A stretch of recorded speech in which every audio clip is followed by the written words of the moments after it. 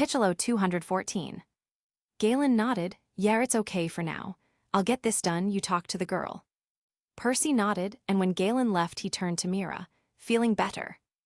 Much I am still not used to humans, Mira said with a frown. Kelly, though, she loved humans. She wanted to see one in the future. She won't ever get the chance now. Percy wanted to speak up and reassure her again that it wasn't her fault, but now something changed. There wasn't fear or guilt, only anger.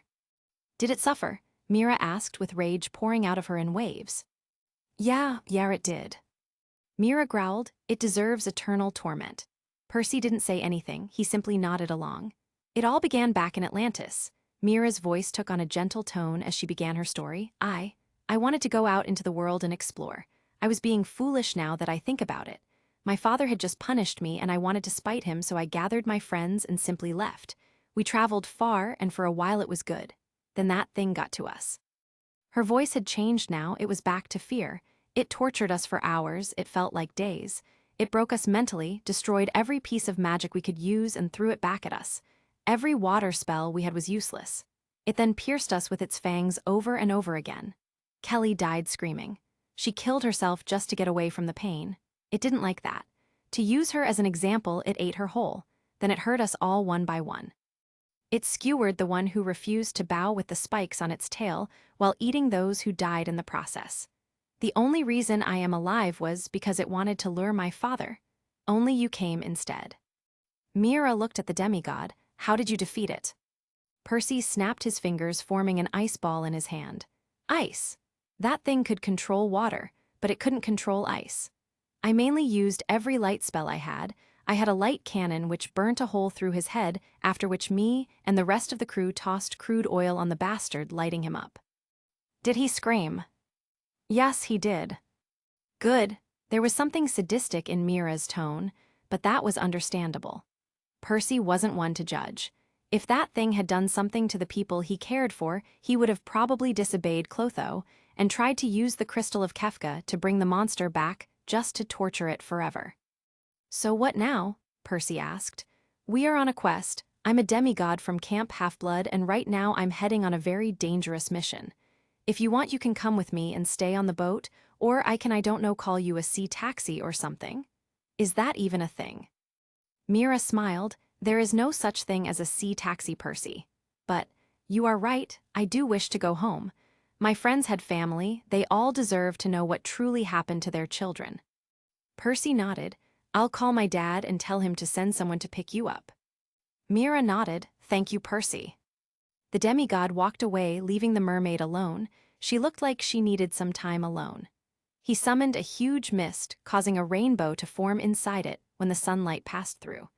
Percy took out 1 drachma and tossed it into the rainbow, calling up his dad after saying the prayer to Iris.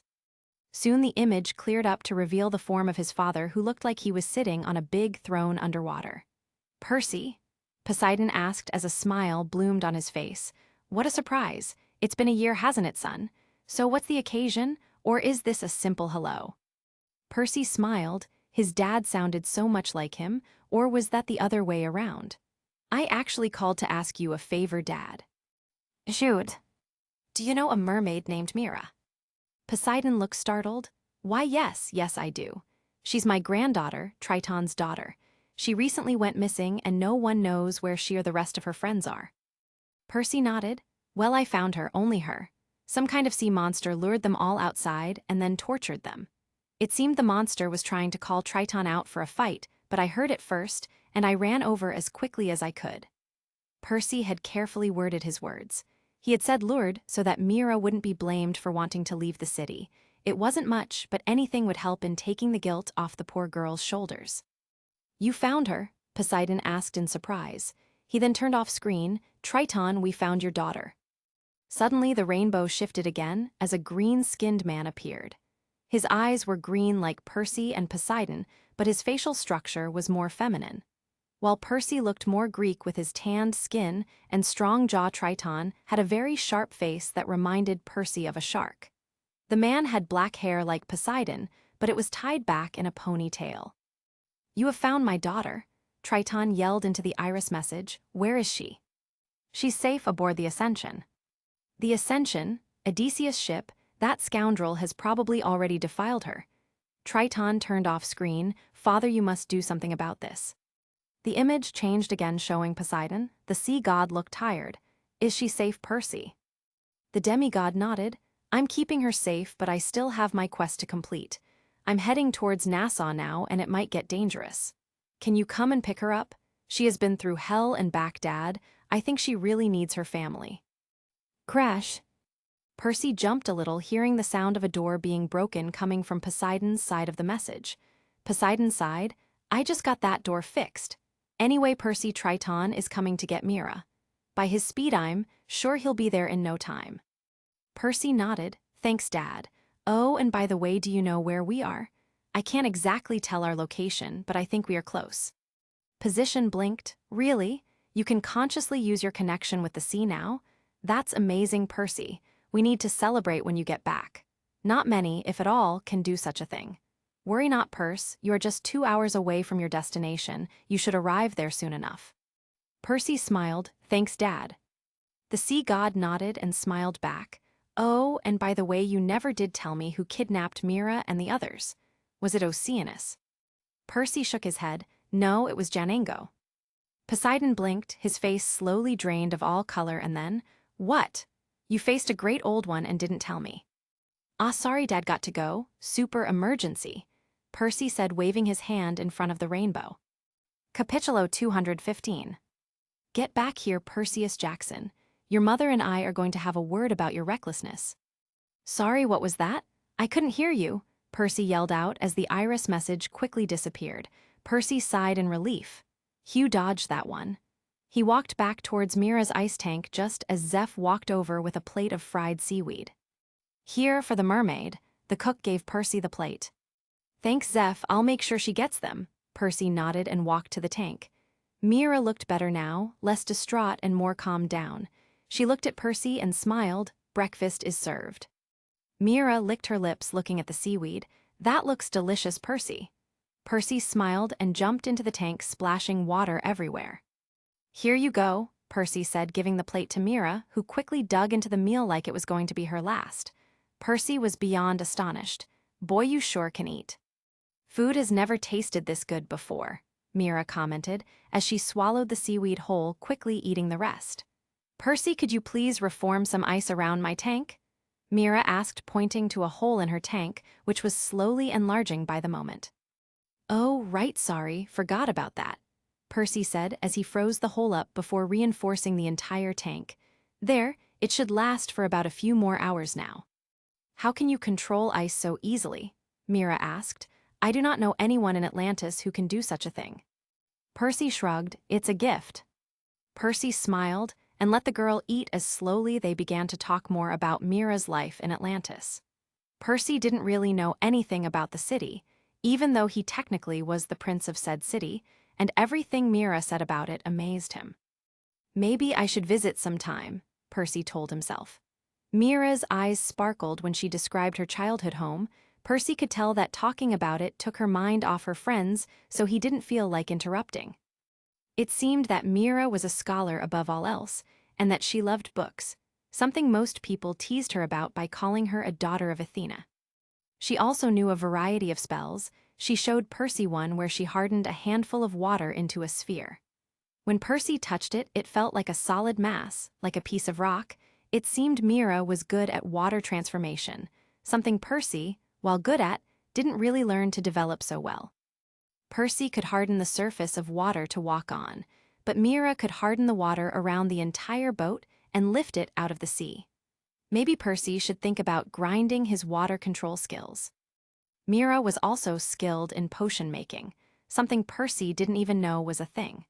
But apparently everyone in Atlantis was crazy about potions and loved Mira's ability to make a cure for nearly any disease. It seemed one of the reasons Mira and the others were so far out was because they were looking for a particular herb that was very rare to find. Soon, however, 2 hours passed by quickly as the man in the crow's nest called out, "Land ho!" Percy got out of Mira's tank and looked ahead, and there it was, Nassau. The boat was far away, but when Percy activated his 8 eyesight perk, He could clearly see the dock filled with cruise ships and tourist attractions along the streets. "We are almost there, lad," Galen said, walking up to Percy. "Do you know where exactly we need to go?" "Wait, I think I got a map from Hermes," Percy said, opening his inventory. He had stored everything Hermes had given him inside his inventory, and this was the first time he actually looked at them. There was the can of glue and multivitamins along with spare clothes and, is that a pirate costume? Percy smiled at Hermes' antics and quickly took out the map he got in the bag. It showed Nassau, and there was a big red dot along the west of the island on something called Albany Golf Course. "How did you do that?" Galen asked. "You just pulled it out of thin air." Percy raised an eyebrow. "You didn't know? It's a gift from Dad, long story. Anyway, we need to enter through here," Percy said, pointing at the beach closest to the golf course, South Ocean Beach. How about here?" Galen pointed to a small inland of water called Albany Marina. "It looks like a great place to dock the ship." "I don't know, it looks like a place mortals use a lot for their boats. Can we blend in?" Percy asked. "We'll manage," Galen said, turning to his men. "All right, lads, we are going to the southern region of the island. Turn west and go around." He then turned to Percy and pointed at the map. "Can I have this?" Capitulo 216. Percy nodded. "Yeah, sure." Galen walked away and Percy turned to Mira. Only this time Mira wasn't alone, as Mark and William were there talking to the mermaid. She smiled and laughed at something the Frenchman said. They looked like they were getting along well. Percy smiled. She was getting used to humans. Seeing Mira being kept company, Percy decided it was time to change. After all, he had been wearing the same clothes for over 2 days. It was a good thing Annabeth wasn't here, otherwise she would have thrown him into the ocean. Percy walked into the sailors' quarters and quickly took off his jacket and set it aside. He opened up his inventory and looked for clothes to wear. There were the ones Hermes gave him, but they all looked silly. Percy didn't really know what the god was thinking, but one thing was for sure, he didn't have any sense of style, but then again neither did Percy. But even Percy knew that a pair of bright neon green pants weren't cool. The demigod sighed and looked through the inventory until something stuck out to him. It was the pirate costume Hermes had packed for him. Percy grinned. Hermes may have meant for it to be a gag gift, but Percy liked it. The demigod took off his shirt and pants and quickly put on a new set of boxers. He then took the pirate costume out of his inventory and put his old clothes inside. He quickly changed and formed an ice mirror in front of him to see how he looked. He now wore a white shirt with blue highlights underneath a leather vest that hugged Percy's chest tightly. He had leather bracers on each arm with a red sash tied around his hip, serving as a belt. His pants were blue and baggy with leather boots at the bottom, tying all the excess cloth together, and a gun holster at the side of his hip for a fake toy gun. He had his armband of Cerberus tucked underneath his right bracer, and a red bandana tied around his head, completing the pirate look. Percy was impressed. It wasn't really that cheesy, heck, it was halfway decent. He chucked the toy gun to the side and took out Use Breath from his inventory. He still hadn't returned it to Odysseus, not that he could, so for now it served as his primary weapon. He cut a hole in the bottom of the holster and slided the blade in. It was a loose fit, but he would manage. Percy put on his leather jacket over his new costume, and surprisingly he could pull it off. Maybe I do have a sense of fashion. Ping. You have got to be kidding me. You have gained a new skill. Fashion sense, LV1, 30%. Your sense of fashion will dictate how impressive you will look. Being visibly impressive can help improve your social standing and may make you feel good. Plus 10% chance of looking good. Plus 5% chance of enemy not wanting to harm you because of your amazing hip clothes. Percy's left eyes twitched when reading the skill. Is this a joke? Fucking hell, Clotho, no one uses hip anymore. He closed the box and quickly left for the deck. There Percy saw a lot more people next to Mira's tank, as almost the entire crew was now talking to her. Percy smiled and walked up to them, having fun. "Oh hey Percy," William waved. "We were just telling Mira about the time Galen kicked your ass." Mira smiled. "They may not be able to understand me, but they do tell the best stories." Percy's eyes twitched again. "I see. Did you also tell her about how I beat each and every one of you single-handedly?" The crew looked a little scared as Mira laughed at their reaction. Percy smirked. That's what I thought. All right, enough flirting, lads, time to get to work, Mark said, getting up and kissing Mira's hand. It has been a pleasure, mademoiselle. I hope to see you again soon. Percy smiled as the mermaid blushed a bright red. The crew, including Percy, all began to work to get the ship into port.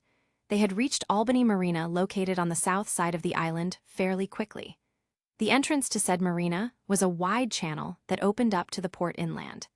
Galen carefully sailed the 50-foot-long boat into the port, anchoring it to the left-right in front of the local port authority.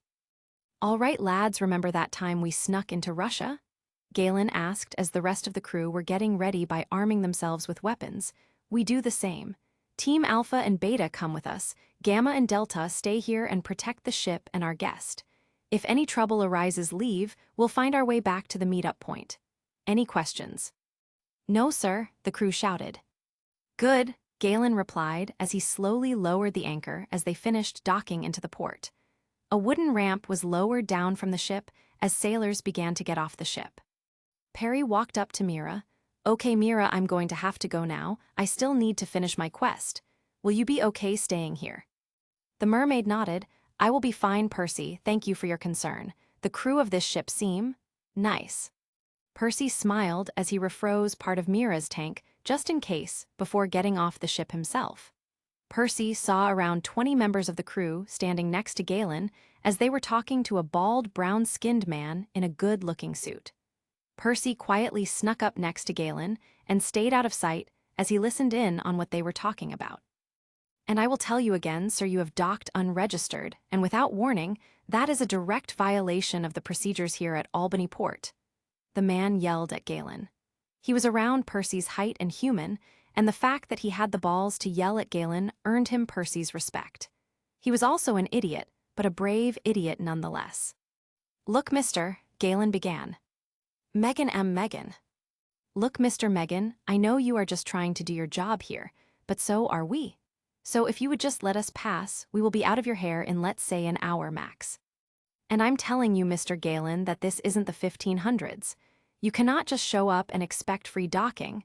We are a prestigious port used by the wealthy and the famous. We cannot just allow." "Oh, for the love of the gods," Mark exclaimed as he stepped up and snapped his fingers, causing a sharp, cold wind to blow. Percy could feel the mist-taking effect over the mortal man's mind as Mark spoke. "You will let us pass. We have every right to be here." Capitulo 217. Mr. Megan looked mesmerized as he repeated what Mark said.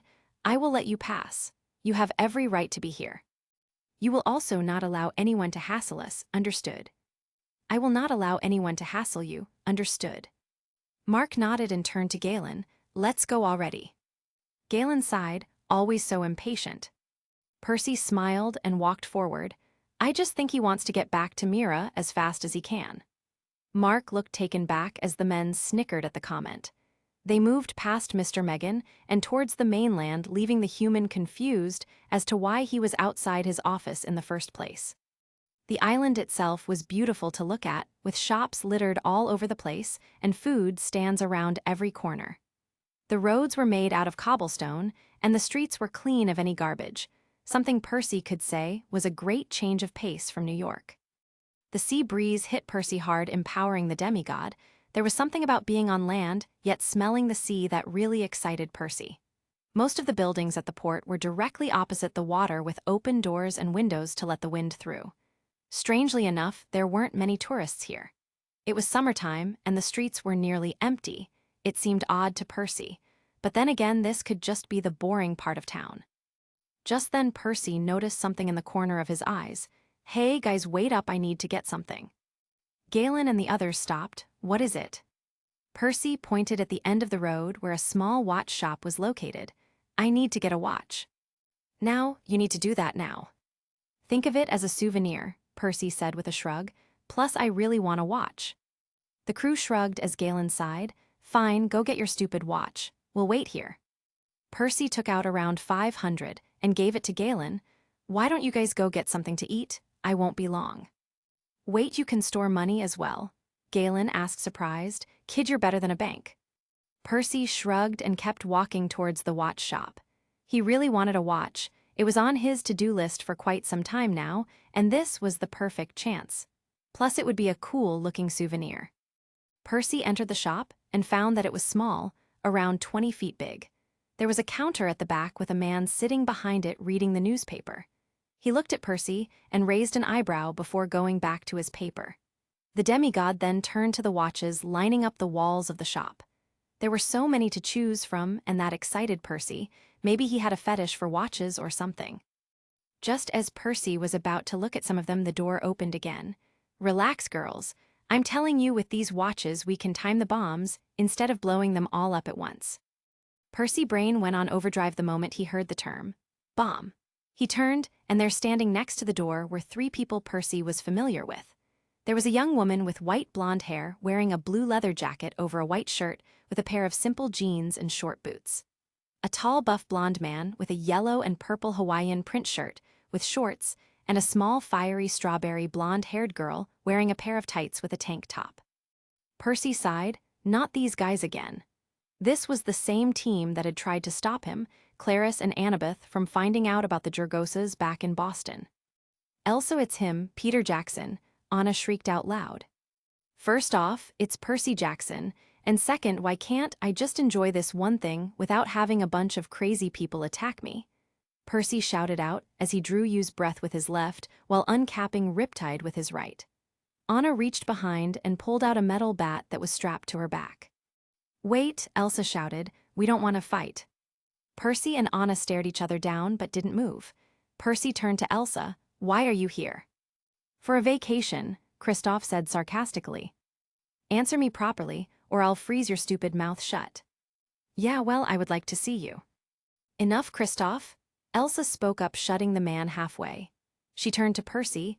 "I promise you, when I say that I mean you no harm, I mean it. We are here to track down someone, a man named Argo. We didn't come to fight you, I promise." Percy narrowed his eyes at Elsa and studied her face. Just then his lie detection skill kicked in. "No lies detected." Percy sighed as he lowered his blade as Anna lowered her metal bat. "Why are you looking for Argo?" Percy asked, narrowing his eyes at Elsa. "Last time I saw you three, you were working for him by stopping us from getting to New York." Elsa nodded. "Yes, that was a mistake. We didn't know who we were fighting for. All we knew is that he was related to the man who turned me into this," Elsa said, covering her hands in ice. "I didn't realize that the man we worked for was the man we were looking for until it was too late. We then spent a better part of a year tracking him to Nassau." Percy looked at Elsa's hands. If he recalled correctly, she and her sister, along with the guy who smelt like a reindeer, were all looking for the man who gave Elsa her ice powers. And from what Percy knew about Argo, that sounded just like something the freak would do.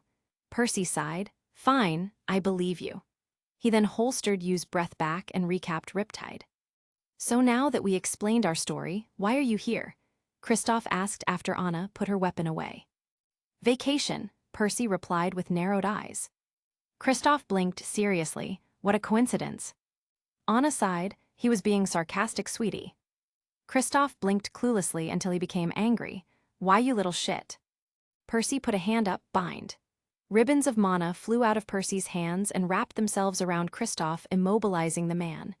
Percy turned to Elsa. "I came here for Argo too. The man has a new weapon called a Jurgosa. Giant, nasty things that feeds on humans. I don't know how he makes them, but he does." Elsa nodded. "We got the same intel. He owns an underground bunker somewhere in the area. Looks like we want the same thing then."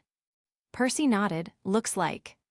"Hey, can you all get these things off of me?" Kristoff asked from the floor. "Will you try to hurt me again?" Percy asked, raising an eyebrow. "No, I promise," Kristoff said, giving Percy his best smile. The demigod sighed and released the binding, allowing Kristoff to get back up. "Thanks."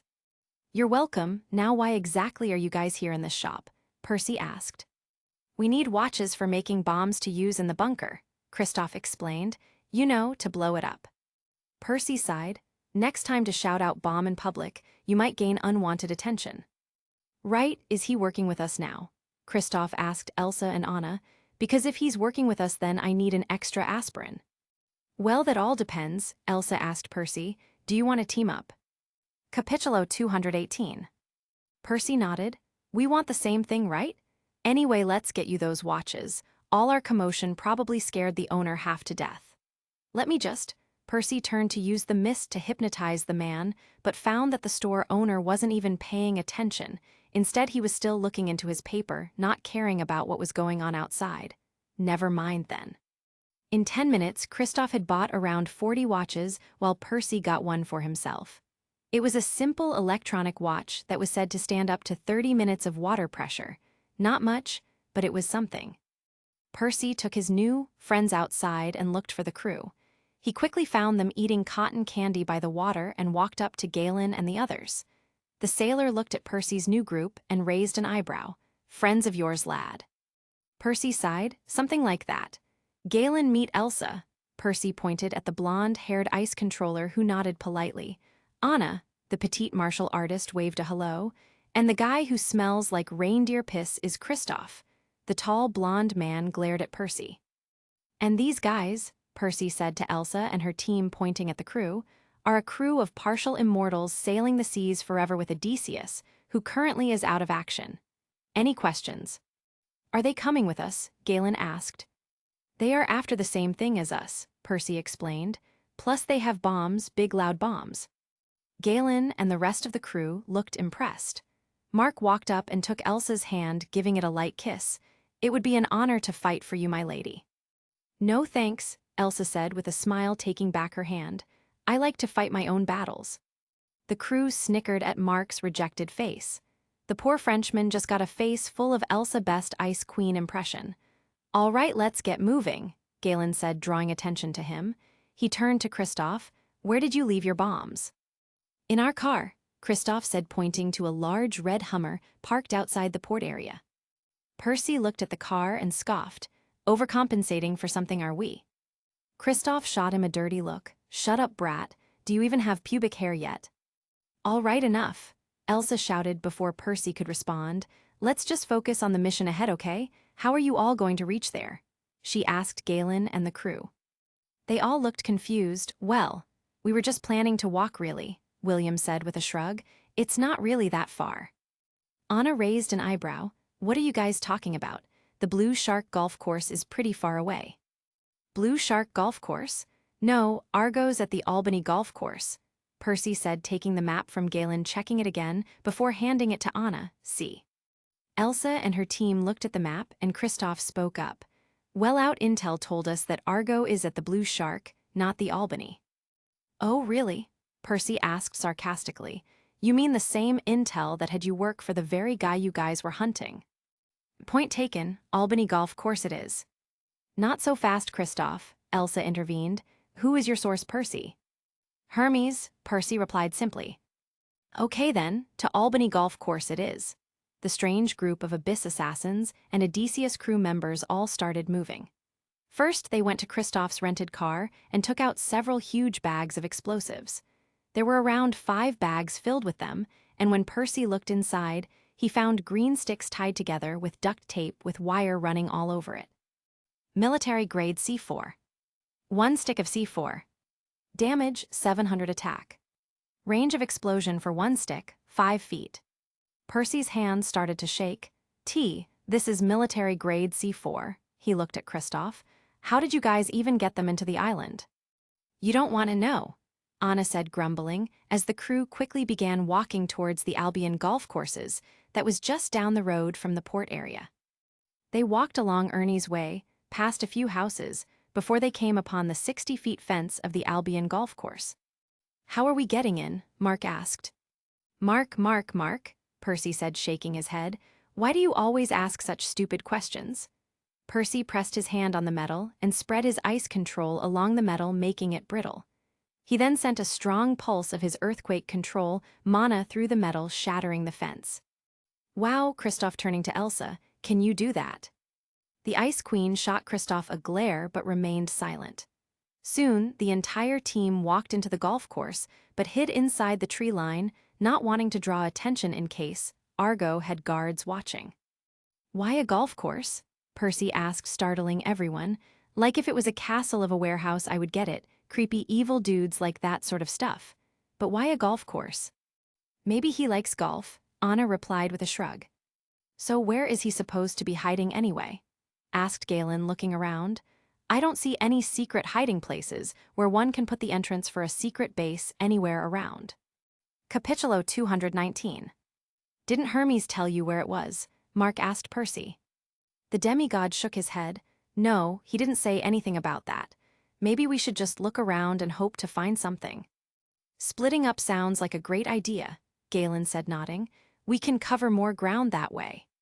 But how can we call each other out if we find the base? Kristoff asked. Maybe we can just shout really hard, Galen suggested.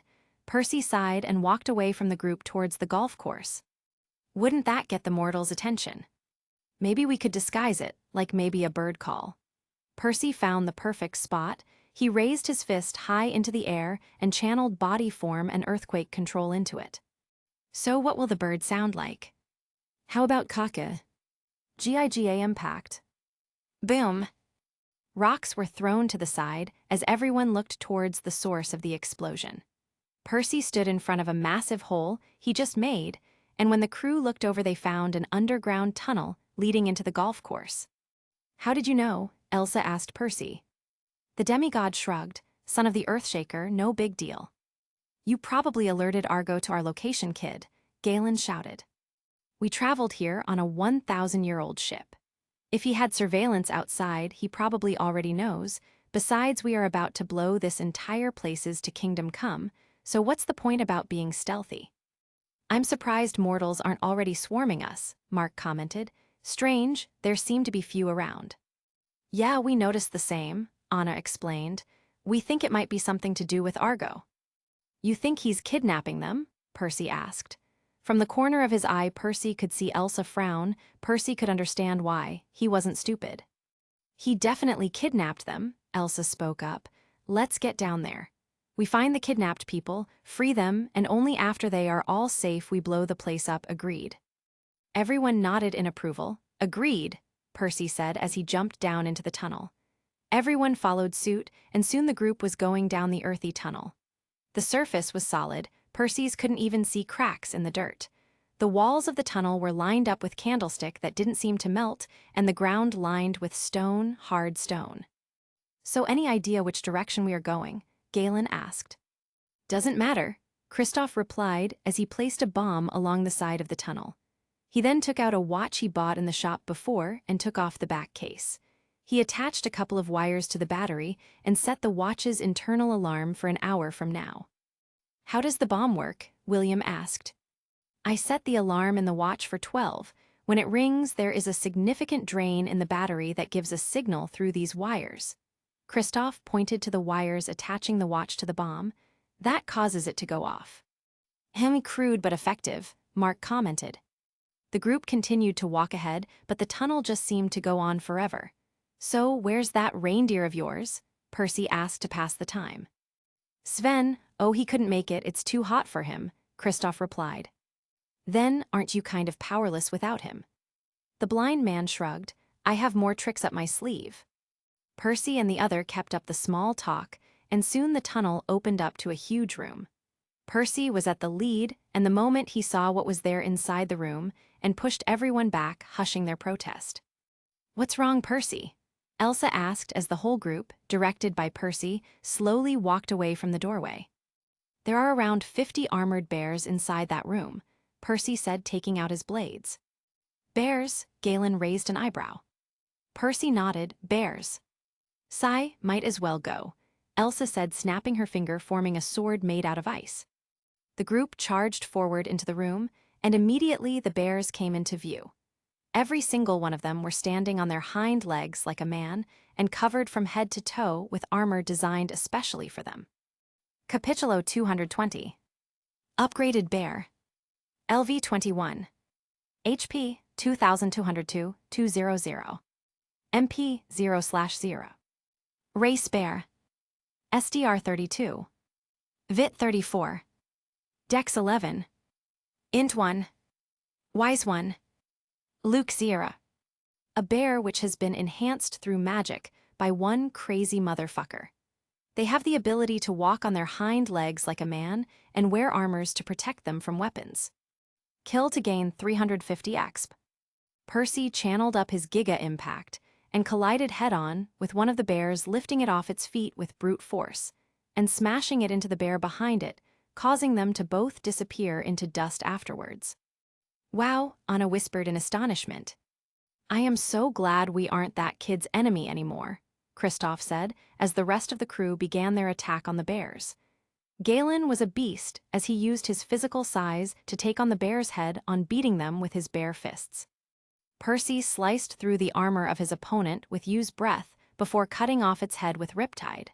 The bear disappeared into nothing, leaving behind 200, but Percy was too busy moving to collect it. "Come on, big guy," Anna said, grinning as she swung her metal bat at her bear opponent.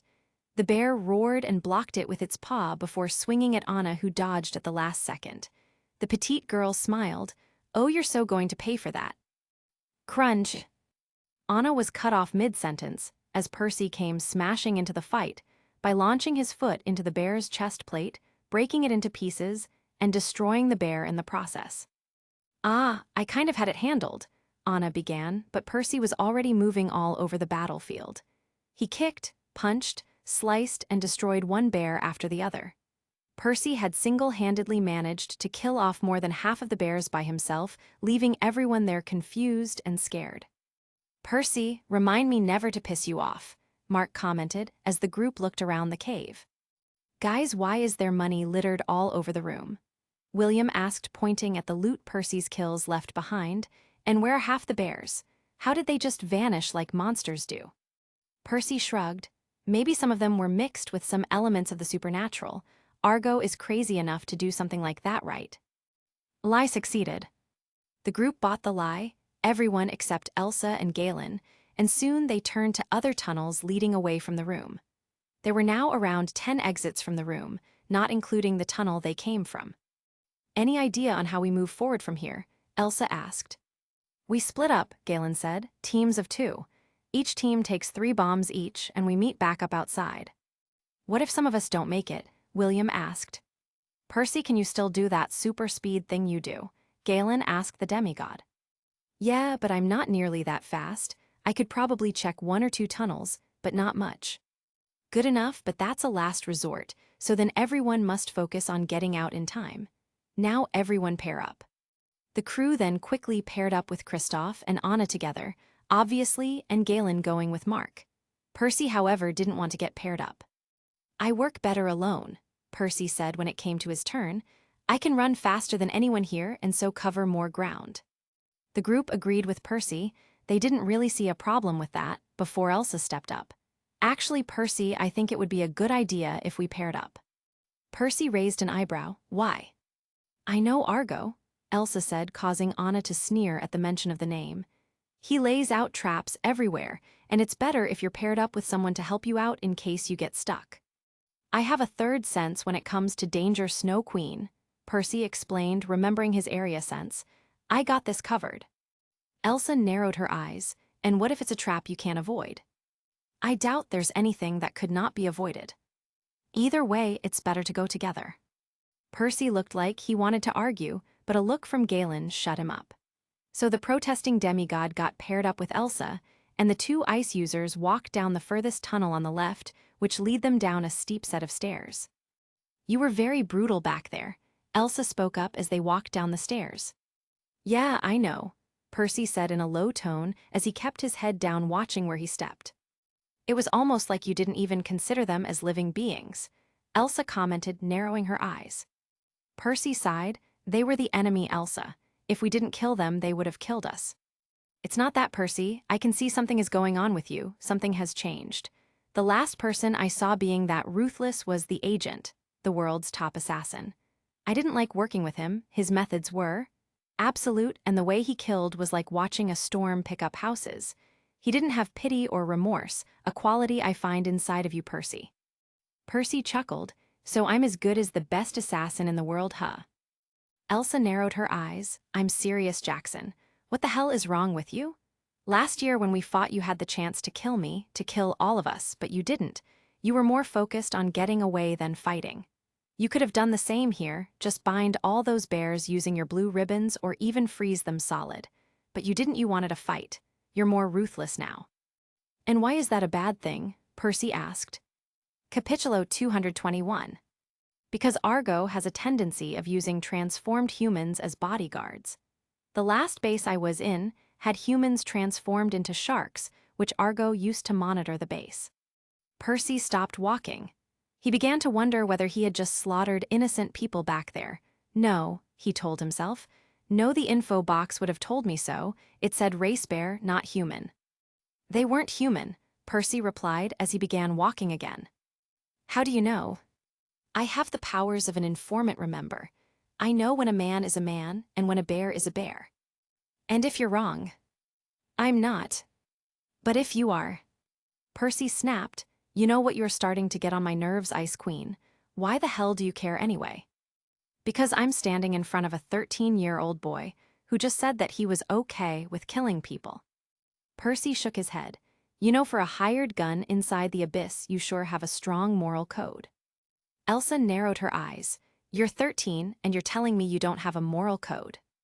Percy laughed. If you knew what type of life I lived, the type of life any demigod lives, you would know that our moral compass is broken from birth.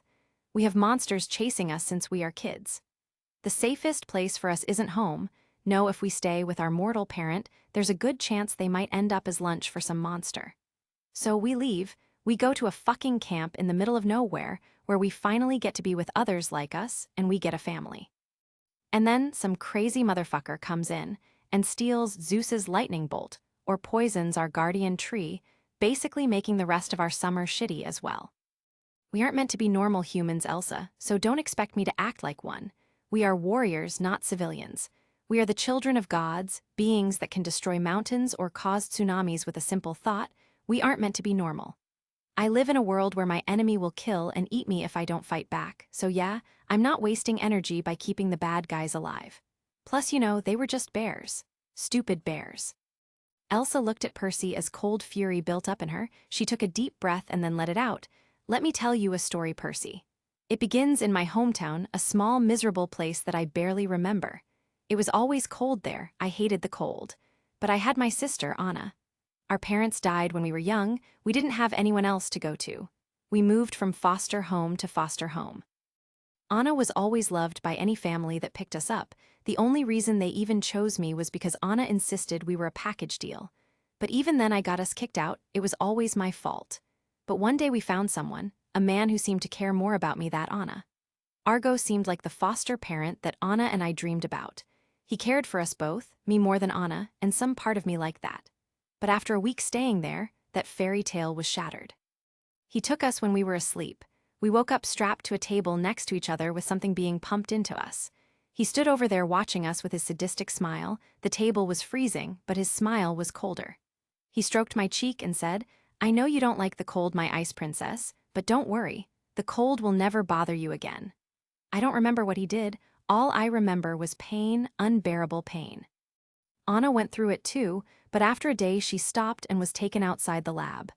I thought she died, but only later did I find out she got lucky. She didn't have the signs of gaining any new powers, but I did.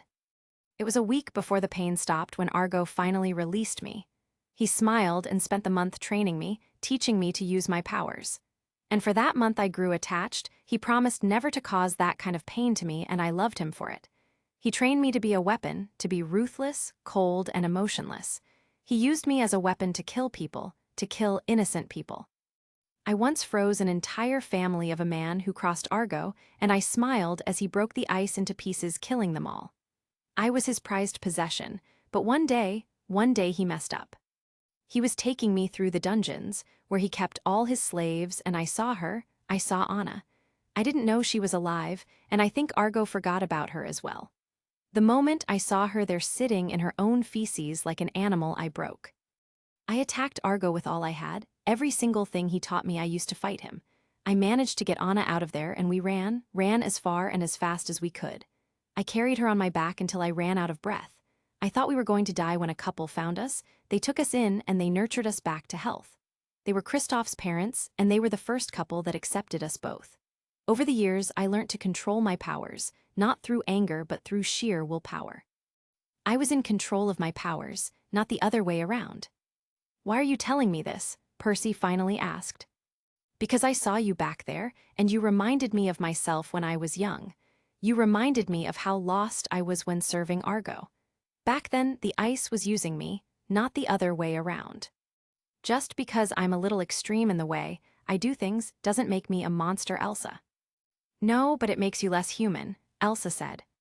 Well, then it's a good thing I'm only half human then, huh? Percy said, ending the conversation. The duo placed a bomb along the side of the tunnel they were going through before walking forward. Percy looked at his watch. It was 11:20. They had 40 minutes to get out, but both Percy and Elsa wanted to find Argo before anything else. As Percy kept walking along the tunnel, a warning rung out in his head. Warning, there's a pressure pad in front of you. Percy jumped to the side, pushing Elsa to the wall. What are you? Elsa began when Percy pointed at a lifted tile on the ground. Capitulo 222. It was a week before the pain stopped when Argo finally released me. He smiled and spent the month training me, teaching me to use my powers. And for that month I grew attached. He promised never to cause that kind of pain to me, and I loved him for it. He trained me to be a weapon, to be ruthless, cold, and emotionless. He used me as a weapon to kill people, to kill innocent people. I once froze an entire family of a man who crossed Argo, and I smiled as he broke the ice into pieces, killing them all. I was his prized possession, but one day he messed up. He was taking me through the dungeons, where he kept all his slaves, and I saw her, I saw Anna. I didn't know she was alive, and I think Argo forgot about her as well. The moment I saw her there sitting in her own feces like an animal, I broke. I attacked Argo with all I had, every single thing he taught me. I used to fight him. I managed to get Anna out of there, and we ran as far and as fast as we could. I carried her on my back until I ran out of breath. I thought we were going to die when a couple found us. They took us in and they nurtured us back to health. They were Kristoff's parents, and they were the first couple that accepted us both. Over the years, I learned to control my powers, not through anger but through sheer willpower. I was in control of my powers, not the other way around. Why are you telling me this? Percy finally asked. Because I saw you back there, and you reminded me of myself when I was young. You reminded me of how lost I was when serving Argo. Back then, the ice was using me, not the other way around. Just because I'm a little extreme in the way I do things doesn't make me a monster, Elsa. No, but it makes you less human, Elsa said. Well, then it's a good thing I'm only half human then, huh? Percy said, ending the conversation. The duo placed a bomb along the side of the tunnel they were going through before walking forward. Percy looked at his watch. It was 11:20. They had 40 minutes to get out, but both Percy and Elsa wanted to find Argo before anything else. As Percy kept walking along the tunnel, a warning rung out in his head. Warning, there's a pressure pad in front of you. Percy jumped to the side, pushing Elsa to the wall. What are you? Elsa began when Percy pointed at a lifted tile on the ground. Trap, Percy said, letting Elsa go. See, told you I have a sixth sense when it come to danger. Percy smiled and took a few steps forward, and suddenly, the floor gave out below him, causing the demigod to fall down. Gamer's mind kicked in fast, destroying all signs of panic. Percy looked down and saw spikes at the bottom of the pit. He poured 2,000 mana into his marble skin skill. He didn't know how much he would need, but better safe than sorry. Defense 158,000. Percy braced for impact, but instead of feeling several points of impact, Percy's body hit something solid. Percy got up and opened his eyes and found himself standing on top of a platform of ice. The demigod could see the spikes underneath the ice and turned up to see Elsa with her hands at the side of the pit with a trail of ice leading to the platform. Argo doesn't just use pressure plates, he also uses motion sensors. Elsa explained as she formed ice platforms along the side of the pit to help Percy back up. Thanks, I guess you were right, it was better to have help, but just for the record I had it handled. Elsa raised an eyebrow. Really, and how did you have it handled? Percy knocked on his skin, causing it to ring out. I can strengthen my skin to be as hard as stone. The spikes would have hurt, but wouldn't have killed me. Heck, I doubt they could have even pierced my skin. Elsa looked impressed, but said nothing as she created a bridge of ice over the pit for them to cross. Along the way, Percy's area sense detected more and more traps, and Elsa helped them get around them all. Eventually, the skill leveled up. Area Sense, LV4 50%. Allows the user to get a sense of the area around him/her. The higher the level, the more information is provided. Effective until 35 feet. Soon the tunnel became filled with painting and fancy-looking torches along the wall. If Percy had to guess, he would say they were in Argo's living quarters. Soon the duo came upon a set of doors, each opposite to one another. They carefully checked the first one to find a storage room. Inside were tanks filled with body parts of different monsters. There was a cyclops eyeball and the wings of a pegasus near the edge of the room, with the center filled with a huge tank containing the body of a hellhound. "Argo is a sick motherfucker," Percy commented as he looked at the green liquid containing the monster. The hellhound's eyes were already liquefied, and if Percy had to guess, so were the rest of its organs. "How can he even possess their bodies?" Elsa asked, horrified. "Don't they disappear after you kill them?" Percy narrowed his eyes at the liquid and focused. Preservation liquid. This liquid, when used on a monster, causes preservation of the body, allowing it to die a natural death, i.e. fade. Warning: this product does not work on devious beings or monsters with significant power. Percy's eyes shot open. "This thing can kill monsters, Elsa." "What?" "This thing can cause monsters to fade," Percy exclaimed. Capitulo 223. "But that's impossible. If that's true, how powerful is that man?" Elsa asked the frightening question on Percy's mind.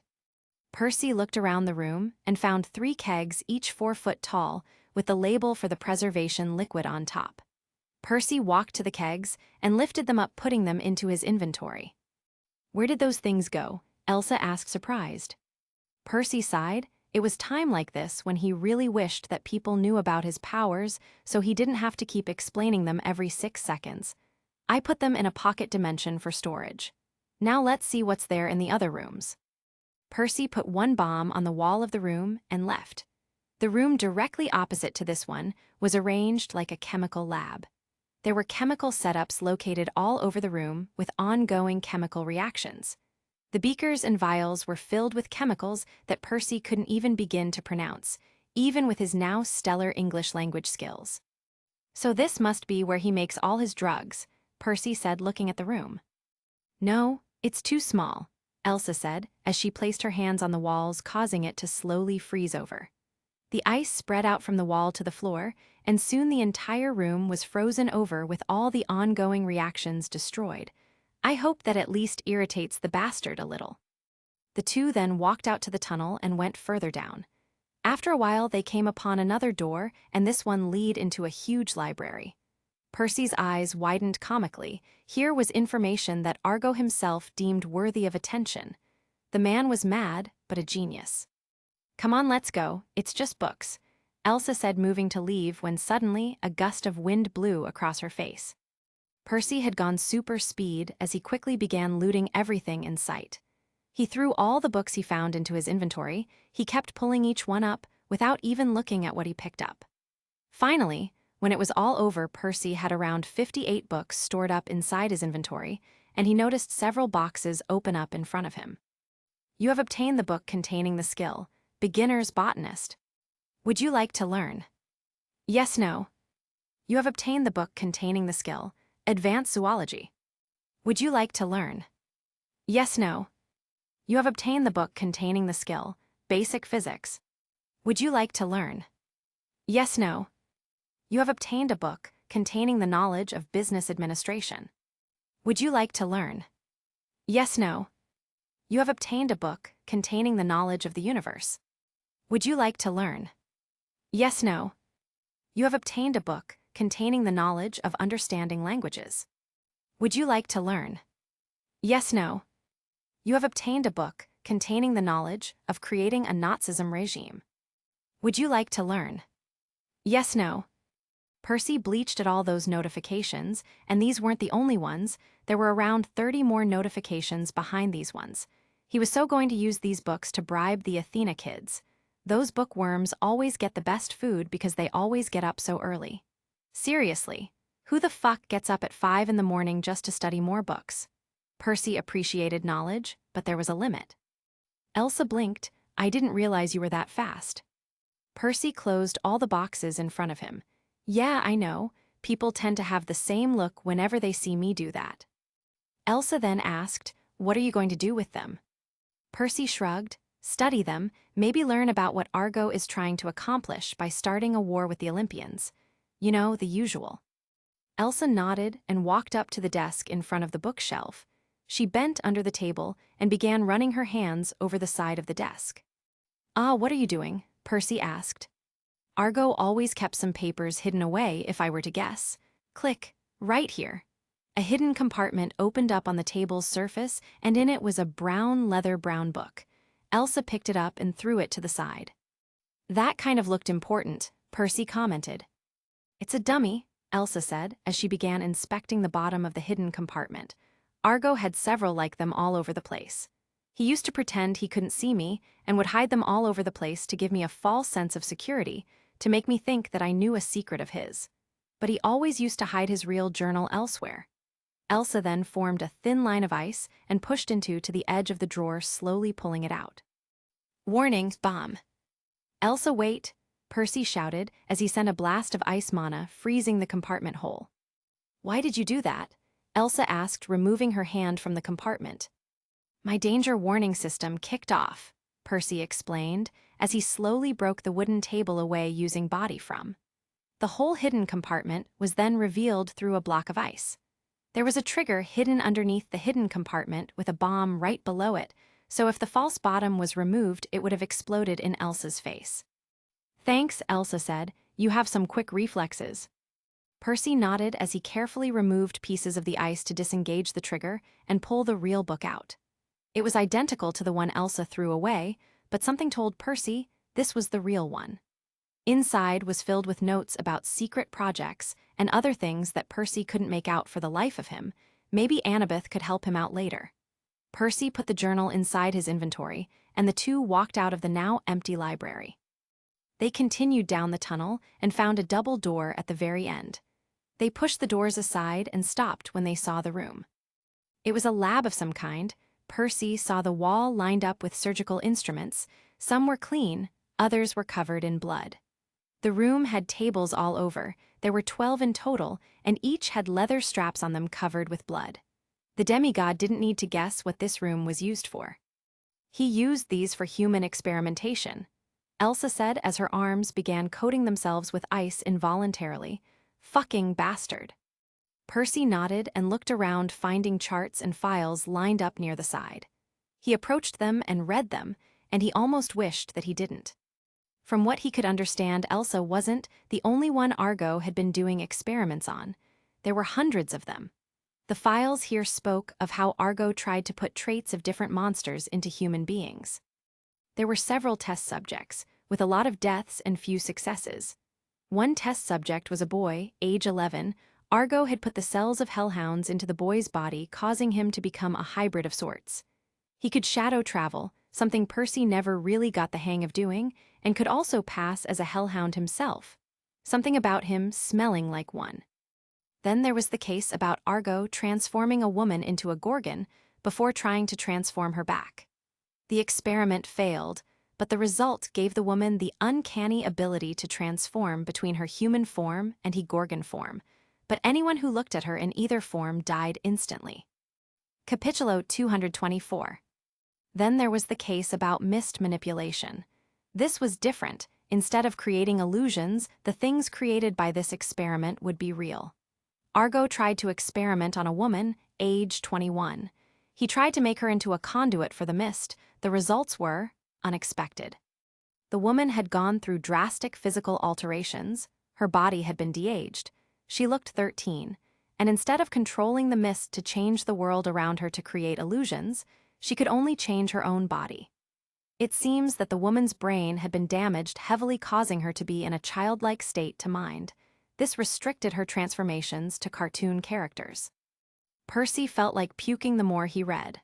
Argo was sick, he knew that, but never in his wildest dream did he guess he would be capable of doing something like this. "What are those?" Elsa asked. Percy looked downcast. "You don't want to know. Let's just go on and find this sick fuck." Elsa nodded. "There's an exit over there." She pointed to a door on the far end of the lab. I think it leads to the training room directly below us. Training room? Percy asked, raising an eyebrow. He has to have some place to train his prized possessions, doesn't he? Elsa said. Percy nodded and placed the last of their bombs on the wall of the room as the two walked to the door. But as they walked past the middle of the room, someone started to sing. All the other kids with their pumped-up kicks better run, outrun my gun.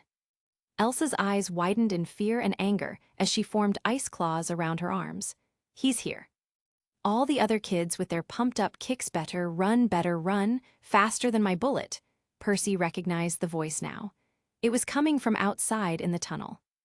All the other kids with their pumped-up kicks better run, outrun my gun. His voice was smooth. Yet right under those soft tunes Percy could still make out the creepy voice of the man they came here to kill. All the other kids with their pumped-up kicks better run, faster than my bullet. Percy could see a shadow now underneath the other side of the door. Slowly, the double doors were pushed open, and there stood Argo Kishin in his black and white suit and top hat. He smiled his creepy smile and showed off his sharp shark-like teeth. I work so hard and I have to come home to this. Didn't I tell you not bring boys home, Elsa? You should listen to your daddy, you know. Shut the fuck, you P. Elsa roared as she sent a blast of icicles at the man. Argo smiled as suddenly his body turned black. The moment the ice touched his body, it disappeared into nothing, leaving him unharmed. Well, that was certainly impressive, Argo said, wiping off some snow from his shoulder. You certainly have gotten better, daughter of mine. I'm not your daughter, Elsa yelled as she gathered her mana to try and blast Argo into next week. Percy walked in front of her and put his hand up, stopping her. Don't waste your mana, he's immune to magic attacks. Elsa glared at Percy, but got her temper in control. I must admit, Percy, even I can't get her to stay calm like that, Argo said with his creepy smile. It's easy when you have common interest. Like, for example, we both want your head in a platter. Argo chuckled. Nice one, you have a skill for insults, Percy. Thanks, it's called taunting. My level in it is 8 with a 40% chance of success. Argo looked at him funny but shook his head. Kids these days don't understand a single thing you mean. Where are your prisoners, Argo? Elsa asked, letting her anger show once again. They are not here right now, Argo said as he took off his hat and inspected it. I got them off the island the moment a 1,000-year-old ship docked on the port next to my base. Very subtle, by the way. I would have never guessed. Percy ignored the obvious sarcasm and focused. Something didn't add up. Percy remembered his quest well. It specifically stated 3 things: find and destroy the base, survive, and not to let a single Jurgosa off the island. So if the Jurgosas were already off the island, that means Percy would have gotten a failure notification by now, meaning they were still here. Where are the Jurgosa? Percy asked, drawing Argo's attention to him. Around, Argo said as he took out a silver cigar box. Is that why you're here? Did the gods send their little 13-year-old champion to try and stop me? Percy narrowed his eyes. Did you forget the time I kicked your ass so hard you were forced to run? Oh, and let's not forget I was 12 when that happened. Argo didn't react at all to Percy's taunt. He simply opened his gyre case and put a cigarette in his lips and lit it. He took a drag from his cigarette and blew out smoke. The only reason I ran was because that stupid son of Hermes wanted to. And the only reason you hurt me was because I was careless in my efforts to obtain the gauntlet of Kefka, a mistake I assure you will not happen again. Argo flicked the still light bud at Percy's feet. Percy squashed the fire stick out with his boot and looked at Argo. Where are the Jurgosa? Did you know that the Jurgosa basically can't function in a group? It's true, they are big and strong, but they are very stupid. I always wondered how the Titans even used them as soldiers in the first Titan War until Hyperion told me. Argo tapped his temple. You see, Jurgosas are like bee and they follow one queen. So to command them, all you need is a few simple tools and a psychic connection. Elsa's eyes shot open in realization. Percy, look out. Before anyone could do or say anything, the ground broke open. A flayed hand came crashing through the stone wall, sending everything in the room flying. Argo smiled as the hand closed around Percy, pulling him downwards through the ground. Elsa went to the edge of the hole and shouted out in fear, PERCY. Baited by Piyush. Rye 37,853,734. Seriously, if there are any mistakes, it's not my fault now. Merry Christmas? No, wait, Christmas isn't for half a year. Then, happy belated Easter. 2 chapters in the same week, aren't you all lucky I don't have a social life? Anyway, you guys wanted me to give a summary of Percy's status and everything, so here it is. Just remember I warned you. Status: Percy Jackson. Health 5550, plus 1000 equals 6550. Mana 3150, plus 1000 equals 4150. The Gamer. Title: Son of Poseidon. Plus 20 SDR, plus 20 VIT, plus 20 Dex while in water. Level 28, Exp 28,760 87,000. Race Demigod. SDR 50, plus 20 equals 70. VIT 52, plus 7 plus 20 equals 79. Dex 50, plus 7 plus 20 equals 77. INT 50. WS 32. LUC 50. Point 60. Money 224, $137/1 Percy Jackson is a demigod, the son of Sally Jackson and Poseidon. He has ADHD and dyslexia, making it difficult for him to sit still in class. That has since changed. He is now considered a genius by some of his teachers and is considered very academically gifted. His behavior has gotten him trouble over the years in various schools. Percy has a love-hate relationship with his father and wishes to find meaning in his life. Percy loves his mother and every demigod in camp and will do anything to protect them all. Status: Demigod, giving Percy plus 7 VIT, plus 7 Dex and the ability to breath underwater, enhance strength, communicate with fish, create earthquakes, talk to horses, control water, and look cool. Titles: Son of Poseidon, plus 20 SDR, plus 20 VIT, plus 20 Dex while in water. Deadman gives the user a boost of plus 40 in all stats if their HP is less than 20%.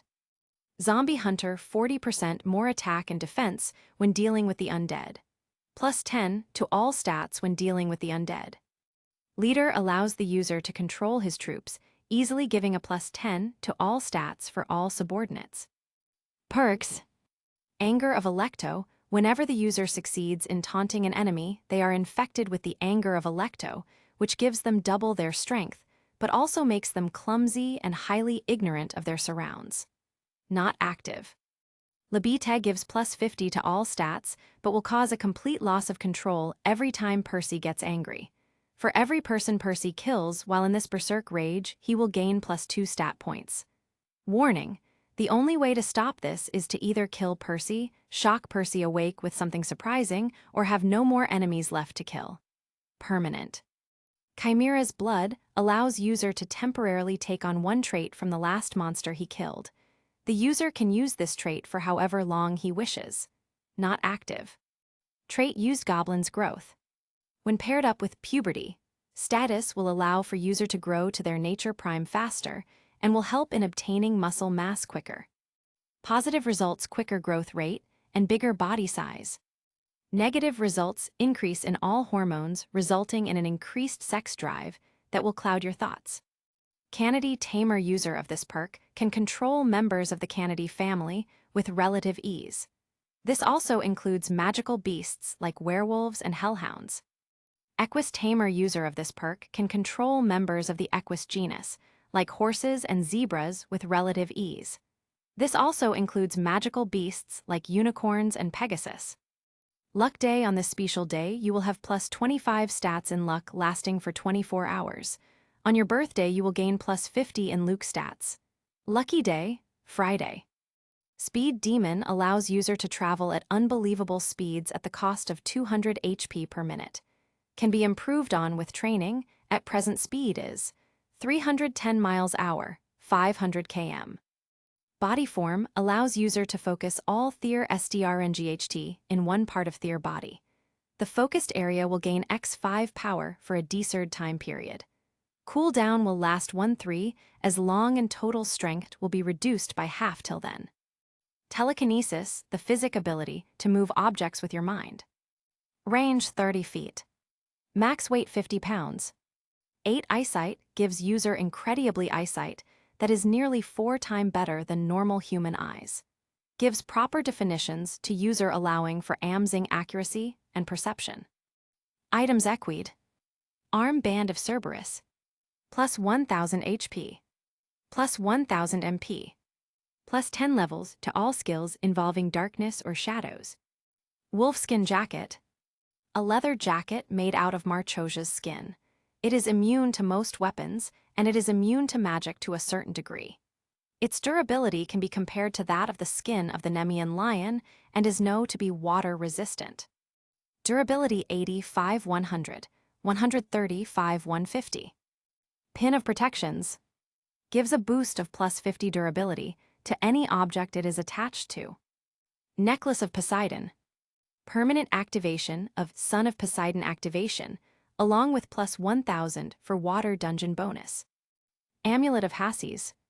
Gives plus 20% for all wind-based attacks. Plus 3% to health regeneration. Capitulo 225. The air rushed upwards as Percy felt himself being pulled towards the lower levels of the tunnels. The light from the room above faded into the size of a pinhole. Percy could barely make out Elsa at the very top screaming, "PERCY." Percy found himself in a big space surrounded by darkness. The only light coming in was from the hole above, but that light was enough for Percy to see just who was holding him. It was big, 60 feet tall, and the room they were in was bigger than that. The thing was a Gergosa, but different from the others, it didn't have any skin. Percy could see its muscle tendons clearly as the giant among giants held Percy in its tight grip. Steam poured out of its nostrils and teeth as it looked at Percy with eyes filled with hunger and indulgence. "What the fuck are you?" Percy asked himself, observing the thing. Gigantic Gergosa. LV 65. HP 40,004,0000. MP 00. SDR 189. VIT 72. Dex 21. Int 8. Wise 1. Luke 0. A mutation in the process of creating Gergosas resulted in this abomination. Its size is its one advantage along with its strength. It is very intelligent when compared to its normal brethren and might be a challenge to defeat. Kill to gain 45,000 XP. Percy was both impressed and disgusted at Argo's creature. He somehow managed to take something already big and ugly and make it bigger and uglier. The monster opened its mouth and slowly brought Percy closer to eat. "Yeah, that's going to happen," Percy said, as he transformed his body into smoke, slipping out of the monster's grip, launching himself upwards.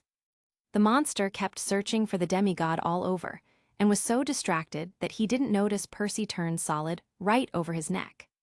"Die," Percy whispered, as he took out both of his blades, bringing them down into the flesh of the monster, cutting a huge chunk of it out. "Graa," the monster roared in pain. Attack 9,250 plus 70% bonus, due to sword skill equals 15,725 attack. Critical strike 2,500% of 15,725. Attack equals 393,125 attack. The monster instantly disappeared into nothing in front of Percy's eyes. "Damn, maybe I should get Odysseus to lend me his blade more often," Percy thought as he transformed himself into smoke before slowly floating to the bottom. The giant Gergosa slowly disappeared, into nothing, leaving nothing behind but loot items. 10,000. Driving license of 1 Marcos Sanchez. Health potion restores 50% health. Piece of a giant rib. Percy ignored the rib as it was basically useless, but picked up the rest. The cash he stored along with the potion, but the credit card intrigued him. Percy picked up the card and looked at it carefully. The man's photo on the card showed him to be Hispanic with a goatee and warm brown eyes. "Ayeee," Percy heard Elsa's voice yell out. Percy threw the card aside and looked up to the hole. Elsa was free, falling downwards with one of her arms broken and bleeding out. Percy knew he needed to act quick, so he channeled his mana into the crystal in his forehead, summoned forth Marcia. A smockish figure flew out of the crystal and changed into the winged wolf. It bowed, "Maz." "No time for that," Percy said as he jumped onto the wolf. "We have a person free falling right above us." The wolf nodded and ran forward, flapping her wings and taking off. She circled her way upwards, going past Elsa before taking a sharp turn downwards. Percy reached out and caught Elsa pulling her clothes. "I got her." The demon pulled up hard, breaking their speed, and slowly she landed on the ground, panting. "Never do that again," Marcia said as Percy and Elsa got off. "Sorry, Marcia," Percy said as he inspected Elsa's wounds. Her right arm was broken bad, the bone could be clearly seen bent the wrong way. "Fucker destroyed my ice attacks with ease," Elsa hissed out through the pain. "Little shit." "Yeah, he pisses me off too," Percy said, taking out a medium-grade health potion and giving it to Elsa. "Here, this should help." Elsa nodded. "Thanks." She chugged the potion down, and Percy saw her bone snap back into place, healing itself. Tastes like strawberries." Elsa's HP, 4,005,000. Percy groaned. She wasn't up to full strength, but this should be enough. "Do you have any idea where we go now?" Percy asked Elsa, who shook her head. "What have you gotten us into this time, Master?" Marcia asked before looking at Elsa and growling. "And who the hell is this?" Capitulo 226. Marcia, this is Elsa, Marcia. Elsa is basically a human experiment gone wrong, and Marcia is a demon who I defeated and then made my slave. "There, you're all caught up," Percy said. The two looked like they were about to scold Percy when suddenly Argo spoke up from the hole in the roof. "You know, I really am impressed you managed to defeat the gigantic Jergosa so easily." Percy narrowed his eyes, activating his super sight, catching a good look at Argo, as the man sat on the edge of the hole smiling. Percy gritted his teeth. "Yeah, well, why don't you come down here and let me show you what I can do to your face?" Argo laughed. "No thank you, I don't like getting my hands dirty much. I usually like to send my minions to solve my problems for me, but seeing as you defeated my strongest one in a flash, maybe a change is in order.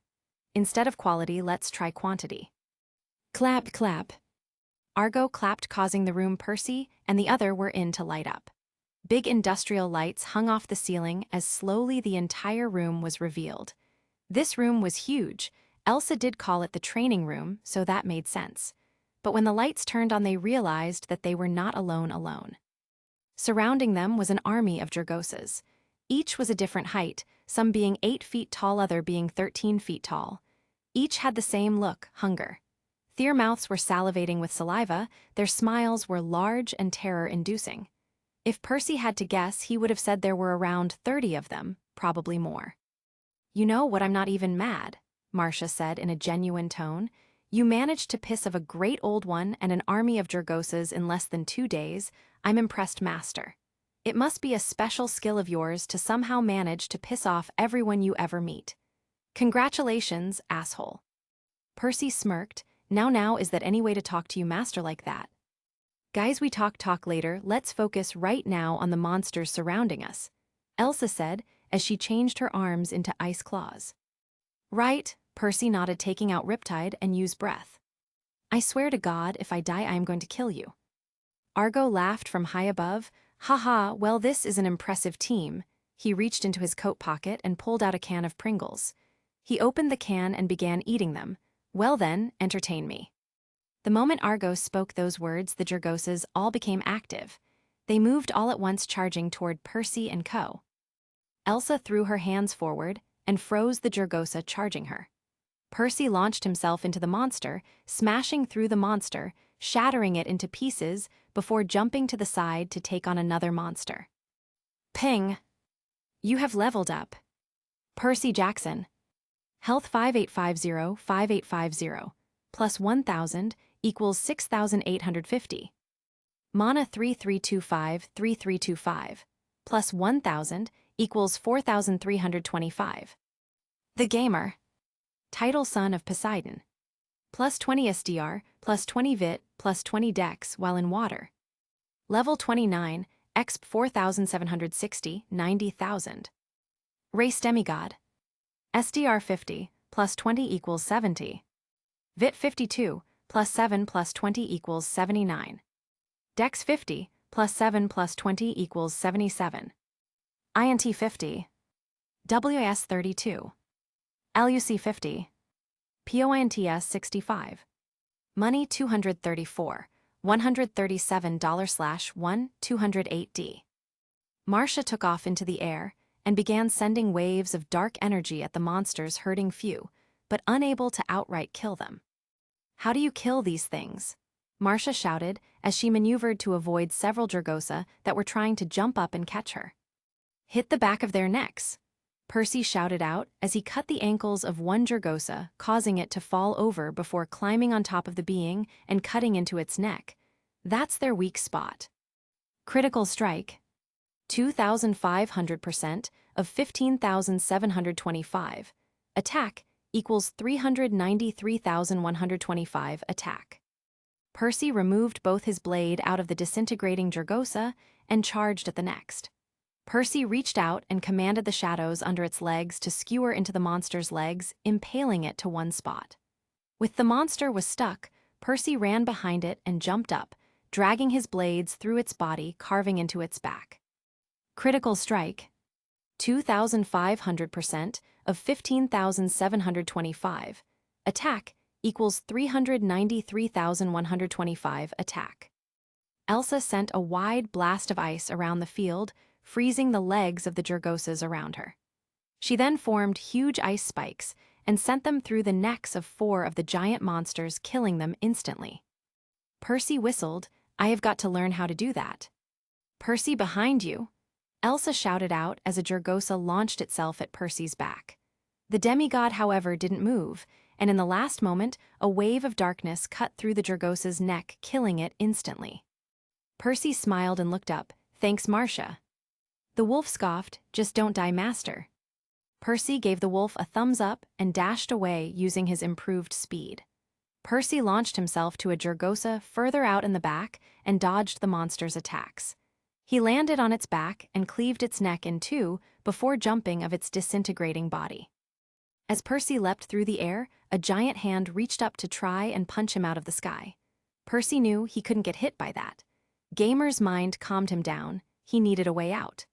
Percy used shadow control and pulled the shadows out from underneath the clothes on his right arm and formed a tendril of shadows out of it. He used the shadow as a grapple, launching it outwards into the back of another Jergosa far away. "Pull!" Percy yelled out as the shadow pulled him forward, narrowly avoiding the Jergosa's attack. Percy was quickly approaching the back on another Jergosa when he got an idea. He controlled the shadow under the clothes in his left arm now and launched that shadow to the wall next to the Jergosa, pulling him diagonally across. Percy picked up speed as he swung across the air with his blades shining. The Jergosa didn't even see him coming. "Argh!" The monster roared as a chunk of its neck was cut off.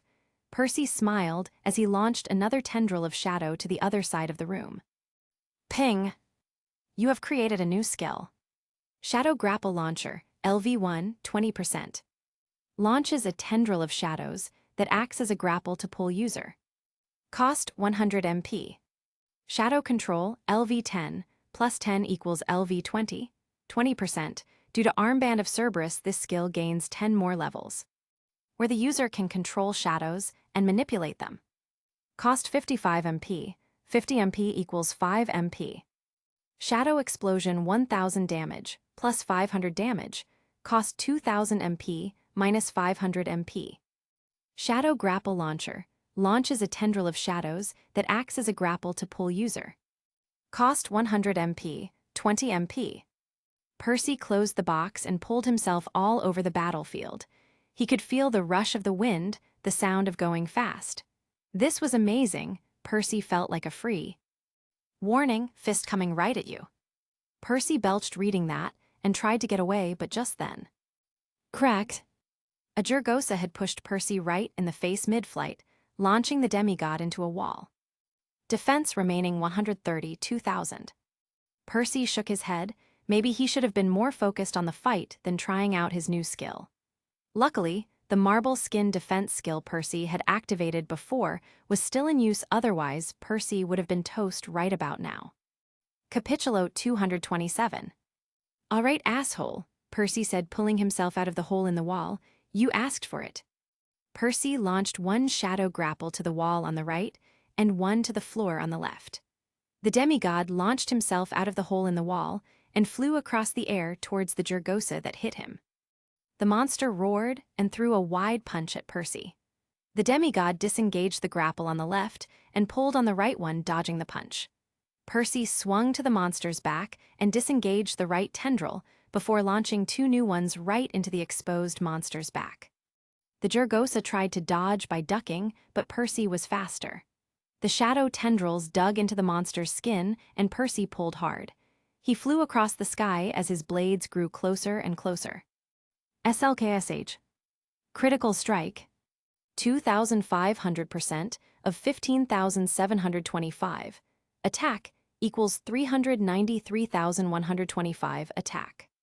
Percy dropped the ground and rolled to a stop. The Jurgosa was slowly disintegrating. Percy gathered a wad of spit and spat on the monster's corpse. That's what you get for punching me, asshole. Ping. You have leveled up. Percy Jackson. Health 61506150. Plus 1,000 equals 7,150. Mana 35003500.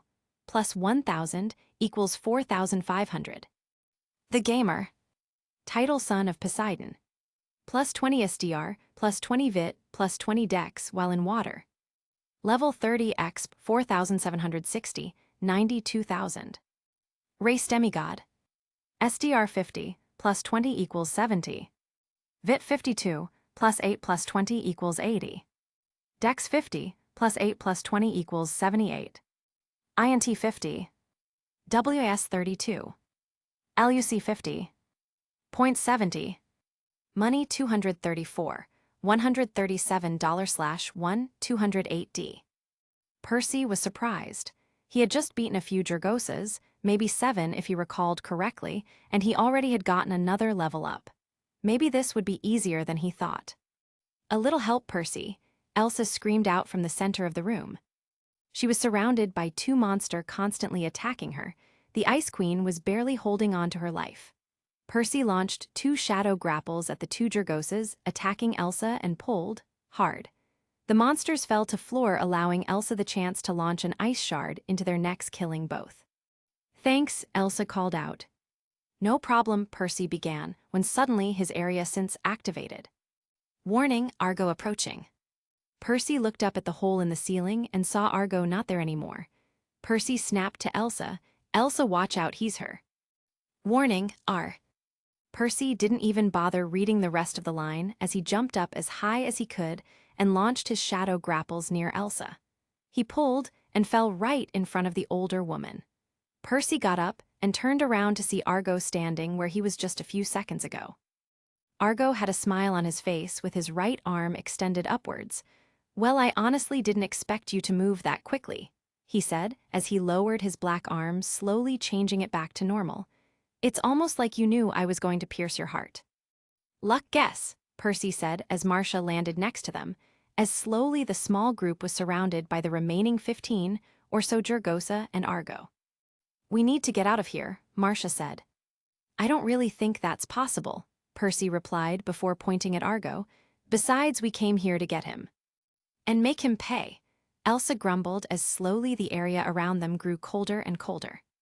Argo walked up to them slowly as he took off his top hat and jacket, throwing them aside. He rolled up his sleeves while smiling his shark-like smile. This is going to be short. The Jurgosas moved first as they charged at the small group. Percy moved back, grabbing Elsa and Marcia. Hang on. What? ID create empty. Percy thought out, dragging the 3 into his empty pocket dimension. Elsa looked around with eyes wide open. Where the hell are we? Pocket dimension, Percy said as he pulled the over to one corner of the room. Where is everyone? There is nothing in this dimension, Percy explained as the 3 stood in one corner of the room away from their previous position. This dimension is an exact duplicate of ours, and when we move across in this one, we move in our dimension as well. Argo won't know where we are. Elsa was surprised. Wait, why didn't you use this to sneak in? Simple, we needed to plant the bombs, Percy explained, grabbing hold of the 2 again. Ready? The 2 nodded and Percy thought out, ID escape. The world shattered as slowly Jurgoses reappeared in the center of the room with Argo looking around. Don't just stand there. Find them. Elsa's hands started glow as slowly she formed a figure out of snow and ice.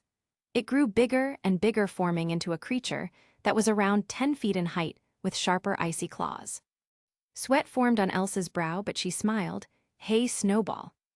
I still think it's a crappy name, Percy commented as he walked forward. Follow me. The three charged forward, and Percy activated his speed perk, halfway launching himself at Argo. The mad scientist moved slowly compared to Percy and couldn't stop the demigod when Percy charged up his fist with earthquake mana before throwing it into the ground. Earth mover, Percy roared as the ground in front of him cracked into pieces as a shock wave ripped across the room. The Jurgoses fell down on their backs, exposing their neck for Marcia, who was flying overhead.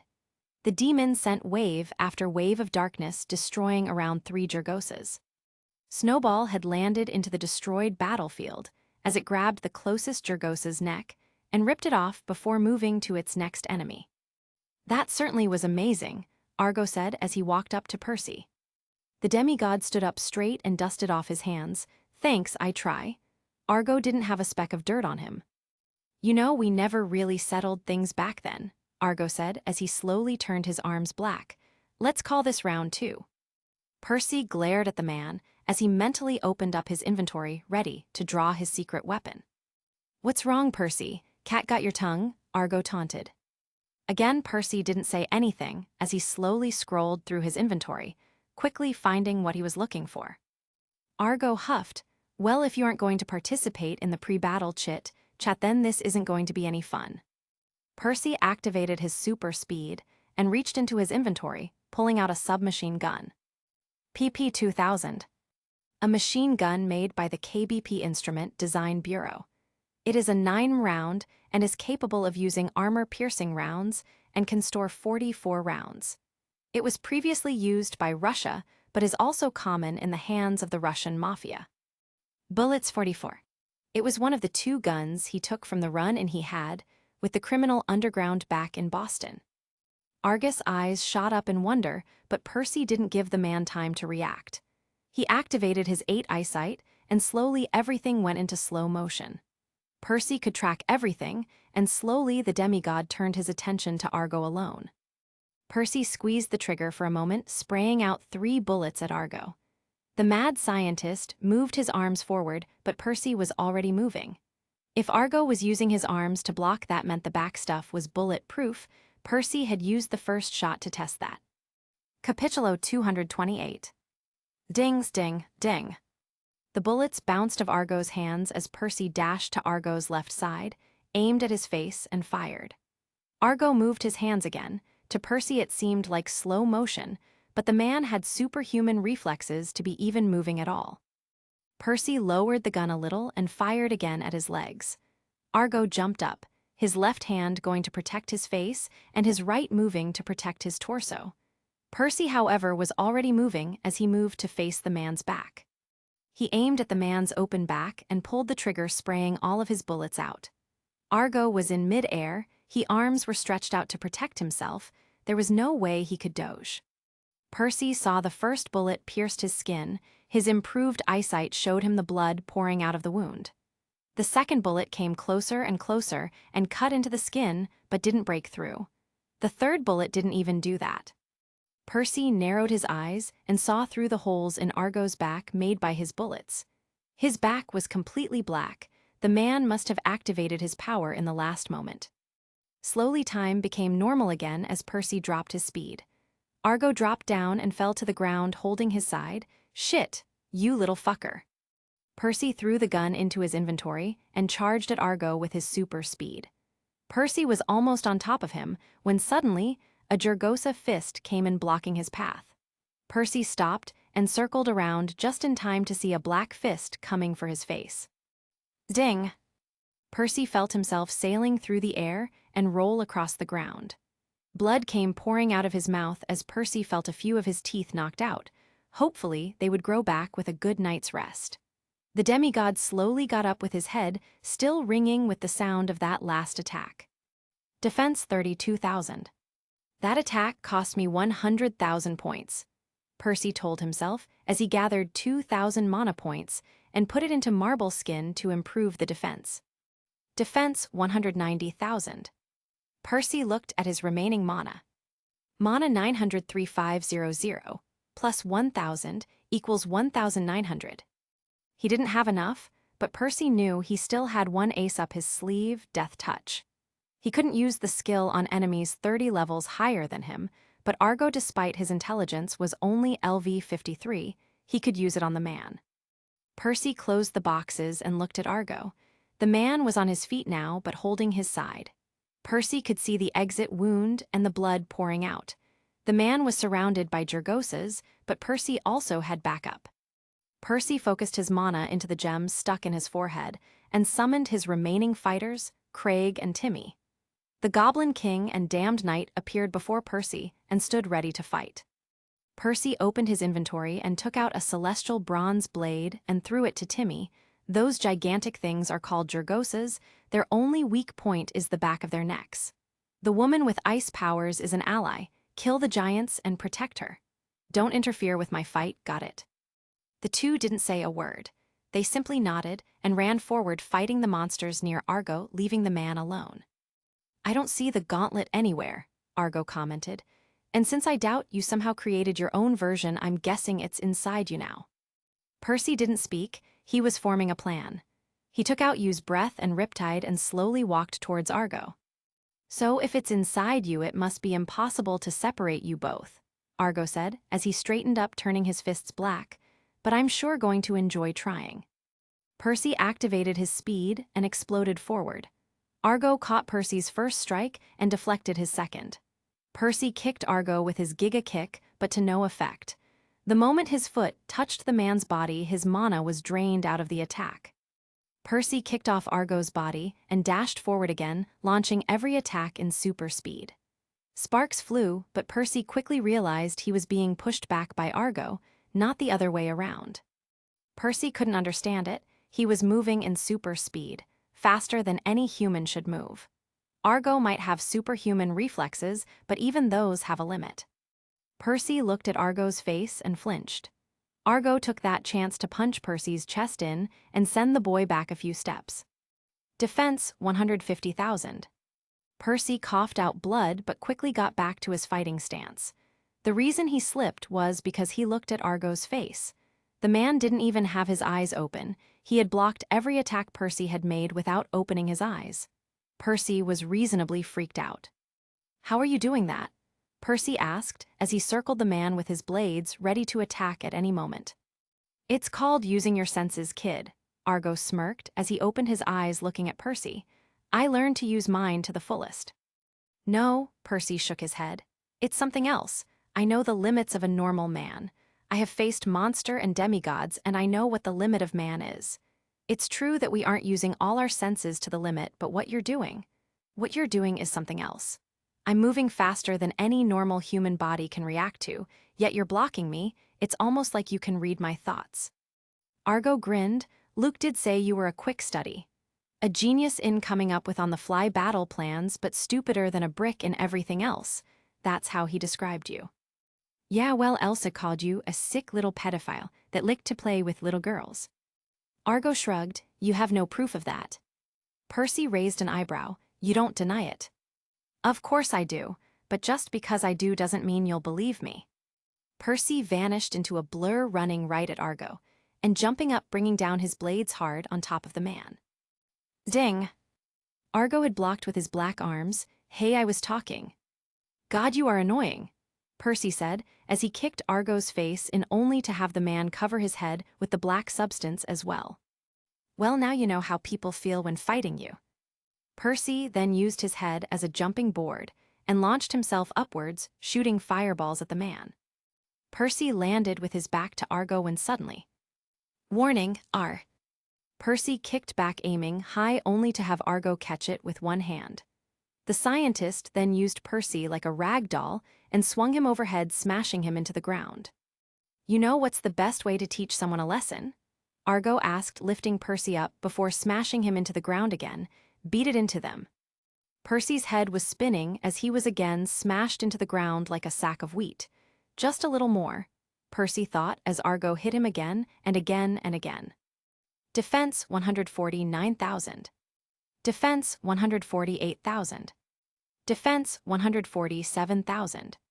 Defense 146,000. Percy could feel more blood in his mouth. Luckily it wasn't serious, just cosmetic. Argo stopped and pulled Percy and held him there like a strung-up fish. "Don't you get it? You can't hurt me, kid." Percy's eyes shot open, and he dropped Riptide from his right hand and grabbed Argo's leg. "I wasn't trying to." Percy activated Death Touch. Argo's eyes shot up in pain as cold fury burned through Percy's veins and into Argo.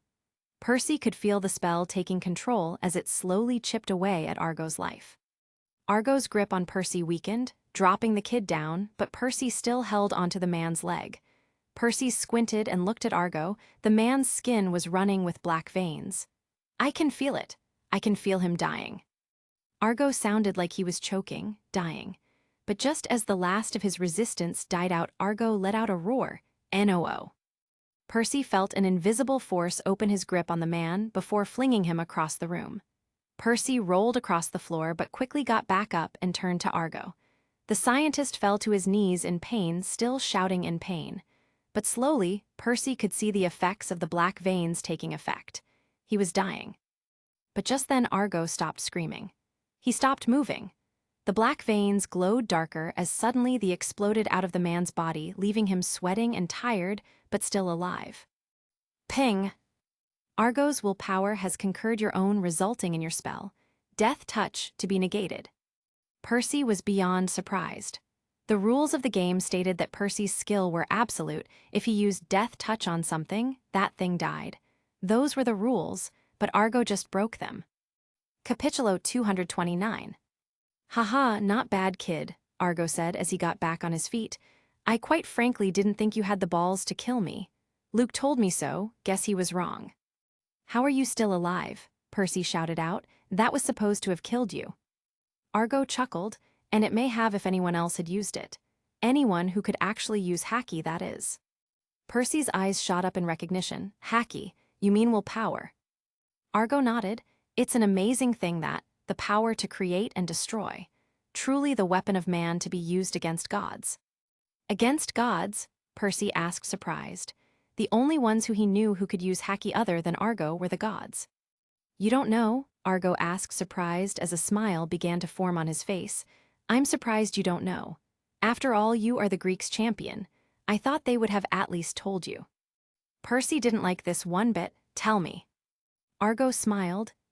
Don't want to, but I am feeling gracious, so how about a hint?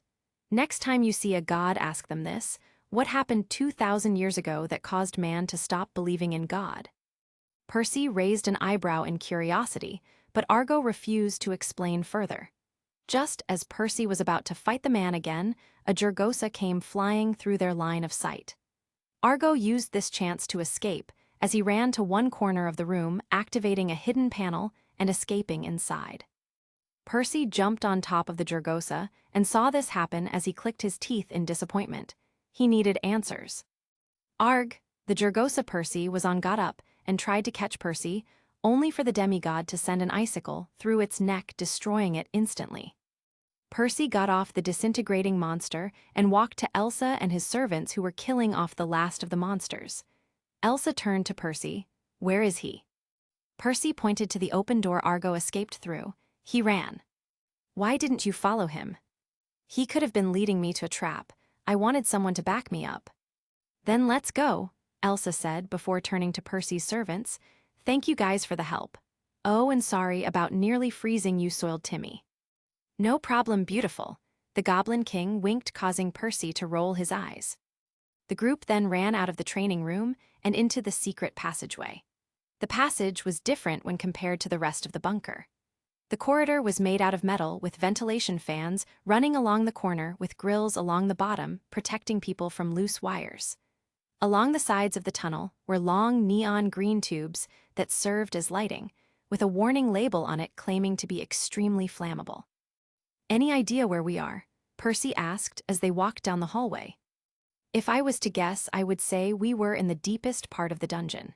He usually has 2 labs, only for one on one time with the experiments, like the one on top, and another for mass production. Then that's where we are going to find the Jurgoses. You think he had more of those things? He was supposed to make enough to supply the entire Titan army, Percy said. I doubt those were all the Jurgoses he made. So, trap. Percy nodded, trap. The passage was long and winding and lead down many false pathway leading to dead ends. There were also many locked doors along the way. When Percy broke open the door, they found mostly files on experiments and also files of various other locations for other bases. This could be useful, Elsa said, passing a file to Percy, which contained a summary of all the bases Argo had in the US. Percy nodded. Damn right it is useful. He put the map away for later, maybe something he and the other campers could look into later. Boss, I think Craig wants to see this, Timmy called out from a pile of folders on the ground. He and Craig has been looking through them on Percy's commanded, and they found something. Craig handed Percy a file labeled Subject, Water Horse. Percy opened the file and found a picture of himself in it. It had details all about him, birthday, height, weight, school. Heck, his recent report card was in this, and Percy himself hadn't seen that one. All A nice. It also had a list of his known powers: pocket dimension storage, earthquake, water, and shadow manipulation. The ability to summon servants using an artifact, the Labita curse, and super speed. What is it? Elsa asked as Percy passed her the file. She read it and looked surprised. Wow, I didn't realize you were such a priority target. Percy nodded. I am. The good thing is they don't have everything about me. They don't know I can manipulate ice or the fact that I can increase my strength temporarily. But I still want to know how they got what they have. Probably observation, Elsa said. Maybe they were watching all your battles. Maybe. Either way, I suggest you look out for yourself and for your family, Elsa said, opening a new page of the folder and giving it to Percy. The new paper was a big report of some kind given by Argo. Elsa pointed at a particular sentence at the bottom: recommended action, manipulate using personal attachments. Recommend you kidnap his mother and blackmail him, note current location of said mortal in unknown. Warning: subject is a level beta threat and requires caution when dealing with. When Percy read what they wanted to do to blackmail him, he was furious. He wanted to kill Argo then and there. The only bright side of this was the fact that they didn't know where his mom was. Beta level threat. Means you're the second most dangerous kind of opponent there is, Elsa explained. Alpha levels are gods or world-destroying events like a nuclear war. Betas means the threat is manageable but dangerous to try. It really is impressive. I myself am only a gamma. Not that big of a deal. Percy nodded and snapped his fingers, forming a fireball. He burnt the file and every other piece of paper in there. Let's go. They walked out of the room, and Percy looked at his new watch. The glass was already cracked in half, must have been from one of the 1,000 times he was thrown into a wall. The numbers, however, could still be made out. It's 11:50, Percy said. We have 10 minutes. If Argo knows about the bombs, then we are in trouble. I don't think he knows, Percy said, and just then a man walked out of one of the rooms. He was looking down at a pad and wore big, thick glasses with a lab coat. Percy dashed behind the man and smashed the man head first into the wall. Percy pressed him down. Who the hell are you? I'm Jake, the lab assistant. The man cried out, shaking his legs. Please don't hurt me. Percy looked at the title above the man's head. Jake Harrow, lab assistant. LV5. All right, Jake, I'm going to only ask you this once, okay? Jake nodded furiously. Where is Argo? The professor. Why would you? Percy pressed his head harder. Okay, Oxy, he's in the jungle. What? The jungle? That's what we call the giant lab down this corridor. Please don't hurt me. Percy looked at Elsa, who nodded. Percy let go of the man, allowing him to turn around and look at Percy in surprise. You're just a kid. Marcia and the other growled, causing Jake to cry out in fear. Is anyone else other you in this base? Percy asked, but Jake was still too busy being scared of Percy's servants. Big scary. Hey, don't look at them, look at me, because as much as they seem scary to you, I'm worse. Jake took a deep gulp of air and nodded. No, there isn't anyone else here. Just me and the professor. We used to have helpers, but they kind of ran away. And well, you guys, but I don't think that's what you. Listen, Jake, you seem like a nice guys, so why don't you make like a banana and split? Percy growled out, letting Jake to run away from him, and Elsa as fast as his skinny legs could carry him. You realize he probably helped Argo do all those things, right? Elsa said, watching the skinny scientist run away. Capitulo 230. I know, but I doubt he can escape this place without meeting you team or mine. Either way, he's going to be our prisoner. Might as well not have to deal with him ourselves right now. Elsa nodded in agreement as the two walked forward until slowly the tunnel grew larger and larger. The passage finally ended at a double-sided door much like the one leading to the lab on the floor above. Elsa, look, Percy said, pointing at a bloody handprint on the handle of the door. He was bleeding badly. Let's take him down, the Snow Queen said as she formed icy claws on her hands. Percy nodded and turned to his servants. When we go inside, we are probably going to be surrounded by Jurgosas. Marika and Craig, you guys take care of them, while Timmy, you focus on keeping the giant naked abominations away from us with your wind powers. The servants nodded, and Percy turned to the door. He took out his dual weapons and kicked down the door, walking in. What they saw inside the room stopped them all in their place.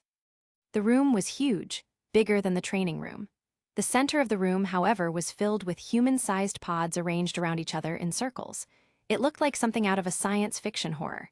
Each pod was fully metal with a glass plate in the front. There were wires running all over them, as each pod was filled with the neo-green liquid that Percy and Elsa saw outside. Percy could see bubbles inside the pods. There was something in there. Slowly, Percy approached the closest ones. Be careful, Elsa warned, but Percy didn't listen. He wiped the steam built up on the glass and looked into the pod past the green liquid.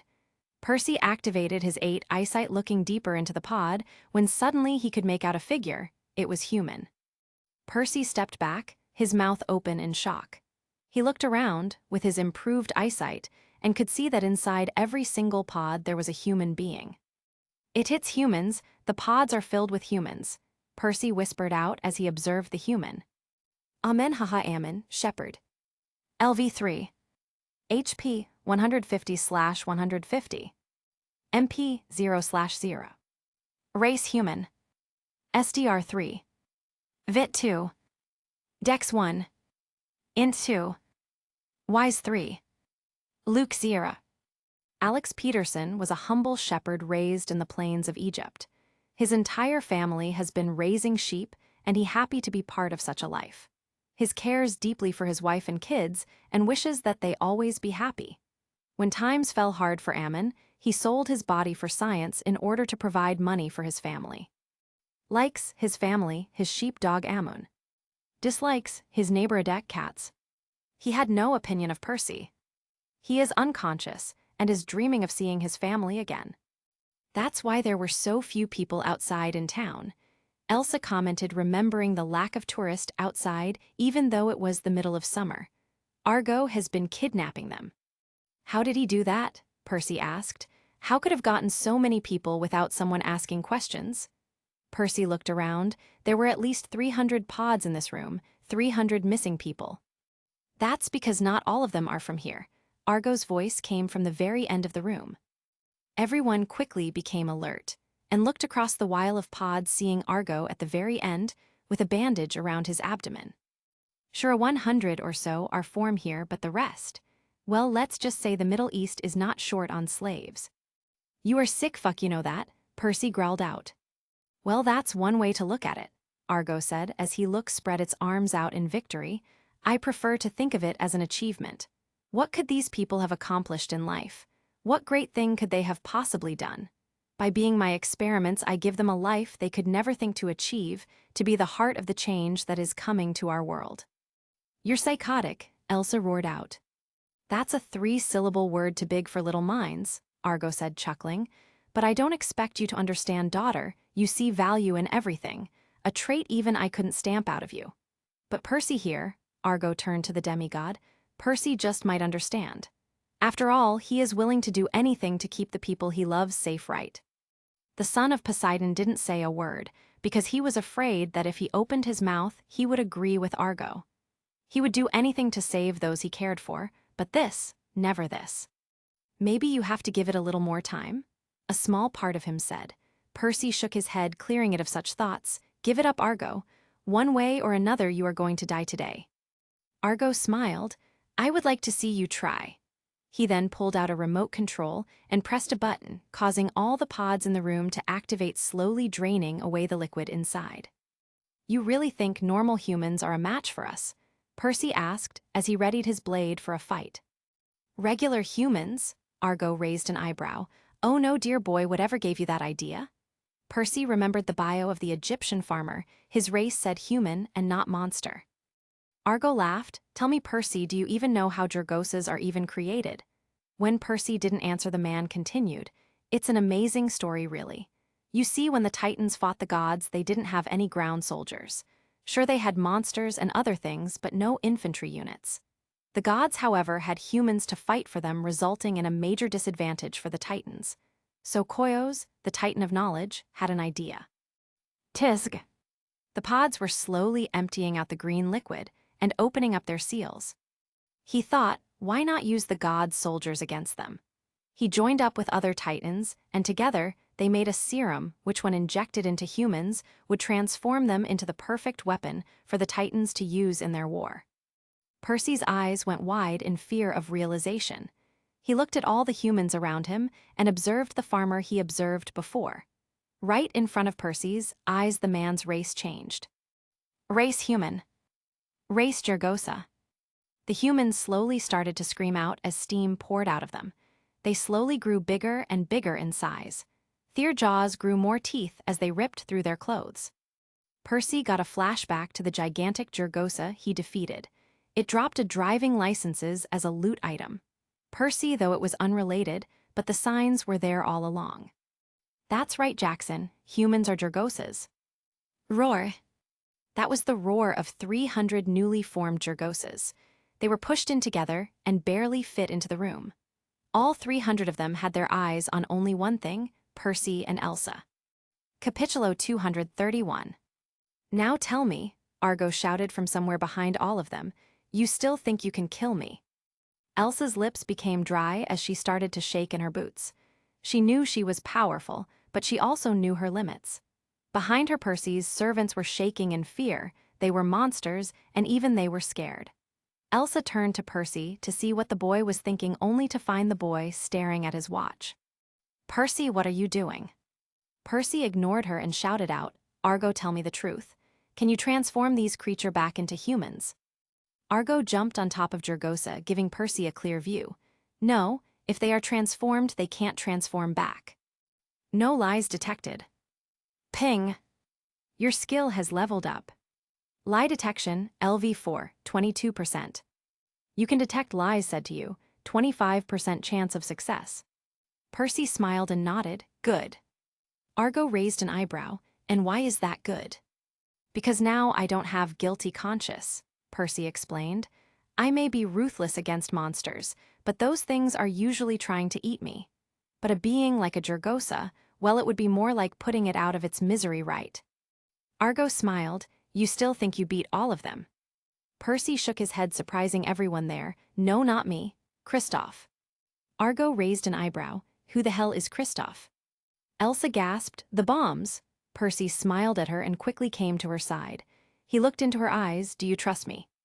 Elsa looked at young boy in front of her. Before this day, she would have said no, but after fighting with him and understanding a little bit about him, Elsa realized he was a good person. She nodded. Yes. Percy smiled and opened his inventory. He lifted Elsa, ignoring her protest, and threw her into it.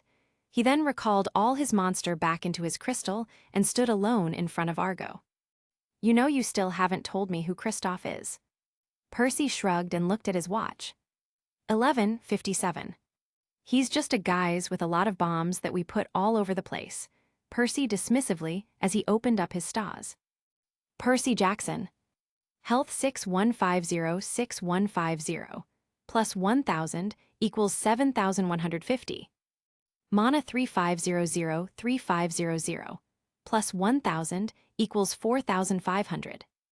The Gamer. Title Son of Poseidon. Plus 20 SDR, plus 20 VIT, plus 20 Dex while in water. Level 30 Exp, 22,760, 92,000. Race Demigod. SDR 50, plus 20 equals 70. VIT 52, plus 8 plus 20 equals 80. Dex 50, plus 8 plus 20 equals 78. INT 50. WS 32. LUC 50. Point 70.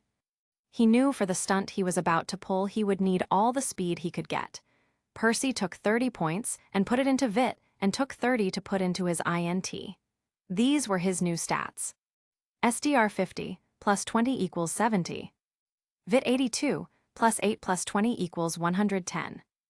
Dex 50, plus 8 plus 20 equals 78. INT 80. WS 32. LUC 50.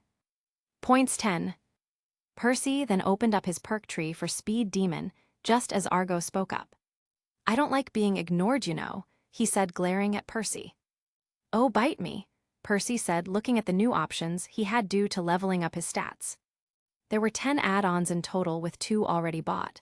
He could buy 2 new add-ons for every 10 levels, meaning he could now buy 6.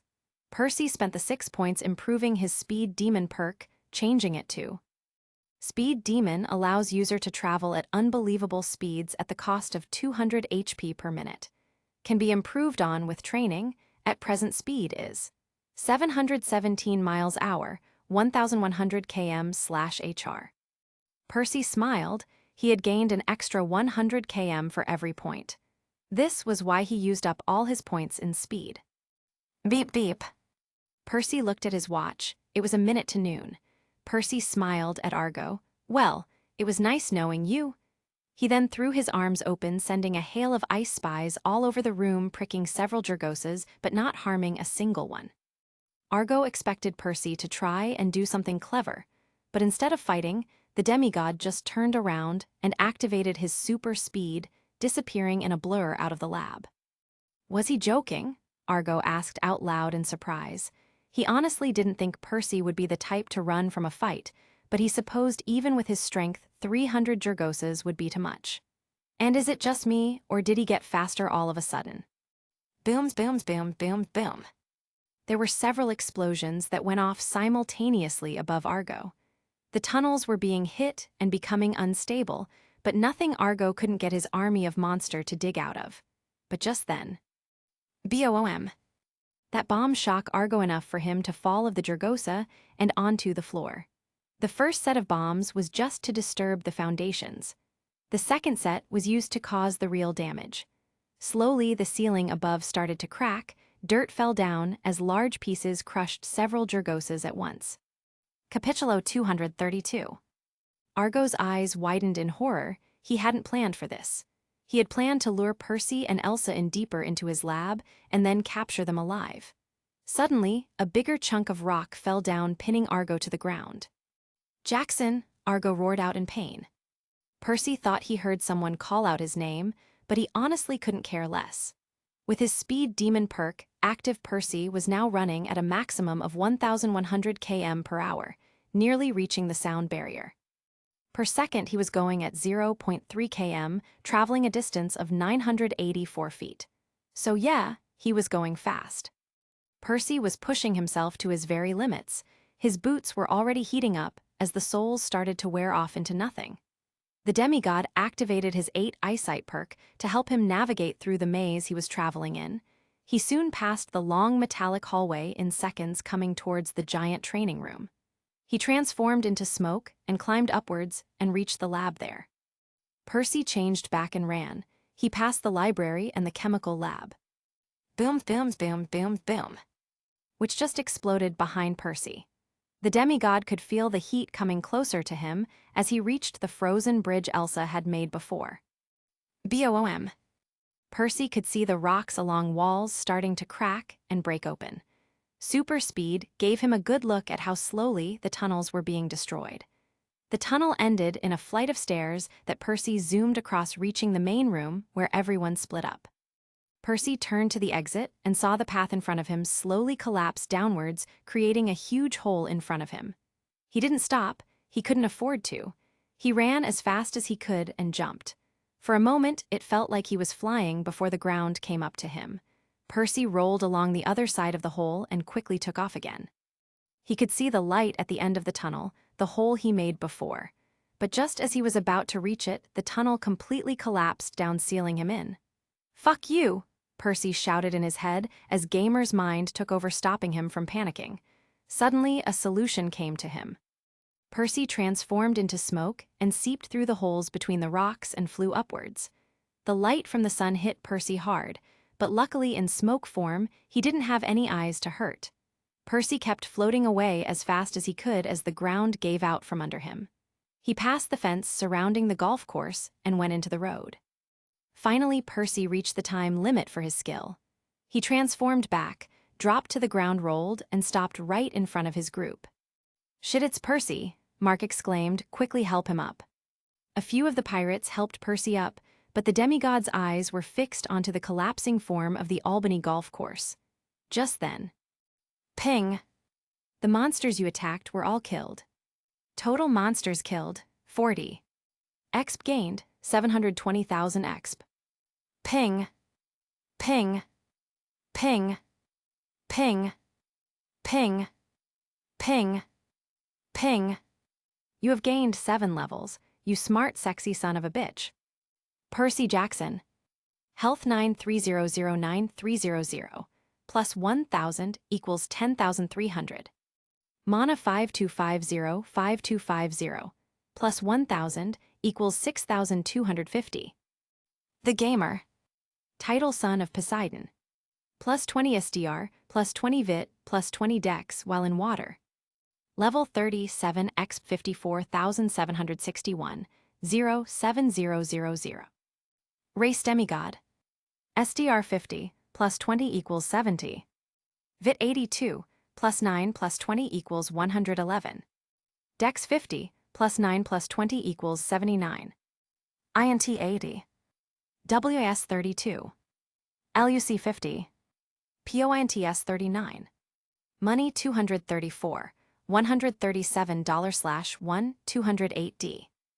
This was the reason Percy attacked those Jurgoses with his minute ice powers before he ran away. He didn't want to harm them, just mark them so that when the ceiling comes down on them and they die, Percy could still gain exp for it. It was a loophole in the system he noticed when fighting the training room filled with Jurgoses. They were big and slow, and though they were weak, they gave out a lot of exp. It was also the reason he leveled up INT along with VIT. Percy had noticed that the only way he could ever increase his HP and MP is by leveling up. And the stronger he gets, the rarer that will happen. So he made this plan in the back of his head the moment he realized he was going to face an island of Jurgoses. Ping! Quest completed. Summer quest. Find and destroy Argo's base of operation in Nassau. Survive the encounter. Don't let a single Jurgosa get off that island. Reward. Plus 75 stat points. 250,000. Power Mimicker. 200,000 exp. Ping. Ping. You have leveled up twice, again. Percy Jackson. Health 102,0010200. Plus 1,000 equals 11,200. Mana 57505750. Plus 1,000 equals 6,750. The Gamer. Title Son of Poseidon. Plus 20 SDR, plus 20 VIT, plus 20 Dex while in water. Level 39, exp 38,761, 11000. Race Demigod. SDR 50, plus 20 equals 70. VIT 82, plus 9 plus 20 equals 111. Dex 50, plus 9 plus 20 equals 79. INT 80. WS 32. LUC 50. POINTS 124. Maybe I should put in more points, Percy thought as his total money increased by 250,000. Money 484, $137/1, 208D. And then in a flash of light, a golden sphere appeared in Percy's hand. It was the power mimicker item he got as a reward. It was size of a walnut covered with strange writings. But before Percy could even observe it, somebody spoke up. Capitulo 233. Percy, where's Elsa? Anna asked with her voice filled with worry. Percy blinked. Oh yeah, knew I forgot something. Anna became enraged. What? Galen held Anna back with an arm. Relax, Missy, he didn't mean it like that. Of course not, Percy replied back as he opened his inventory, throwing his reward in for later study and pulling out Elsa. The Snow Queen blinked as Percy held her like a bride. Ah, where am I? Sis, Anna cried out in happiness. Percy put Elsa down just as Anna grabbed her into a big hug. Elsa looked down at Anna and then to Percy. Ah, what's going on? Weren't we inside the bunker a few seconds ago? Percy smiled. I put inside my pocket dimension for storage and then ran out of there in the last moment. Strange, Elsa said, breaking the hug with Anna. 1 second I was inside, the next I'm out here. That is one strange power you go. Wait a minute. Anna shouted again. You mean you two were in there for the last possible second before getting out? What the hell, Elsa? Do you have a fucking death wish? Percy and Elsa backed up slowly with a nervous smile on their face. We were tracking down Argo when Percy began, only to have Anna cut him off. I don't give a shit what you were doing. You could have been chasing Argo or having the best sex in the world for all I care. Percy blushed while Elsa chuckled at the idea.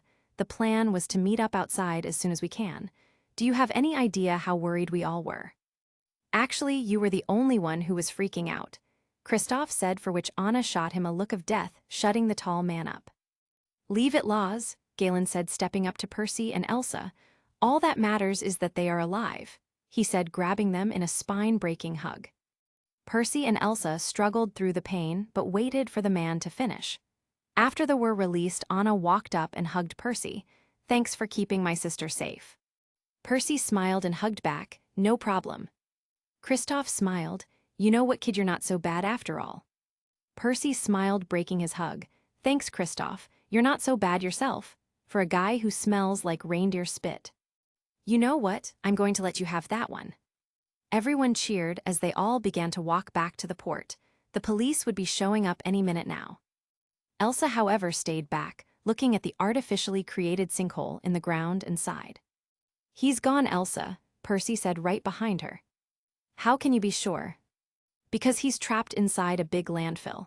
If he's not dead right now, he will be when he runs out of air, Percy said, standing next to her. It's over, Elsa. It's finally over. The Snow Queen shocks her head. No, it isn't. Percy raised an eyebrow as Elsa continued. He had several experiments already shipped out to different bases, didn't he? Percy nodded, remembering the map he and Elsa found. Then that means that there are hundreds, if not thousands, of human experiments out there similar to me. I need to find them all. Percy nodded and opened his inventory, taking out the map. Then I think you might need this. Elsa took the map. Thanks. No problem, just Iris, message me if you need help. Some of these experiments might be dangerous to everyone, including themselves. You might need my help. Elsa nodded, sure, but what's an Iris message? Percy looked confused before he hit himself on the head. Right, you're mortal, forgot about that. Here, Percy said, tacking the map and a pen out of his inventory. Just call this number and ask for me. He wrote down a number on the side of the map. Whose is it? My mom's. She's nice, but just don't mention you need me to help you hunt down superhumans. That might scare her a bit. Elsa smirked, taking back the map. You know, Percy, you're not half bad. You're pretty cool to Elsa. Elsa rolled her eyes as Percy giggled. Get it? The demigod asked through his laughter. You're pretty cool. Yes, Percy, I get it. The entire group walked back to the port as fast as they could. People walked the opposite direction, walking towards the site to see what was going on. Just as they reached Kristoff's car, several police vehicles arrived at the scene. People took out their video cameras and tired to record it, only to have the cops push them away, proclaiming the enter area an active disaster area. The group took a big sigh of relief, as most people didn't even look at them twice, mostly because of the mist. So, what now? Kristoff asked, leaning on the hood of his car. I guess we go our separate ways now, Galen said. It was an honor working with you lot. You certainly have a thing for making a scene. Kristoff and the others chuckled. The sailors said their goodbye and left, leaving Percy alone with them. Guess I'll see you all around, Percy said, waving to them. Guess so, Elsa sighed, giving Percy a smile. Oh, this is so emotional, Kristoff yelled out, holding back fake tears. We knew him for so long, to be ripped apart so quickly. Fate, you are a cruel mistress indeed. Percy and the others chuckled at the blonde's antics. You know, I actually do know the fates, Percy said, causing Kristoff to flinch in fear. I can't wait to tell them what you said. Ah, please don't. He's kidding, Kristoff, Anna said. Percy's face was serious. Ah, you were kidding, right? Percy smiled. Of course I am. Heck, I curse them every other day. It's a love-hate relationship. Suddenly thunder roared across the cloudless sky. See. Well, until next time, Elsa said, stretching out her hand. Percy smiled and accepted, shaking it. Until next time. Gonna miss you, kid, Kristoff said, high-fiving Percy. Take care, Percy. Anna waved. Oh, and if you see that blonde demigod friend of yours, Annabeth, I think, tell her I owe her for breaking my nose. Percy chuckled, and with a final goodbye, left the team of sisters plus an idiot. As Percy walked down the port to the Ascension, he heard someone scream, "Man overboard!" Percy whipped his neck across and saw a sailor from the Ascension falling into the water. Great, a new problem, Percy cursed, as he commanded the water to safely catch the man and life him back up and into the ship. Percy then activated his super speed and dashed onto the ship, causing splinters on the bottom of his legs. He wasn't used to his new speed. Ignore the discomfort, Percy walked to the bow of the ship where everyone was gathered. What the hell is going on here? Percy asked as the sailors turned to him. Capitulo 234. Oh, thank the gods you're here, Percy, William said, visibly relieved. You have got to get your brother under control. Brother? Percy asked, lifting his eyebrow. The men slowly parted, giving Percy space to move forward. There, standing in front of Mira's water tank, was a young man with green skin and black hair like seaweed ties back in a ponytail. He wore Greek-style armor that was studded with pearls and wielded a trident, which he was now pointing at all the sailors. Percy sighed. He didn't even need to observe the man to know who it was. Hello, Triton, Percy said, walking up to the god. You took long enough. Triton looked down at Percy and huffed. I ran into trouble in the sea of monsters. But I am here now, and I come to find these ruffians surrounding my daughter. She is your niece, and you just let these people take care of her while you're off gods nowhere. Father, please, you are making a scene, Mira said, only for Triton to ignore her plea. Percy sighed and pinched the bridge of his nose. If you had waited with Dad, you would have heard me tell how I still had a quest to finish, and how I was leaving Mira without good, capable men who helped save her in the first place. Something you failed to do, if I recall. Oh gods, he's doing it again, Mark shouted as the rest of the crew laughed. How does he always manage to piss powerful people off? Triton gritted his teeth. You saved my daughter, that is true. Sight, fine demigod, ask of me what you wish, and let us be done with this unpleasant business. Percy was ticked off. Who the fuck do you think you are? Percy, please don't. Mira tried to reason this out, only for Percy to ignore her also. You just come in here, start attacking everyone in sight, and then act like we are your servants. Who the fuck do you think you are? Triton's eyes started to glow green. I am Triton, son of Poseidon and the god of the navy. Even with being all that, you still failed to come to your daughter at the time of her need. Why, you little... Enough, Mira shouted out loud, causing all the fighting to stop. Percy and Triton looked at the mermaid as slowly tears welled up in her eyes. Please stop. Father, they saved me. They are my friends, the only ones I have left. Please don't harm them. Triton immediately calmed down and rushed to his daughter's side, pulling her into a hug. I'm so sorry, baby girl. I'm so sorry. Percy looked down in shame. He let his anger get the better of him. He should have been thinking about Mira not showing up Triton. Just as Percy opened his mouth to apologize, an iris message appeared in front of him. What the Percy began, when suddenly Claris's face appeared in the rainbow. Percy, so glad I could get to you. Claris, why are you calling me? We need your help, Percy. Are you guys all right? Percy asked in surprise. Did something bad happen? Claris sighed. A lot of bad things happened, but I'll tell you all that later. Right now, we are stuck on Polyphemus's island PERCY. The bald walking garbage can got us trapped inside its cave, and we can't get out. It took Annabeth and Nina as hostages along with Grover. Grover? What the fuck is Grover doing there? Percy exclaimed, thinking back to his first best friend. Something about Pan. Look, Percy, it's bad. Michael is injured, and the only reason Polyphemus hasn't eaten us right now is because Grover is distracting him by dressing up as a female Cyclops. Percy raised an eyebrow and Clarice shook her head. I don't know. Maybe the goat likes dressing in drag or something. Percy nodded. Okay, I'll try to get there as fast as I can. Percy turned to Galen. Do you guys want to come with? Galen and the crew nodded immediately. We need the fleece to save our captain. Of course we're going. Percy nodded. How long till we get there?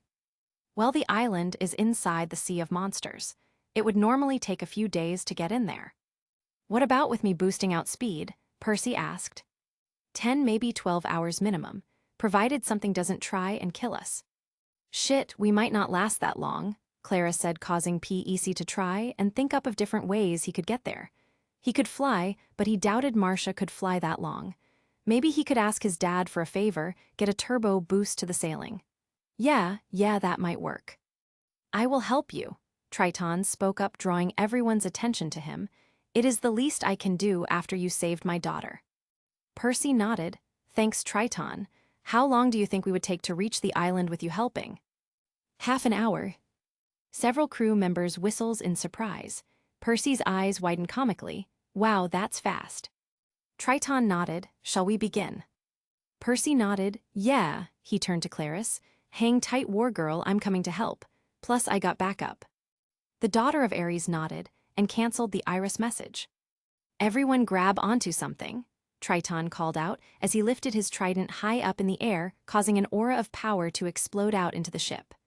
Ropes moved quicker than a normal human eye could follow, but Percy could. The ship was ready to sail in seconds, and slowly the waters themselves pulled the boat out of the dock and into the open water. The moment the boat was in open water, it exploded outwards, causing a lot of sailors to lose their footing and fall down. Percy watched Nassau slowly shrink away into nothing as the ship ripped across the ocean. And now we will leave you, Triton said, walking up to Percy. A spark of anger and loathing was still in Triton's eyes, but it was covered up by gratitude. Thank you, Jackson, for saving my daughter. Percy nodded. Not a problem. Thanks for the lift. Not a problem. Capitulo 235. Percy turned to Mira. Stay safe, Mira. The mermaid smiled. I would say the same to you, but considering just who you are, I believe that to be impossible. Percy smiled. Go that right. Triton then stepped up to his daughter and placed a hand on her shoulder. They glowed brighter and brighter until they both suddenly vanished in a flash of light. Show off, Percy whispered under his breath. The boat continued to sail as soon all the sailors got used to the additional speed. They quickly went about their way, making sure everything was in order in case something bad happened, like the boat springing a leak due to how hard it was moving. Percy didn't think such a thing would happen. He could feel the hull of the ship being protected by Triton's blessing. There wasn't anything to worry about. Percy sat on top of the dragon's head on the tip of the bow. The wind blew past his face, letting his mind focus on what had happened. Percy opened up his inventory and pulled out the mysterious item he got as a reward, the Power Mimicker. Power Mimicker. It has the ability to copy a certain skill possessed from any being or object and give the user the same ability. Note, this will only grant the skill, not the proficiency of the skill, meaning all skills gained through this object will start at 1. Percy was impressed. This was really useful. He needed to make sure he used this on something important. Things like shadow travel, which he tried and hated, would be a waste on this thing. But a skill like Argo had hacky, if Percy got his hands on that. Damn, now I wish I hadn't killed him. Percy put the sphere back into his inventory and pulled up his stas. Percy Jackson. Health 102-00-10200. Plus 1,000 equals 11,200. Mana 5750-5750. Plus 1,000 equals 6,750. The Gamer. Title Son of Poseidon. Plus 20 SDR, plus 20 VIT, plus 20 Dex while in water. Level 39, Exp 38,761, 11000. Race Demigod. SDR 50, plus 20 equals 70. VIT 82, plus 9 plus 20 equals 111. Dex 50, plus 9 plus 20 equals 79. INT 80. WS 32. LUC 50. POINTS 124. Money 484. $137/1, 208D. Right now, the only thing he wasn't good at was WIS. The only reason he had refused to spend any points on that stat was because Percy knew he wasn't any good at it. It would make SC&E to improve his VIT or SDR because, well, those were what he was good at. His INT also important because Percy tended to use magic just as much as he uses physical strength. And Luke was always useful. But WIS, well, it just wasn't Percy. He didn't want to waste points, but now. Percy quickly put 18 points into Wise, raising it to 50. WIS 50. And a new perk in 3, 2, 1. Ping. You have achieved 50 stat points in WIS. You have gained a new perk. Mana Affinity allows user to control mana in its pure form. Allows for free movement of mana outside of the user's body. Plus 20% extra mana. Mana recovery rate increased to 45% every 10 minutes. Bonus, you gained an added skill to sense mana. Sensing mana, LV1, 0%. Allow you to sense mana around you, giving you a brief description of the type. Range 5 feet.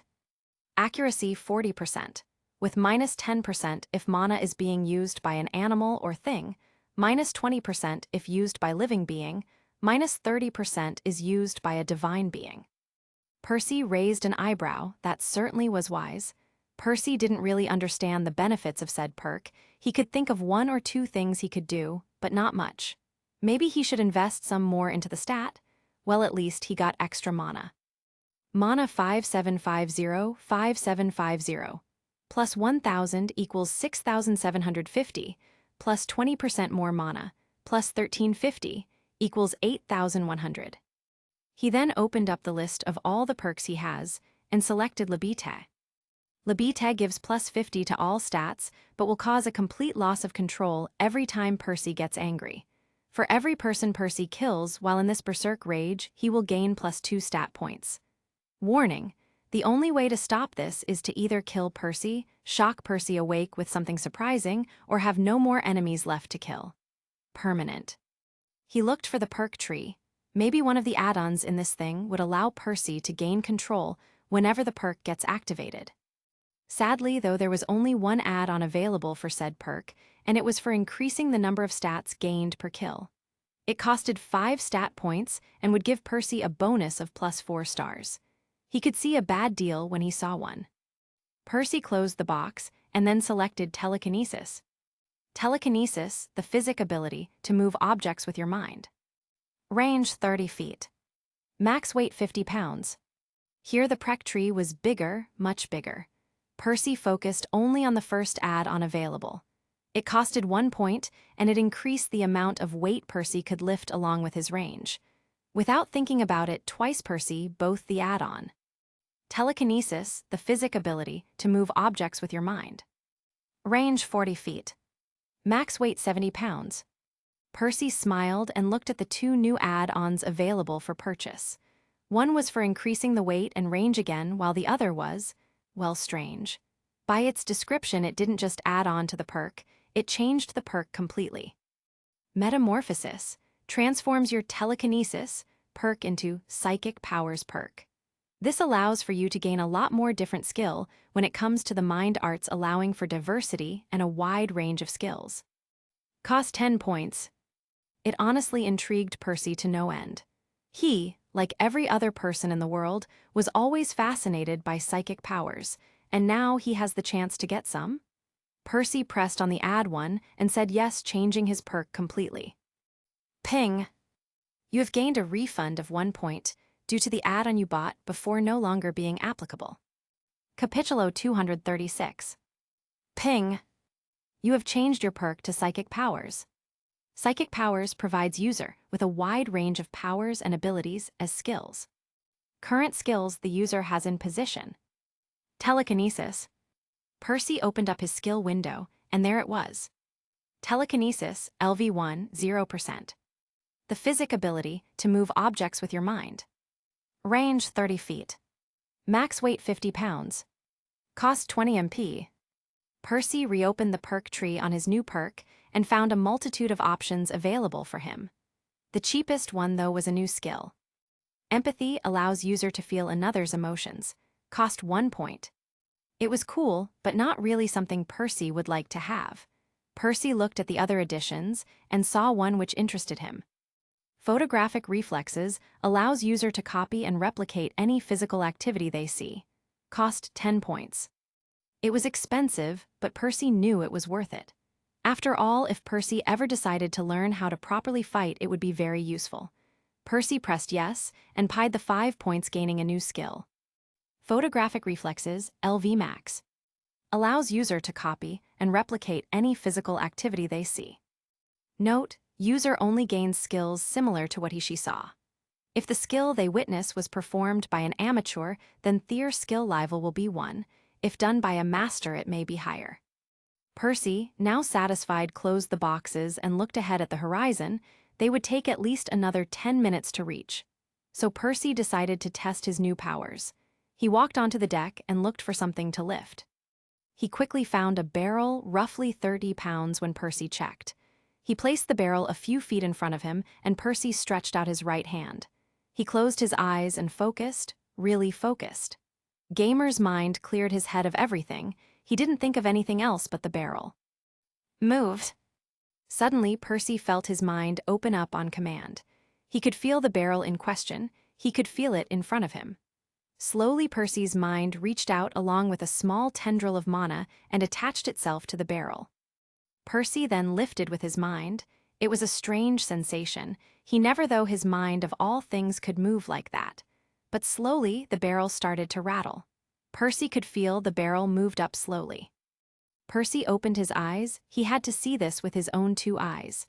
He saw the barrel slowly being lifted up higher and higher. Percy's mind was calm, but he could feel the stress taking over. He lifted the barrel higher and brought it closer to him. The barrel floated wobbling, but Percy had full control. Thunk.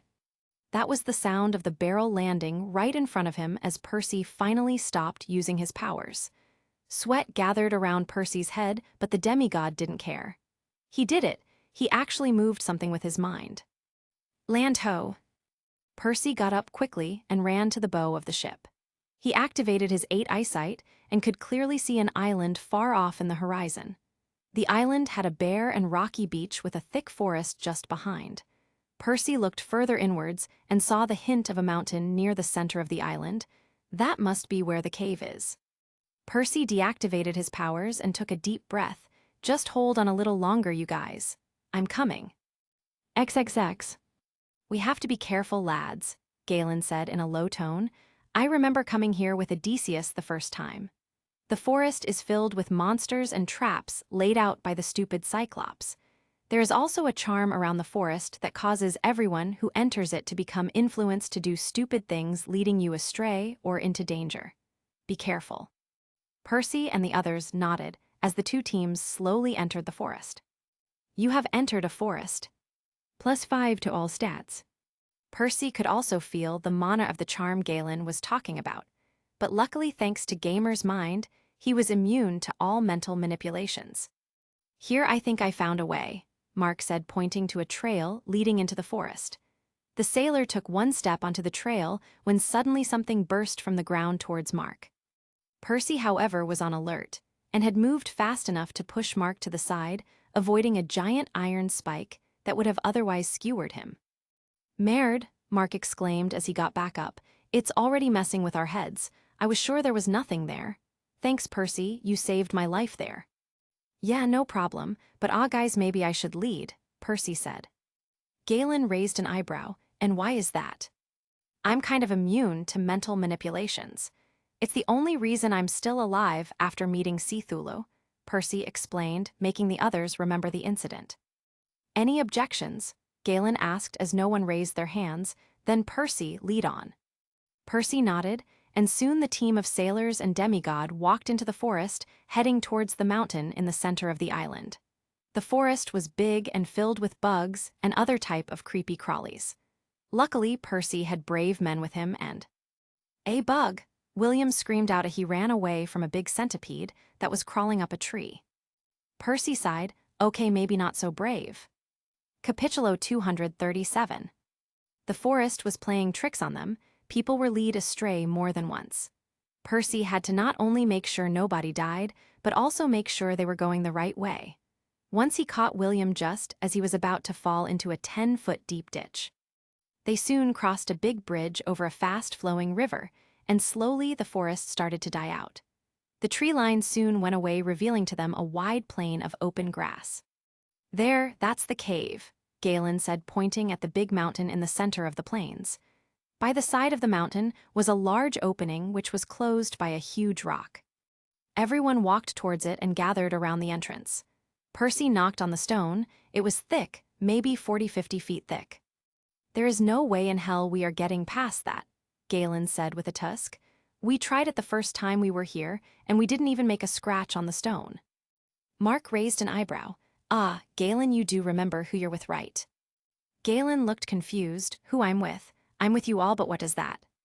Before Galen finished his sentence, Percy turned around and activated his speed, body form, and earthquake powers. He charged up his right hand with body form and earthquake vibrations. Body form activated, right arm. Percy drew back his hands, and in a flash his fist collided with the giant stone. Web-like cracks formed around the spot of impact as they grew bigger and bigger. The cracks didn't seem to be stopping as they soon covered the entire stone. Percy's fist was stuck inside the stone. He pulled with all his might, which caused the stone to collapse on itself as Percy took his fist out.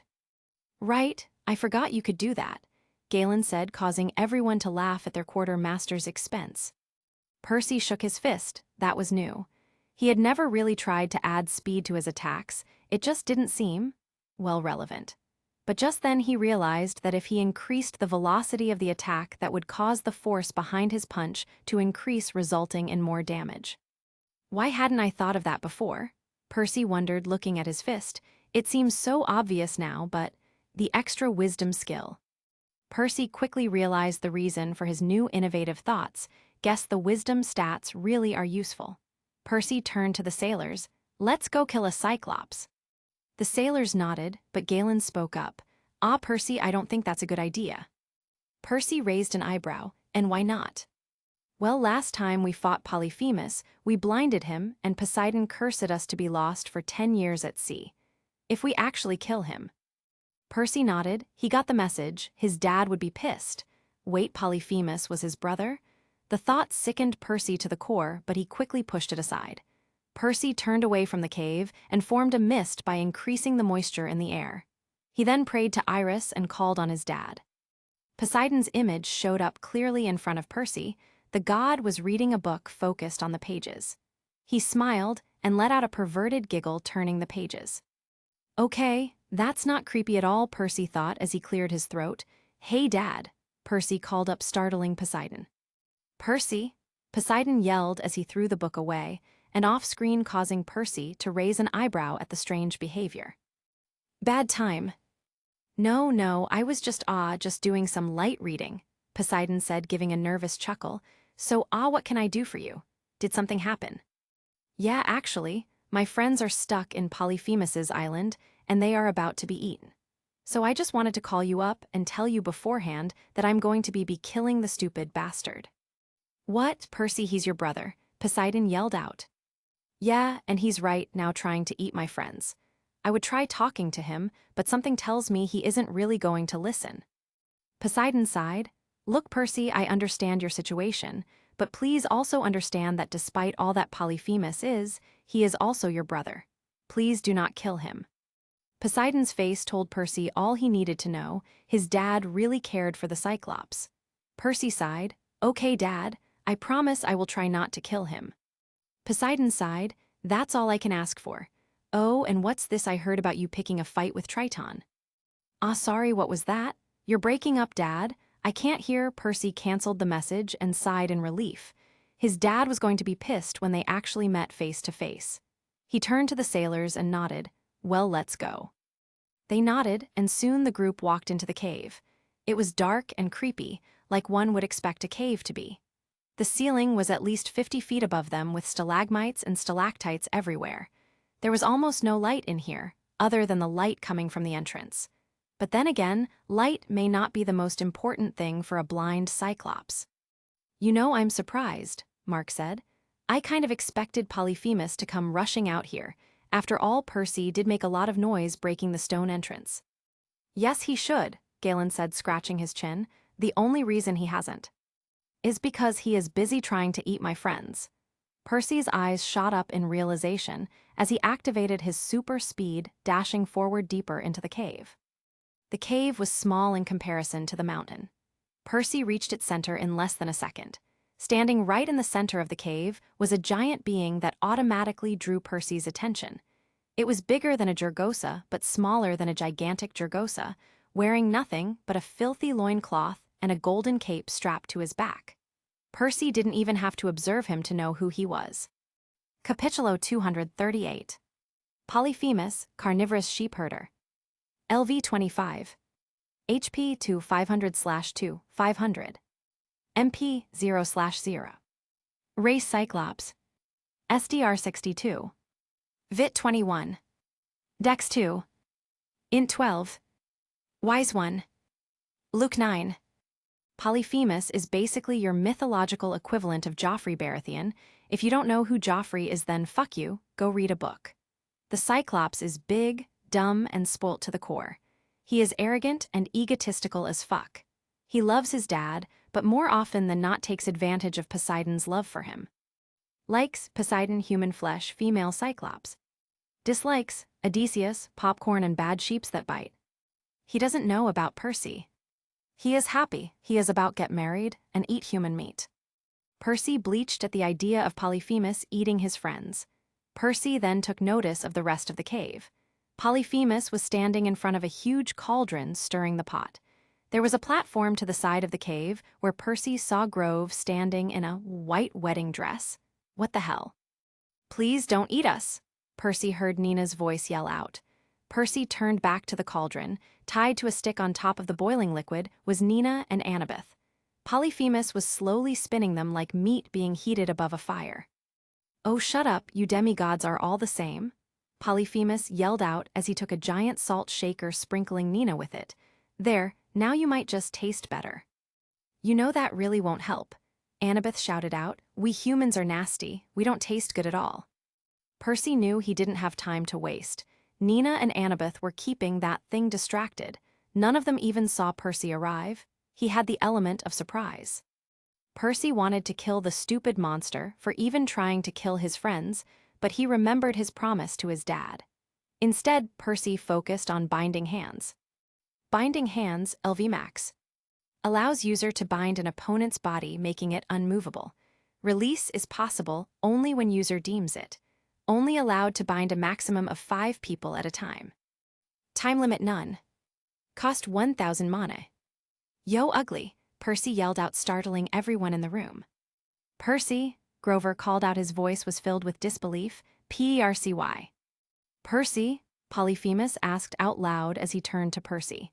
His eye was scratched up and scathed. Percy doubted he could even make out his silhouette with that thing. "Hey, asshole, I heard your mama's so ugly that, when she looked out the window, she got arrested for mooning." "What?" Percy backed up slowly. He needed to get the giant away from his friends. "Your mama is so ugly even Hello Kitty said goodbye." "Who the hell are you?" Polyphemus roared as he turned away from the cauldron, stepping towards Percy. Percy backed up some more.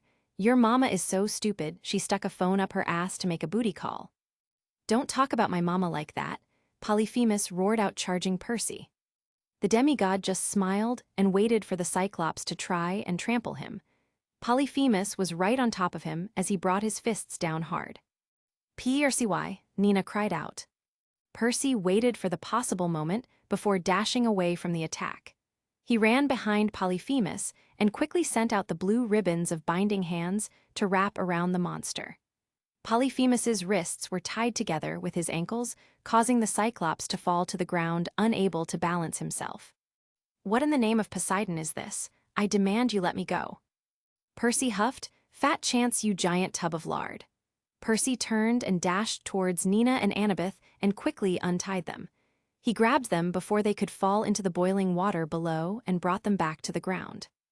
"Wow," Annabeth said, trying to maintain her balance. "That was fast." Percy smiled. "Thanks, I have been trying to improve my speed." "Percy," Grover called out. Percy turned and saw Groove running to him with arms open, reaching for a hug. Percy raised a hand and stopped the satyr midway. "1, why are you here? 2, why are you dressed up in a fucking wedding dress? And 3, what the hell is that?" Percy said, pointing to the giant eyeball Grover had stuck on his forehead. "It's a long story," Grover said sheepishly. "I suppose it all began when—" "No time for the long story, Grover," Annabeth said, turning to Percy. "Percy, we need to find Clarus and Michael. He got injured badly trying to protect us." "Get me out of this," Polyphemus shouted again. Percy rolled his eyes and repositioned a blue ribbon over the Cyclops' mouth, shutting him up. Percy turned to Annabeth. "Clarus called me. That's how I knew you guys were in danger. But where the hell are they? I can't see them anywhere, and this cave is pretty small." Annabeth pointed at the walls, and Percy noticed several tunnels built there. "They are in one of those." Polyphemus was too big to go in and try to find them, but he had us, so he let them be. Percy nodded. "Clarus, come out," he shouted. "It's me. We have dealt with Polyphemus."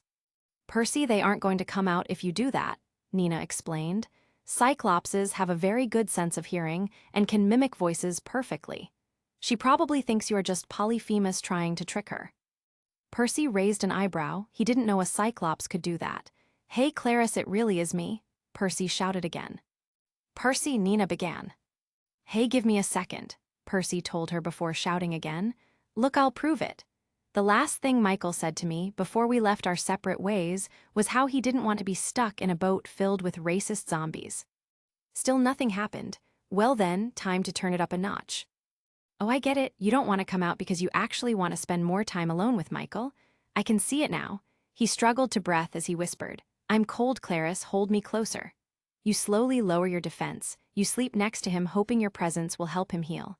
You snuggle close, but Michael is still cold, so you take off your clothes and pile them up like a blanket before you press up on each other's bodies.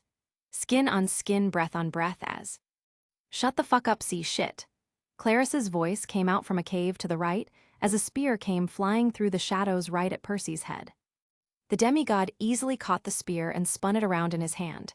He turned to Nina. "Found them." "Damn, Percy, you should be a smut writer," Grover commented, as the two friends shared a laugh while Annabeth shook her head in amusement and Nina blushed a deep shade of red. The group of questers quickly ran towards the cave the spear came out of and found Clarus and Michael there. Clarus was by Michael's side, holding a piece of cloth over a wound on Michael's shoulder. The cloth was covered with blood. Michael's skin was a pasty white. Percy looked at his health. Michael's HP, 10,1000. "Shit, this is bad," Percy said as he opened up his inventory and pulled out a medium-grade potion. He went to Michael's side and slowly lifted the boy's head up. "Michael? Michael, can you hear me?" The child of Apollo slowly opened his eyes. They were unfocused, but they turned towards Percy. "Percy, dude, is that you?" Percy nodded. "Yeah, it's me," as he uncorked the potion, pressing it up against Michael's lips. "Drink this up, man." Michael slowly drank the potions. His lips were parched beyond belief. His throat could only take a little of the potion at a time. But slowly, the color returned to his face. "His wound stopped bleeding," Clarus exclaimed as she took off the piece of cloth she was holding. Percy nodded. "Yeah, but he's not out of the woods yet," he said as he used blood control to take out a tiny amount of his own blood and used it to create runes around Michael's injured shoulder. The potion had restored 75% of his health. Normally that would be enough, but Percy wasn't going to risk his friend's life. Percy poured out 250 of his own HP, along with 200 MP, to full restore Michael to his full health. Capitulo 239. Michael's eyes slowly readjusted as he blinked away the pain. He looked up, "Thanks, Percy." The demigod of the sea smiled. "No problem, man. Just don't kill yourself anytime soon, okay?" Michael smiled, "Okay." "Now that that's done," Clara said as she got up and grabbed her spear that Percy laid down on the side. Electricity poured through the tip as she pointed it at Percy. "It's time for payback, asshole." Percy took a big gulp.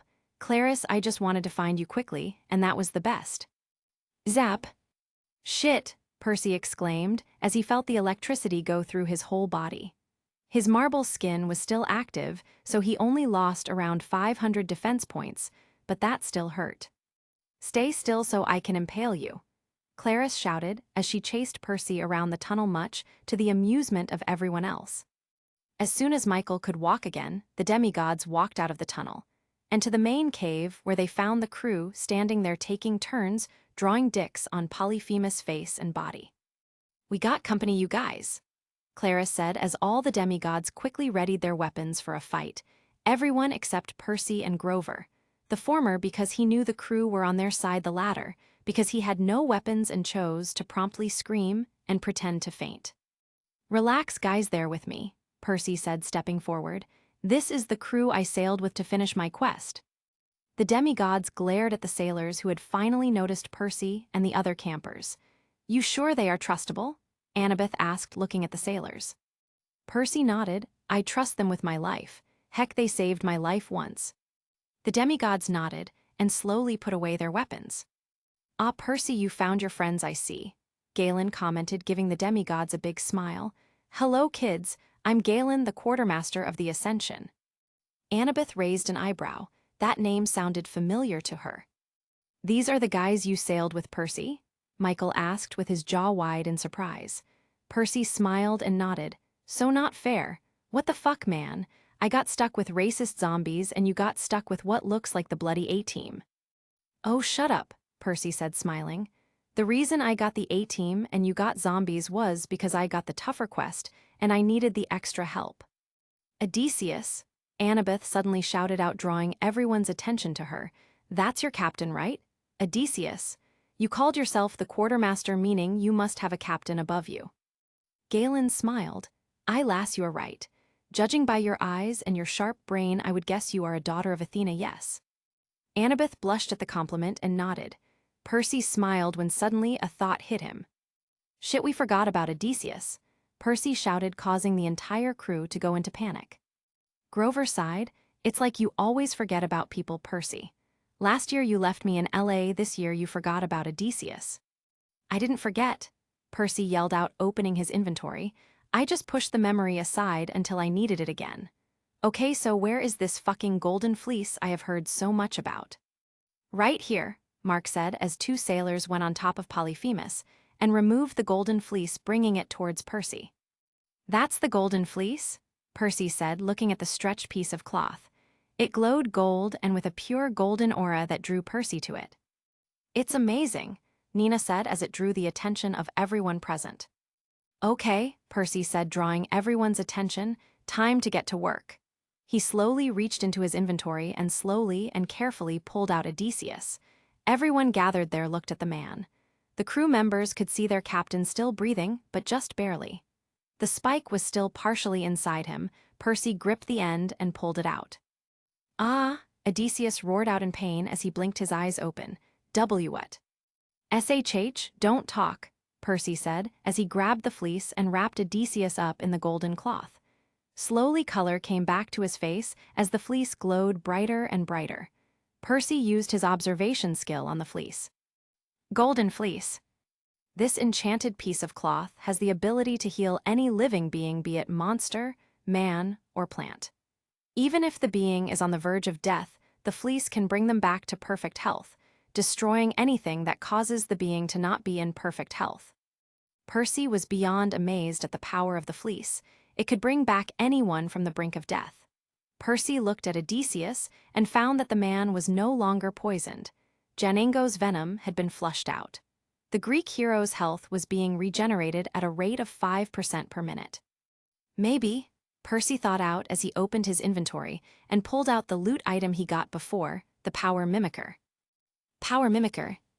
It has the ability to copy a certain skill possessed from any being or object and give the user the same ability. Note, this will only grant the skill, not the proficiency of the skill, meaning all skills gained through this object will start at 1. Well, it does say skill from objects as well, Percy thought out. Percy, what is that? Michael asked, pointing to the small golden ball. Just an experiment, Percy replied, as he pressed the small walnut-sized object up against the golden fleece. The ball glowed brighter and then... Ping! The power of healing has been granted to the power mimicker. Are you sure this is what you want? Yes, no. Percy pressed yes without hesitation, and the small golden ball disappeared into dust, which then floated over to Percy's body, fusing with him. Ping! You have gained a new skill. Healing LV1, 0%. Allows the user to heal any disease or ailments affecting himself or others. Limit 1 ailment per use. Cost 500 MP. Wow, Percy said, reading his new skill. It was stronger and better than the healing runes he always used, plus it was not that costly. Percy, what happened? What was that thing? Annabeth asked, worried. It's nothing, Percy waved it off, closing the skill box. The small ball was supposed to help in healing. I just wanted to use it on Odysseus. But it went into you. Percy nodded. Yeah, it kind of backfired there. Lie successful. Annabeth looked suspicious, but accepted the explanation. Percy, why exactly was Odysseus injured? Michael asked. Oh, it's kind of a long story.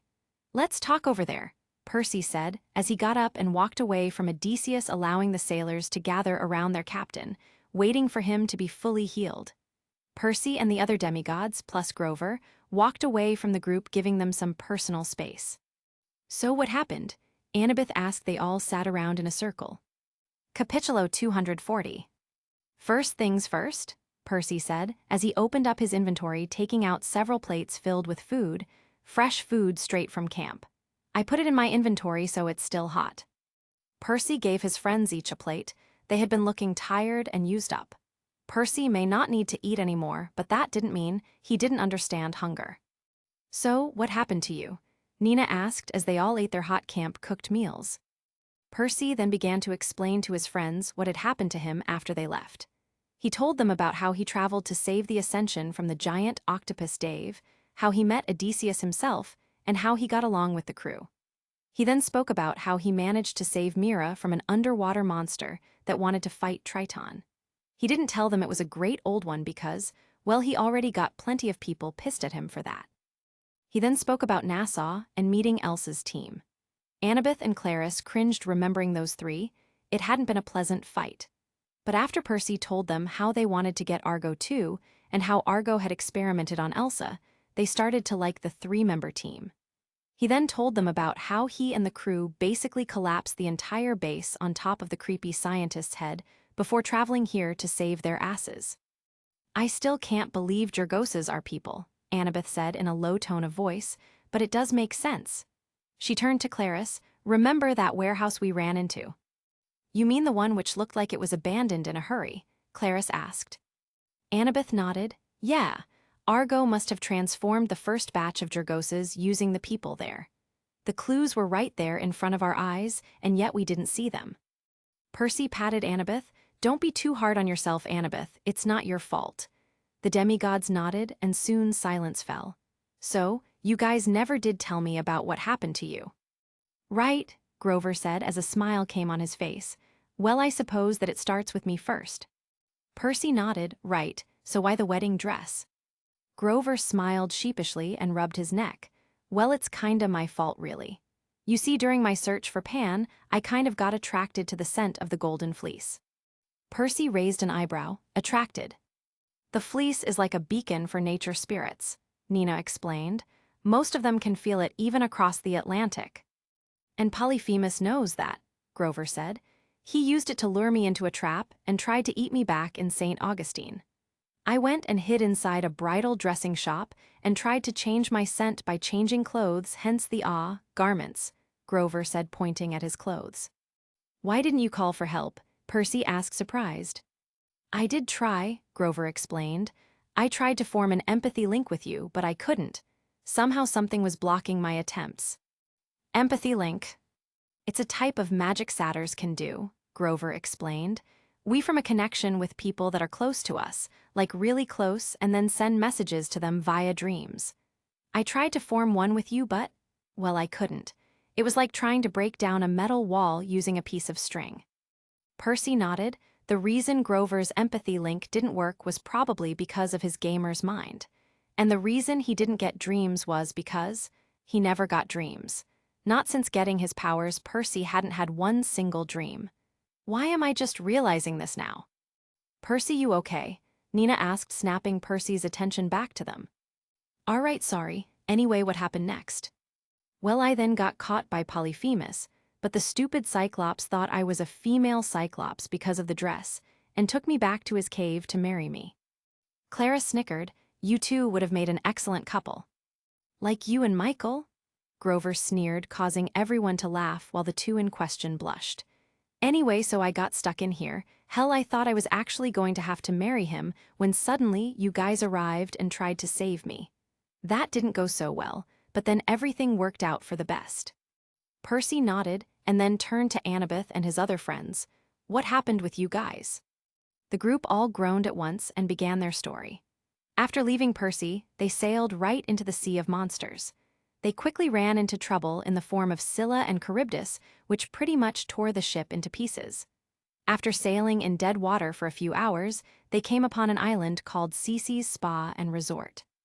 The questers were happy to get help, as the island was filled to the brim with beautiful women, something Michael liked a lot. The moment they landed, the girls were escorted to get a free makeover, while Michael was turned into a guinea pig by Circe. Circe, Odysseus yelled out, you all met Circe and lived. Annabeth shrugged, kind of yeah. Please tell me you broke her nose or something, Odysseus asked.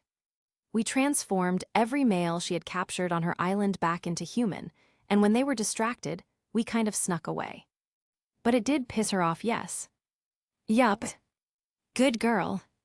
Percy smiled. He doesn't like her much. Annabeth nodded and continued on with her story.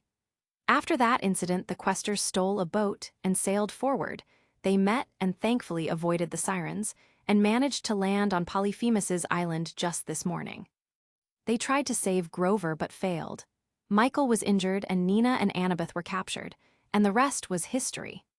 Percy sighed in relief. Sounds like you guys had one hell of an adventure. Everyone nodded. They looked tired but happy that it was finally over. They soon got up and walked over to Odysseus, who was also back on his feet. This certainly is one hell of a carpet rug, he said, giving the fleece to Percy. Thanks, kid, for saving my life. Percy smiled as he took the fleece and put into his inventory for safekeeping. Thanks, Odysseus. Oh, and I think I have something that belongs to you. Percy reached into his inventory and pulled out Yu's breath. He presented the blade to Odysseus, who smiled. My men told me you did amazing things with this blade, he said, touching the metal.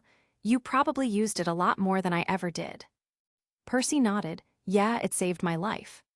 Odysseus smiled. You want it, don't you? Percy blushed but nodded slowly. Yeah, it's kind of awesome. Well then, Odysseus began, make your own. Percy blinked, huh. Odysseus snatched the blade and hugged it tightly. You think I'm going to give you my blade? Fuck that, it's my baby, my precious. Percy and the others blinked at the captain's behavior, as the sailors simply laughed it off. Don't mind him, Galen said, wiping his tears. He's always been fiercely possessive of that blade. In fact, when we met Tolkien, he got inspired by Odysseus' behavior with the blade and based a book around it. Smeagol, I think, or was it Gollum? I never was good at names. Percy chuckled. He could see how Odysseus could have inspired such a character. Wait, did he just kiss the handle? Okay, I am never touching that blade again. Soon everyone got ready, as they all made their way out of the cave. Hey Percy, what about the big spoilt brat? Michael said, pointing at Polyphemus. Percy sighed. I'll release him from his bonds after we leave the island. Let's go. The further I get away from this embarrassment of a son of Poseidon, the better. Capitulo 241. The demigods nodded. They really couldn't understand how that thing and Percy could ever be related. They made their way off the island. Percy again worked overtime in the forest to make sure no one died. and quickly they reached the beach. Percy snapped his fingers, causing the binding hands spell he used on Polyphemus to break. "I just released the Cyclops," he said. "You sure that was a good idea?" Michael asked. Percy shrugged. "I don't see why not." "Thieves." Percy gulped. "Maybe we should hurry up and leave." "I didn't know you guys came in 2 boats," Nina said as she looked at the sea. "Kind of Elsevier, don't you think?" "2, but there was only 1," Percy commented as he activated his 8 eyesight looking for the Ascension. It was easy to spot, and right behind it, there was another boat. The second boat was state-of-the-art and looked more stylish when compared to the Ascension. Percy focused and found that a name printed on the side, Princess Andromeda. "That's not ours," Galen said, narrowing his eyes. "It's not something I recognize at all." "It looks pretty cool, though," Percy commented, deactivating his eyes. He and the other were about to get onto their rowing boats when suddenly, "Warning, behind you." Percy immediately activated his super speed. He drew out Riptide in a flash and summoned a big ball of water from the sea before turning around to face the enemy. "Wow, Percy, what's with the fancy moves?" Grover asked, shocked.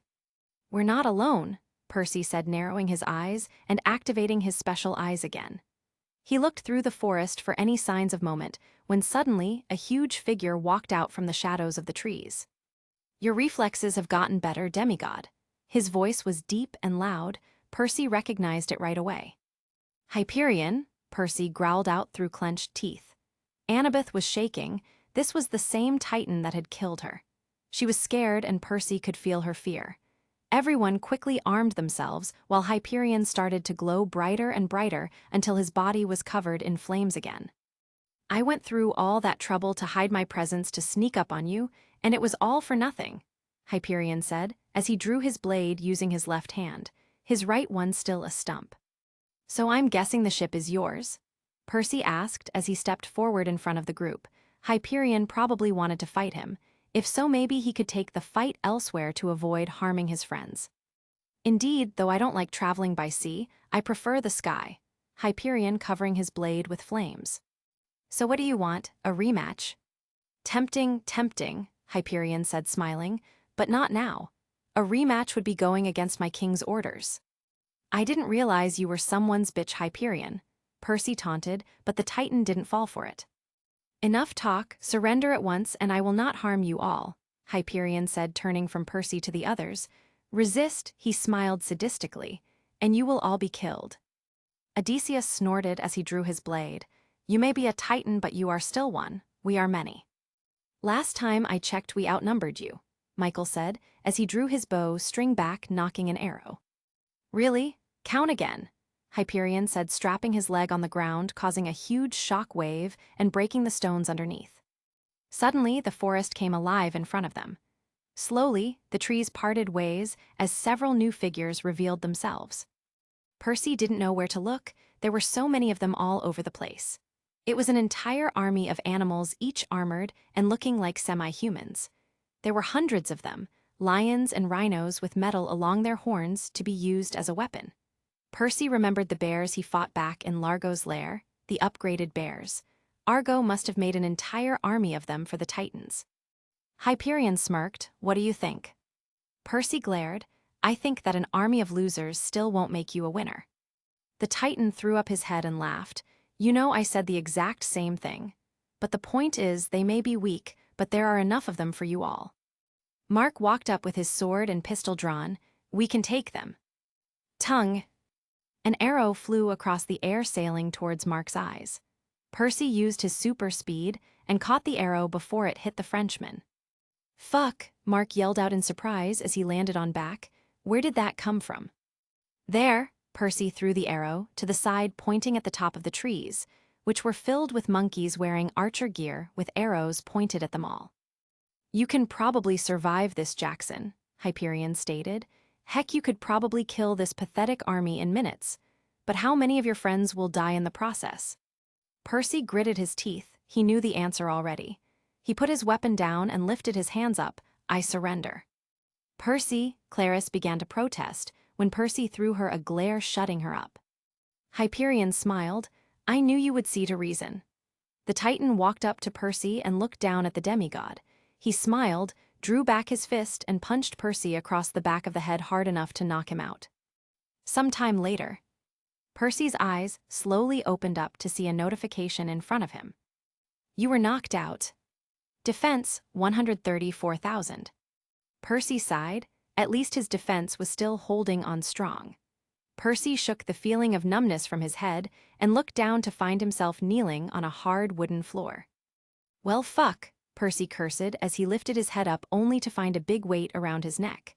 Percy looked down and saw a giant golden metal collar around his neck. There were 4 chains with one end on the collar and one end bolted to the ground. Percy's hands were locked behind his back with cuffs and his legs were strapped down to the ground. I'm liking this less and less by the minute, Percy muttered. Percy, you're awake, Percy heard Michael's voice from behind him. Michael, are you okay? Where are the others? Percy tried to turn but couldn't. He was facing a metal door, but the cell extended behind him as well. We're fine, Percy, Clara spoke out. We are all fine. Well, Grover is still knocked out. He kind of fainted when you were knocked out. After Hyperion knocked you out, he took us all prisoners, Percy heard Nina say. He handcuffed us up and threw us in here. However, you were special, so he put you into, well, that. Percy pulled on his chains as he tried to get up. Not only were the straps holding his legs down powerful, but so were the chains. Percy cursed under his breath. Shit, where is everyone else? The crew are being detained in their own boat with Odysseus locked in his quarters, Michael explained.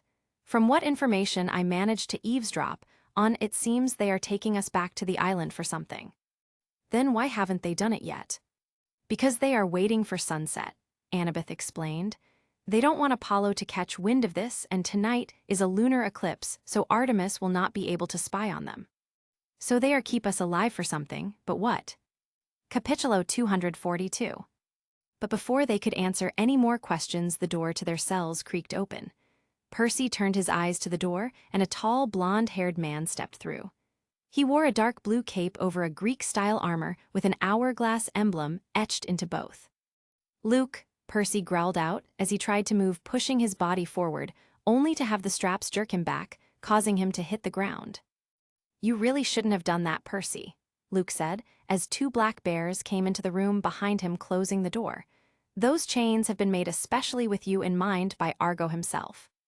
Yeah, well, that fucker is dead now, Percy said as he tried to control the moisture in the air to form a water blade to attack Luke, only to find that his mana was being blocked. Percy couldn't understand it. It was like something was there making sure he didn't have access to his powers, blocking his mana from leaving his body. I told you they are specially made for you, Luke said as he tapped on the metal collar. A mix of imperial gold and iron, very powerful.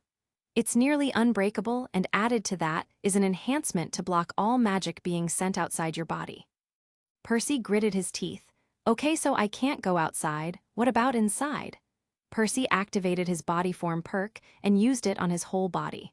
Percy's entire muscular structure started to bulge out as a glow of green surrounded him. Percy tried to break out of the cuffs using pure strength, but to no avail. I told you, unbreakable, Luke said as he turned his sights behind Percy. Hey, Annabeth, Clarice, Michael. Yo, traitor, Michael said with what Percy imagined a smile. Fancy seeing you here. Luke, why are you still with them? Annabeth asked in a pleading tone. You're fighting a battle nobody wants. I know, Annabeth, Luke said, lowering his eyes in regret. I know. But I have made my choice. I want vengeance beyond anything else. You really haven't changed, have you? Percy said in a harsh tone, always going on about yourself. Tell me, Luke, who is it? Who is the spy you have working inside our camp? Luke turned away from the others and looked at Percy. If I tell you, their life will be in danger. Considering they are the reason the entire camp is in danger, I think people won't be in a forgiving mood. Luke bent down in front of Percy. I didn't come here to talk, Percy, I caw. Didn't come here to talk? Please, that's all you care for. You know who you sound like, Hermes. Gods that God could. Slap. Luke slapped Percy across the face, cutting him off. Don't you dare compare me to him. I am nothing like him. Percy smiled despite the red mark on his cheek. Sure you're not. I didn't come here for this, Luke snapped, looking serious. I came here to get the golden fleece. Well, go ahead. I think that half-brother of mine still uses it as a loincloth. We know you have it, Percy. Luke narrowed his eyes at the boy. And we know you are keeping it in your pocket dimension. Percy smiled. Well, let's say I do have it, not that I do. Why would I ever give it to you? Luke stood up and drew a celestial bronze blade. Simple. For every hour you don't give me the fleece, I will kill one of your friends. They were your friends too, Luke, Percy said with narrowed eyes. I know you. You don't kill demigods. You would never do that. Luke narrowed his eyes. True, but I have my orders. Percy growled. You are the worst type of creature in this world, Luke. A traitor to your own kind and family. So who's it going to be first, Percy? Luke continued, ignoring the threat. Annabeth? Michael? Or how about the blonde daughter of the ugly god? Luke, you don't want to do this. Nina, was it? Pretty name for such a pretty face, Luke said as he took a step forward. Percy could hear the ring of the blade as Luke slowly lifted it up into the air. He stopped, the blade was raised even higher.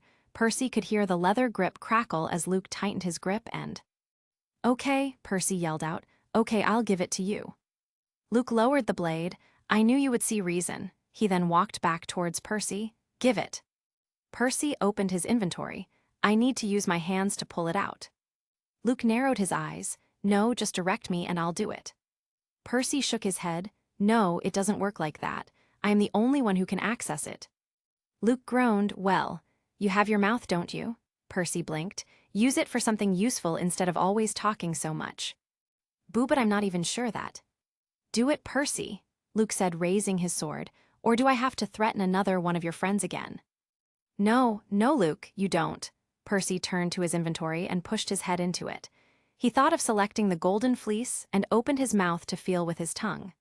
Suddenly, it touched something warm and fluffy. Percy reached deeper inside and caught the object around his teeth and pulled, removing the fleece out of his inventory. Luke reached down and pulled the fleece out of Percy's mouth. Good doggy. You're not going to get away with this, Luke. Michael shouted out as Luke promptly ignored him, turning towards one of his guards.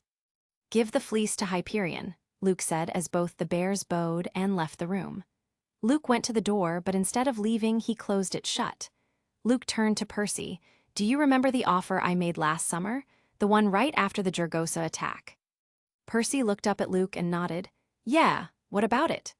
Percy remembered the small crescent moon device Luke had slipped into his pocket to try and convince Percy he wanted to help him and camp again.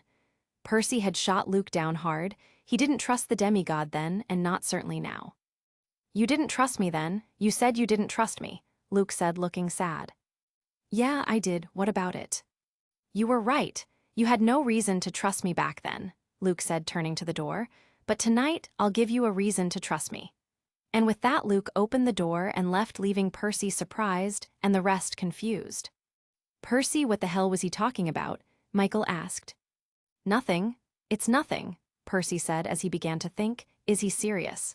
Does he really want to be on our side by betraying them? Why did act like that before? He freaking threatened to kill Nina. Maybe he was putting on a show. Those bears. He wanted to make sure no one suspects him. Maybe he is on our side. Percy, Annabeth called, drawing Percy out of his thoughts. What did Luke mean by that? Percy sighed. H-e-h-e. Sigh, why is it always me? Last year, right after our first meeting with those Jergosas, Luke messaged me and told me that he wanted to become a spy for us against the Titans. And what did you say? Nina asked. Percy sighed. No, I said no. What? Clarice shouted. And you're telling us this now? Because back then you guys would have shut down the idea too, Percy said. Or have you forgotten it was because of him you nearly died and Annabeth nearly became lunch? Capitulo 243. Clarice growled but didn't speak. Percy, we could have helped Luke. We could have gotten him out of danger and back with us, Annabeth said, causing Percy to feel guilty. I know Annabeth, but I didn't trust him. Tell me, would any of you? No one answered, no one. Silence reigned on for a few moments before Annabeth spoke up again. It wasn't your decision to make Percy. Yes, it was. He came to me, not you. So it was my choice to make. You should have told us, Percy. Okay, fine. Tell me, what would you have done, huh? Tell me, what would you have said to him? That's not the point, Annabeth yelled. The point is that you didn't trust us. You didn't think we deserved to know. You know what, maybe we should talk about this later when we aren't prisoners, Michael said. Percy clicked his teeth but remained silent, as did Annabeth. They didn't speak to each other, no one did. Why don't they get it? It's not my fault, Percy told himself. How the hell was I supposed to trust Luke after the shit he pulled? Percy shook his head clear of such thoughts, a problem for a later time. Right now, he needed to find a way out of here. Percy cleared his mind and thought back to the file that contained all the information Argo had collected on him. If what Luke had told him was true, that mean Argo built these chains based upon the information he had on Percy back then. So the only way Percy could escape is by using something Argo didn't know about. Ice control? No, I can't throw out any type of mana. Something in my inventory? No, nothing useful. But just then it hit him, he didn't know about my gem. Argo didn't know about the crystal in Percy's forehead. When he made this, though Percy used the gauntlet. Percy poured his mana into the gem in his forehead. He could feel the crystal activate. Percy summoned Marcia as smoke poured out of the crystal, taking shape of the giant wolf in front of Percy. Marcia looked down and smiled. Oh, this must be a dream. You kneeling before me like that, oh God, thank you. Percy sighed. Great, this just got more embarrassing. Percy, how did you do that? Michael asked, surprised. I got a new upgrade to my crystal that Argo didn't know about. Percy looked at Marcia. Can you get these things off of me? The wolf looked at the chains and then to the cuffs and shook her head. No, it's made out of imperial gold. I don't think I can. Why don't you try and summon one of your other monsters? Clara suggested. Like that big red one with super strength. Percy sighed. I can't, I left him at camp to protect it. And I doubt the Goblin King of the Damned Night could as well, seeing as they are just at average strength, Marcia explained before turning to the other demigods. But I can break their cuffs. Percy nodded. Okay, do it. No way, Nina said, stopping Percy mid-sentence. Like hell, we are just going to leave you here by yourself. Yeah, ain't gonna leave you, Percy, Michael said in a reassuring voice. We'll find a way to get out of this together. Guys, there is no time, Percy snapped. Marcia, do it. The wolf nodded and went towards the demigods. Percy, this is no time to play the martyr, Clarice shouted out as Marcia broke Nina's cuffs open. I'm not playing the martyr, Clarice, Percy said as another pair of cuffs broke. You guys need to get out of here. Get on board the Ascension and free Odysseus and his crew. The Titans are planning something big, you guys heard it yourselves. You need to try and stop it. Annabeth walked in front of Percy, glaring at him. Are you sure you're okay with this? Percy nodded. If what Luke said is true, then he wants to help me escape anyway. I'll be fine. Oh, so now you're going to trust Luke. I don't exactly have a choice, do I? Guys, stop fighting, Michael shouted as he and the rest of them walked in front of Percy along with Marcia. He's right, Percy said, looking at Annabeth. We can settle this later. Percy closed his eyes and focused on the gem, summoning Timmy and Craig. The two appeared in front of Percy next to the demigod and bowed. Master. Okay, you two listen. You both and Marcia get these guys out of here and onto the Ascension. Listen to what they tell you, do your best to be a pain in the ass for the Titans. The three servants nodded. Marcia walked forward and licked Percy's face. I'll make sure they come back for you, Percy. Percy smiled. I know you will. By the way, Timmy, I want you to carry Grover out, Percy said, pointing to the unconscious satyr. The Goblin King nodded and picked up Grover, swinging him over his shoulder. Got it, boss. Percy nodded. Now go, all of you. The wolf turned around and sent a blast of darkness at the jail door, breaking it open. Timmy and Craig walked out first, followed by the demigods, with Marcia being the last one out. Percy couldn't see what was going on, but he could hear several people shouting out. From what he could hear, it seemed like the group were spotted pretty quickly. Percy looked at the view from outside the cell and saw the sea. He realized he still must be in the Princess Andromeda.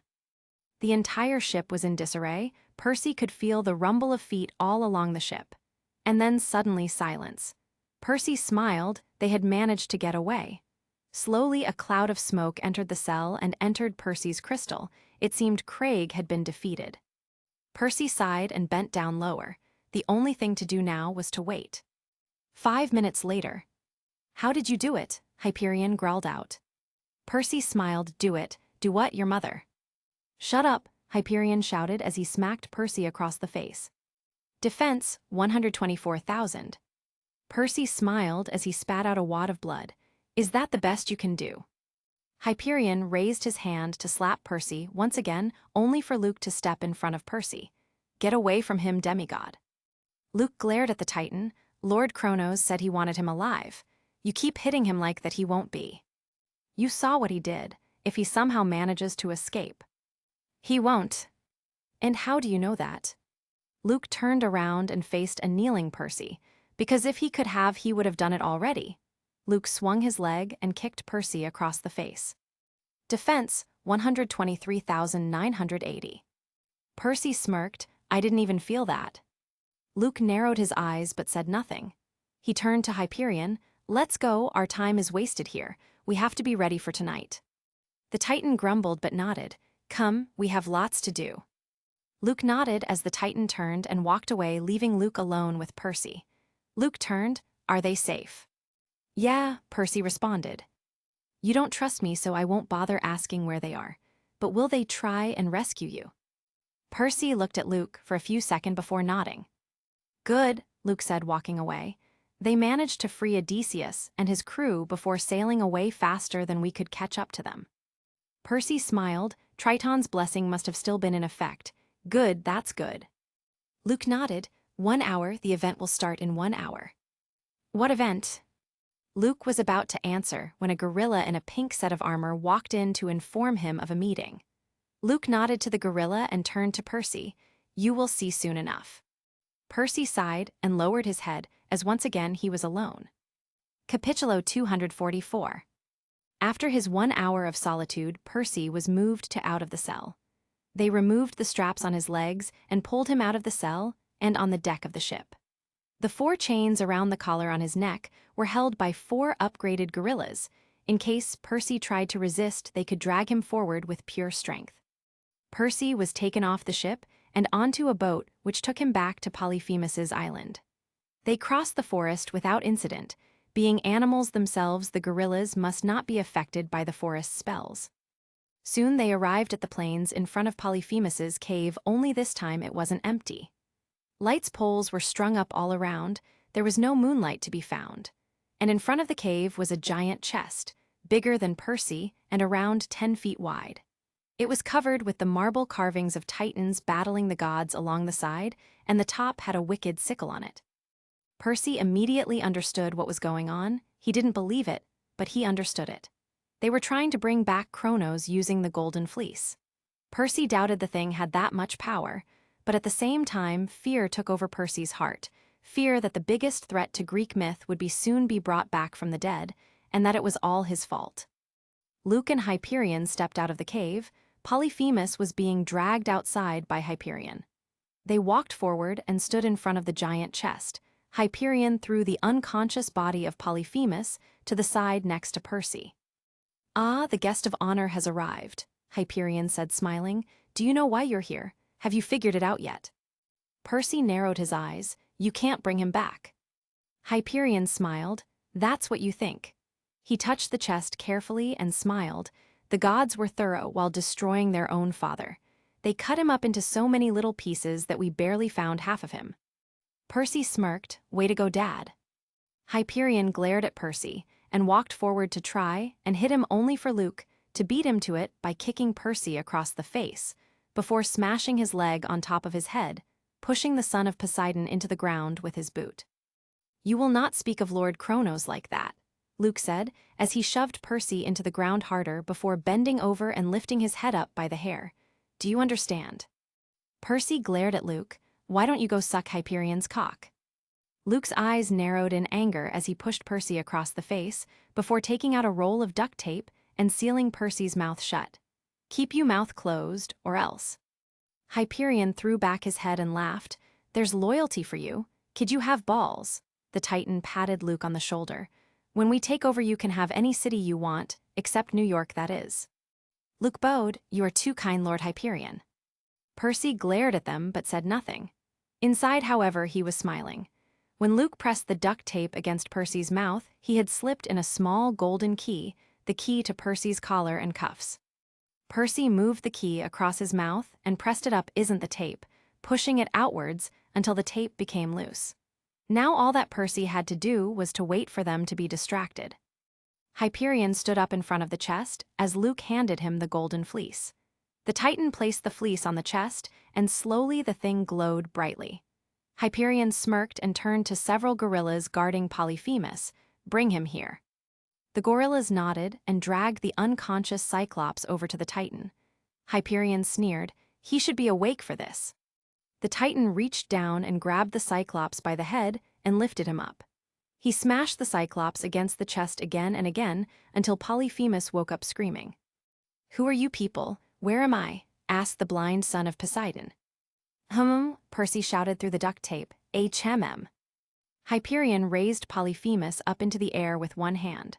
Luke slowly slid the chest's top to the side, and Hyperion lowered the Cyclops over the chest.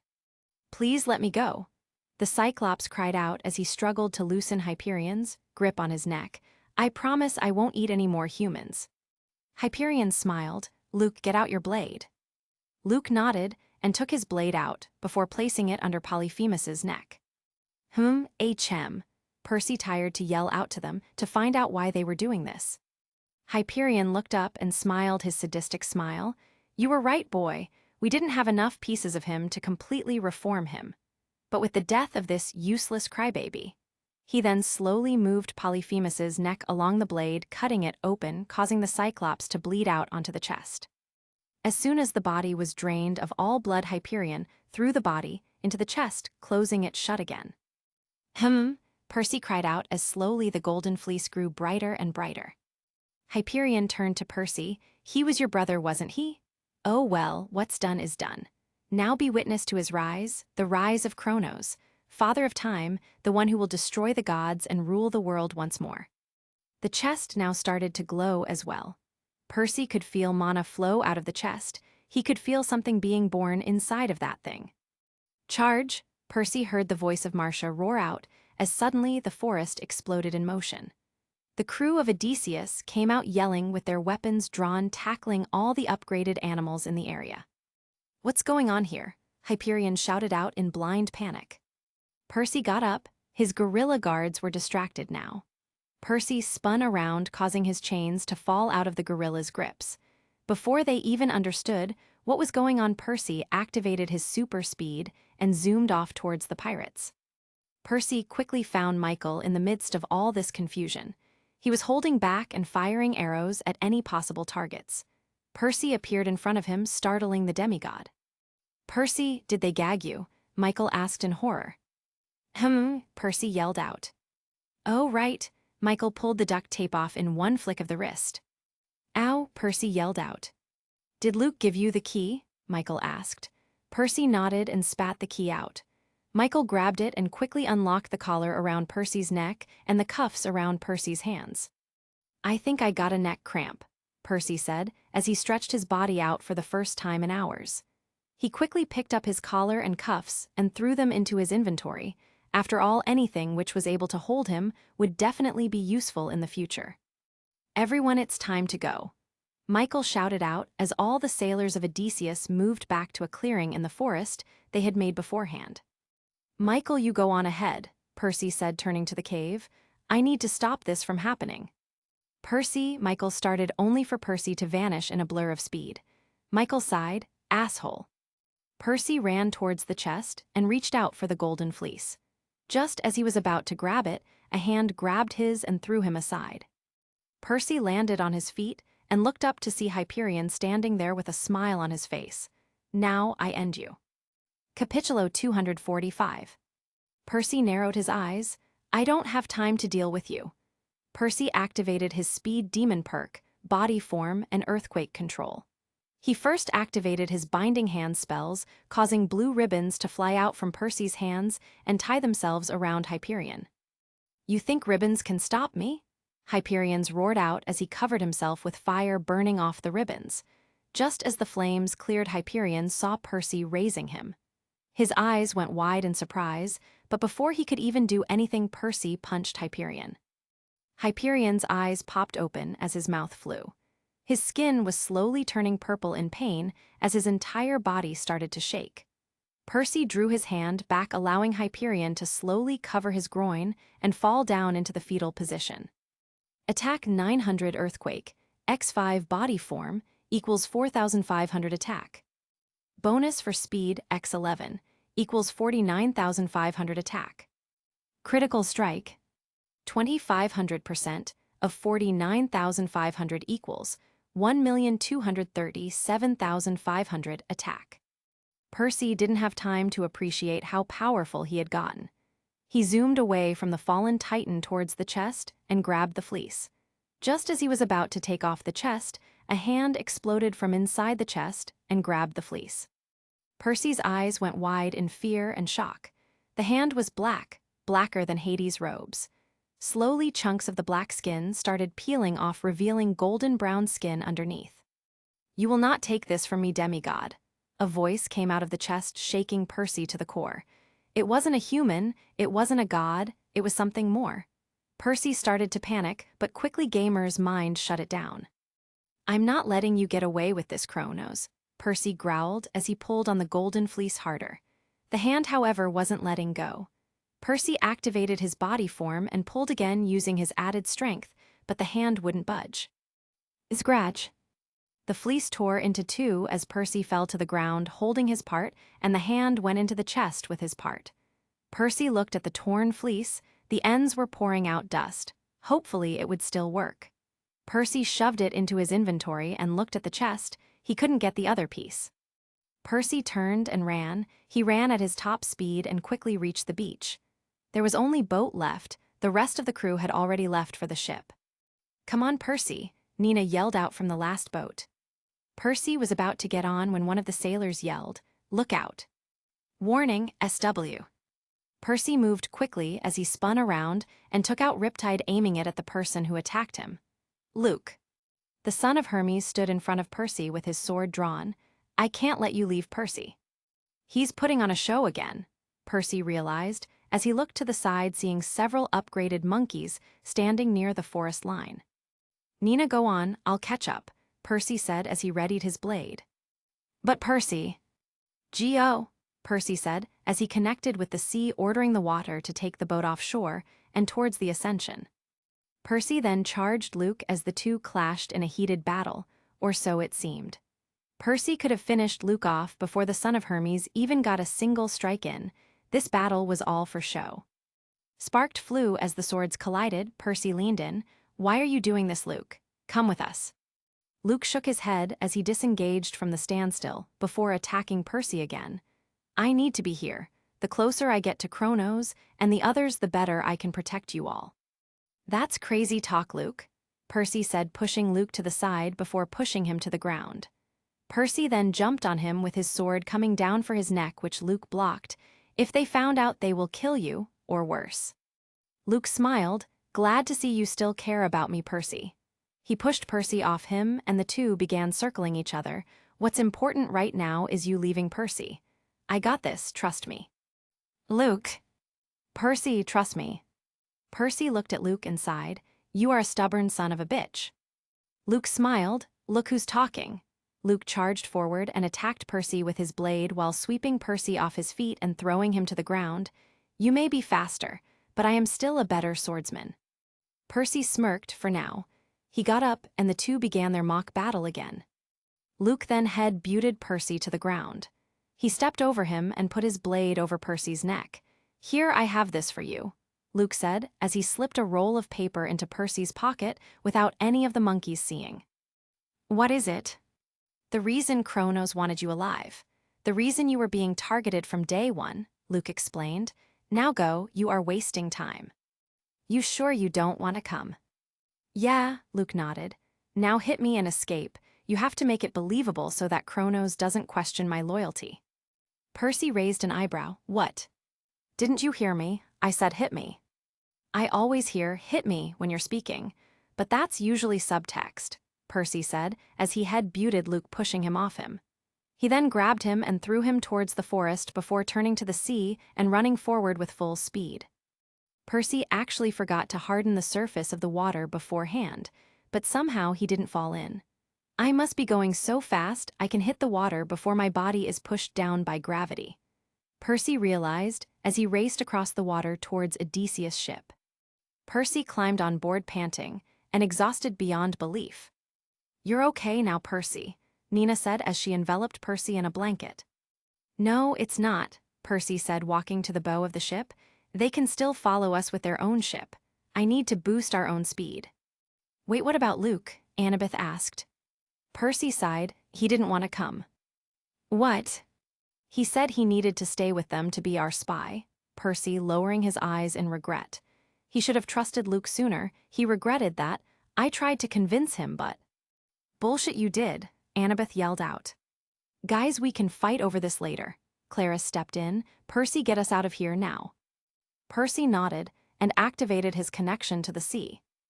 "You have accessed the power of the sea. You may now control it to varying degrees and also may control vessels or any other items on the sea with great precision." Percy raised his hands up, as suddenly the ship was jerked forward, heading straight for Miami. On the island, Luke walked back to the chest area with his head still ringing. Damn, Percy has a hard head. As he walked out of the forest and towards the chest, he realized something had changed. Hyperion was on his knees bowing. Luke turned to the chest and saw a figure standing on it. The being was big, bigger than Hyperion. It stood nude in the cold night. The winds didn't affect him at all. He had the body of the perfect man with muscles bulging out and a long flowing beard. His eyes glowed gold like the golden fleece that was now tied around his shoulders. The only thing that shattered the image of perfection the being was projecting was his giant gray right arm and left gray leg. Luke could feel his power all the way from the edge of the forest. Luke's stomach churned. He got a severe case of déjà vu, like he had been in this situation before. Capítulo 246. The prodigal son returns, the being spoke, and instantly Luke knew who it was. It was the same voice who haunted his dreams, the same one that had started all of this. Luke walked forward and stopped next to Hyperion before kneeling down. "Lord Kronos, it is an honor seeing you reformed and well." "I am not reformed," the being spoke out as he looked at his hands. "Nearly half of this body is mine, the other is part of that wretched Cyclops," he said, looking at his deformed right hand and left leg. "My lord, it is so good to see you after all these years." Hyperion looked up with a smile on his face. Kronos narrowed his eyes. "Yes, it has been so long, and yet you never looked for me, did you, brother?" Hyperion stammered. My lord, that is not true. I was the one who found your body parts in Tartarus." Hyperion stopped mid-sentence as he started to choke on his own words. Kronos glared at the Titan. "You dare speak to me in this manner? Do you think I am weak because I have only just reformed?" "No, my lord, I would never." Kronos waved his hand over Hyperion, cutting the Titan off. Suddenly, screams of pain erupted from the Titan as he fell down to the ground in pain. Kronos huffed. "The only reason you even searched for me is because Luke told you I was alive. If he had not, I doubt you would have even tried." Luke remained silent as Hyperion whimpered in pain. Kronos turned to Luke. "You went to stop Jackson. I assume you failed." Luke bowed his head further. "I am sorry, my lord.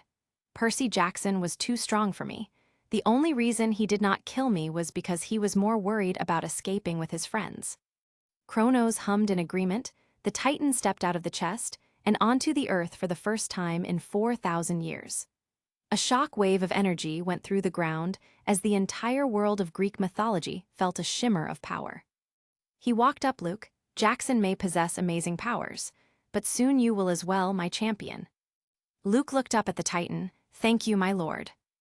With Percy, it took them all night, but eventually they made it to the port of Miami.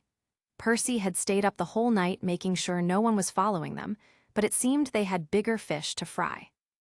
Last night, just as they had been sailing away, Percy felt something, and so did everyone else. It felt like a dark cloud had risen over the world. Something had changed, the rules had changed. Percy knew why it was, and so did everyone else. Kronos had risen. The boat quickly docked in a private port in Miami, away from the city and the eyes of the public. Galen had used the mist to confuse the owner into letting them use the port, and soon all the demigods were off. None of them looked like they had slept a wink last night. None except Percy, thanks Gamer's body. Percy turned to the crew. Thank you guys, all of you. I mean it. You helped me a lot on this quest, and I got you all into trouble on more than one occasion. Oh, shut up, you big idiot, Mark cried out with tears in his eyes. The crew laughed as Mark hugged Percy while shouting, You're the best little brother anyone could ever ask for. Percy smiled and finally broke the hug, turning to Galen. You owe me a rematch. Galen smirked. Anytime, kid. Also, don't forget to eat your vegetables every single day, or else you won't grow up to be strong like me. Percy chucked before turning to Odysseus. Captain, I need a favor. Odysseus nodded. Name it, kid. Luke, Percy began, you guys know he's a spy, right? The captain and the crew all nodded. Well, this goes without saying, but he's risking a lot to help us. If word got out that. Odysseus raised a hand, stopping Percy. Relax, kid, we know. We aren't stupid. We'll keep the kid's secret. After all, being a spy for the gods against Kronos, now that takes guts. The hero smiled at Percy. Plus you saved my life, kid, I owe you one. Percy smiled back. It's okay, you saved mine, I think we're even. Odyssey nodded. Either way, I think you earned this.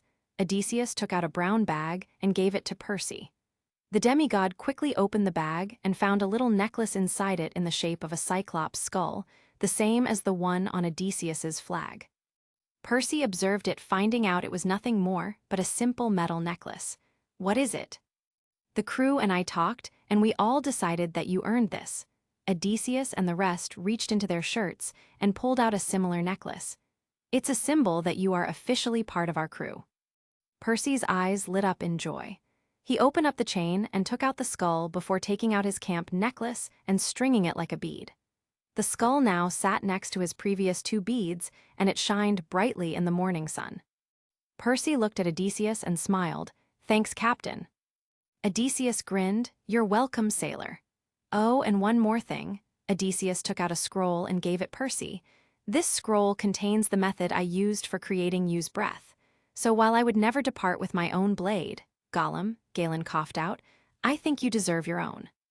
Percy looked at the scroll and his smile somehow grew wider. This is so cool.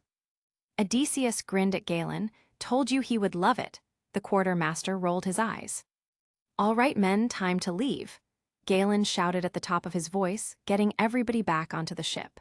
Odysseus stayed behind, giving Percy a pat on the head before leaving as well. The sailors all waved goodbye to Percy as the Ascension slowly went back to the sea.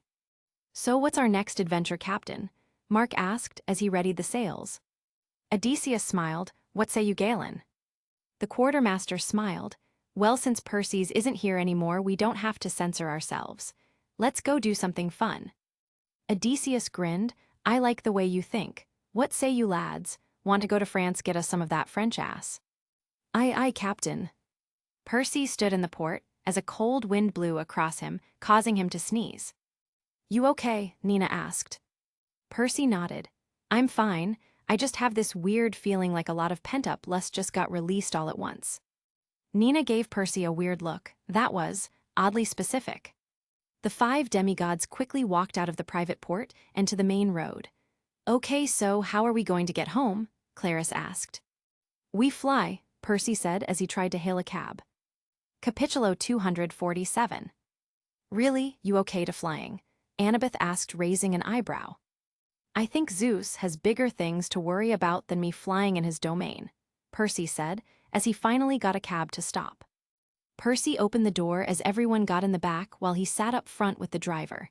Where to, kids? The driver asked. Percy looked at the man's name floating above him. To Miami Airport, Juan, and step on it. The man smiled. Sea Center. He then took off, heading back towards the city and then the airport. It took them around half an hour to get there. Miami Airport was strange. For Percy, a guy who basically lived in New York his whole life, the simple Miami Airport kind of startled him. They quickly paid the man and walked towards the counter to book their tickets. We need 5 tickets to New York, please, Percy said. The woman across the desk looked at them with a critically eye. And where exactly are your parents? Away, but look, that's not important. We really need a flight to New York, ma'am, Percy repeated, but the woman was having none of it. Now look here, young man, I cannot in good conscience just sell plane tickets to 5 teenagers. Hell, you might be trying to run away from home, and if I sell them to you, I would be accused of aiding a crime. We don't have time for this, Annabeth said, as she stepped up and snapped her finger, causing the mist to cloud the woman's eyes. Look, you don't see anything wrong with us. You want to sell us tickets and will treat us like regular passengers. The woman's gaze became unfocused. I don't see anything wrong with you. I want to sell you tickets, and I will treat you like regular passengers. There, Annabeth said as she moved back. I was going to do that, Percy commented before turning to the woman, who was now cheerfully smiling. Okay, so that's 5 for New York. Percy and the others nodded. Well, let's see here. Oh dear, looks like we might have a problem here. What now? Michael grumbled. You see, there are 2 planes going to New York today. The first is in 1 hour, but only has 1 available seat, while the second one is in 2 hours, but has 8 seats free. Percy turned to the others. What should we do? Annabeth started thinking before speaking. Clarice, the daughter of Ares, looked at her friend. You take the earlier flight and the fleece and get to camp as soon as you can. What? Clarice asked. Why me? Why not Percy? Because this is your quest, Percy said, as he opened up his inventory, taking out the fleece and giving it to Clarice. And remember the prophecy you received, Annabeth reminded, and fail without friends to fly home alone. It means that you were supposed to fly back alone without us. But what if we wait for the second flight? Wouldn't that be safer than just me going? Percy shook his head. That would be equivalent to challenging the prophecy, and believe me, you do not want to pick a fight with fate. If we do try to board the same flight, then something else will happen to make sure the prophecy comes true. Maybe the plane will crash, leaving you the only survivor, or maybe we all die suddenly by a struck of lightning before boarding, leaving you the only one alive. Clarice started to shake in fear. Great, Percy, I think you broke her, Nina said, as she wrapped her arms around Clarice, comforting her.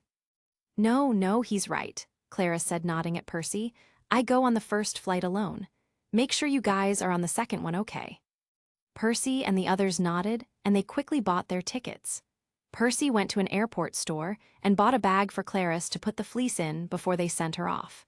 The remaining demigods then went to eat breakfast at the food court, and soon it was time for their flight. Since they didn't have any check-ins and only carry-ons, they got through security fast. Luckily, anything suspicious mortals might have seen them carrying was quickly covered up by the mist. Percy entered the plane and took his seat in the economy section with Nina to his left and Michael on his right. He strapped himself in and started taking deep breaths, calming his running heart. Nervous? Nina asked with a smile. Percy nodded. It's my first time flying. What? Michael asked. How can it be your first time? Percy shrugged. Never really flew before, that's all, plus you know, son of Poseidon and all. I think I just had a natural fear for flying. Michael raised an eyebrow. Didn't you always say you loved the feeling of running because the wind in your face made you feel like flying? Percy nodded. Yeah, but that was like flying. This is actual flying. Totally different. Soon the flight started as slowly it went towards the long runway. Percy gripped his seat tightly, tight enough to form a small crack in the handle, but luckily no one saw. The plane started moving faster and faster until suddenly Percy felt a lot of force push down on his body. Percy closed his eyes and waited for it to get worse, only nothing happened. Relax, Percy, that's it, Nina said. You can open your eyes now. Percy opened his eyes and sighed. That was kind of easy, actually. Heck, I think I could probably run faster than this plane. Michael nodded. Yeah, you probably might. So how do you feel? Percy smiled. Not bad, I could get used to this whole flying thing. Just then the plane hit turbulence. It was almost like a warning from Zeus not to get too comfortable, or not, should have kept my mouth closed. Maybe, commented Annabeth from the row behind them. Percy sighed and slowly sank back into his seat. Suddenly his ears started to pain. Ah, guys, my ears are. It's the extra pressure, Annabeth said. Don't worry, you'll get used to it. Thanks, Annabeth, Percy said, only for the girl to ignore him. Percy sighed. She was still angry he hadn't told her about Luke. Percy didn't know what to do. He felt so bad. He should have trusted Luke before. But at the same time, he knew he didn't do anything wrong. It's not his fault that back then Luke had acted in such a manner that Percy didn't feel like trusting him. The demigod sighed again, his mind slowly drifted back to his first quest. Everything was simpler back then, he only had to worry about one thing, saving his mom. Percy laughed, remembering the good times he spent with Luke and Grover. He made so many mistakes back then, he used to be so quick to anger. Sure, he wasn't any better now, but at least he learnt from his mistakes. Like last time when he forgot Grover, boy was that a mistake he never wanted to repeat again. Hell, Grover was pissed for weeks. Wait. Percy's eyes shot open. Grover. Odysseus' ship. Grover walked out of the sailor's quarters rubbing his eyes.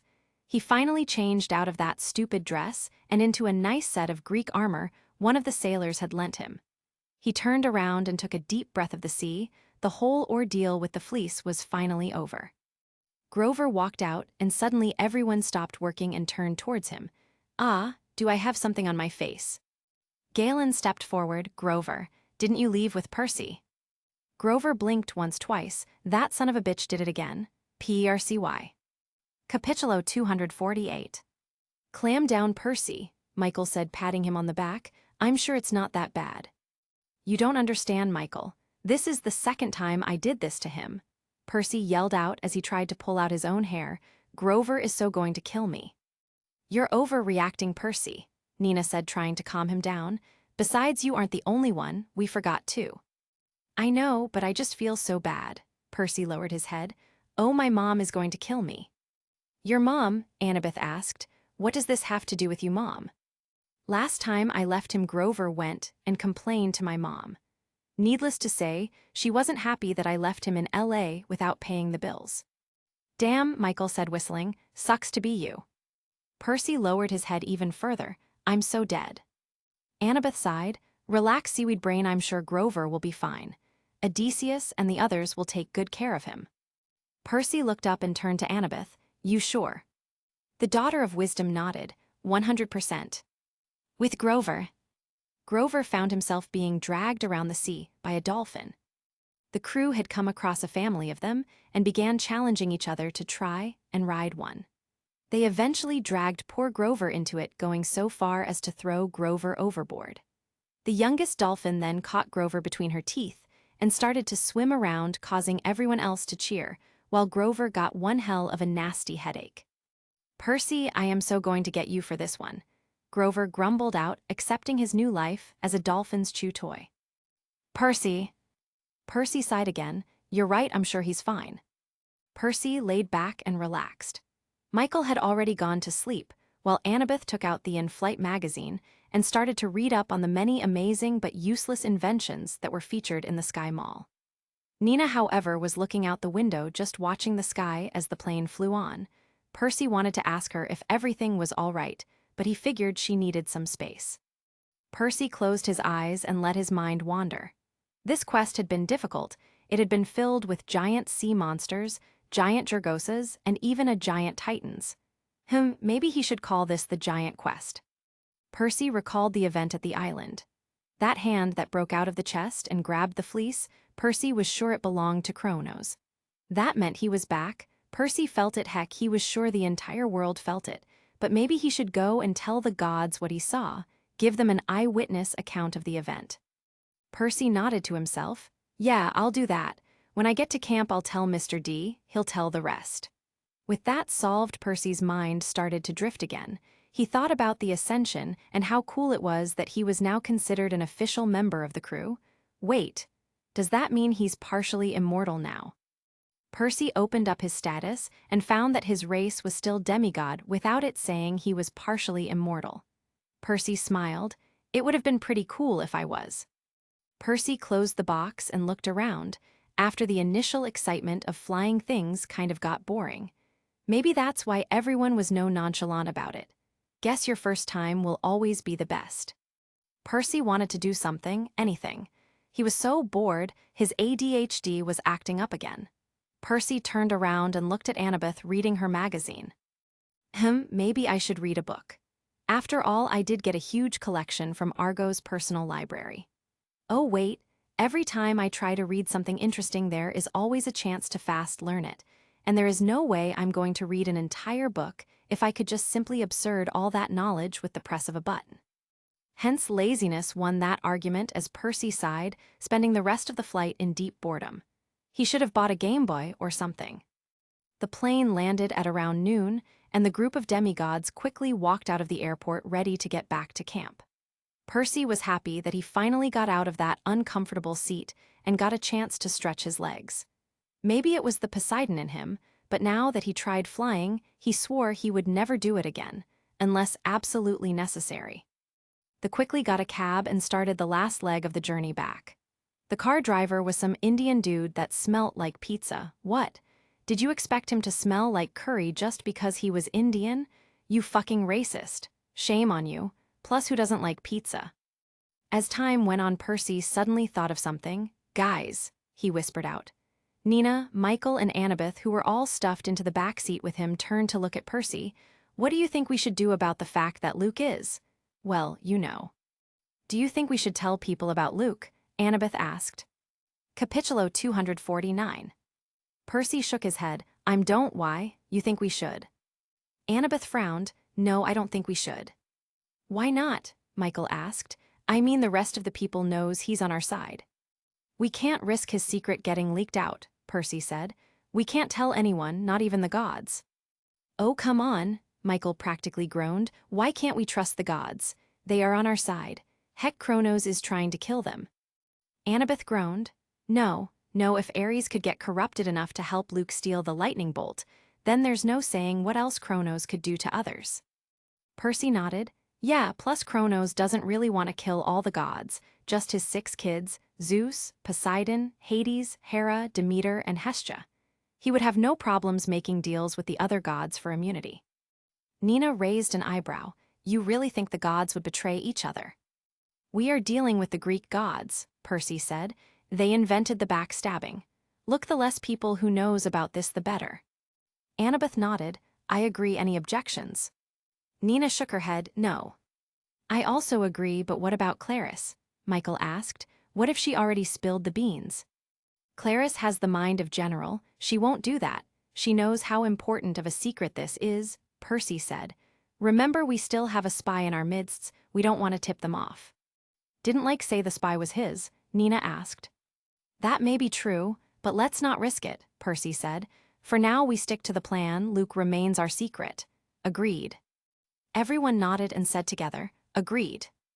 Annabeth smiled and turned to Percy. See, Percy, this is called trusting others. Percy frowned. He knew she meant the fact that he kept Luke wanting to be a spy for them a secret from them. Percy sighed. I really don't want to talk about this right now, Annabeth. The daughter of Athena sighed and turned away as an awkward feeling settled down amongst them. No one talked, not even Michael, and soon the cab ride was over as they reached the entrance to camp. Percy paid the man, and the rest quickly walked up the hill and into the forest. Just as they entered the trees, 2 blurs moved towards them. Michael, Nina, and Annabeth reached for weapons, but Percy just stood there and smiled. Zed and Alecto appeared in front of them and bowed to Percy. Master, they said together. How's camp? Did you guys run into any trouble? Alecto shook her head. No monsters even walked near this place since you left. I think after a few of them died at our hands trying to get in, they got the message. Percy smiled. Great, I think you 2 deserve a break. Good job, both you.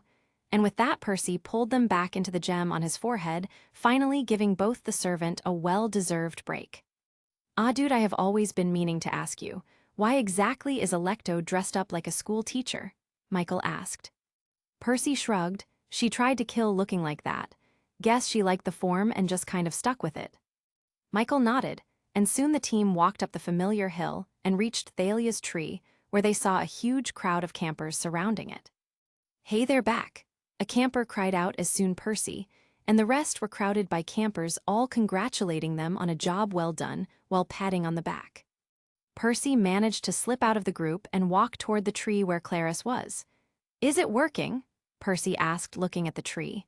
The elder snake venom was gone, and so was all signs of decay from the tree. I guess it's working.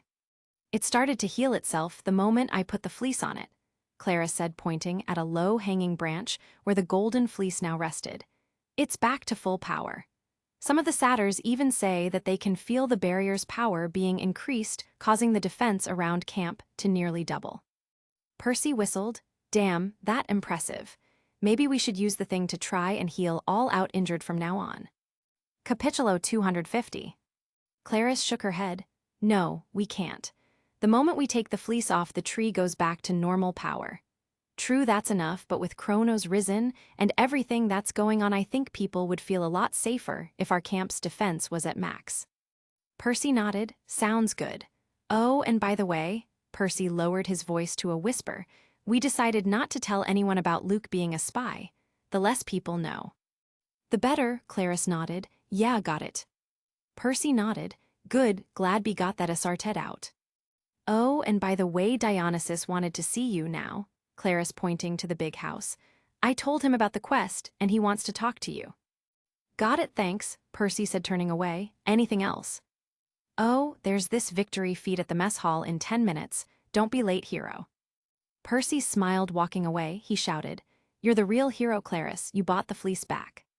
Shut it, seaweed brain, Clarice shouted back. Percy chuckled, but made his way to the big house. He didn't need to look inside for Mr. D, because the god was outside sitting on the porch. He was drinking a can of Diet Coke and reading a newspaper titled Olympus Daily. Mr. D, Percy announced himself as he took a seat on the chair opposite to the god. You wanted to see me. Dionysus lowered his newspaper and raised an eyebrow in confusion before it changed to recognition. Ah, Peter Johnson. I heard from Clara that you had a very interesting quest. She mentioned something very interesting, and I wanted you to tell your side of the story. Percy nodded as Mr. D went back to his newspaper. Well, I suppose it begins right after he got the fleece. We were just leaving the island when suddenly we were surrounded by the Titan army and they took us prisoners. They put us in chains and took the fleece, but luckily, the others managed to escape, leaving me behind. And why did they leave you behind? Mr. D asked, turning the page of the paper. My chains were too hard to break out of, so I told them to leave me. Later that night, I was brought back to island. Chronos's people were going to use the fleece on someone. I didn't know who until I saw a big chest on the island with a sickle on the top. MRD stopped reading. Continue. I tried to stop them, but they used the fleece to revive Chronos. A cold wind blew through the campgrounds. Suddenly, the others popped out and started attacking the army, distracting them enough for me to escape. I tried to grab the fleece, but a hand burst out of the chest and grabbed it instead. I pulled as hard as I could, but the hand didn't let go. The fleece ended up tearing in half. And you believe this hand to be Chronos? Mr. D asked in a skeptical voice. Percy knew the god was just trying to piss him off, but Percy noticed that the god was not even reading the paper. His head hadn't moved an inch since the conversation began. Though he looked like he was not paying attention, he was. Yeah, I do. I ran out of there as soon as I could and managed to escape with the others. As I was leaving, I could feel a pulse of power exploding out of the island. Chronos had risen. You know, I would be inclined to believe your story, except I find it hard to believe, the god said. Chronos was cut up into so many pieces and scattered across the world. Most were thrown into Tartarus, while some were hidden away by the gods themselves. So even if the Titans took the rest of eternity, they still wouldn't have found them all. Percy nodded. Yeah, that's true. I don't know who they got around that, but they did. All I know is that they used Polyphemus to do it. The god sighed. And how did they do that?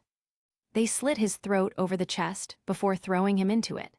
If I was to guess, they used the Cyclops' body to replace all the parts that Chronos didn't have. Silence fell over the two as the god remained silent for a long time. Percy didn't know why, but he hoped it was because Dionysus was finally taking him seriously. Do you have anyone to back up your story? Dionysius finally asked. Well, not really, no. Everyone else was busy running away when the hand popped out, but I am telling the truth. That explosion of power, that feeling, everyone felt that. I beat even you. Dionysus finally put down his paper and took of his reading glasses. So you are basing this claim on a feeling. Is he trying to piss me off? Percy grumbled to himself. Yeah, I am. If I go to Zeus with this, he will laugh at my face. You do know that we get threats about Chronos raising every other week, right? Percy grumbled. Look, I know what I saw. Fuck, if it wasn't Kronos they were trying to resurrect, then who? Dionysus shrugged. Another titan, a monster forgotten to time, we can't be sure that. I swear on the sticks that I saw Hyperion trying to resurrect, okay? Percy interrupted. A roar of thunder rang out signaling that the oath was accepted, and seeing as Percy was still alive, that meant he was telling the truth. You shouldn't have done that, Jackson. The oath of Styx's isn't a lie detector test. Dionysus stood up over Percy. It is a powerful and sacred oath made by people during times of importance. Well, this is a time of importance, Percy yelled back, standing up. Kronos had risen. You know it, I know, everyone knows it. Why the hell are you trying to pretend like it hasn't? I'm not trying to deny it, Jackson. I believe you. But we need to be sure. If we begin prepping for war only to find out there is nothing to fight, then we risk angering the other. Dionysus stopped mid-sentence, realizing he was about to say something that shouldn't be said. Other what? Percy asked. Look, it doesn't matter, Dionysus said, snapping his fingers, transforming into a Greek-style ones with a golden crown made out of vine creeper. I'm going to go to Olympus to report this. If Zeus doesn't believe you, then we might not even start preparing for war. Why wouldn't Zeus believe me? The god side, my father can be challenging to say the least when confronting hard choices. He will remain stubborn when it comes to matters of action until Kronos comes knocking on the doors of Olympus. Percy nodded. Okay, I guess that's better than nothing. Dionysus nodded and raised his fingers to snap and teleport away. Just then Percy spoke up. Wait, before you go, can you please ask Zeus to bring back Chiron? It's obvious he didn't poison the tree. Dionysus gave an amused smile. Why? Isn't Tantalus a good teacher? No, Percy replied flat out. He's fucking crazy and an asshole. Mr. D smiled. Well said. Fine, I'll ask Zeus about reinstating Chiron. I'll leave out the part where you called one of his sons crazy. The god snapped his fingers, vanishing in a flash of light. Capitulo 251. Percy blinked out the temporary blindness that the teleportation caused. I have got to learn how to do that. Percy walked to the mess hall, all the while wondering whether Zeus would take his warning seriously. Percy understood Dionysius's point. If they just started assembling their forces, every time someone said Kronos was raising, it would soon become the divine version of the boy who cried wolf. But with that being said, Percy would still consider Zeus an idiot if that man didn't at least try and search for the Titan. The mess hall was full like always, with everyone eating merely and smiling. Percy walked in. Everyone was sitting according to their cabins. Everyone had siblings to talk to, everyone except Percy. The lone son of Poseidon walked to lunch line and pilled up a huge amount of food. He put most of it in his inventory. It could once again prove to be useful. He sacrificed a small portion to his dad and then began to eat his meal alone. This was one of the camp traditions Percy hated. It just shoved the fact that though they were all called his family, in the end Percy was alone. He ate his meal in silence as everyone else talked and behaved merry. Michael and Marcus used to shout out jokes or tired to talk to Percy, but in the end they went back to their meals. After the food, Percy went outside only for Michael to call him. Percy, where are you going? Percy shrugged. I want to just go and take a nap. It's been a long day, I didn't get any sleep on the boat and well. Right, got it, Michael nodded. Me and the other guys are going to the beach for a swim, if you want to. Percy smiled. Thanks, Michael, I'll think about it. Michael nodded and the two went their separate ways. In all honesty, Percy had a lot on his plate right now. With Annabeth being pissed at him and his return to camp, things just seemed difficult to deal with. He needed some peace and quiet. Percy walked into the Poseidon cabin and found it just as he left it, minus the broken window from the time Artemis threw him through it. Percy opened up his inventory and took out his old clothes and threw it into the hamper for washing. He took off his armband of Cerberus, broken watch and several necklaces and put them on the side table. Percy then decided to take a quick shower. It had been 3 days since his last proper one. The only reason he didn't smell was because of all the times he swam in the ocean. Percy washed his head and quickly put on a set of boxers and an orange camp t-shirt before falling into bed exhausted. He didn't need sleep. Gamer's body and Gamer's mind took care of that problem, but Percy still liked to sleep, It was one of the few things he still did that made him feel normal again. You have slept in your own bed. HP and MP have been restored 100% each. All ailments and negative status effects have been cured. Percy groaned as he got up again. He looked at his broken watch and saw that he had slept for around 4 hours. It wasn't much, but it was something. Percy looked around. The last 3 days he always had something to do, something to say to someone, or just have fun. But now it was all over and Percy was frankly clueless on what he wanted to do. Percy shrugged. Might as well read some of what I and Elsa stole from Argo. Percy opened up his inventory and browsed through the book he got. He quickly took one out and... You have obtained the book containing the skill, Basic Botany. Would you like to learn? Yes, no. Percy pressed yes, and the book dissolved into nothing, filling Percy up with knowledge. Ping! Your skill for botany had leveled up. Science, LVX. A branch of knowledge that deals with the physical world. Botany, LV, 2 basic concepts of science dealing with flora. Percy was impressed. He honestly didn't care about plants, not his thing.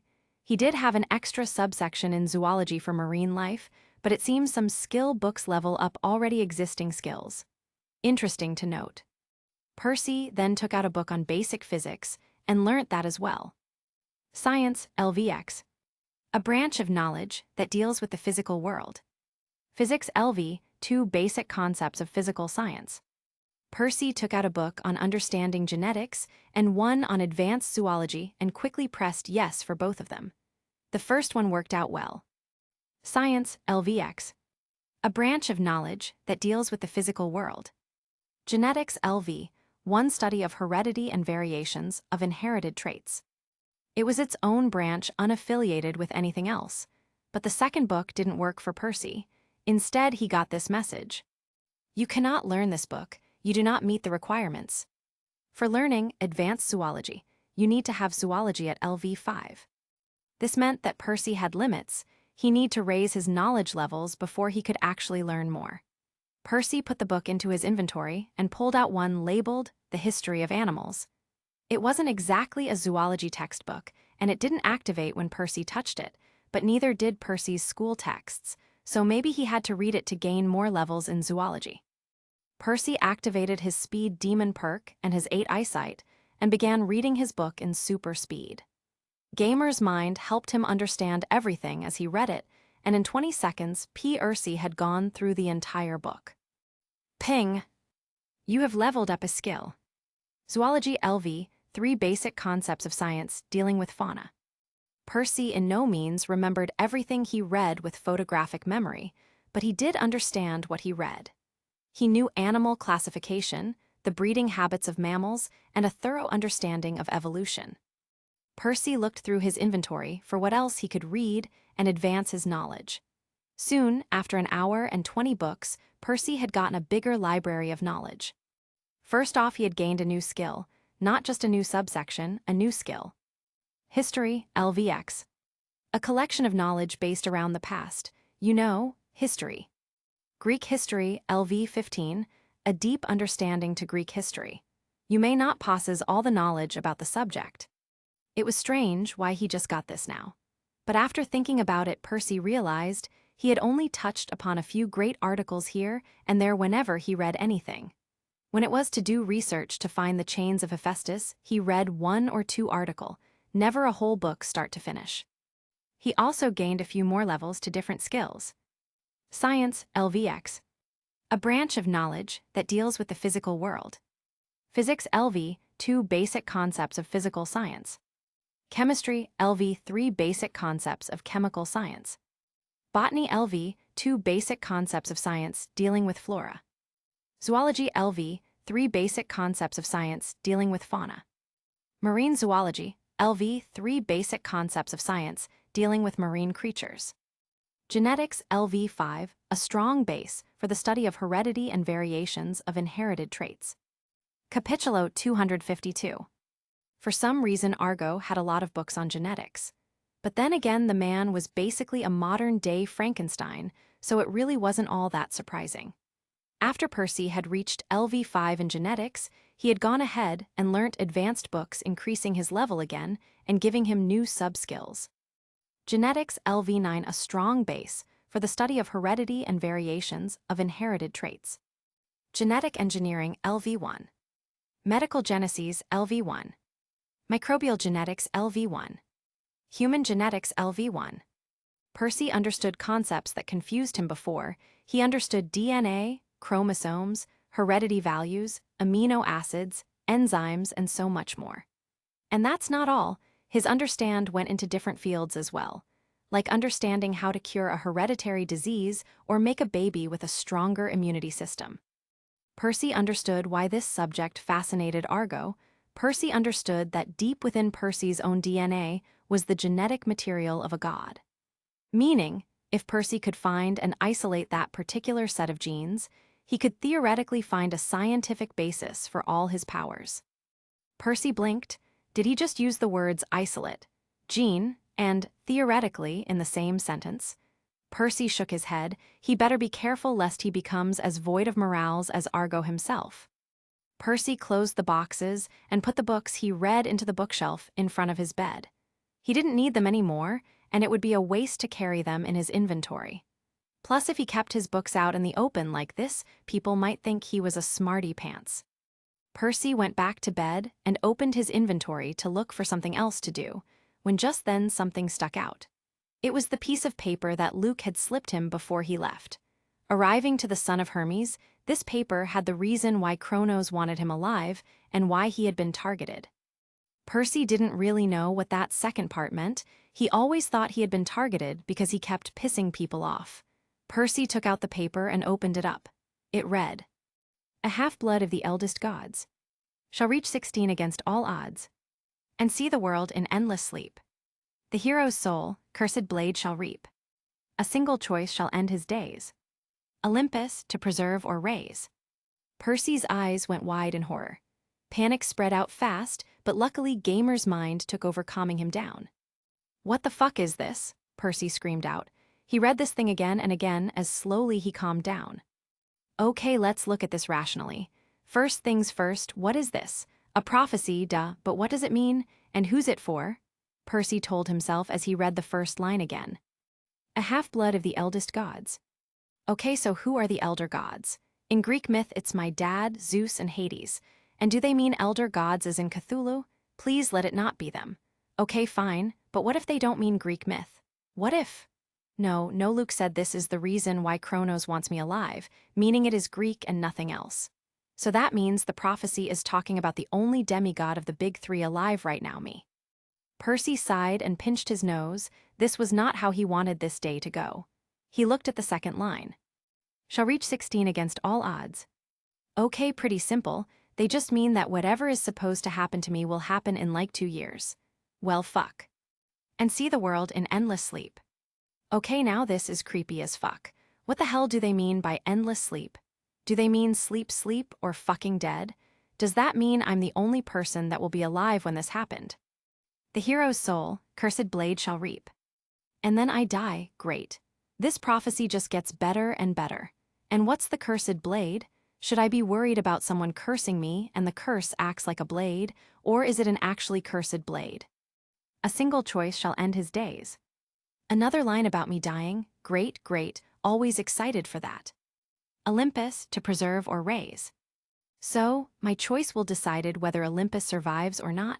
Shit, no wonder everyone wants me dead. This thing's literally just told me I have the power to destroy the gods. Percy closed the prophecy and began to think. His head was swimming with ideas and theories. There were so many things going on that Percy couldn't make heads or tail of it. Percy took a deep breath and calmed himself down. He started at the beginning. The first quest he ever got. Alecto was sent after him because Hades thought he had the bolt. He didn't. He then found out he was being targeted because he was the son of Poseidon and was a direct confrontation of the pact made by the big three. Dad told me they made that pact because they didn't want their children to influence the world too much. But what if it was also to stop this prophecy from happening? Capitulo 253. It all made sense now. People wanted him dead because he was a linchpin. He was the deciding power in all of this. Percy was born to be the one to destroy or save Olympus. Kronos wanted him on his side so that he could control the prophecy. The gods want him because, well, they didn't want to die. I'm their weapon, he realized. They are raising me as a weapon. And after that I'm going to die, Percy thought, remembering the line about his death again. Seriously, why were there 2 lines talking about his death? Wasn't one enough? Percy looked at the note again and checked whether there was anything else to read. He turned the paper and found on the back a small note made by Luke. Don't panic. To late Dubmas. Ask Chiron or Annabeth.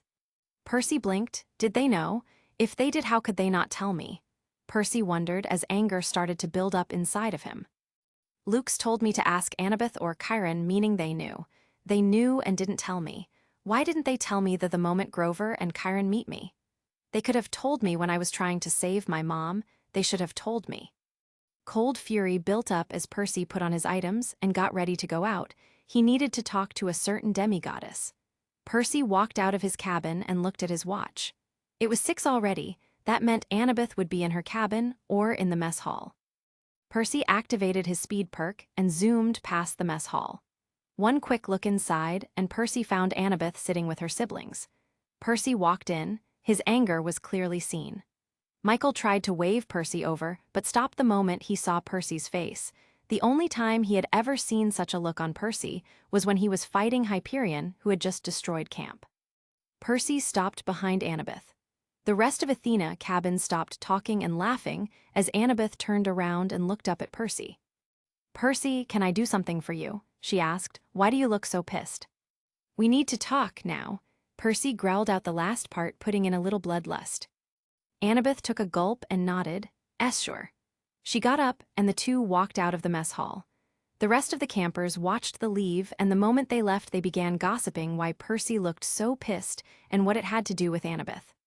Percy led the girl towards the amphitheater. While going there, he didn't say a word. Annabeth kept trying to ask him what happened, but Percy said nothing. When they finally reached the amphitheater, Percy stopped in the center of the stage and turned to face Annabeth. Percy, will you please tell me what's going on? I haven't even seen you so pissed, Annabeth said with a hint of fear in her voice. Remember what you told me when I revealed to you all Luke wanted to come back. Do you remember what you said? Annabeth looked surprised but nodded. I said that it wasn't your decision to make. I told you that you should have told us, and that by not doing so it meant that you didn't trust us. Percy nodded. Right. And I responded by saying that it wasn't your decision to make. I said that Luke came to me, it involved me, and so it was my decision to make. Do you agree with that? Annabeth took a deep breath. Percy, I get that it was your choice and ultimately your decision. But that decision involved the rest of us. We deserved to know because it affected us. Okay, so you're saying that because it affected you, you deserve to know, and that I was in the wrong. Right. Annabeth nodded slowly. Not exactly. Percy, I understand why you did it, but... Stop talking, Percy snapped as he reached into his pocket and pulled out the prophecy. Luke gave me this before I left him. He told me this was the reason Kronos was targeting me. Percy threw the paper at Annabeth as the demigoddess caught it easily. She opened the paper and began to read it. The moment she read the first sentence, her eyes widened in surprise. She looked at Percy. Percy, I. Look at the back, Percy said with cold eyes. Read it. Annabeth did, as her hands started shaking. Now remember what you said, Percy said, walking closer to Annabeth. You told me I was wrong for keeping something that affected you from you. You said I didn't trust you enough to tell you the truth. So tell me, Annabeth, can I say the same about you now? Annabeth looked up as fear and regret spread across her face. Chiron didn't think you were ready. He didn't want to worry you. Percy blinked. Not ready? It doesn't matter if I wasn't ready or not. If this prophecy involved me, then I needed to know. If I knew from the start that something like this was going to happen, I would have trained day in and day out to try and survive the war. I'm going to tell you what you told me, Annabeth. I deserve to know.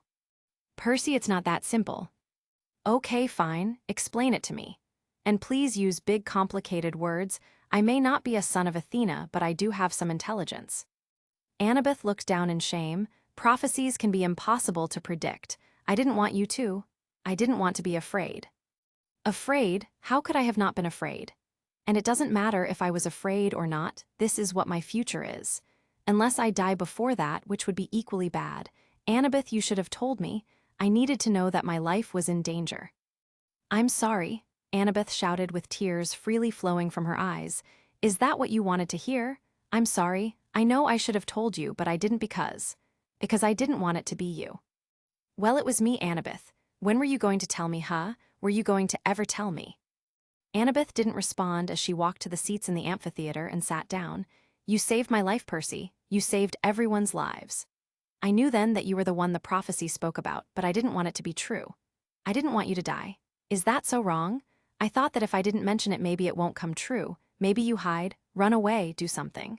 I even hoped, you might even join Odysseus and his crew and be granted partial immortality to escape the prophecy. You would never become 16, you wouldn't have to die. Capitulo 254. Slowly some of the anger inside Percy was chipped away. Annabeth, you're my friend, and you mean a lot to me. And I get that you wanted to protect me, but I can't run away from this. Annabeth lowered her head as tears rolled down her face. Percy wanted to comfort his friend, but he was still angry at her. So he did the only thing he could, he walked away. Percy walked across camp, running into people left and right. Most tried talking to him, but Percy wasn't in the mood. He felt betrayed. Chiron, Grover, Luke, Annabeth, Michael, Nina, the Stoll brothers, Clarice, Peter, those were just a few of Percy's friends around here. They were once the reason Percy felt this place to be home. But now, Percy couldn't take it. The camp just felt so fake. For once Percy saw camp as something other than a safe haven for him. It wasn't a place for the gods to keep their children safe. No, it was a place to raise weapons. Percy rejected Luke's way of thinking before. He said that the only reason the gods cared for them was because they were nothing more than tools. Percy didn't believe him then. He was too stupid to understand. Percy felt helpless before he always had a chance to get it right, to save the day at the last moment. But now, after finding out that he was always meant to die, it just seemed so useless. What was the point in leveling up if he would die in the end? What was the point of trying new things if he was going to die before he does anything with that knowledge? Percy looked at the setting sun. Maybe I should have gone with Luke. Percy shook his head. No, that's crazy talk. Just because my life sucks doesn't mean I have to basically become an evil dictator's bitch. Percy sighed. He needed to talk to his dad. Percy walked to the beach and made a mist with his moisture control. A rainbow was formed with the last rays of the sun as Percy made a call to his dad. He waited for a few minutes and then for 10 before Percy gave up. He must still be in that meeting, Percy said to himself as the sun finally set. He needed to get out of here. Camp just reminded him of his oncoming death. He needed leave, just go away for some time. Maybe his mom's place. Yeah, that sounded right. Percy zoomed back to his cabin and quickly checked around for anything he might have left behind. He already had everything he needed in his inventory. The only thing he left behind in the cabin were 2 sets of old cloths and a few books. Percy quickly wrote down a note explaining his actions and then quickly left his cabin walking towards Thalia's tree. He didn't even bother to say goodbye to his friends. He was sure they would get the message he left. As Percy walked to the tree, he looked up at the golden fleece, or at least this half of it. This was a mark of Percy's failure. If he had only succeeded in stealing the fleece back, maybe Kronos would not have been fully formed. Maybe the prophecy wouldn't have come true. Why can't it be someone else? Percy sighed as he touched the trunk of the tree. Why do I have to die? Creak! Percy jumped back as the wood in the tree started to move. Percy watched in amazement as slowly the truck split open, causing a person to fall out of the tree. Percy grabbed the person before they hit the ground and slowly pulled them out of the tree before the tree closed up again. The person who fell out of the tree was a girl. She had spiky shoulder-length hair with blue streaks going along the side. She had dark eyeliner around her eyes and freckles around her nose. She was tall, taller than Percy, with her long, slender legs and muscular build. She wore a black leather jacket on top of a black shirt, which featured a band called Green Day. She wore a bracelet around her wrist and several chains along her hands, giving off a very punkish look. Percy looked at the name above the mystery girl's head and was shocked beyond belief. Thalia Grace, daughter of Zeus. LV 25. Percy blinked. You have got to be kidding me. I also wish for $1 million and a lightsaber, Percy out loud. He waited a few minutes but nothing happened. Guess that only works once. Percy looked down at his arms at a girl who was thought to be dead. 2 of his friends had seen her die firsthand, yet here she was. Percy pressed his fingers next to her neck and felt a pulse. It was faint, but there. Percy lifted Thalia up, carrying her like a bride. What caused this? Percy wondered, looking at the tree, when suddenly his eyes were drawn to the fleece. Of course. If that thing could bring Kronos back, who was in 1,000,000 pieces, then Thalia should be easy. Percy walked as fast as he could towards the big house. He didn't want to hurt her by running too fast. While walking, Percy quickly observed her to get a feel of what she was made of. Thalia Grace, protector of Camp Half-Blood. LV 25. HP 151,500. MP 625,625. Race demigod. SDR 12. Vit 22. Dex 28. Int 15. Wise 9. Luke 23. The Greek demigoddess of Zeus, Thalia had run away from home at a very young age due to a fight with her mom and the disappearance of her baby brother Jason. She traveled with Luke and Annabeth for a long time, becoming more and more powerful. She later performed the ultimate sacrifice by giving her life to save Grover, Annabeth, and Luke's. Zeus took pity on her and turned her into a tree, forming a barrier around camp, protecting the people she cared for. Likes: Annabeth, Luke, Jason, being in charge. Dislikes: Heights, Zeus, her mother, Cyclops. She doesn't know Percy. She is unconscious. Percy was impressed. She had a unique title all for herself, something which Percy has never seen before in a demigod. Usually their titles was always a statement of who they were, like daughter of this or son of that. For somebody to gain a title other than that, it would mean that Thalia sees herself more of the camp's protector than the daughter of Zeus. He took her into the big house and quickly upstairs to the med bay. Is anyone here? Percy yelled out the moment he entered the room. Percy heard a soft and surprised voice say. He turned and saw only one person in the entire room, a girl with bushy brown hair and bright sky blue eyes. Percy looked at the title above her head. Nancy Virai, daughter of Apollo. LV 19. Nancy Wright? Percy asked as he put Thalia on the closet's bed. Yeah, how did you know? The daughter of Apollo stammered out. Capitulo 255. Percy smiled. I know all the pretty girls' names. The girl blushed, but Percy was too busy looking around to notice. Where is everyone else? They are at the party. Party? Nancy nodded. The victory party. You know, for you guys. So it's just us then, Percy commented as he went to the medical shelf containing the medical potion Percy provided Michael with. Us? Nancy asked. Who is she, by the way? Percy took out a low-grade potion and walked back to Thalia. You wouldn't believe me if I told you. She looks sick, Nancy commented, touching her forehead. She's just tired, Percy commented as he raised Thalia's head, lowering the liquid down her throat to swallow. The girl instinctively swallowed down the potion, restoring her health to half full. How do you know? Percy pressed his hand up against Thalia's chest. I just do.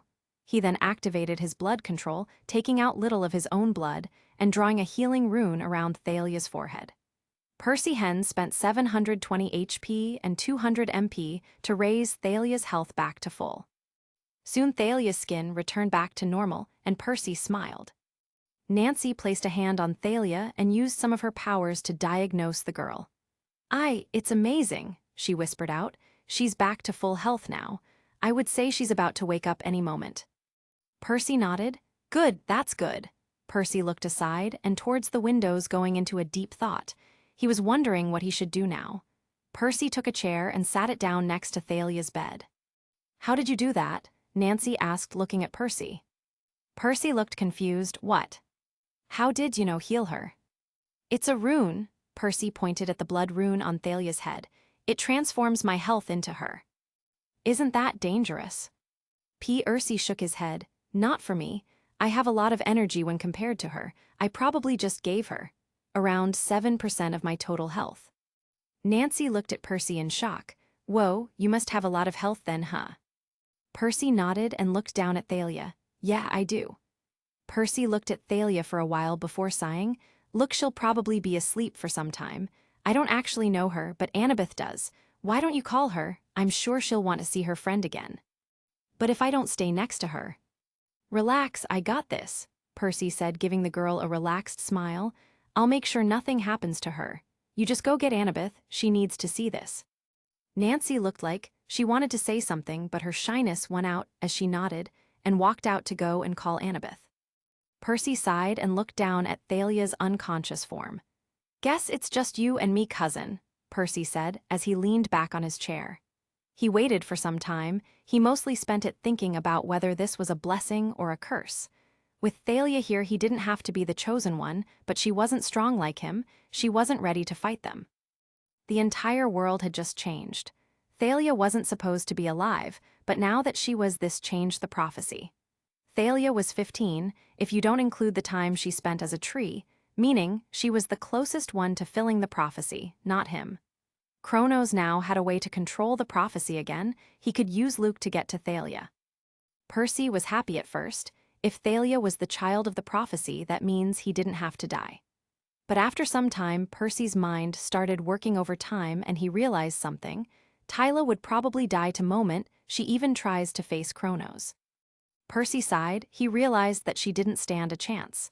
Percy didn't know Thalia personally, heck, he didn't even know her fighting style, but he knew one thing: he was stronger than her.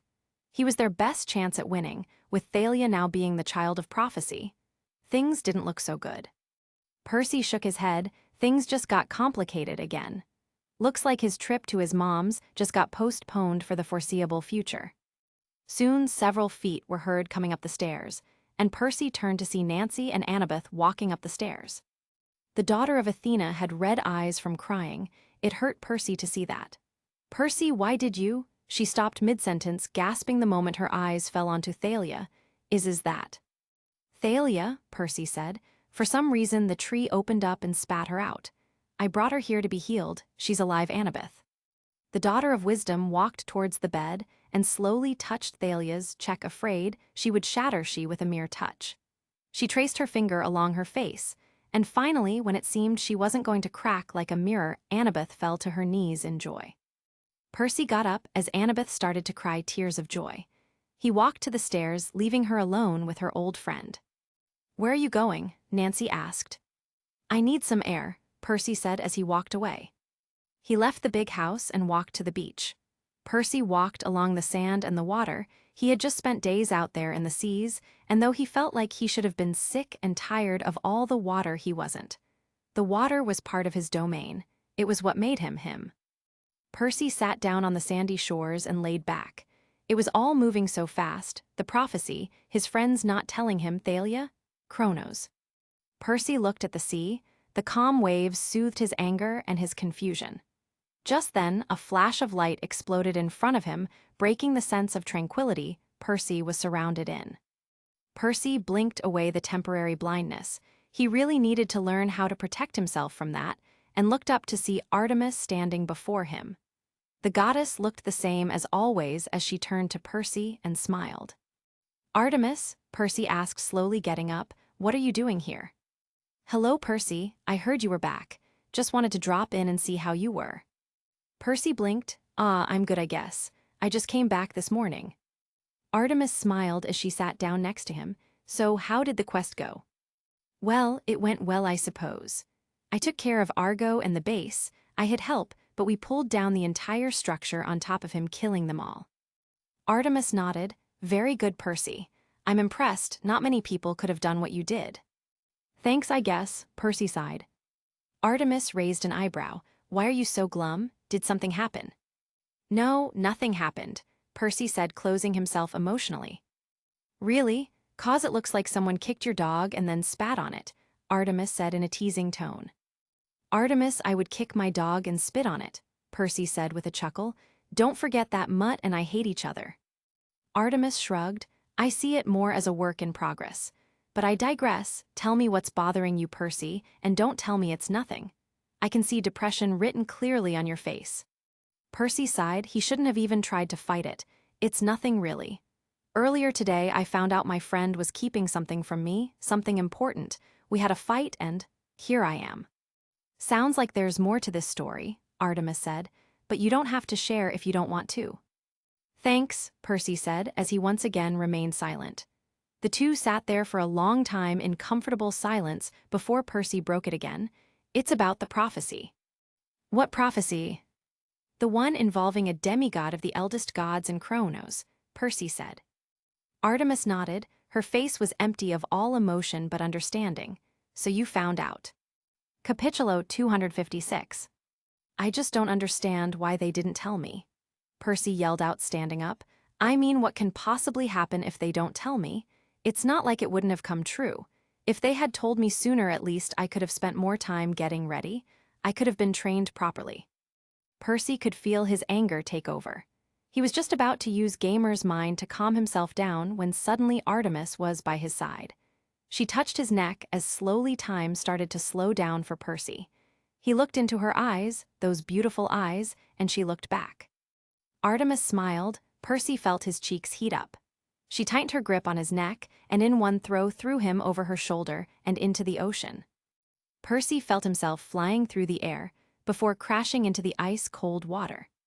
You have entered a water body. Due to your parentage, you have gained a boost.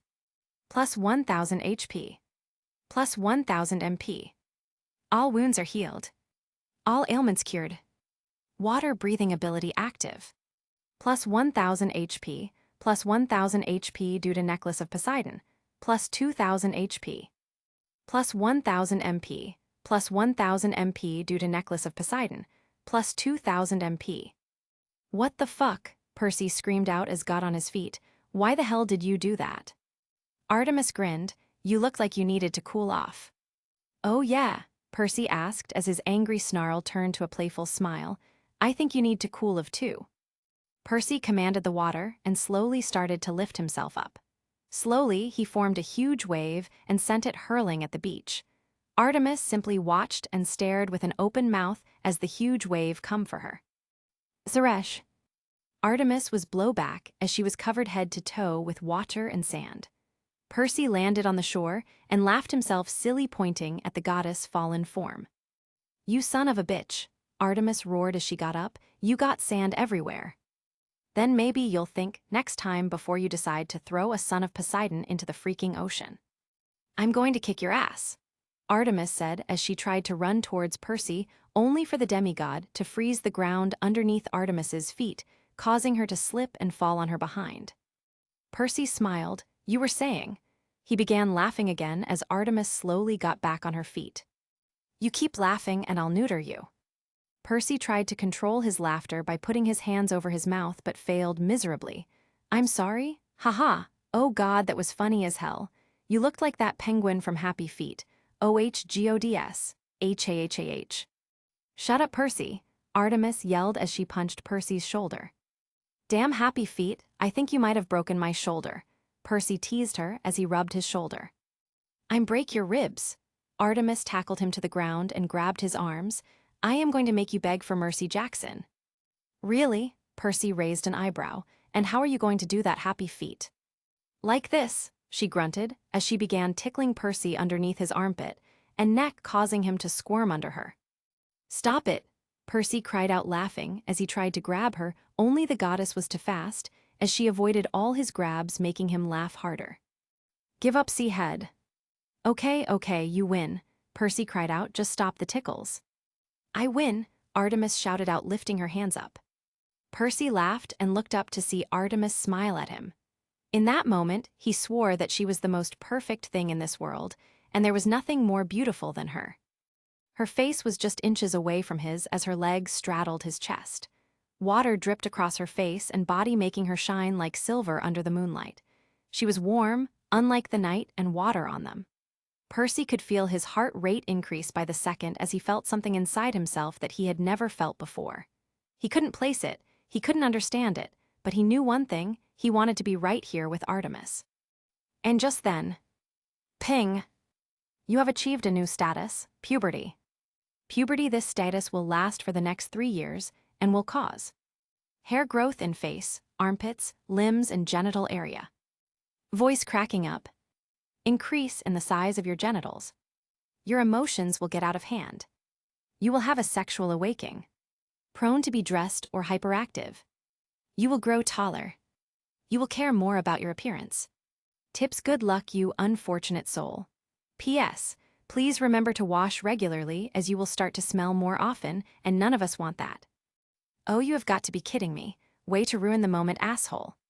Percy, Artemis asked, causing Percy to blink in surprise. Earth to Percy. To still alive in there, or did I tickle the brains out of you? Percy shook his head. No, I was just, never mind. Artemis looked worried, but shrugged as she got off Percy, causing the demigod to sadden from the loss of warmth. She helped him up as Percy dired them both off using his moisture control. They sat down next to each other, looking at the ocean and the moon overhead. Percy shook his head as he once again read through his new status. This is complete bullshit. You okay, Percy? Artemis asked again. You seem very distracted. Percy blinked. Oh, well, it's nothing. Percy closed the box. It was a problem for another time. Anyway, thanks.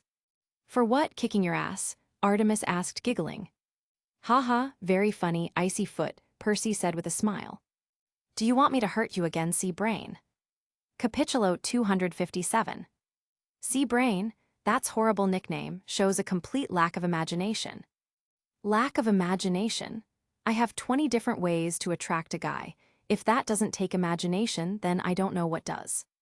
Percy and Artemis laughed as the two simply sat there, enjoying the other's company. Thanks, Artemis, I was in a runt and you helped, so thanks. Artemis smiled. What are friends for? Percy nodded. Friends, right? Anyway, I don't even know why I was upset. After all, I'm not the chosen one anymore. The prophecy isn't my headache now. Wait, what? What do you mean? You are the only demigod alive of the eldest Greek gods, Percy. The demigod shook his head. Not anymore. Thalia, the girl who Zeus zapped into a tree, is back. What? Yeah, I guess the fleece did a better job than expected. It brought her back in full, Percy said. She's recovering in the big house right now. Percy, I have to go, Artemis said, getting up and drying herself off. Olympus needs to know this right now. Percy was disappointed. He wanted her to stay longer, but he understood. Well, okay then, bye, I suppose. Artemis nodded and flashed away, leaving Percy all alone. The demigod sighed as he laid flat on the sand, looking up at the stars in the sky. A lot had happened, but in the end it did nothing but test his determination.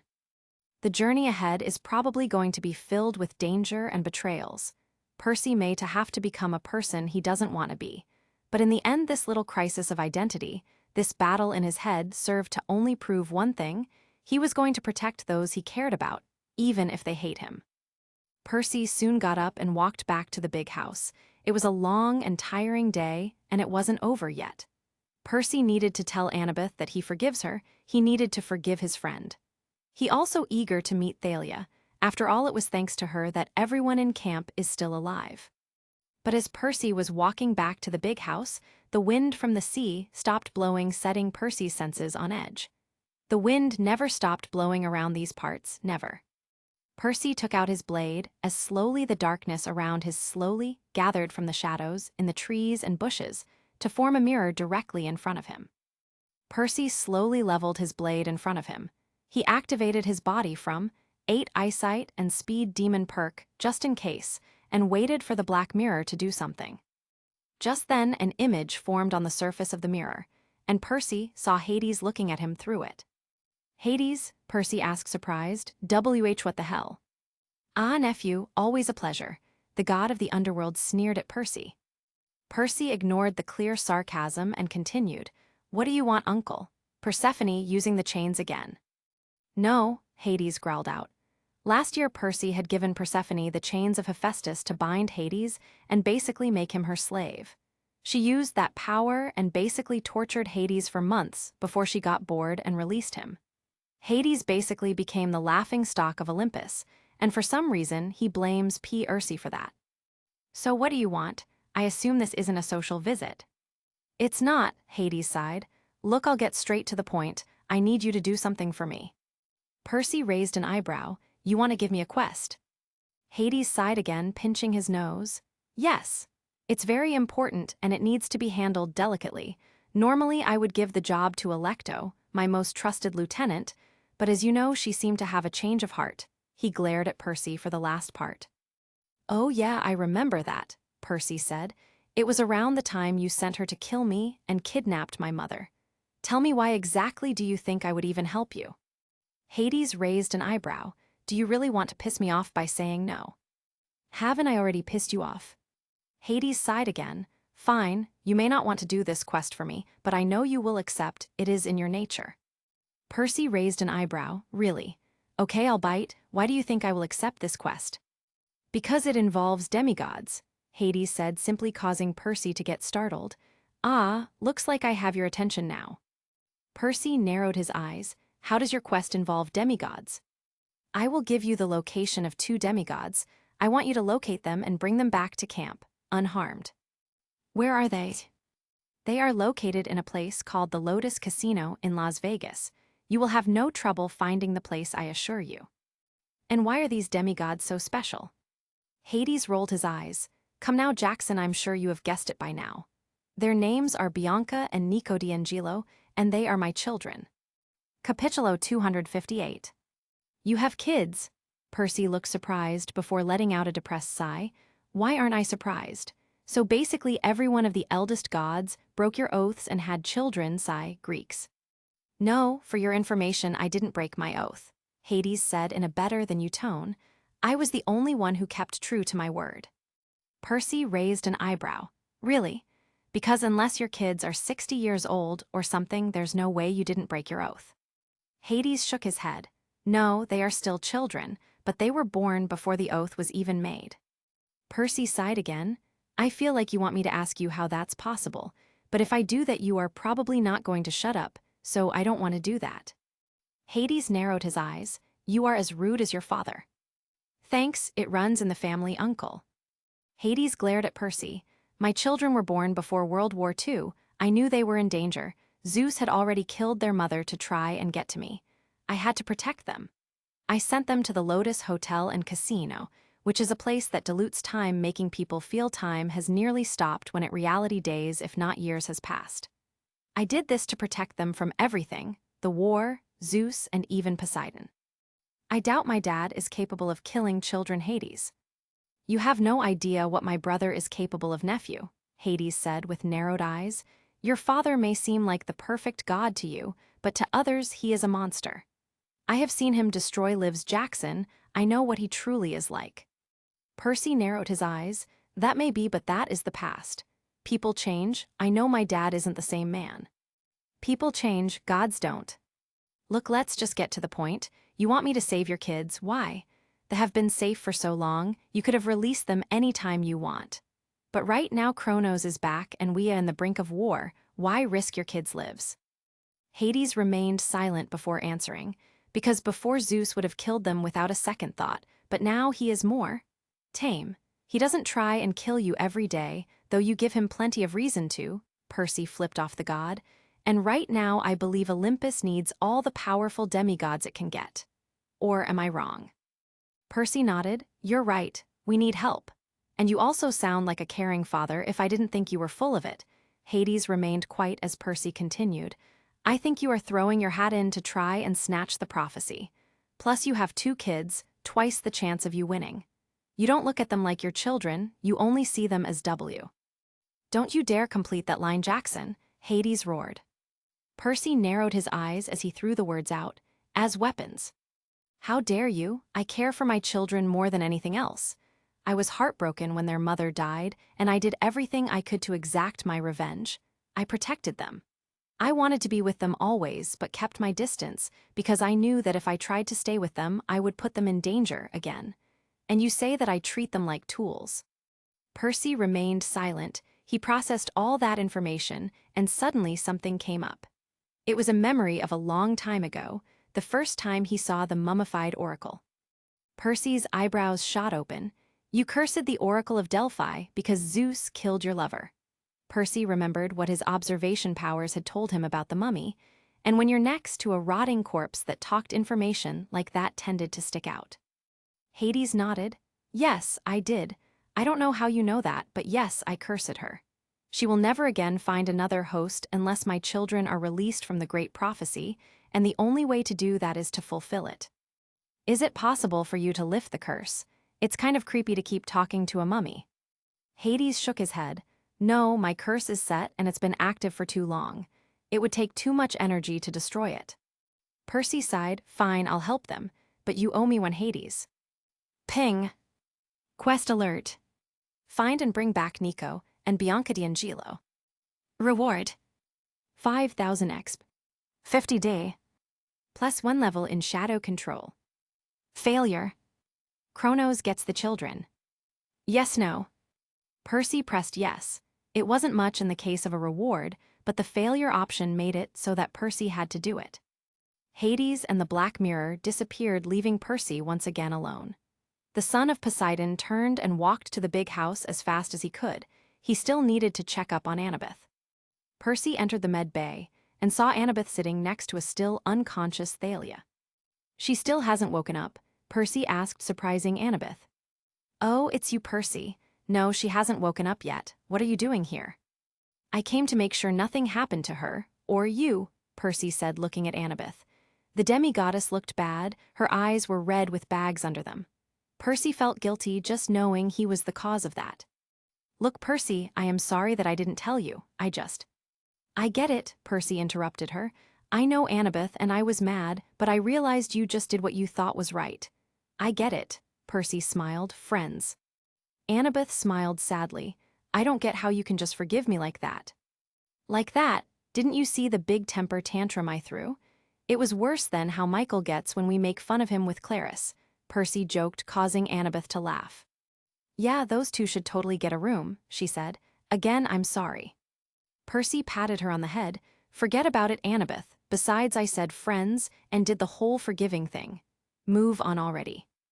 Annabeth chuckled. You are such a seaweed brain. You know it, Percy turned to Thalia. Think she might wake up soon. I guess, Annabeth said, yawning, but I'm not sure when. Why don't you get some rest? Percy said, pointing to the empty bed next to them. I'll stay and watch her. I promise to wake you up if anything happens. No, Percy's, it's okay, I yawn. I think your body just spoke for you, Percy said, pushing Annabeth off the chair and to the bed. Now sleep. Can you even stay awake all night? You did it last night, I don't want to be stressing you out or anything.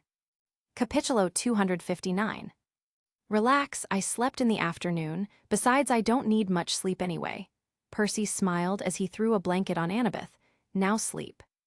Annabeth smiled, and soon she was off to her dreamland.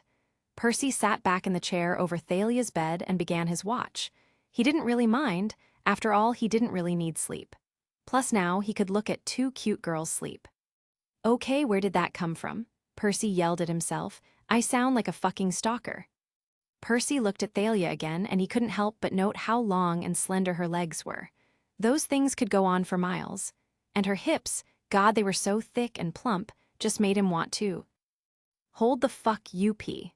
Percy yelled out as he shut his eyes, slamming down his gamer's mind to drive stray thought out of his head. What the hell is happening to me? Percy opened his eyes a bit, and immediately they went to Thalia's large, firm breasts before Percy shut them close again. Okay, think, Percy, think. What happened to you? Why are you acting this way? You have never even checked out a girl before. Well, there was that time with Marchases and Persephone, but those times they were practically naked, it would have been rude not to look. And Artemis was kind of literally on me. Wait, that's it. Percy quickly his status and looked at his new one. Puberty. This status will last for the next 3 years and will cause hair growth in face, armpits, limbs, and genital area. Voice cracking up. Increase in the size of your genitals. Your emotions will get out of hand. You will have a sexual awakening. Prone to be dressed or hyperactive. You will grow taller. You will care more about your appearance. Sexual awakening. Percy's eyes threatened to pop out of their sockets when the demigod read that. Is that why I'm checking Thalia out? Then why haven't I checked out anyone else? Percy turned to look at Annabeth. Now that she was asleep, she looked so calm. One could imagine what was under that sheet. Percy could just see the hint of her chest underneath, and her toned stomach was clearly visible. Why hadn't he realized how hot she was? No, Percy yelled out, slapping himself. Bad Percy, you are not allowed to check out your hot friends. He pushed down Gamer's mind, and slowly he could feel the awkward sexual feelings slowly slip away. Percy needed a distraction, something, anything to get his attention away from the two hot girls in front of him. Percy opened up his inventory and looked through the books he got from Argo. He immediately took out around 15 books or so and began reading them at normal speed in order for them to last longer. By the time the sun came up, Percy had read 3 books about Roman history, earning his that skill. Roman history, LV8, a basic understanding towards Roman history, slightly above common knowledge. Percy figured the only reason he got such a high level starting off was because Roman myths were basically a rip-off of Greek myth, which he was a level 15 at. He also got 1 more level in physics by reading another book about the forces of nature. Physics LV, 3 basic concepts of physical science. Of course, he didn't understand anything he read, but it somehow still counted. Percy also read 3 books describing advanced quantum mechanics, but those didn't level his skill up or give him the option to fast learn due to his low level in physics. There were around 7 books on geography, which Argo seemed to have used to try and find temples in Greece. This gave Percy a new skill altogether. Maps LVX. The skill tell you how well you know certain areas. America, 0.9%. Greece, 50%. The maps were very detailed, and Argo even had notes in the side about things that weren't even mentioned in the books.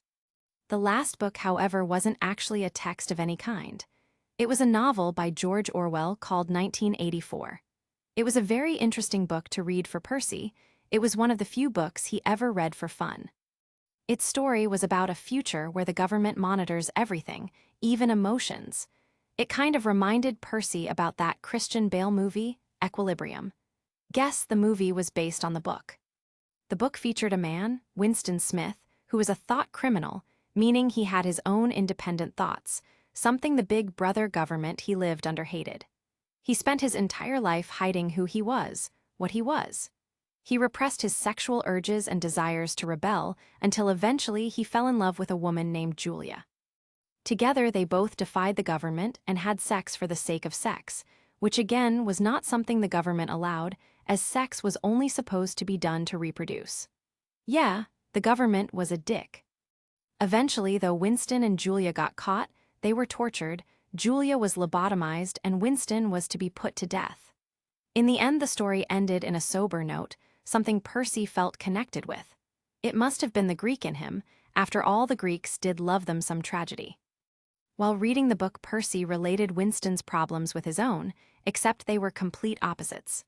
Winston wanted to show off his sexuality. He wanted to be with the woman he loved, but couldn't. Here Percy wanted to not be inappropriate and control his urges. He wanted to make sure that he was always in control. But if he didn't react to these urges, Percy might end up like Winston. And believe me, you do not want to be like that man, ever. So an answer came to Percy: balance. Percy needed to both control and explore this new emotion he was feeling. He shouldn't hide it like Winston did, nor should he become a total pervert like a certain rich son of Hermes he knew who lived in Boston. Ping. +1 to wise. Percy blinked. He didn't expect that.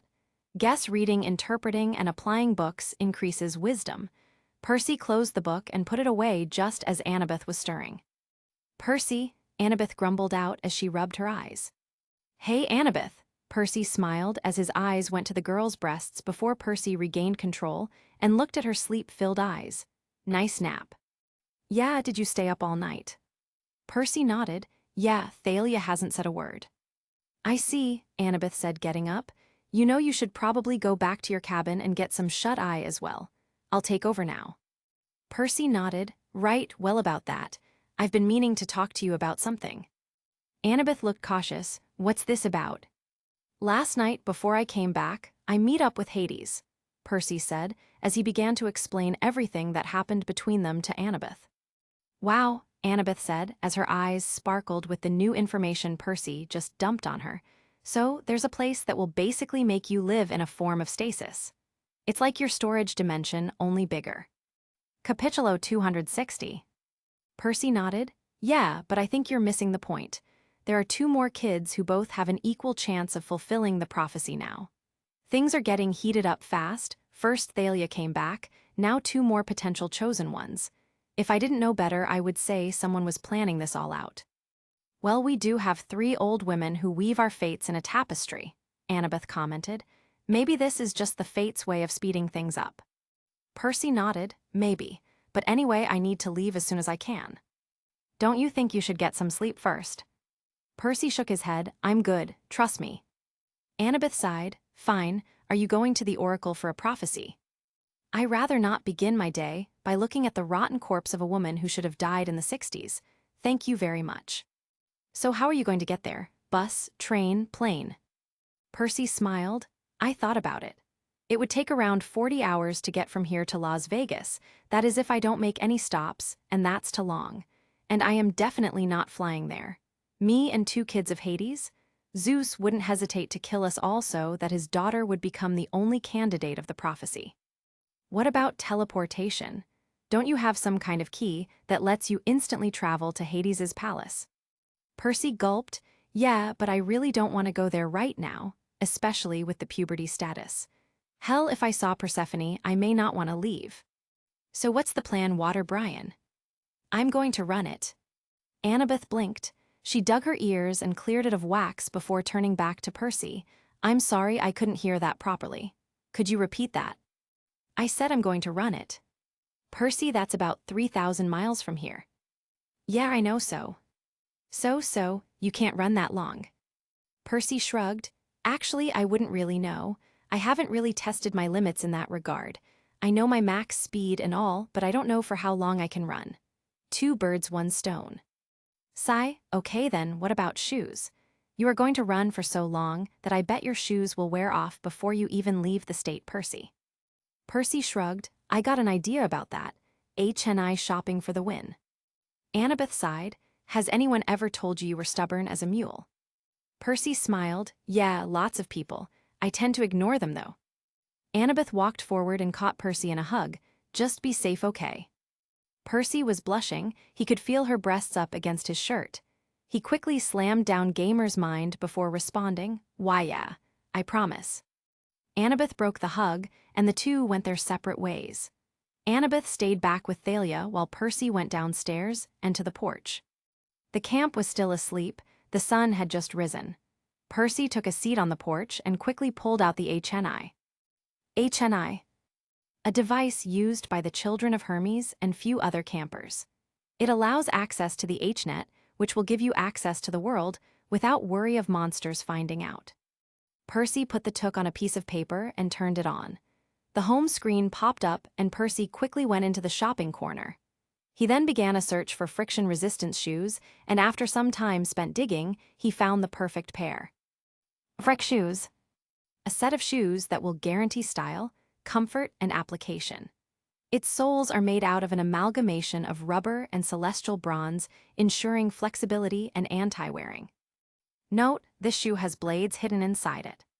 Enchanted to be resistant to high levels of heat and extreme weather conditions, while allowing the wearer to have full range of movements. Durability, 100/100. Cost 500D. The price was steep and it would set back Percy by a lot, but it was worth it, especially those hidden blades. Percy pressed buy now and pulled out the required amount and placed it on the device. The exchange happened in a flash of light as the money was replaced with a box containing Percy's new shoes. They were black with an omega symbol near the mouth. The inside had an orange foam lining with the tip being metal-plated. The rubber underneath was thick with metal plates woven into it, and Percy could see a hole at the tip from which the blades came out off. It didn't have any laces, but when Percy pressed the omega symbol, the mouth opened up, allowing Percy to easily slip his foot into the shoes before it automatically closed itself. Percy quickly switched shoes and tried his new ones out. They were pretty cool, very flexible and very comfortable, with a type of cooling chamber inside to keep the feet from heating up and smelling. Percy took out the instruction book he received in the box and quickly read through it. It seemed that in order to activate his blades, Percy had to kick his heels. He did so, and immediately 2 very sharp blades popped out of them. The blades were around 7 inches long and an inch thick. They were dangerous to use, but definitely useful in a fight. Percy clicked his heels again, resheathing the blades before he threw aside the box and instruction manual. Don't need those anymore. Capitulo 261. Percy then began the ultimate test for the shoes.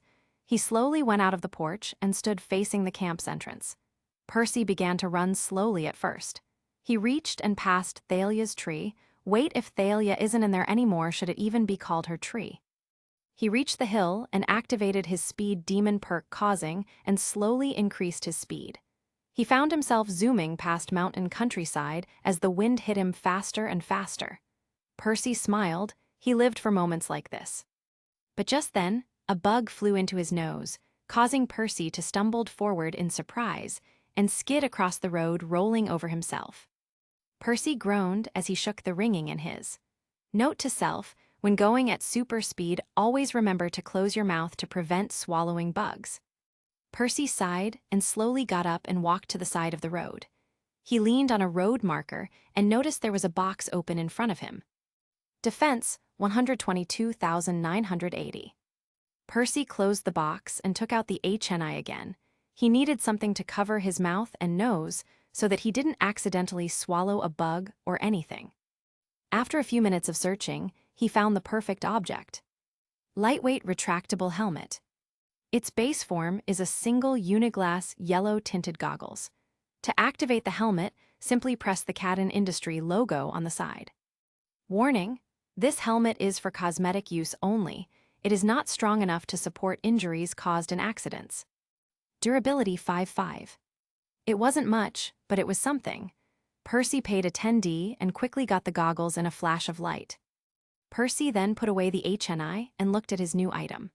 The goggles were made out of a single glass, wide at the edges and narrower in the center. The glass rested on a thick pad which looked comfortable, and the strap looked metallic with strange runes around it. Percy could understand a few, due to his limited knowledge on rune, and he understood that the rune created a construct of sorts that would help form the lightweight helmet. Percy put the goggles on and left around the side of the glass. Eventually, on the left was a raised button, which Percy pressed, causing the rune to glow, forming a yellow helmet around Percy's head. "This is so cool," Percy said as he felt around. The construct was hard enough to prevent Percy's finger from slipping in, but if he tried hard enough, he managed to bypass their defense and poke his head. It was like a layer of jelly around his head. It may not be useful in a fight, but right now it was just what he needed. Percy turned to the road again and without a second thought took off at max speed. The goggles helmet made things way easier for Percy. He could see more clearly now, without the wind constantly attacking his eyes, forcing them to squint. And the best part is that all the bug outside were splattered on his helmet, which Percy promptly wiped away. Slowly, he reached the edge of New York and passed around Queens, entering Manhattan.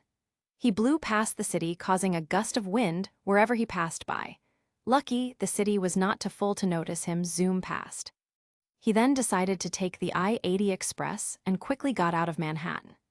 The highway was basically empty, except for a few cars that looked like they weren't even moving for Percy. Along the way, a message popped up. +2 for VIT. Guess I still can level stats up, Percy thought to himself, but I am running from state to state, so I would be surprised if they didn't level up. Percy had zoomed halfway across the state of Pennsylvania when he noticed that his clothes had started to heat up. Oh great, what now? Percy got off the road and stopped inside a dense forest. The moment he stopped, his clothes lit up in flames from the friction. Percy quickly took off his jacket, shirt, and pants and threw them to the side. He had completely forgotten about the fact that his clothes weren't friction-proof. His jacket was fine, and so was his shirt for the most part. But his pants were burnt with a huge hole made near his thighs. Luckily, Percy didn't get hurt. He barely even lost a health point, thanks physical endurance skill. But this was a problem. Percy opened up his HNI again and quickly searched the shop for items that were friction-resistant. And after some searching while he stood in the middle of a forest in his boxers, he found one. Skin-tight super fabric leggings. Ceramic dynami, reinforced ceramics created by Hephaestus, are in the form of tiny hexagonal plates placed underneath a layer of nylon to ensure added protection and reduce heat caused by the wearer. Originally created for gods to wear when training on their running. Enchanted with friction resistance and fireproof. Durability 75/75. Cost -200. Percy sighed and pressed yes, buying the pants. The pants appeared in a flash and Percy quickly put them on. They were a little big for him, but he rolled up the legs a little and it fit him perfectly. The pants were skin tight, like the description said it was, and mostly black with white dots in the shape of hexagons everywhere.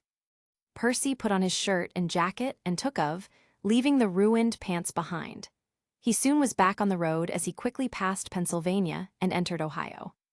It had been half an hour since Percy left camp. He had traveled at his max speed that was around 717 miles or 1,000 km. The total journey was around 3,000 miles. At this rate, Percy calculated he would have to keep this rate up for around a total of 4 hours, or in this case, 3.5. Soon, however, Percy's stomach started to growl as his body began to tear. The demigod quickly pulled off the highway and stopped at a McDonald's near the highway. It made sense. Percy might have had pretty high stamina thanks to his VIT, but that had limits. When it reached its limit, it notified him with hunger and tiredness, which was similar to how his mana exhaustion worked. Percy pressed the side of his goggles, causing his helmet to deform and retract back into the band. Percy then lowered his goggles to around his neck and entered the fast food place. He found it to be nearly empty, except for a teenager manning the counter. Derek Morgan, salesboy. LV5. Derek didn't even bother looking up to see who had come in. He was too busy typing on his phone. It was only when Percy was right at the counter did the lazy teenage even notice him. Capitulo 262. Welcome to McDonald's, can I take your order? He asked lazily as he put his phone away and leaned across the counter. Yeah, I would like. Percy looked at the menu carefully before deciding to throw caution to the wind. After all, he wasn't looking out for his figure or anything. I'll have 32 Big Macs, 1 large Coke, and 21 large French fries. The teenager's eyes popped open at Percy's order but typed them in, and is this to go or what? Percy shook his head. No, it's to eat. Is someone else coming? No, just me. Little dude, do you really think you can eat all this? Derek asked, pointing at the huge bill he had just printed out. Percy shrugged. If I can't, I'll just bring it all home. Derek blinked. I don't think you can do that. Look, man, I'm in kind of a rash, so if you could just let me decide what I can or cannot do, Percy said, rolling his hands in a get-on-with-it motion. Derek raised an eyebrow but rang Percy up. Your total is $193.19. Percy pulled out $200 from his inventory and gave it to the employee, who looked surprised at the amount given and annoyed, because he was now going to have to make such a large order. Percy got back his change and took a seat at a table in the corner. While he waited for his food, Percy looked at the TV and saw that it was the news covering latest events. There was a freak storm somewhere in Texas and a flood in Florida. A celebrity had been caught cheating on his wife, and an old rich man had said something racist and was now apologizing for it. Same old, same old. But then something interesting came up. A news report on a freak sinkhole had formed in the island of Nassau a few days ago. Police in Nassau are still not sure what caused the sinkhole. Whether it was nature or caused by man is unknown. There have been reports of people hearing bombs go off around that area, but so far nothing has been found supporting the theory of the sinkhole being man-made. Luckily, no one got hurt, as all the damage was done to an empty golf course during the middle of the day. And also from the island of Nassau, around 100 people have been reported missing, including Mr. Rich Cromwell, who is known worldwide as the head of the techno industry in Denmark. Police have been investigating these disappearances for the last few months, but with no results. But with this case, along with the sinkhole, a public light had been shed towards Nassau, causing the law enforcement to be put under a lot of stress. Percy stopped listening then. So far they didn't suspect foul play or couldn't prove it, meaning they were safe. It was also good news that the public was being informed of the people Argo kidnapped from the island. But before Percy could think about this anymore, Derek came up with a plate filled with burgers and fries with one lone large soda. "I don't think that's all of them," Percy said, counting them all quickly. "They're about half air." "We ran out," Derek said. "The chef's making them as we speak." "Right," Percy said, opening up his first Big Mac.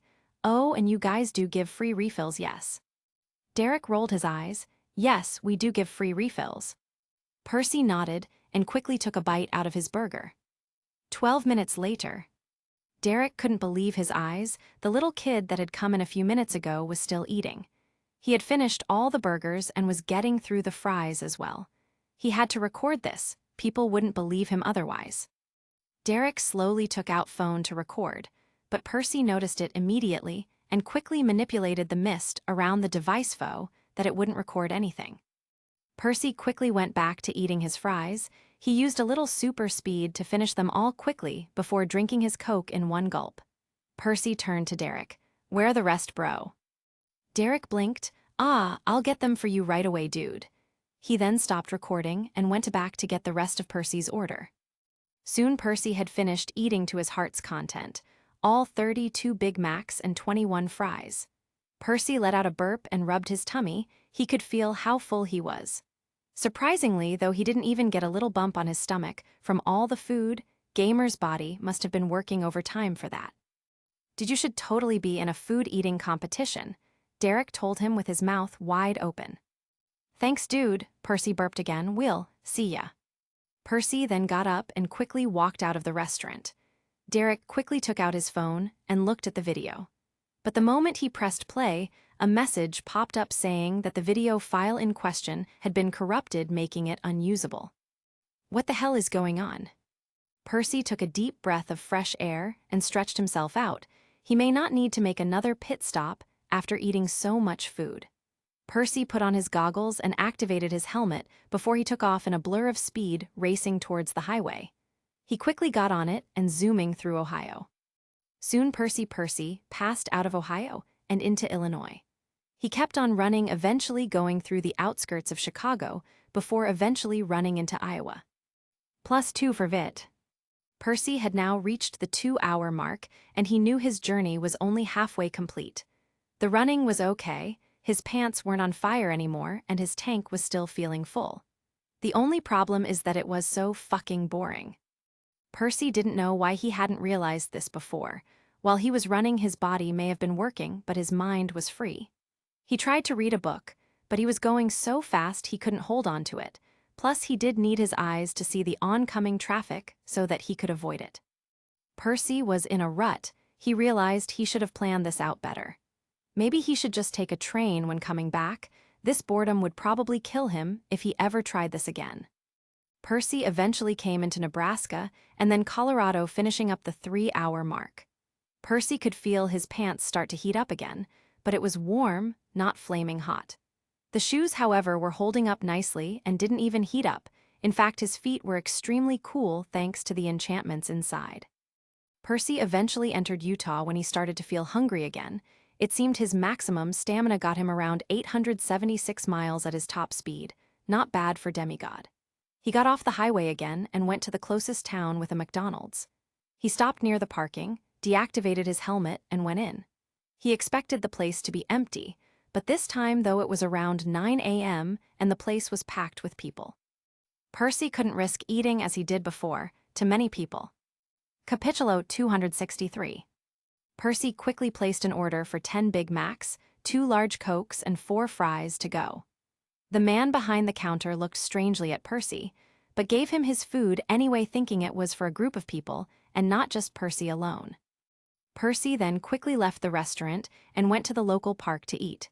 Just as he had opened his first burger to eat, something happened. A feeling washed over him. The scent of pine and lilacs filled the air as a voice rumbled out. "Go to the forest, Perseus, you are needed."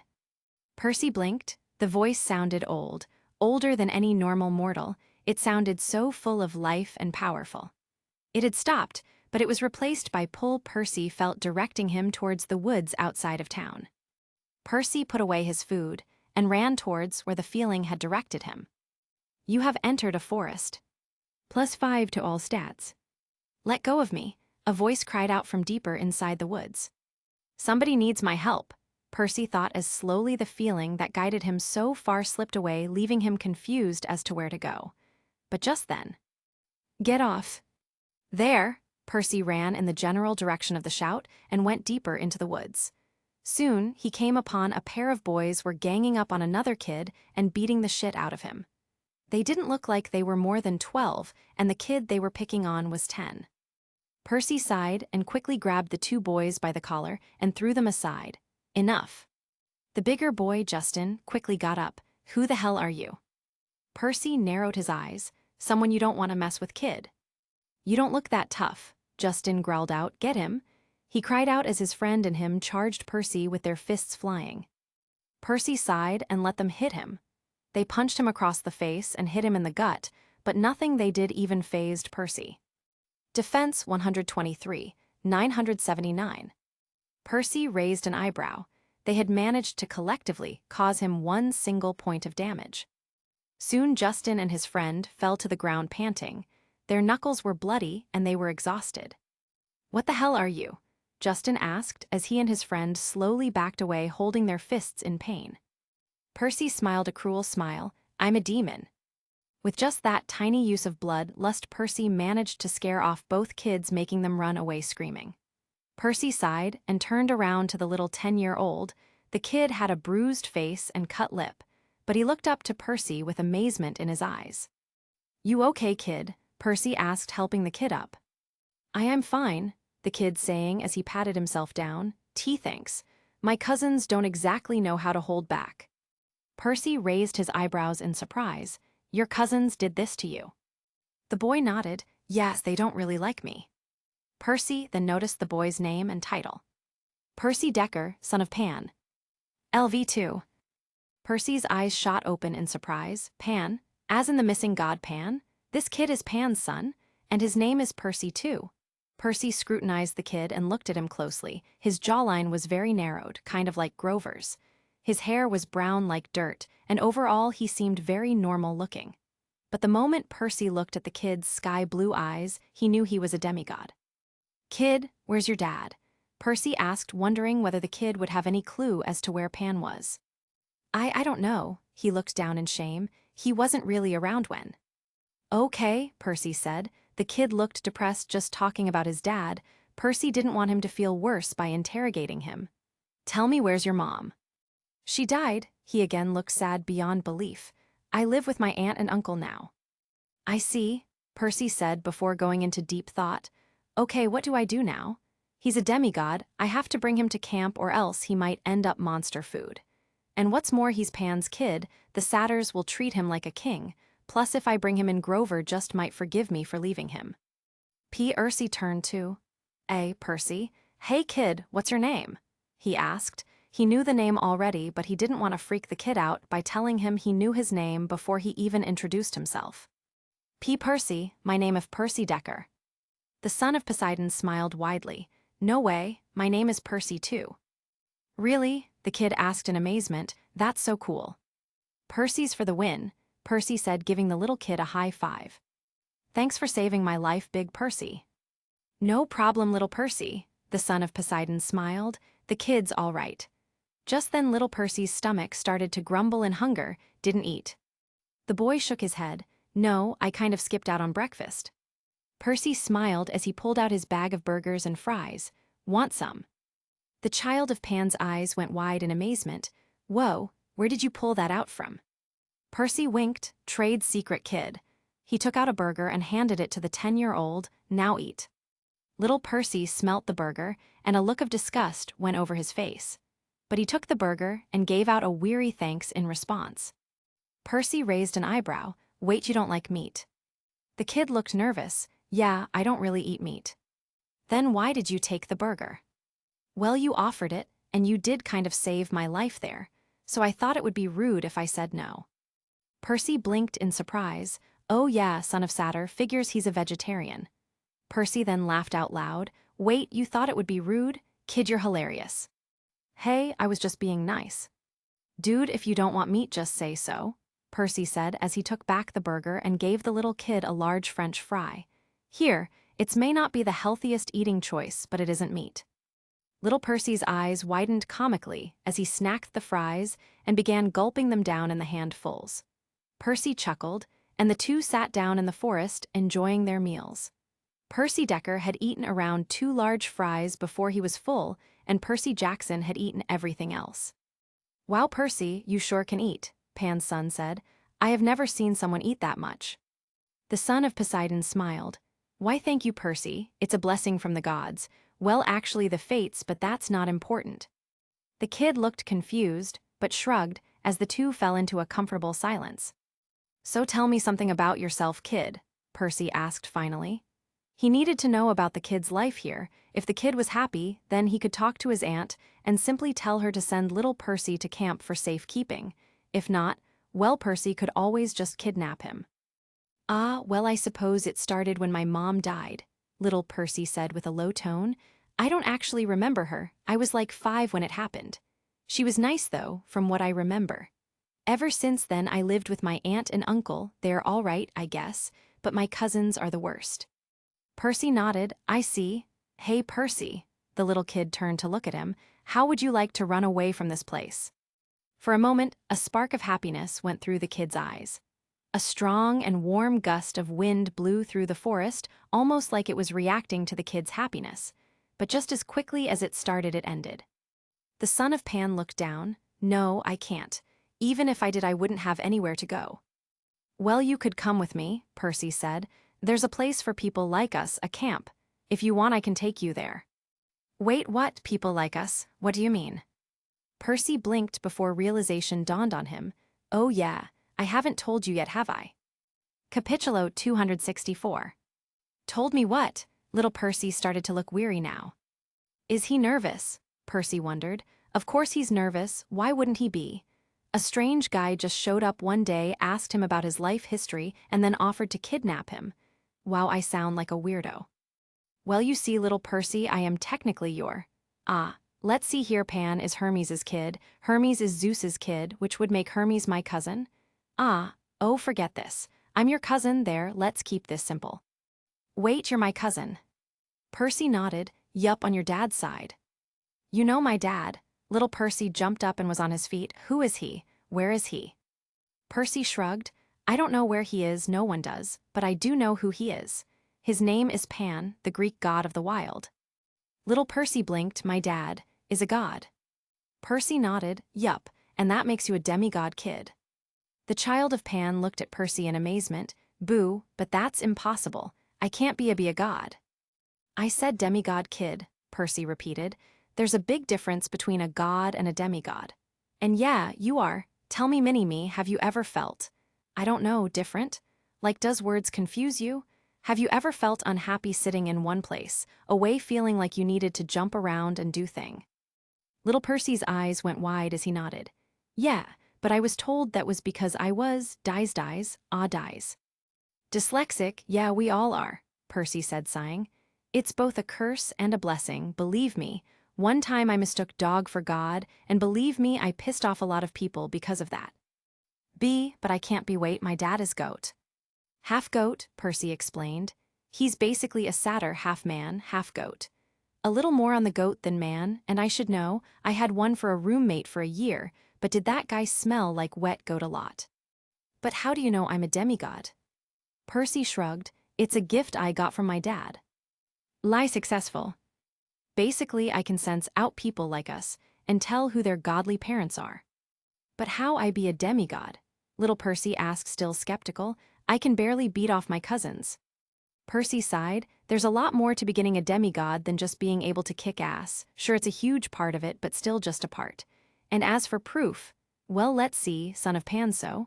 Aha, okay, how about this? Have you ever felt connected to the forest? Like, does being in one make you stronger?" Little Percy thought about it for a few seconds before nodding. "Yeah, I do. Plus, I sometimes, when I hide in here, Justin and Greg can't find me. Sometime I'm right in front of them and they can't see me." Percy nodded. "That's your divine side protecting you, Mini-Me. Your dad was the Lord of the Wild, so places like this would in fact help you because it is part of your domain." "Cool," the other Percy said with stars in his eyes. "Wait, are you a demigod, Percy?" Percy smiled and nodded. Yup. He got to his feet and slowly pulled all the water from the air towards himself, forming a trident. I'm Percy Jackson, son of Poseidon. Little Percy was practically drooling at the sight of the water trident. That is so cool. Percy smiled and released the water weapon. So mini-me, tell me, do you want to come with me and see the rest of the family? There are more of us, he asked, excitedly bouncing on his feet. How many? Around 100 or so, Percy said, trying to remember, but probably more. And you guys would let me join, just like that, and I don't have to pay anything. Percy nodded. Yup, you are family after all. The moment Percy called the child family, it looked like he would die from happiness. He looked up at Percy and nodded. I want to come with you, but my aunt and uncle probably won't let me. Percy smiled. They can try, but I doubt they could stop me. I don't know, my uncle is a pretty good lawyer, Percy said before sighing. He wouldn't let me go and do anything fun, and my aunt would freak out if she even thought I was leaving town. Percy scratched his chin. Hey Percy, do you actually like them? Your aunt and uncle, I mean. Little Percy shook his head. No, my uncle doesn't like me and my aunt's mean. My mom got all my grandpa's cash, and after she died it went to my aunt on the condition she could only use it if she was taking care of me. So she kinda puts up with me, but no, I don't like her at all. Percy nodded, and for the first time noticed the kid's clothes. It was very fancy looking and looked like it was made out of very expensive material. Okay then kid, wanna run away with me? Percy asked with a smile. But my aunt. Relax mini-me, I doubt your aunt and uncle can do anything when it comes to us. We demigods have the gods backing us up, and you are extra special. You have the entire wildlife backing you up. Little Percy's eyes sparkled again with hope. You're serious? This isn't a joke, right? You'll take me away from them. Percy smiled. Yup. Immediately the little boy tackled Percy and enveloped him in a hug. Thank you, he whispered. Percy smiled and patted the boy on the back. No problem, kid. Now, he broke the hug, do you have anything you want to take with you? Anything at all? Little Percy looked thoughtful before his eyes light up. Yeah, I have a few things I want to take. Percy nodded. Okay then, let's go to your house. You go in and start packing up, I'll be waiting outside. Grab what you need and get out of there without anyone looking. The kid nodded. Right, but how are we getting to this camp? Percy smiled. Leave that to me, and before we start, Percy said as he placed a hand over the kid's bruised eye. He then activated his healing skills and used 500 MP to heal up all the wounds the kid received. Wow, Percy said, blinking his eyes repeatedly. You can heal people. What else can you do? Percy smiled. Kid, I could make you a list. The two Percys then walked out of the forest heading towards town. They quickly walked towards the residential area filled with rows of houses that looked identical to one another. Personally, Percy hated it, and the way little Percy grumbled at the sight of them told him that he hated it as well. They walked to the 14th house on the right. It looked the same as all the others. Percy didn't really know how little Percy knew that this one was the right now. My room is up there. The son of Pan pointed to the window on the roof to the right. And I think my aunt's home, so if I go in there and she sees me, she might start lecturing me again. I kind of ran away in the middle of breakfast. PERCY nodded. Sneaking in isn't a problem. Percy then picked up the little kid with one arm and jumped high enough to clear the ground floor and reach the roof. This is so cool, little Percy shouted. Quite mini-me, Percy hissed as he slid down the roof and reached the window. He then pushed just enough of his earthquake vibrations into the window frame to loosen the latch on it, causing it to swing open. Percy entered the room and dropped the son of Pan off. Just give me a second and I'll get everything, little Percy said as he grabbed his bag and began flying through the room, picking up things left and right. Capitulo 265. While he was doing that, Percy looked around the room. The kid didn't have anything unique in his room, it just looked so bland and boring. There weren't any pictures up, no photos, no books. There was nothing, except one small table and a bed. I'm ready, little Percy said. Percy looked over his shoulder in surprise. That was fast. What did you bring? A few clothes, some cash, and this. He opened his arms, revealing a small potted plant inside. My aunt and uncle were very strict about how my room could look and be. I didn't really have much to be attached to, but I have this. They wanted me to get rid of it, but I hide it away from them. Percy smiled. Well, you are a son of Pan. It would be insulting if you didn't have a plant with you. Anyway, you sure you don't want anything else? The boy nodded. I have everything I need. Do you want to write a note or something? I know you hate them, but they deserve to know where you are. Pan's son shook his head. They wouldn't care. All they would want is the money. If I just leave out of the blue, they might get into trouble with the police or something. Maybe then they might get what's coming to them. Percy smiled. Okay then. The then opened his inventory and enlarged it. You may want to close your eyes for this part. The son of Pan nodded and quickly closed his eyes. Percy picked him up and put him into his inventory for safekeeping. Now he didn't have to drag the kid along when he went to Las Vegas. Percy jumped out of the window and ran away from the house. Once he was sure no one saw him, Percy slid up his goggle, activated his helmet, and immediately took off again. With his stomach half full, Percy knew he had just enough energy to travel to LV as he quickly left the edge of Utah, running into the center of the state. It took another hour, but by 10 in the morning, Percy had reached Las Vegas.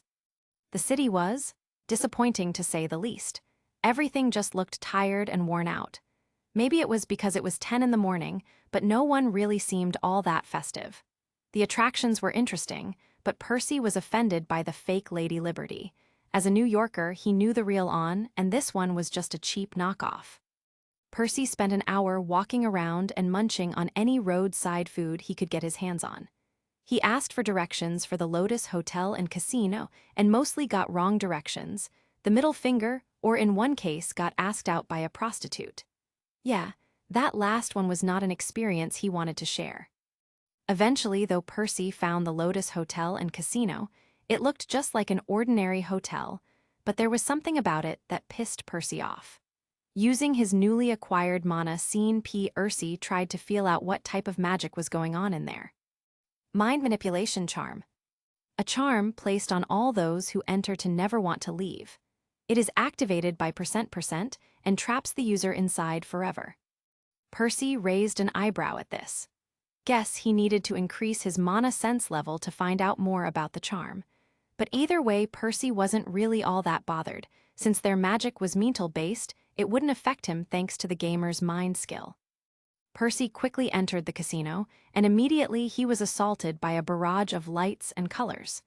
The inside of the casino looked like a never-ending party with lights and music assaulting Percy's scenes. It was the exact opposite to the quiet city just outside its door. Just then, a man in a well-dressed suit walked up to Percy and smiled. As our honored guest, we have your room ready, sir. Just come this way and... Yeah, shut up. Your mental manipulations won't work on me, asshole. Percy cut the man off. I'm here looking for someone. Well, two kids that has been here since the 1940s. Have you seen them? The man shook his head. I'm afraid I do not know what you mean, sir. But you are welcome to check around if you wish, in fact, here. He gave Percy a green casino card. This will grant you unlimited access to the ballroom and gaming area. Why don't you look around? I'm sure you'll find your friends around here somewhere. Percy nodded, accepting the card. Thanks, man, you're all right. Sorry about calling you an asshole before. It's quite all right, sir. Please enjoy your stay. The man then bowed and walked away, leaving Percy alone. Percy looked at his card and used Observe. Lotus Cash Card. This card may be used as a debit card anywhere. Money contained within infinite. Percy's eyes nearly threatened to pop out of his eyes. He used this mist control to try and check whether the mist was playing games with him, but no, it was true. The card had infinite money, and now it was Percy's. I am so going to spoil Mom with this thing, Percy told himself as he put the card in his jacket and walked around the place searching for Nico and Bianca. Capítulo 266. The hotel itself was huge. It was around 20 stories tall, and more seemed to be on the way. There was an indoor water slide that Percy so wanted to try, along with a bungee rope bridge in the lobby. The real attraction, though, was the huge buffet located near gaming room. Percy's eyes widened in wonder. There was so much of them, so many different types of food. Percy went super speed and began stuffing his face full of every type of food he could get. The McDonald's was wearing off already. Percy had eaten 12 pizza pies, 13 apple pies, 23 vanilla milkshakes, 40 boxes of chicken nuggets, and 1 plate of salad. What? He wanted to be healthy. The food also didn't seem to be running out, it just kept coming, and Percy ate until he was full. The other guests didn't even look at him funny, they seemed like they weren't bothered, which suited Percy just fine. Damn, I spent a lot of time eating already, Percy thought out as he looked to his watch, which was suddenly now working again. That's it, I need a new watch. Maybe I can get the Hephaestus kids to make me one. After Percy ate his fill, he opened up his inventory and spent the next hour stuffing it full of food. This is heaven, Percy thought to himself as he pulled more and more food into his inventory. He decided that if he ever ran low on food ever again, he should totally come here. It was so worth the 4-hour run. Soon Percy's inventory was filled with enough food to last any normal human 2 years. Percy then finally drew himself away from the buffet and went to the gaming room where it seemed a lot of the people were gathered. Percy activated his 8 eyesight and began searching the room for Nico and Bianca. He focused on short people. After all, they were supposed to be 12 and 10. Percy's eyes flew through the room, but there were just too many people. He needed to do something else. "Nico, Bianca?" Percy began shouting at the top of his voice as he walked along the gaming room. He shouted for hours, but he never got a response. Eventually, though, PERCY decided to take a break and leaned on the wall looking across the room for any sign of the children of Hades. Just then Percy's eyes were suddenly drawn towards an empty coming council sitting right in front of him. Percy approached the machine cautiously and looked at the title, "My Like If a Video Game." Percy wanted to chuckle at the name for the game. Sorry man, my life already is a video game. Percy walked away from the council and began his search again. It had been at least 3 hours since he came in here, and he had nothing to show for it. PERCY eventually felt like giving up when suddenly he had an idea. If they were the children of Hades, that meant they probably could control the shadows. So all Percy had to do is use his man's scent and feel for people with that ability.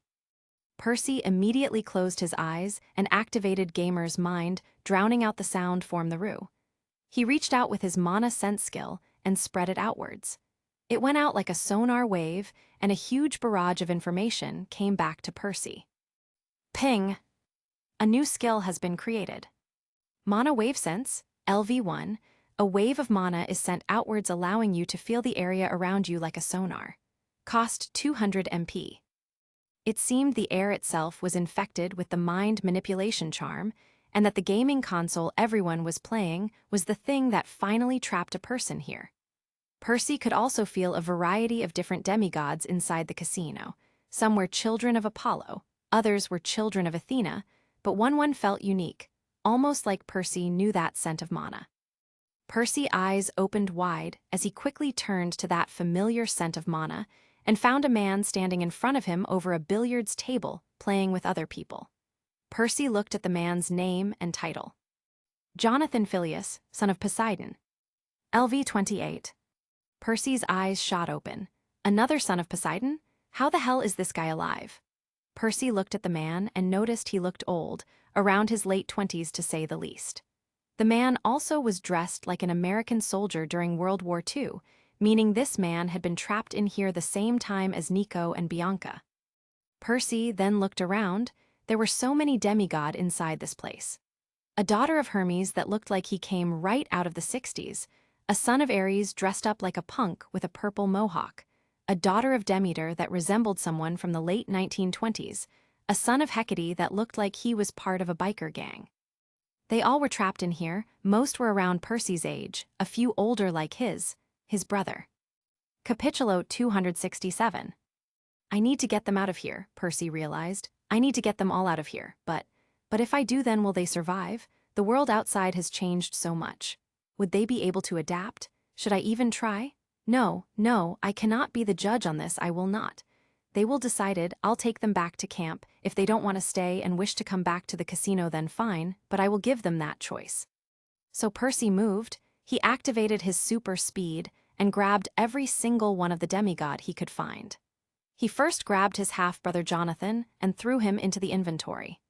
He quickly ran through the game room floor and grabbed each and every demigod he could, and then dropped them into his inventory. Percy had collected a total of 21 new demigod, not including little Percy, but he still wasn't done. "Stop right there," a security guard called out as several started to chase after Percy.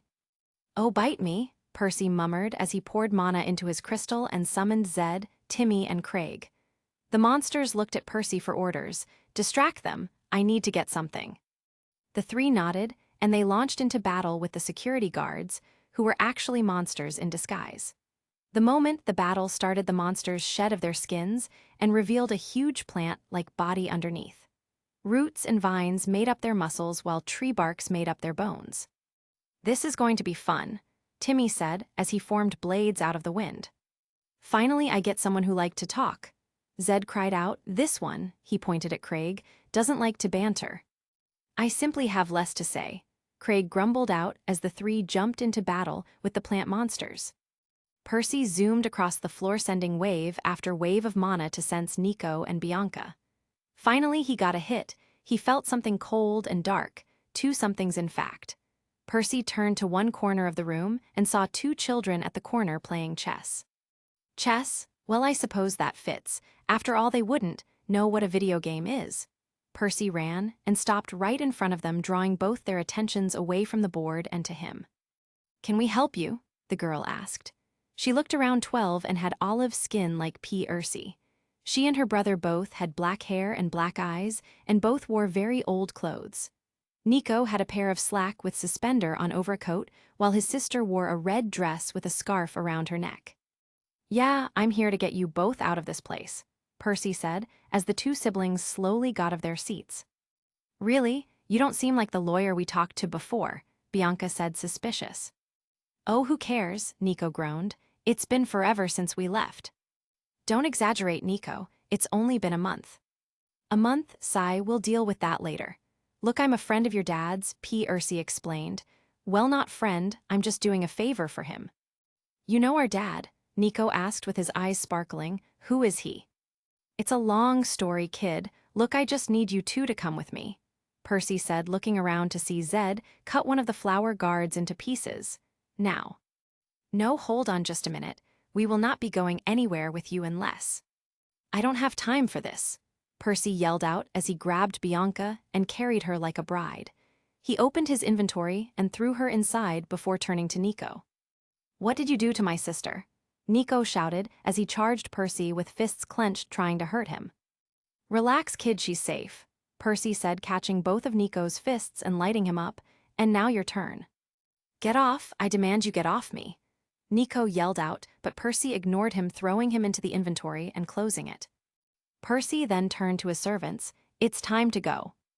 "Right," they responded as they dissolved into smoke and entered Percy's gem.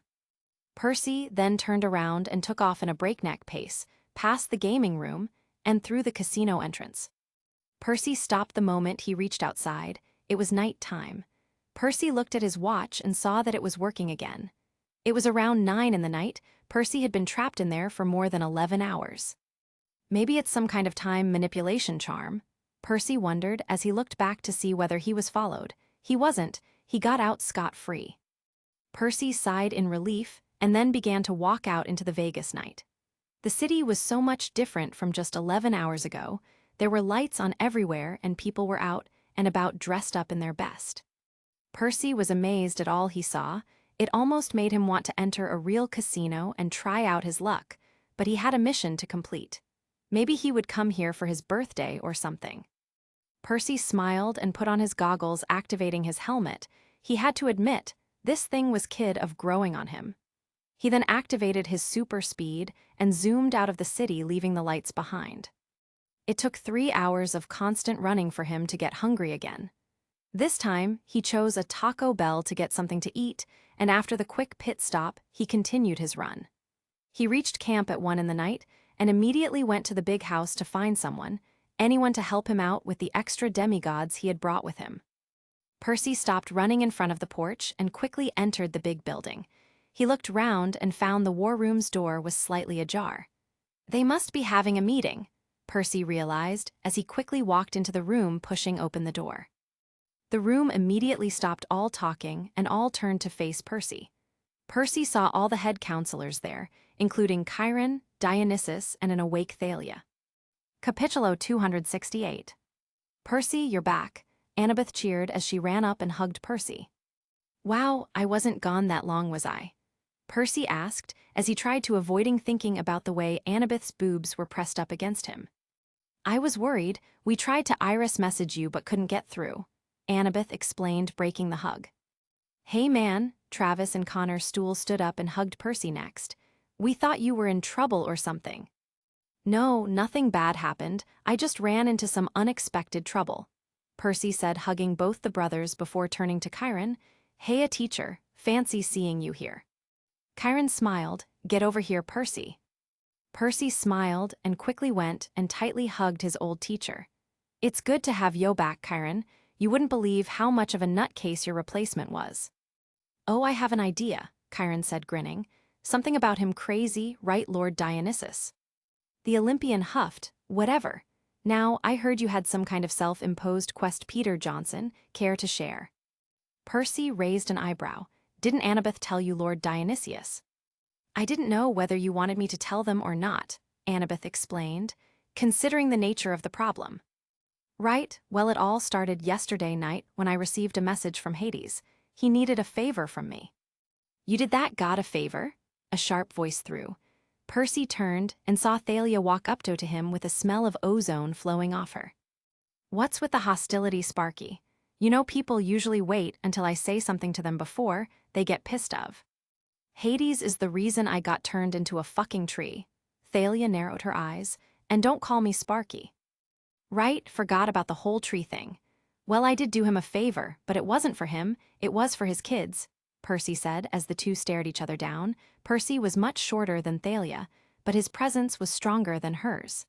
Now that he looked closely, Percy realized the girl was even prettier awake. Her hair was spiked and all over the place, and the blue highlights really matched her electric blue eyes. Her thighs looked like they were going to tear her jeans, and the way her legs kept going on and on. Okay, I have a problem. Wait, kids, Lee Fletcher asked. Hades had kids, as in plural. Percy turned away from Thalia and nodded. He had 2 kids, a girl and a boy. Great, just what we need, more annoying brats, Dionysus said, finishing his drink in swing. It's time like this when I wish I could still drink. Where are they, Percy? Did you manage to get them? Annabeth asked. Percy nodded. Yeah, I got them. Well, more like kidnapped them. I didn't really have time to explain to them what was going on, so I just tossed them into my storage space and moved on. Storage space? Selena asked, confused. What do you mean? Percy sighed. Right, you guys don't know. Well, it doesn't matter now. Kronos and his army knows. There's no point keeping my powers a secret from you guys anymore. Annabeth, could you explain? I'm exhausted. Percy has a unique power, Annabeth explained, letting Percy sit down and relax. It allows him to create unique pocket dimensions. Pocket dimensions? Thalia asked, surprised. What the hell are those? It's when a large amount of space is folded into itself so that it only occupies a small amount of space in our world. Chris Benkendorf spoke up. Annabeth nodded. Right, and Percy has access to different kinds. He has one in which he puts and carries everything he owns. Sometimes he can even carry people in it. He saved my life using that trick, Clara spoke up as she slammed her hand on Percy's back. I still owe you for that water brain. Percy smiled and Annabeth continued. He calls this pocket dimension of his the inventory, like the kind people use in video games. He can also create whole new worlds filled with monsters that he, and sometimes us, use to train ourselves. He can make a new world, Thalia asked, shocked. Wicked, Travis and Connor yelled out together. Why didn't you tell us before? Castor, the son of Dionysus, asked. I didn't trust you all before, Percy shrugged. In my defense, I had just learnt that I was a unique individual in a world where flying horses are considered normal. I was scared to trust you all. You saved our lives, Percy, Lee Fletcher said. You really think we would have betrayed you? Percy narrowed his eyes at Dionysus, and the god shook his head. Percy wanted permission to tell the other about the fact that there might be a spy among them, but the god denied him. Percy sighed. Look, that's all in the past now. What matters is the future. War is coming to our doorsteps, we need to be ready. Any suggestions, O fearless leader? Thalia asked sarcastically. Many my dim-witted subordinate, Percy replied back. Subordinate? Who the hell you calling a subordinate? Thalia shouted out as the ozone around her grew thicker. I love the fact that you had a problem with subordinate, and not with the fact I called you stupid. Oh good lord, Thalia groaned, is he always this annoying? Yes, everyone spoke up instantly. Percy huffed, liars. Either way, we are getting off topic, Chiron said, drawing everyone back to topic. Percy, those children you brought back, are they all right? Percy nodded. Yeah, physically at least. I'm not too sure about their mental health. I had to drag them out of the Lotus Hotel and Casino. What's that? Selena asked. Do you remember the legend of Odysseus and the Lotus people? Annabeth asked. Everyone nodded. Well, this place is basically the modern version of them. How do you know that? Percy asked, surprised. I researched it while you were gone, Annabeth replied. Right, anyway, I found them trapped inside. They thought that they had only been in there for around a month or so. But in reality, they had been in that place for more than 60 years. Whoa, Lee whistled out, so they are from the 1940s. Percy nodded. Right, and so when I bring them out of my pocket dimension, they are going to be confused. We need to help them readjust to life. Right then, Chiron said, bring them out, Percy, let's get this over with. Percy nodded and opened his inventory. Oh, and there's one more thing I forgot to mention. What? They weren't the only demigods trapped in there, Percy said, getting odd looks from everyone. There were lots of people trapped in the hotel, and a few of them were demigods.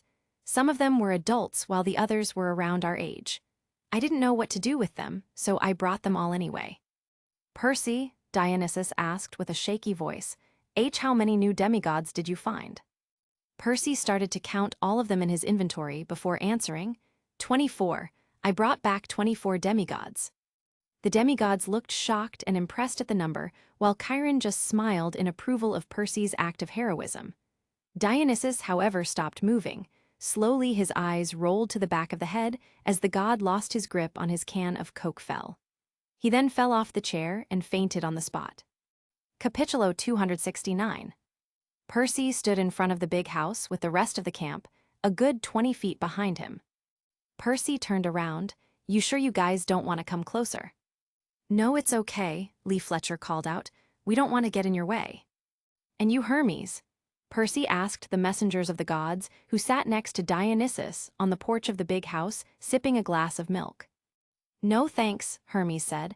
I just came here to observe and report back. Percy nodded, if you say so. After Dionysus fainted last night, they had decided to wait till morning to release the demigods. After all, 24 new demigods would be a lot to handle. They would the entire camp to back them up. At breakfast, Percy had to step up and basically explain to everyone about his inventory powers, which got him a few odd looks from the crowd. They thought he was joking until he pulled out a shield from thin air. It took some time, but people got the general gist of his powers, and here they all were. He opened his inventory and quickly looked through it and chose the first demigod to release. Percy reached in and pulled out a young boy with brown hair and sparkling blue eyes. Yo mini-me, Percy said, grinning ear to ear as he placed the kid down. Welcome to camp.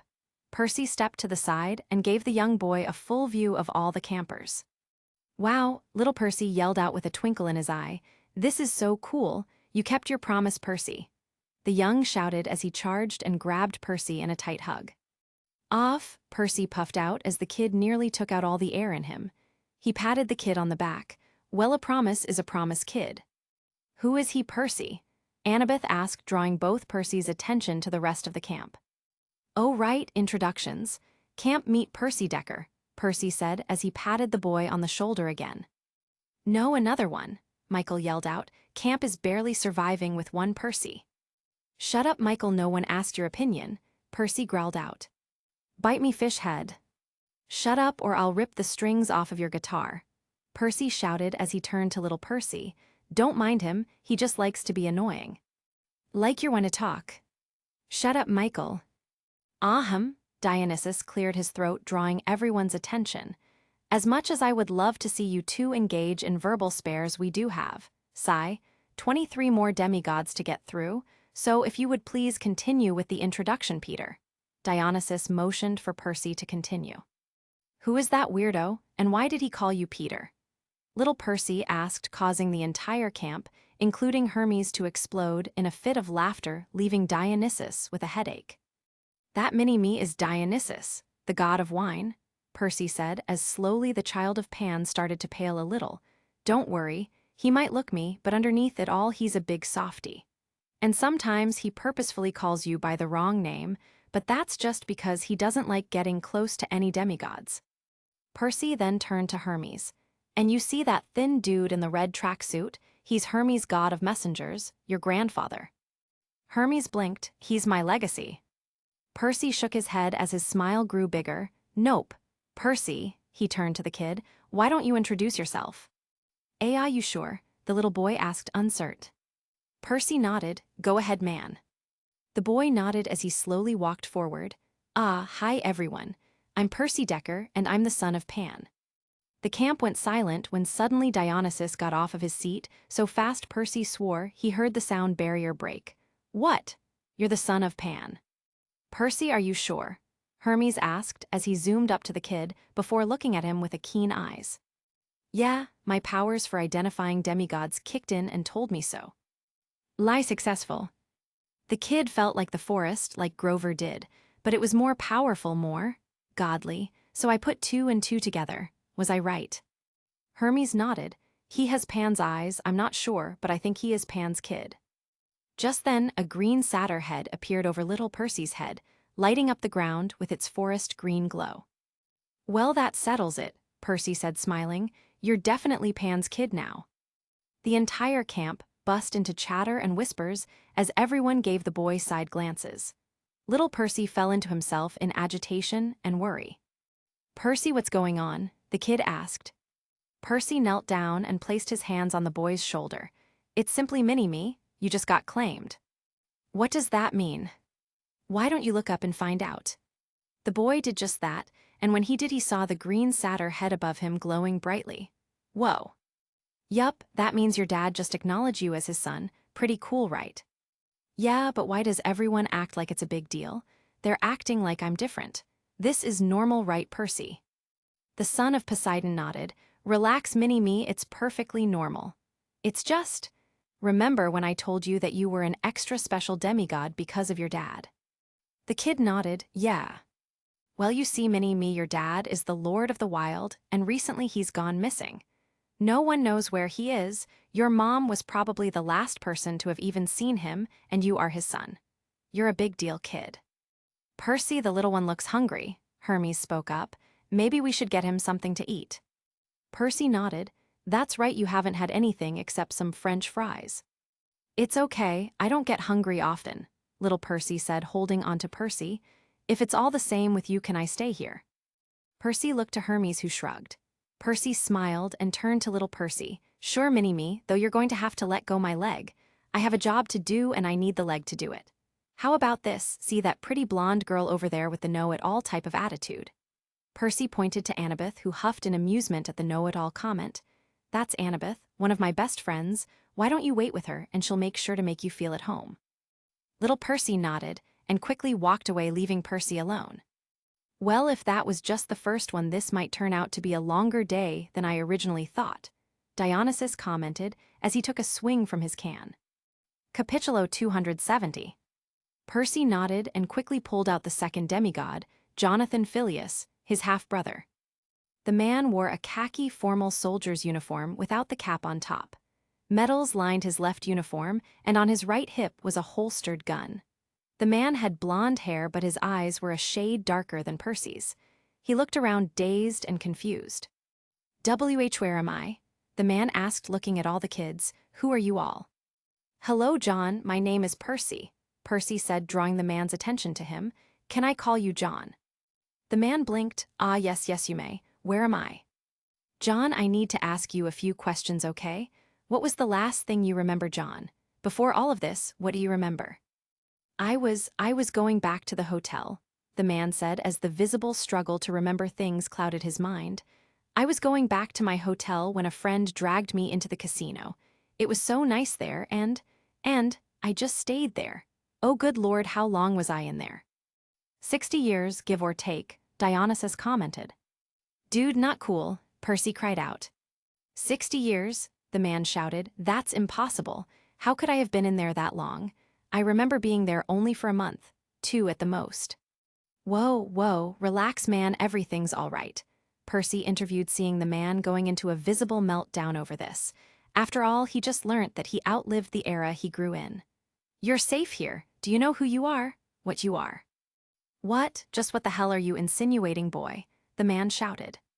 Wow, relax man, we are all friends here. None of yous are insinuating anything, Percy quickly replied, diffusing the tension. We just want to talk, that's all. So let's not do anything irrational. Percy's eyes went to the man's pistol. John looked at Percy and then at the rest of the camp. Where am I? You're in place, a special place for people like you. People like me? John asked again as his voice was layered with anger. What do you mean people like me? You know, Percy said, motioning for the man to catch on, but he never did. Wait, you don't know, do you? Don't know what? That I'm a bastard. John's voice came out harsh. Yeah, I know that, all right, you people never let me forget it. Ah, so that's why he was acting cranky. He must have been bullied in the army for being born out of wedlock. The 1940s must have been tough for him, Percy realized. Well then, if you're bastards then so are the rest of us, Percy said, motioning to the rest of camp. Aren't we guys? Yup, someone cried out. Totally 100% bastards, Peter yelled out. And you're the biggest one, Percy. Shut up, Michael, Percy yelled again before turning to John. Look, John, we are all the same. We all share something in common. Each of us has a parent who was. Well, first tell me this, do you know Greek history? The man nodded dumbly, still stunned by the entire camp, openly admitted to being bastards. Yes, I learnt a little in college. Well then you know about demigods then. The man nodded. Yeah, but what does that have to do with me? Tell me, John, which deviation of the U.S. Armed Forces were you assigned to? I'm guessing it was the Navy, right? John nodded. Yes, how did you know? It's because of who you are, John, Percy said. You chose the Navy because you felt a deep connection to the sea, right? You feel so closely connected to it that sometimes when you swim it almost feel like you can breathe underwater goth. John's eyes went wide in surprise.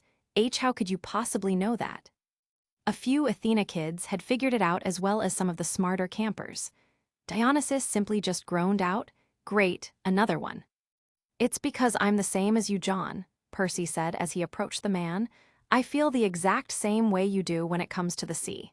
I feel it strengthen me, and do you know why, John? Why? Because we are brothers, Percy said, as he used his mana to call forth the moisture in the air to form a water trident. And we are the children of Poseidon, the god of the seas. John looked stunned and with wide eyes at the trident as he slowly touched it. The moment he got a good grip on it, Percy let go, allowing John to control the water. Suddenly, a bright green trident appeared over John's head, acknowledging him as Percy's brother. This is amazing, John exclaimed as he twirled the weapon around. How is this even possible? Because you are a demigod, John, like everyone here, Percy said. You are a child of the Greek gods. God is real. Well, the Greek gods are, so is the Christian God, but we try not to think about him. John still looked skeptical. So the Greek gods are real. Percy nodded. Yup, hey, if you want proof, just looked behind you. See that guy in the red tracksuit? That's Hermes, messenger of the gods. Hermes smiled and waved as John waved back, stunned. He's a god. Yup. Are you sure? Because I don't think that a god would dress like that. After that little comment, Hermes threatened to try and kill John. Eventually, everyone calmed down, and Percy had Nina sit down with John and explain to him what was going on. Percy wished he could do it himself. After all, the man was his half-brother, but he still had 22 demigods to release. Percy quickly went through the rest of the demigods. Luckily, after the first 5 or so, calming them down and explaining the whole trapped in a place that diluted time story came to him easily. Percy first claimed the understandably freaked-out demigod before one of their fellow siblings, or anyone who ventured, took them into the big house and explained to them what was going on. There were around 4 children of Ares, 1 daughter of Hermes, who was immediately hugged by the god of Messenger, a daughter of Demeter, a son of Hecate, 2 children of Morpheus, a daughter of Aphrodite that kind of resembled Marilyn Monroe, a pair of twin sons of Apollo, a daughter of Pathos, god of lust, and gods was she lust-worthy, a son of Nemesis, a son of Nike, a daughter of Hebe, a daughter of Notus, 2 children of Athena, and 2 children of Hephaestus. Needless to say, it was a long process. Luckily, most of the people who PERCY released didn't want to go back there. They hated the experience. Most of demigods were children. Around 1214, they had usually stumbled onto the Lotus Casino when they were being chased by monsters. Most say that when they were in trouble, the casino would just magically appear in front of them, and they would go inside to hide, now knowing the dangers inside. There were 3 adults in total, including John. The other 2 adults was the daughter of Demeter and the son of Nemesis. The only reason the demigods had survived so long without knowing their true origin was because they had all joined the military early on in their life and were protected from any monsters. The daughter of Demeter was a nurse, while John and the son of Nemesis were old army buddies that got trapped in the casino together. Eventually, though there was only 2 left, PERCY had been saving these for last. The son of Poseidon reached into his inventory and pulled out a 12-year-old girl dressed in a fancy dress. She looked at PERCY and then to everyone else around her before stammering out a response. "Where in God's blue earth am I?" "Somewhere safe, Bianca," PERCY promised her as he put her down, making sure she was steady before reaching in and pulling out Nico as well. Capitulo 271. "Let go of me, asshole." The little boy kicked and screamed as he tried to punch PERCY the moment he came out of the inventory. "What did you do to my sister?" "Nothing," PERCY protested as he jumped away from the son of Hades' fists. "See, there she is, safe and sound." "Nico, what are you doing?" Bianca yelled out, causing Nico to stop and look at his sister. "Bianca, you're safe, I thought he hurt you." Nico jumped and hugged his sister.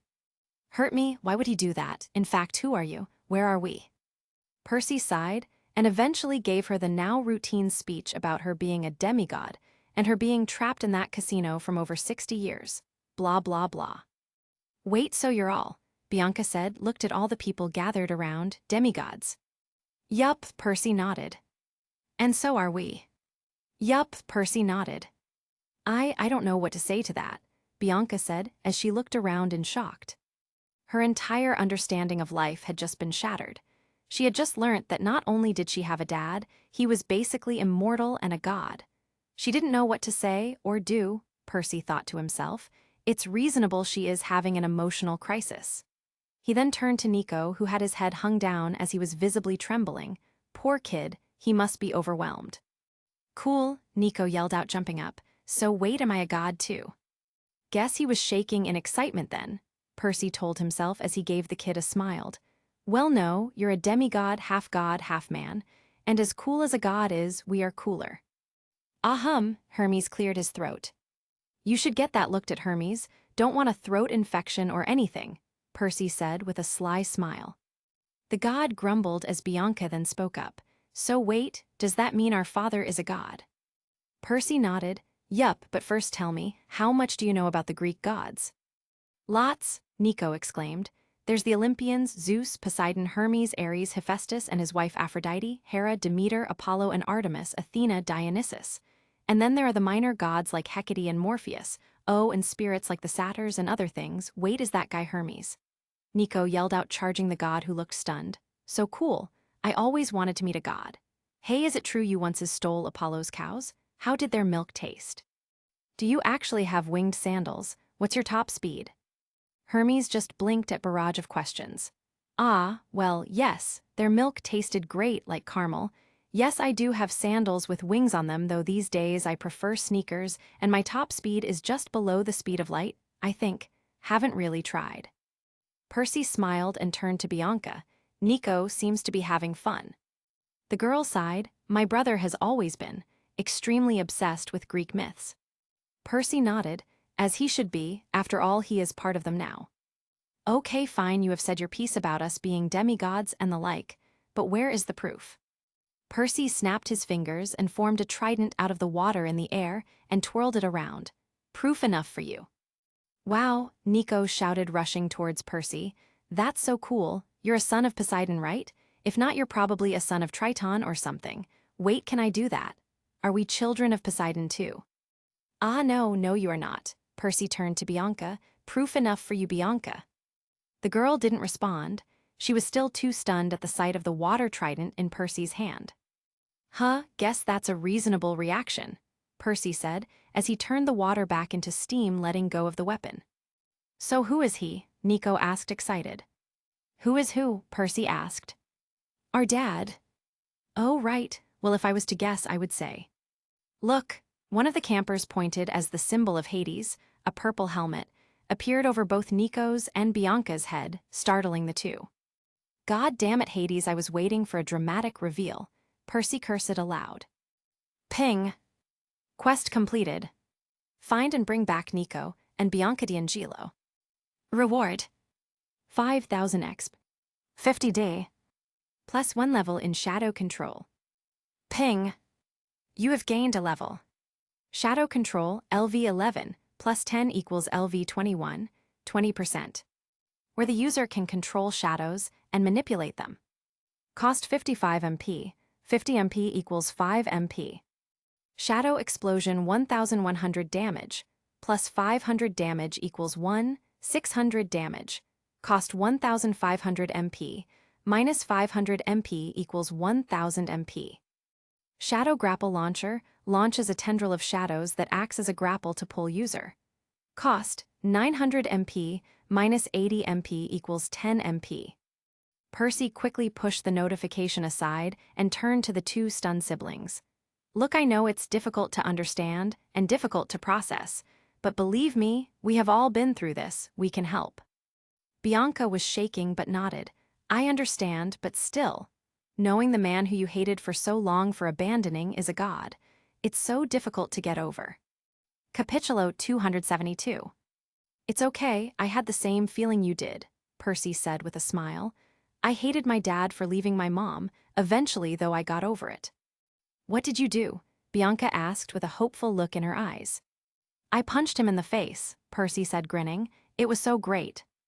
Bianca smiled. You punched a god in the face. Yup, he didn't mind. He sort of knew he had it coming. I don't think I can do that, Bianca said. Yeah, probably not, Percy admitted. My dad is kind of cool that way. But I promise you, me and the rest of the camp will help you and your brother along the way, I promise. I somehow think Nico won't have a problem fitting in, Bianca said as she turned to Nico, who had been running all over the place screaming, My dad's the coolest, at the top of his voice. Percy smiled. Yeah, that kid is special. 2 weeks later. Surprisingly, the next few days had been without any incident at all. None of the rescued demigods wanted to leave camp and go back to the Lotus Casino. It had taken some time, but eventually, they all accepted that they were in fact stuck in another time period. The 3 adults in the group had trouble adjusting. All the new technology was much too advanced for them, and their way of think was already set. Boy, you should have seen the way the men reacted to the girls wearing jeans outside. They were pissed. Eventually, though, everyone was getting better at adjusting. To compensate for the extra children, Hermes had commissioned the construction of 2 new cabins to store all the minor demigods, leaving the first Hermes cabin exclusively for Hermes kids. The cabins had their own head counselors, but pretty much functioned as any cabin would.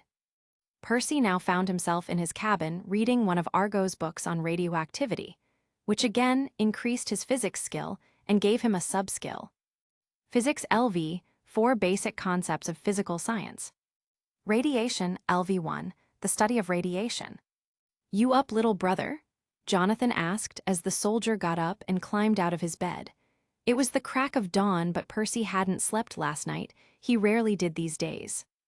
I'm always up, big bro, Percy said, getting off his bed and putting the book into his vastly growing shelf.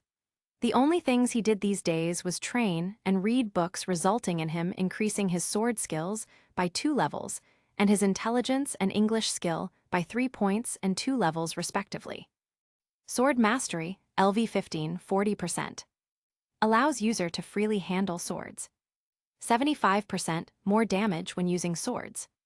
Sword combo, Stardust Wave. An attack which is a combo move which can be used by 1 or 2 swords. The number of strike is only limited by the amount of times you attack your enemy. Attack number of strikes x bit, more damage plus dex %. Cost cooldown period, plus 2 seconds for every strike. Water plus sword technique, water's kill.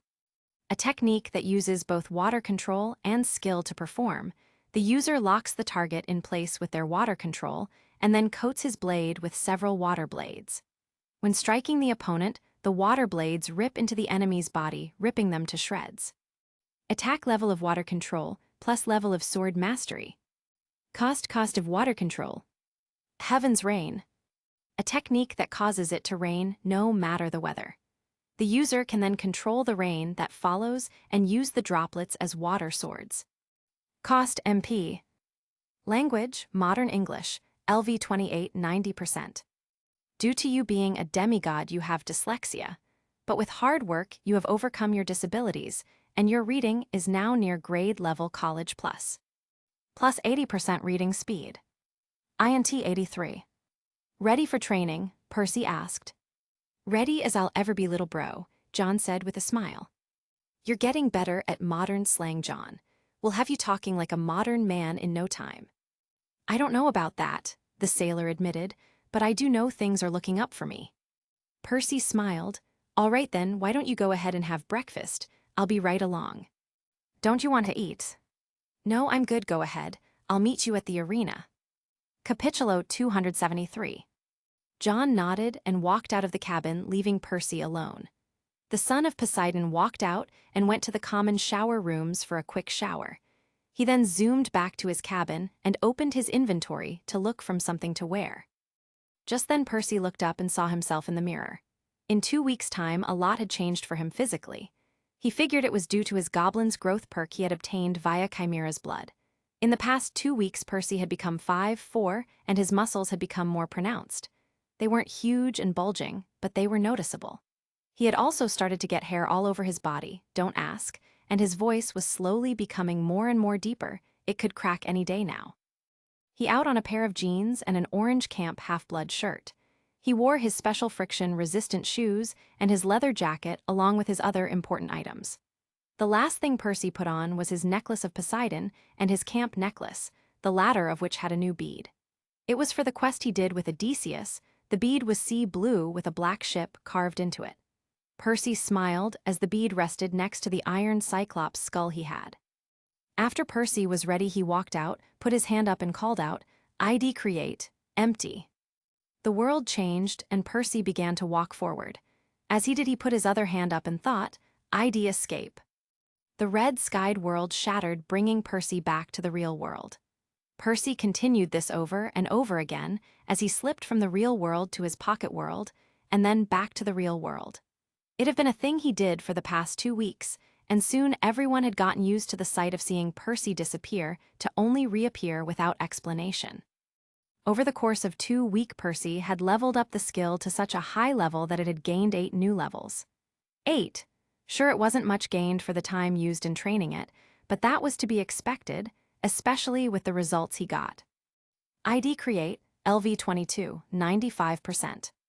Used to create instant dungeons. Higher the level, stronger the dungeon. Current list. Empty dungeon, no monsters. Monster dungeon, zombies.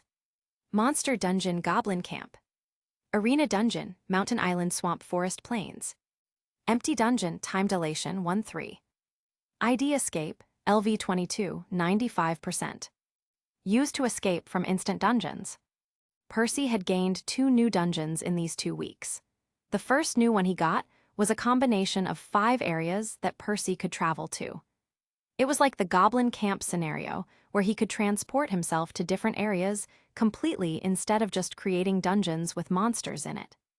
The areas he created were filled with monsters local to the region, hence Percy Manley used this dungeon to try and keep himself on his toes.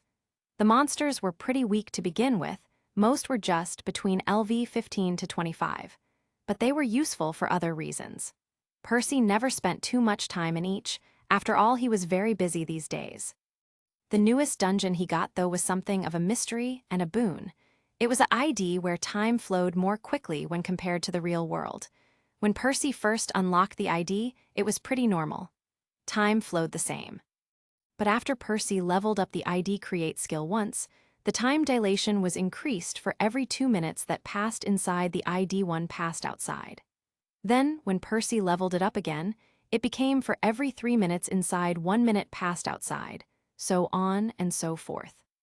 This particular time dilation skill was the reason Percy was so intent of trying and increase his skill level. If he could get a place where he could train longer for a shorter period of time, it would be a blessing from the gods. Eventually, though, Percy reached the arena, and inside he found around 80 demigods armored and talking to each other, while rubbing the sleep out of their eyes. "Right, everyone into positions," Percy said, as every one of them quickly stopped talking and formed into rows, each a good 4 feet apart from the other. Percy then began walking along the rows of the demigods, looking at each of them like a general would an army. Percy stealthily opened up his status page and attached his leader title on. After all, the demigods would need every boost they got. Leader allows the user to control his troops, easily giving a +10 to all stats for all subordinates. Now today we will first warm up and then train in weapons. This got a groan from them all, but Percy ignored them. Yesterday you all managed to soundly defeat the first wave of the zombies. Let's try 2 today. Percy walked in front of them all and nodded. Begin. Quickly every one of them got down onto the floor and began the routine exercise that Percy had taught them. They first did 10 push-ups, 10 jumping jacks, 15 punches, each arm, and then ended the set with 10 crunches. They then repeated the set all together. While waiting for the exercises to be over, Percy usually did his own exercises while keeping an eye on everyone. He focused on increasing his own strength stat and had taken to wear the weighted armbands that Nina had made for him all the time. He had increased the weight from 75 to 100 pounds per limb, causing an extra 5 stat points for SDR. SDR 55 plus 20 equals 75. When Percy first took over training for the demigods, it was tough. The older demigods liked him and knew what he was capable of. After all, they had seen him cut off Hyperion's hand and take on Artemis in the form of a deer. They knew Percy was the best choice to train them. The new demigods, however, were a different issue. They knew they owed Percy their lives, and most didn't question his leadership, but a few did. A son of Ares didn't like the way Percy was teaching. Big surprise there. He thought he knew how to fight better than the son of Poseidon. The kid's name was Colt, and he was the guy who was dressed up like a punk with the purple mohawk that Percy got out of the casino. Apparently, the kid had a rough childhood growing up, and he had to fight to survive. He had been brought up street tough, and understandably didn't feel like a kid. A foot shorter than him could teach him anything about fighting. Capitulo 274. Colt had challenged Percy to a fight. He wanted to lead instead. Percy accepted. The fight lasted for about 2 seconds, and Colt was sent to the med bay with a broken arm.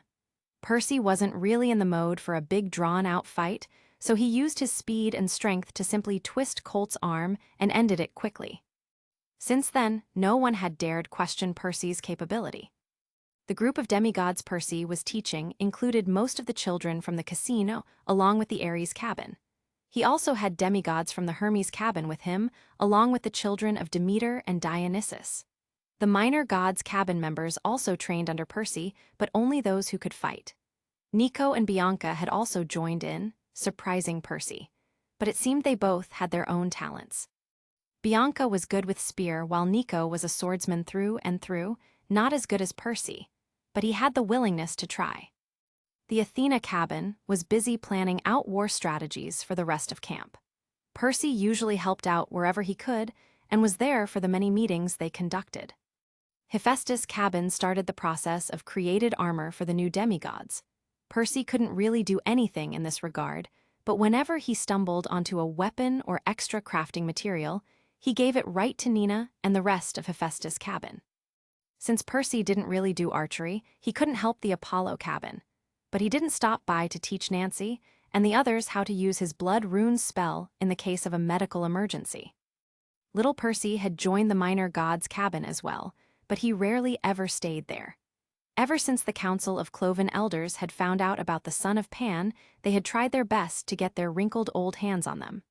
Percy tried his best to keep him away from the old goats, but eventually he couldn't protect the kid anymore. The old goats had gone to Dionysus and complained, little bitches. The council had insisted that they needed to take the boy away and train him in the ways of the wild, but little Percy had other ideas. He didn't exactly say it, but Percy knew the son of Pan considered him a surrogate older brother. The boy liked him, and he liked the kid, after all with a name like Percy who couldn't like him. So they came to a compromise. Little Percy spent half his time training under Percy and the other half with the council of cloven elders. It made his day very busy, but he was the son of Pan after all. Right now, he was the only legitimate successor to Pan's position, and that made him very important. "All right, level 1 team, take a break," Percy yelled out as around 20 demigods collapsed. Level 1 was Percy's way of calling out the weak. Using his gamer powers, Percy separated the demigods into levels. Level 1 consisted of the nearly human-like demigods that were low on stamina and strength. Percy had them do only 3 sets of their normal exercise before telling them to stop. Level 2 were the average demigods with their stamina and strength above 20. They did around 10 sets before Percy told them to stop. Then came the level 3s, who were the exceptional demigods. These had lots of stamina and strength and mostly consisted of the adult demigods and a few children of Ares. They did around 20 sets of the exercise before Percy told them to stop. After the level 3s were done, Percy took them all out for a run. First, they went across the stable and around the forest. They then ran along the beach and stopped at the mouth of the stream cutting through the forest. Percy turned to his 80 demigod squad and waited for them all to arrive. The level 1s always had trouble keeping up. "All right, everyone, take out your weapons and keep them ready," Percy shouted as each demigod took out their own favorite weapon, be it spear or sword. The archers generally trained with a sword and practiced their bow and arrow skills later with the Apollo cabin. "Now pair up with a person with the same weapon and stand opposite to each other," Percy yelled out as the demigods started to move.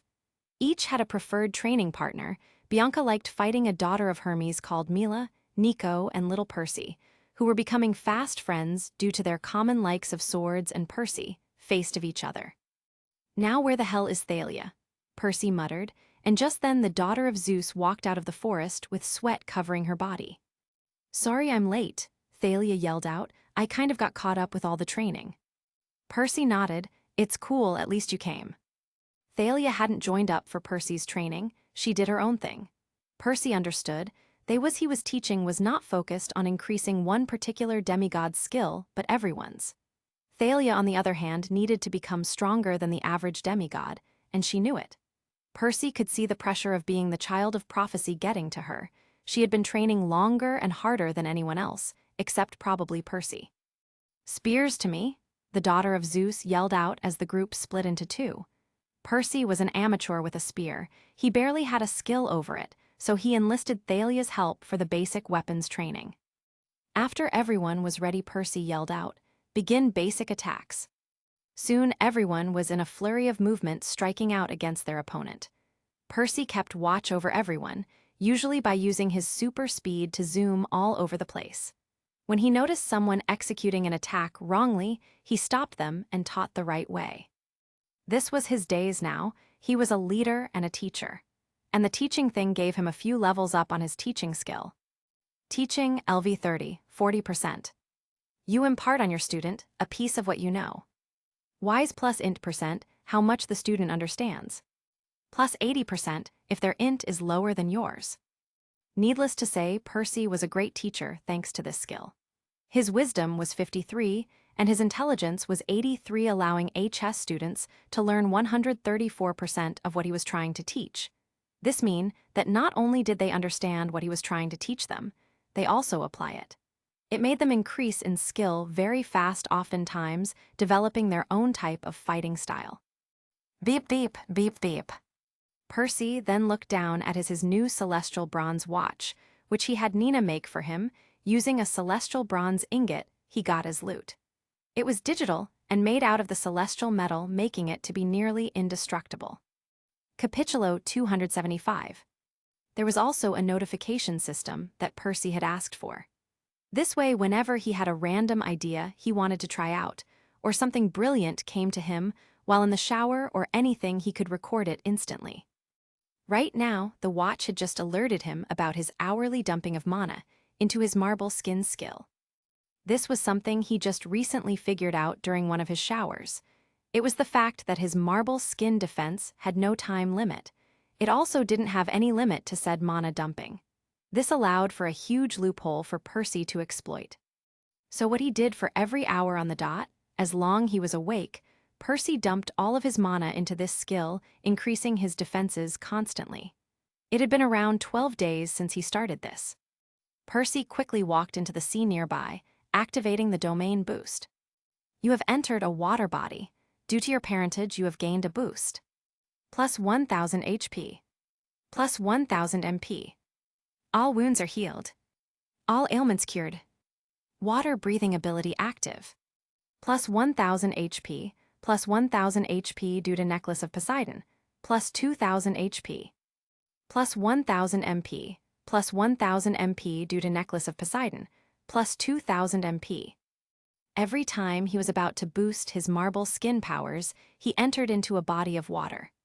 Whether that meant going into the sea, a river, or even just pouring water on himself to activate the domain boost depended on where Percy was. Percy now had mana 5750-5750, plus 1000 equals 6750, plus 20% more mana, plus 1350, equals 8100, plus 2000 MP equals 10100 MP. And he put all of his mana into the skill. Defense 10,100x, 115, VIT equals 1,161,500 defense. Percy had done this for around an average of 21 hours a day, since he rarely slept at all these days. This meant that including this recent boost to his powers, Percy's total defense came up to 252 hours, x 1,161,500 equals 292,698,000 defense. Yup, that was a lot. But considering that Percy has to now fight titans, who could give the gods a run for their money, Percy still felt like he was unprepared.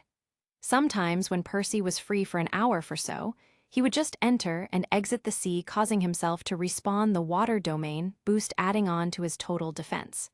But these days, he rarely had the time. Percy eventually returned to his group of trainees, and soon they were done with their practice. "All right, everyone, line up. It's time for my training," Percy yelled out as he took out Riptide, readying himself for a fight. Most of the demigods groaned, while a few, like Thalia and John, became serious and ready for a fight. This was the reason most hated weapons training. At the end of it, Percy took on all of them at once. Percy spun his blade around a couple of times. Ready? The demigods who complained before got into position next to the others. Okay then, fight. Percy charged forward and attacked a group spear-wielding demigods. They had lowered their weapons to pierce him with, but Percy was faster as he jumped up and landed behind them, hitting them all with the flat of his blade. "Out," Percy said. The demigods all groaned and quickly all left before Percy moved towards the next group of demigods. Percy quickly dispatched of all the swordsmen with a flick of the wrist, mostly just disarming them or knocking them off balance. "Yay!" Nico yelled out as the boy charged Percy, only for the demigod to trip Nico at the last second. "Sorry, Nico, better luck next time." Percy then turned and blocked a swing for John. Percy blocked and pushed the weapon back as the two brothers attacked one another. John had been trained in hand-to-hand combat by the army and had a basis for attacks. Hence, he was one of the best swordsmen they had, but he was still no match for Percy. Percy knocked him to the side. The demigod was starting to sweat now. He wasn't tired, not in the least, but he felt the training work. Percy then quickly took care of the rest of the demigods, leaving Thalia for last. "Ready, see brain?" Thalia asked as she spun her spear around. "Think you can actually hit me this time, Sparky?" Percy teased as Thalia growled at him. The two cousins narrowed their eyes as they slowly circled around the other. This was one of the reasons Thalia agreed to help train the others. She wanted to fight Percy. Maybe it was the Zeus in her, but Thalia didn't like Percy being in charge. she usually kept her distance from him whenever he was training or even talking to other demigods. So far, the only interactions the two have shared was the occasional chit-chat along with these daily fights. Taliha made the first move, like always. Percy counted on her impatience as he quickly went on the defense, blocking one of the girl's attacks. He spun away from spear thrusts and deflected all those he couldn't dodge. He waited for his moment before he sprung into action. Percy blocked and then deflected Thalia's spear so hard it flew out of her hand. He then charged forward and swung the flat of his blade at Thalia. The daughter of Zeus, however, didn't back down as she collapsed her knees and fell back on the ground, forcing Percy to change the direction of his attack in the last moment. Thalia then gabbed the bracelet on her left hand and shouted, "Aegis!" This caused a shield to form out it, blocking Percy's blade at the last second. Percy was stunned looking at the shield, and Thalia took this opportunity and pushed Percy to the ground and got on top him, pushing the shield down on him. Still scared of this thing, Jackson? Thalia asked with a smirk. "No, Grace, I just got too close to you, and the smell just hit me really hard," Percy shot back. The way Thalia sat on top of him was really making him hot under the collar. Her hips were rested right on his own. The part that disturbed him the most were her long, muscular things. They gripped his hips tightly to make sure he couldn't move to the side as she pressed up against him. "I need to get her off me before things get weird," Percy told himself as he finally managed to push Thalia off of him, and he jumped back. Thalia quickly grabbed her spear, and the two began circling each other. Percy really hated that shield. It wasn't his first time seeing it. Thalia had used it before on him. The shield was special. It was a replica of Aegis, the shield that was imprinted with the face of Medusa onto. The face of Medusa was scary to say the least. Percy didn't mind it though. After the first time, he kind of got used to looking at the shield. But there was still some sort of charm around it that made him want to back away every time he got close to it. Thalia charged again as she swung at Percy. The demigod ducked under the attack and kicked Thalia in the gut, sending her backwards. Percy then began attacking the demigoddess relentlessly as he kept hitting Aegis with Riptide. He then swung his blade, widely knocking the protection of the shield to the side before swinging at Thalia's neck. At the last moment, Thalia twisted her spear, bringing the bottom end up to block Percy's blade, and then brought her shield up, hitting Percy in the nose with the sharp side. 290, 2,690, 7,900 defense. Percy didn't even feel the strike and instead used his free hand to grab Thalia's spear and pulled it out of her weak grip before twisting her legs and throwing her off balance and onto the ground. Percy then leveled both the spear and his blade at Thalia. "I win, again." Capitulo 276. "Yeah, but I hit you this time," Thalia said with a smile. "How's that nose?" "Barely felt it." Percy put the spear into the ground and helped Thalia up. "I'm sure you didn't fish head," Thalia said as she took back her spear and returned it into the form of a can of mace. "What's the score again?" Percy asked. 14-0. "Don't get cocky, sunshine," Thalia said as she returned Aegis back to its bracelet form. Percy smiled at his fighting partner and turned to the rest of the recovering demigods. "All right, everyone, Postians. We are going into the zombie ID now.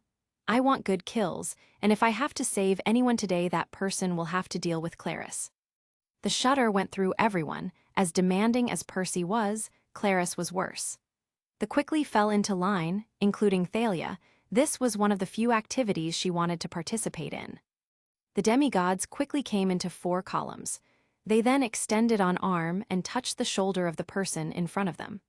The demigods at the head of the columns extended their arms and touched Percy, forming a big connection of demigods. Percy put his hands up. "ID create, zombies." The sky turned red as the sound of waves went away. The water was still. Nothing moved other than Percy and then demigods he brought in with him. After a quick roll call, Percy paired the demigods up. Each squad had 1 level 3, 3 level 2s, and 2 level 1s. If there was a shortage of level 3, then that squad will have extra level 2s or fewer level 1. After all, safety was the most important thing here. Percy wanted each squad to be able to handle themselves out there.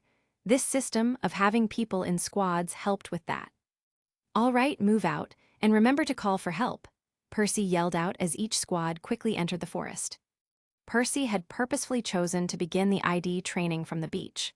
The forest was filled with normal zombies, which were pretty easy to defeat. Then came the Greek zombies, which were further inside camp, until finally, the Legion zombie near the heart of camp. It was very progressive in difficulty, ensuring that those who didn't feel strong enough could just stay in the forest and deal with the low-level zombies.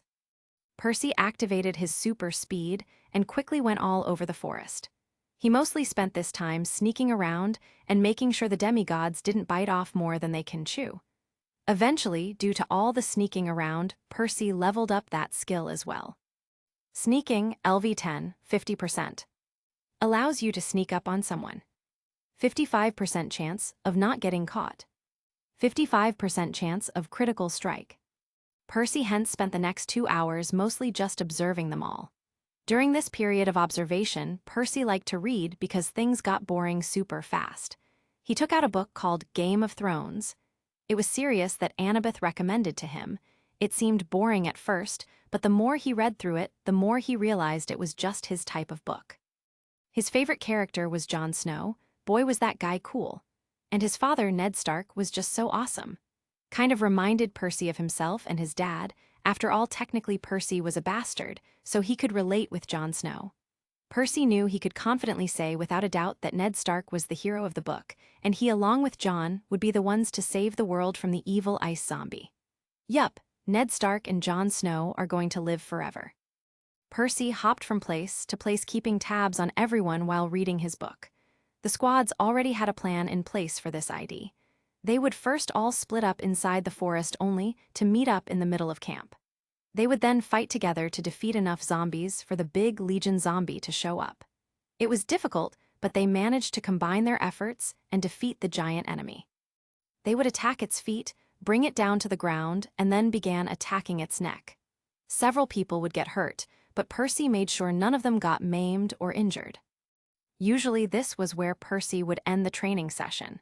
But today he wanted them to face off against the second method, was used to deal with the second wave of zombies, along with the second Legion zombie.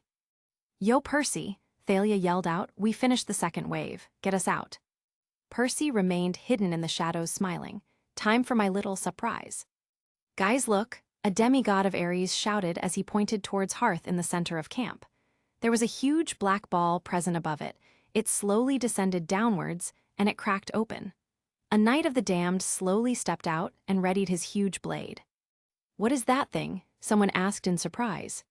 "Something not good," Thalia said as she readied her spear and charged the monster. The knight of the damned looked at Thalia and simply waved his huge sword around, forming a gust of wind, blowing her back. "This thing's too powerful," someone yelled out as John helped Thalia to her feet. "Where the hell is Percy?" "Forget Percy," Thalia shouted. "He won't always be there to help. We need to deal with this thing ourselves." The others looked nervous, but before anyone could do or say anything, the damned knight attacked. He swung at them, and just as he was about to slice of the arm of one of the demigods, Percy came in a flash and pulled the demigod from harm. Percy reappeared far away from the battlefield and put the demigod to the side. "Stay here." The battle raged on. Demigods were being pushed back, and whenever it looked like they were about to be killed or even injured, Percy came in and saved them. Soon the number of active fighters became less and less. The level 1s were taken out first, and then the level 2s. Thalia had a squad around her as they tried to attack back. John jumped into the fight and began fighting the knight with all his might.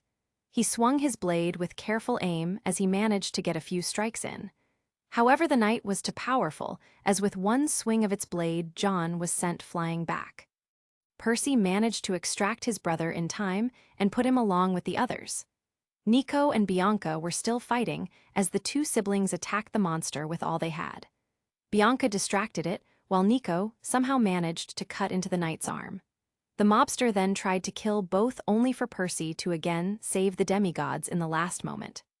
Soon the number of active fighter reduced to only one, Thalia.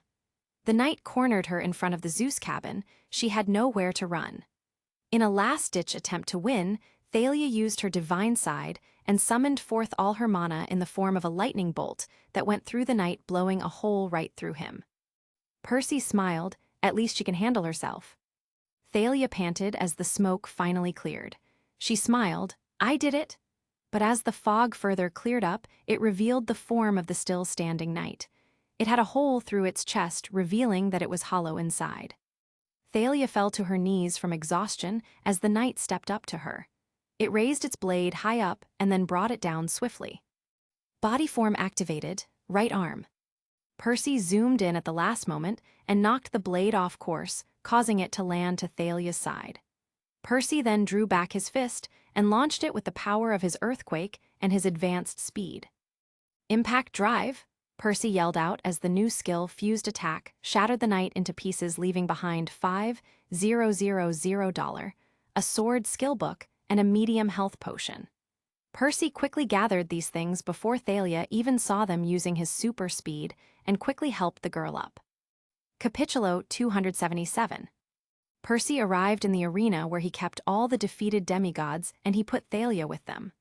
Line up, Percy said, as all of them slowly gathered into columns and touched Percy. Percy lifted his hand up. ID escape. The red sky shattered, and the entire group was brought back to arena where their training session had started. Percy motioned all of them to sit down, which they all did quickly. They were exhausted beyond belief. Do you know why I didn't warn you about the night? Percy asked, looking at the demigods. You wanted us to be thrown off our game, Thalia muttered out, and we were. Percy nodded. Right in one Sparky, Thalia grumbled, but did nothing else to object to the nickname, which told Percy just how disappointed she was. Percy sighed. Look, this is nothing to be afraid of. You guys are progressing nicely, I'm sure you yourself can tell. And relax, this was not an enemy you could have defeated quickly. So you set us up for failure, Nico asked. That's not fair, a demigod yelled out. Percy nodded. Yeah, it's not fair. But neither is life or war, so get used to it. You all had a pattern. First you would fight your way out of the forest, and then meet up in the center of the camp to fight of the zombies. You would then stay together in the center and work together to kill them all. Now, I'm not saying teamwork isn't important. It's one of the only things that will guarantee that you will not end up as monster food. But predictability is a disadvantage. The Romans were predictable, John spoke up. They had rules and they followed them methodically. They had one of the most powerful empires to date. Percy nodded. Yes, that's true, but understand that we are not Roman, we are Greeks. We are the unpredictable. That is what makes us dangerous.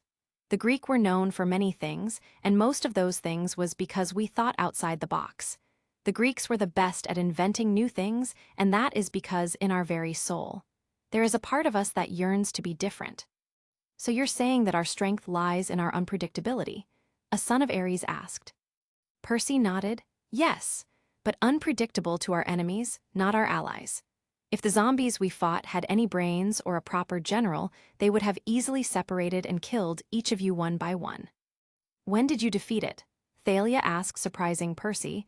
I mean, when was the first time you fought it? A year ago. Thalia's eyes widened comically. You fought that thing over a year ago. How powerful are you now?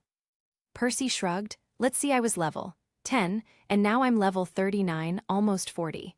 I think I'm at least 4 times stronger now. Wow, little Percy exclaimed. Just how powerful are you, Percy? Bianca asked, surprised beyond belief. The demigods gathered quickly went into discussion. They had all fought and lost to that thing, some badly. If Percy could have beaten that thing a year ago, and if what he claimed was true, only now did they have a proper measurement of Percy's power. Thalia growled in anger and got up. Where are you going? Percy asked. I'm going to train some more, Thalia said before leaving Percy and the others alone. Percy sighed. Her pride must be bruised. Well, I can't do anything to help with that. Percy then dismissed the demigods. It was around 1 in the afternoon, and everyone was hungry. Percy and the others entered the mess hall, and they all quickly began to pile on their plates. After sacrificing a small amount to his dad, Percy and John sat down in the minor gods table, along with the rest of the demigods. The minor gods table was a new addition to the mess hall. Since the table didn't actually belong to one god, the rule that restricted demigods from sitting with other demigod didn't apply. This caused the minor gods table to become a hotspot of activity. There were 4 in total, and every meal was literally a competition to get a seat on the table. The minor demigod kids obviously got them first. Percy had his reserved because he was basically the reason it existed in the first place, and everyone else had to fight of theirs. The minor gods table was quickly filled with different demigods that wanted to sit with each other, but couldn't do so before. Percy's small group of friends usually gathered here and ate meals together while they talked about the things they did that day. Percy sat down next to Annabeth with Michael and Nina opposite them. The seat groaned under Percy's additional weight. This was the negative side to the weighted armbands. It was a pain in the ass to find a place strong enough to hold your weight. "Hey guys," Percy said as he began eating, "what's new?" "Nothing much," Michael said. "Got a few new recipes to try out as a healing potions. We keep trying to replicate those potions you keep getting in the IDs, but somehow we keep failing. There must be something we can't detect inside the potion that makes it work in the first place. If we can't find that..." Percy nodded. "Right in here before I forget."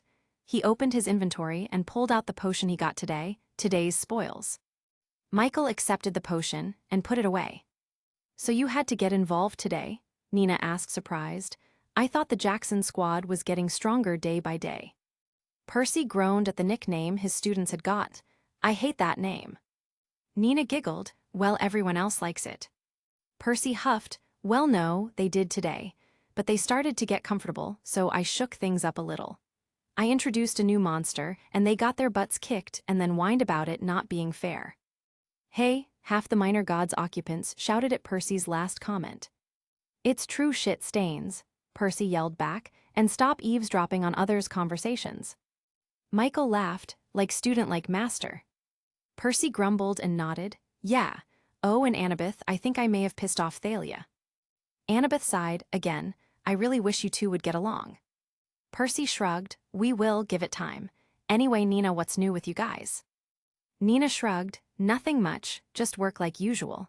Charles almost blew us all up today, idiot." Percy smiled and turned to Annabeth. "And you?" "We have been trying to figure out where Kronos would strike next," Annabeth admitted. "We also tried to figure out whether or not he would try and attack us. After all, one Titan managed to almost kill us all, and he would have if you didn't stop him." Percy nodded. "Yeah, but we are stronger this time. And so am I. If Hyperion shows his ugly mug around here, I'll make sure to send him to Tartarus." Annabeth nodded. "Yeah, we took that into account as well. So far we think that Kronos will wait for possible half a year before he strikes." "Why half a year?" "December is Thalia's birthday," Annabeth informed him. "If Kronos is going to attack us, it will be when Thalia turns 16. Capitulo 278. Percy nodded. "So it's near the end of June right now. We have 5 months' time to think of a way to kick Kronos' ass." Michael sighed. "We are so doomed." Percy chuckled, and they quickly finished the rest of their lunch while talking about one thing or the other. Percy was now free.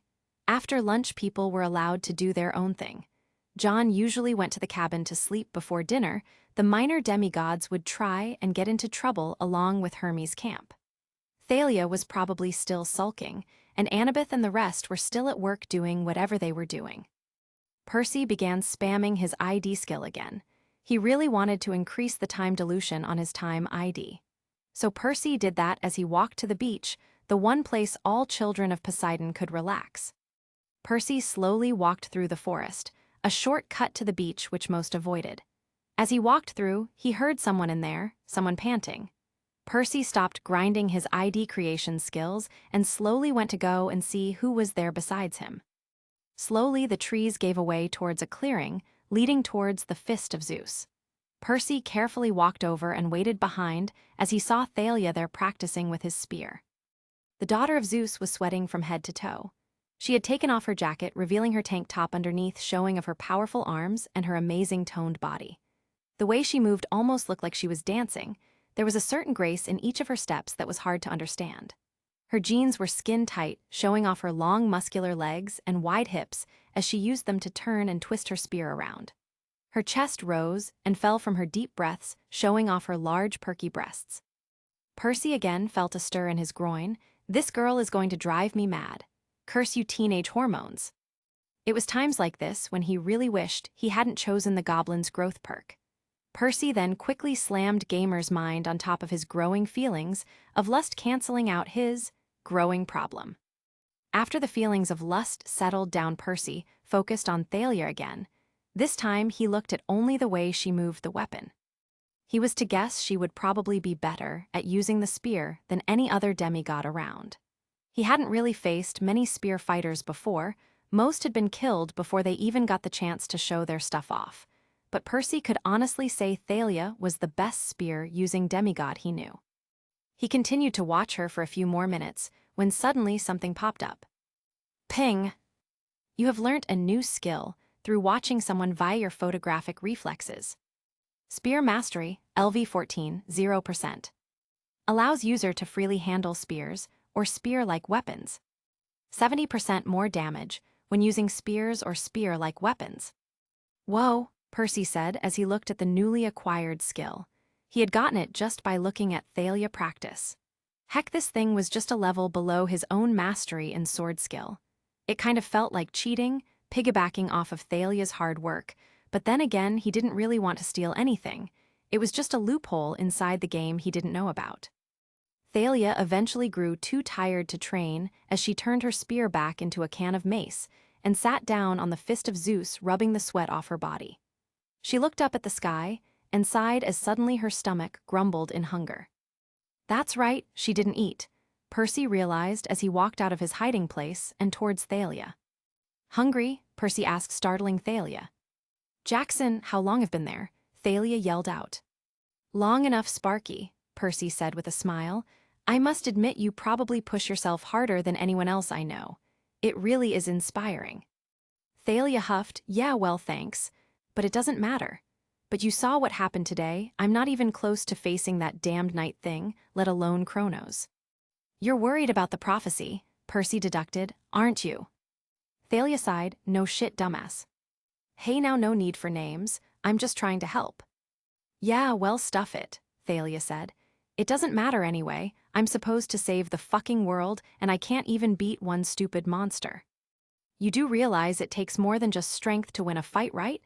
Percy said as sat down next to Thalia, doing his best to ignore the way her skin glistened under the sunlight.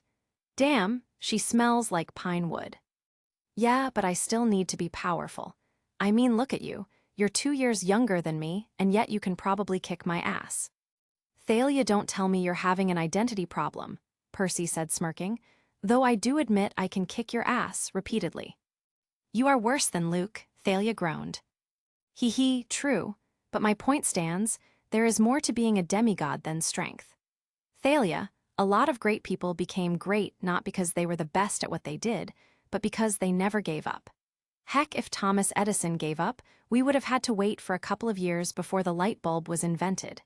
If Mahatma Gandhi gave up, India would have been under the British rule for probably another 50 years or so. So your advice is what? Never give up, Thalia chuckled. That is the cheesiest line I have ever heard. That might be, Percy admitted, but it's true. And remember one thing, Thalia, Percy looked into her electric blue eyes, never give up. Ever. You have the entire camp by your side, you have Annabeth, Grover, and me. Kronos doesn't stand a chance. Percy, the camp wouldn't follow me, Thalia admitted. You're their leader. They would follow you. Heck, when I first meet you, I hated you. But now I can't help but admit you are better than me in every single way. You should be the child of the prophecy, not me. Percy got off the stone and patted his back. Maybe in some world I am, and you are still stuck in that tree. But right now, in this world, you are the child of the prophecy. You are the one who is supposed to lead us. And fine, the camp may not respect you like they do me, but if you want them to, then earn that respect. Earn that trust. Do you really think it's that easy? Thalia asked with wonder and hope restored in her eyes. Capitulo 279. I do, Percy nodded, because I believe in you. Why, you barely even know me, Thalia said. Because you gave your life for your friends, you died to protect them. And the barrier around camp, the one that is keeping all the monsters away, you made that. Zeus may have given the power, but Chiron told me that it was your love for your friends that gave it form. It is your love for them that protected us all. That, Thalia Grace, is why I believe in you. Thalia looked at Percy in awe, as tears started leaking from the corner of her eyes. Thalia, are you okay? I'm sorry if I... Oh, shut up, fishhead, Thalia said, wiping her tears and smiling brightly. These are tears of joy. Percy sighed in relief. Oh, thank the gods. I thought I did something stupid again. Not this time, Jackson, Thalia said as she playfully punched Percy's shoulder. Although I may surprise, you give one hell of a motivational speech. Percy grinned. Yeah, one of my many skills.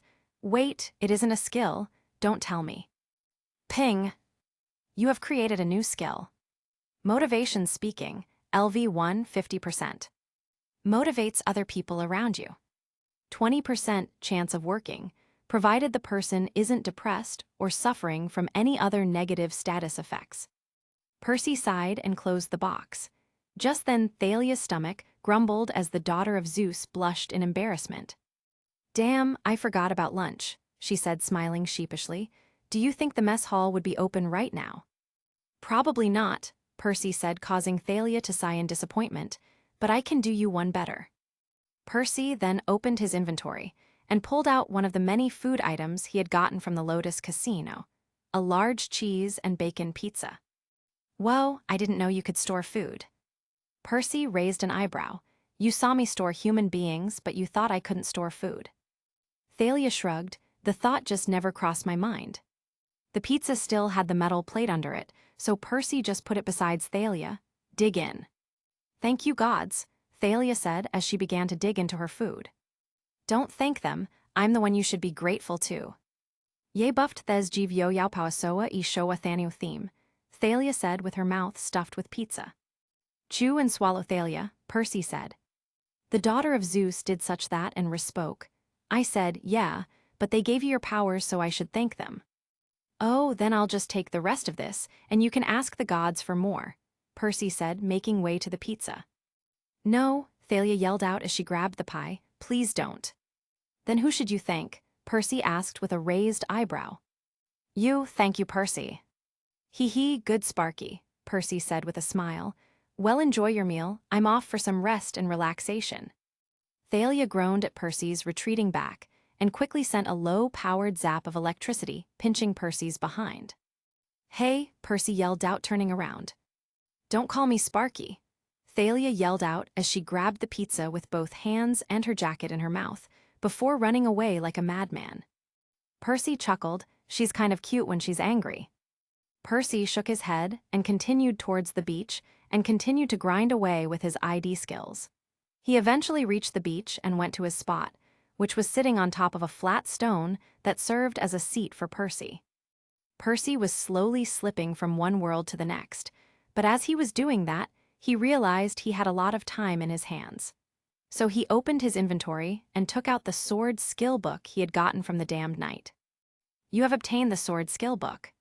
Do you wish to learn? Yes, no. Percy pressed yes. Ping. A skill has leveled up. Sword Mastery, LV16, 40%. Allows user to freely handle swords. 80% more damage when using swords. Ping. Please select one of these attacks. Angel Strike. A technique that uses multiple blades as a source of attack. The user attacks with one blade and then abandons it, grabs another blade and strikes the opponents again.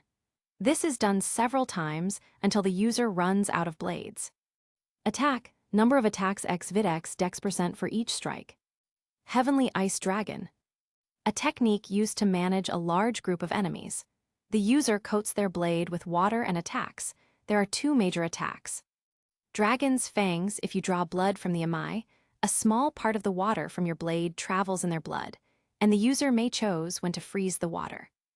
Dragon's Wings. A wide wave of ice sent out of the blade. This can be used to take out a large group of people easily. Cost 120 MP per use of all the water coated on the blade. There was a dilemma here for Percy. Here was two perfectly good sword techniques. Each was good on its own, but Percy had to choose. And since he was most likely going to face an army, he needed some kind of crowd control skill. So Percy chose Heavenly Ice Dragon. Are you sure you want Heavenly Ice Dragon? Heavenly Ice Dragon. A technique used to manage a large group of enemies. The user coats their blade with water and attacks. There are two major attacks. Dragon's fangs, if you draw blood from the emi, a small part of the water from your blade travels in their blood, and the user may choose when to freeze the water. Capitulo 280. Dragon's wings, a wide wave of ice sent out of the blade. This can be used to take out a large group of people easily. Cost 120 MP per use of all the water coated on the blade. Yes, no. Percy pressed yes, and the boxes disappeared as the knowledge of the technique entered Percy's mind. Percy sighed when it was over and then closed his inventory. He looked at his new watch and went through his checklist for more things to do. Percy then noticed a reminder he set for himself. Get your own blade made. Oh yeah, the scroll Odysseus gave me, Percy realized as he quickly opened his inventory and selected the scroll of sword creation. He took the scroll out and quickly opened it. To whoever finds this scroll, return to Odysseus, please. Percy blinked. It was written in ancient Greek, but he could read it just fine. Did he give this to me by mistake or something? Percy wondered as he continued. If you are still going to read it without returning it, then I have only one thing to say to you. Fuck you, asshole. Percy sighed. That does sound like the captain. But if you received this scroll from me, then forget about the 2 lines above. Anyway, aren't you lucky? If I give you this scroll, it means I both trust you and think you are worthy to receive your own personal weapon. Now be warned, to make your own weapon you will need a lot of things, mysterious and powerful things. You will have to go on a long and tiresome journey, and you will be in grave danger at all times. Now the first thing you should understand at this, the weapon you make may not be a sword. This scroll will teach you how to make your personal weapon, but it may not come out as a sword. Heck, it would be a bow and arrow for all you know. Anyway, let's get started. This is what you are going to need to begin. 1. A piece of the monster powerful enemy you have ever defeated. 2. The blood of the persons you care about the most. 3. A piece of an item that you hold dear to your heart. 4. A drop of your blood. With these 3 combined, you may begin your first steps to forming your perfect weapon. After you have gathered these 3 things, take a cauldron made out of celestial bronze and put all tree inside it and light a fire below it. Breath in the fumes while reciting the spell written below to begin the process of forming your weapon. Note: be in a safe place when doing this. You will be knocked out for a long time, so remember to tell people you trust what you are doing. Be warned, starting the process will result in you going on a journey of self-discovery, and not the fun kind. You will face your deepest fear, and your words will be your weapon for that battle. I myself have only ever completed 3/9 of the journey, and though my blade was powerful, I have failed to form my most powerful weapon. Please don't tell anyone that. I would lose all my street credit. Now go, and may the gods be with you. Percy looked down and saw a huge spell in Greek written out below. He needed to do a lot of work to make this happen, but if 9,000 attack was just 3/9 of what Percy could gain as a weapon, he should at least try. Ping. Quest alert. Create your own weapon. 1. A piece of the monster powerful enemy you have ever defeated. Completed. 2. The blood of the persons you care about the most. Not completed. 3. A piece of an item that you hold dear to your heart. Not completed. 4. A drop of your blood. Not completed. Reward: 1 new weapon. Plus 1,000,000 exp. Failure. Death. Yes, no. Percy sighed. Why is it always death? He pressed the yes button, and the box evaporated. Percy then put the scroll away as he began to think about what he could make or do with this. He already had his own blood. He could just ask his mom for hers. Maybe he should also ask his dad for some. After all, the scroll did say he could use several people's blood. A piece of an item that held dear to his heart. Maybe he could shave a piece of riptide. After all, it was the one item in the world that kept saving his ass time and time again. But then again, the crystal currently inside his skull also saved him again and again. Plus, the people inside was close to Percy's heart. He did care for them in a way. Capitulo 281. But then came the last item he needed, a piece of Percy's most dangerous enemy he had ever defeated. The answer came quickly: Janengo, and Percy even had a fang of his from the time he attacked Mira. So that was done. All Percy had to do now was get his dad and mom's blood, and he was done. Percy smiled. He could iris message his dad and asked him to come over. After all, the god hadn't seen John yet. He could then leave for his mom's place tomorrow and be back in camp in time for dinner. Percy smiled and finally stopped spamming his ID skill. He couldn't use the iris messaging system if he continually went between dimensions. Percy formed a mist using his powers and used the iris chant to place a call to his dad. The tone rang out for a while before the rainbow cleared up, revealing Poseidon sitting in his underwater throne. "Percy, what a surprise. To what do I owe this unexpected call?" "Hey, Dad," Percy said with a smile. "I just wanted to call and check up." "Really? You don't need some help or anything? Haven't saved one of your nieces recently?" "Haha, very funny, but seriously, I just want to talk. We haven't in some time. I was hoping you could make a personal visit." "Personal visit?" Poseidon asked with a raised eyebrow. "Whatever for?" "You know about John, right? What am I saying? Of course you do. You claimed him." Poseidon nodded. "Yes, I am aware that John is alive, and from what I understand, that's thanks to you." Percy nodded. "I just did a little. But anyway, Dad, you really haven't met him, and thought he is coping with the whole demigod out of time thing. He could still use a visit from his dad." Poseidon smiled. "You're right, Percy. I'm sorry I haven't been there sooner. I have just had my hands full preparing for war with Kronos. I can feel something stirring in the darkness, something evil. I have kept watch these past few weeks, but nothing. I suppose I could make time to see John. He deserves that at least." Percy smiled and nodded. "Right. Oh, and before you go, how's Mira? Is she better?" Poseidon sighed as his smile dropped. "The girl is trying. She has been obsessed with power recently. She had been swallowing every magical spell she could get her hands onto. I think the incident changed her. She needs to feel powerful. Only then would she feel safe." Percy nodded. "You know, as she's having problem in Atlantis, she could always come here. We are basically training every single day. She would fit right in." Poseidon's smile returned. "You know what? That's a great idea. And I'm sure she would love to see you again. Plus, you did say you needed a tutor for learning more about your control over water. I don't know anyone better than Mira." Percy smiled. "Then it's settled. Send her in a few days' time. I'm busy with something right now, so let's say a week." Poseidon nodded. "Gladly. You know, Percy, seeing you care so much about your other family members really touches my heart. Guess you take after me more than I realized." "Yeah, right," Percy laughed. "You and I both know that that part of me came from Mom. I got her kindness and your bipolar tendencies." "Haha, very true," the sea god nodded. "Fine then, Percy, see you tonight." "Bye, Dad," Percy said as swiped his hand across the rainbow, causing it to disappear.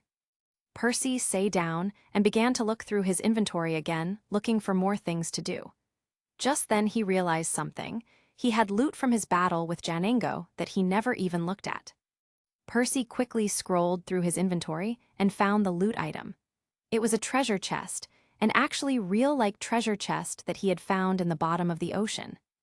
Percy quickly pulled it out. It was heavy, at least 300 pounds if not more.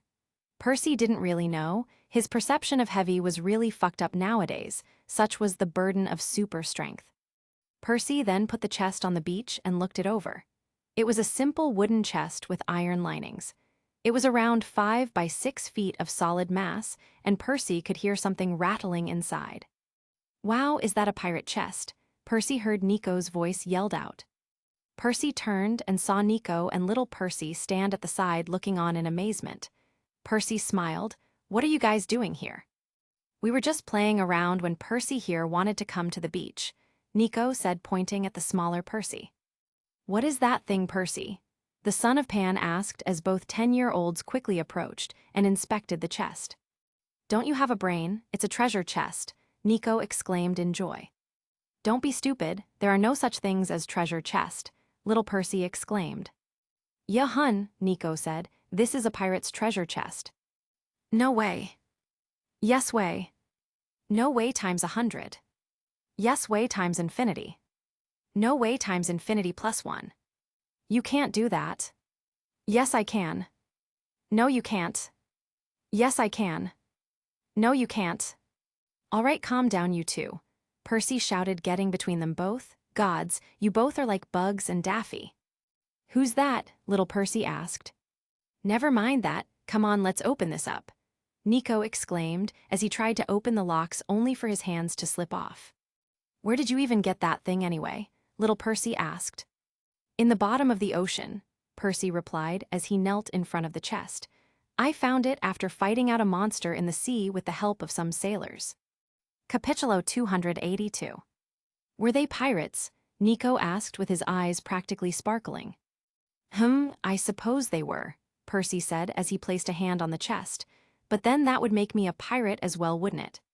What? You're a pirate? Little Percy asked as the wonder of meeting a real-life pirate excited him as well. Yup, Percy reached under his shirt and pulled out his necklace showing off the Cyclops skull he had strung in it. This skull is proof that I am part of their crew. In fact, I meet them just a few days before I meet you guys. So cool, Nico yelled out. Who were they? What were they like? Did they eye patches? Did they have parrots as pets? Did they always drink rum? Did one of them have a hook for a hand or a stump for a leg? Slow down, Nico. I can only answer one at a time, Percy interrupted, chuckling, and I promise to tell you all about it later. Right now, I'm more interested in this here treasure chest. But we don't have a key, little Percy said. How are we going to open it? Percy smiled. Like this. Percy then formed a line of shadows coming out from underneath his sleeve. He couldn't use his vibrations to open this. The locking mechanisms inside was too big, he couldn't shake them open, and if he used too much vibrations, he could damage the chest and whatever is inside. The shadow then went into the lock and Percy wiggled it around. He pushed the pins inside one by one until everything was unlocked and something clicked. Bingo. Ping. A new skill has been created. Shadow lockpicking, LV 150%. Creates a tendril of shadows that can be used to open any mechanical lock. Limit simple key locks. Percy pushed the notification aside and removed the shadows out from the chest. Nico and little Percy looked at the chest over Percy's shoulder as he slowly opened it. Inside was what anyone would ever consider to be in a treasure chest. There were golden coins all over with rubies, emerald, and sapphires. There was even a crown and a few swords in there, along with a green metallic slate that was embedded with a map of some kind. Wow, Nico and little Percy yelled out as they ran their hands through the golden coins and rubies. This is amazing, little Percy exclaimed. This is real pirate treasure, Nico yelled out. Percy, however, didn't pay attention as he picked the green plate and observed it. The lost bronze plate of William Blake, A Map to Hell. One of the few lost plates of the poet William Blake, this plate portrays the literal road to hell. It is one of the few actually maps containing directions to the Christian hell as depicted in John Milton's Paradise Lost. Percy was beyond surprised. He knew who Blake was. After all, they always talked about him in English class. To find a previously lost bronze plate of his, this thing could be worth millions. Percy opened his inventory and put the plate in, and then turned to Nico and little Percy. What are you going to do with these, Percy? Nico asked. I'm not really sure, Percy said. I think I'll keep some and give the rest to HAREM. After all, it could be used to buy things for camp, like training equipment of something. I see, little Percy said, as he continued to look at the treasure in want. Percy smiled. He knew that look.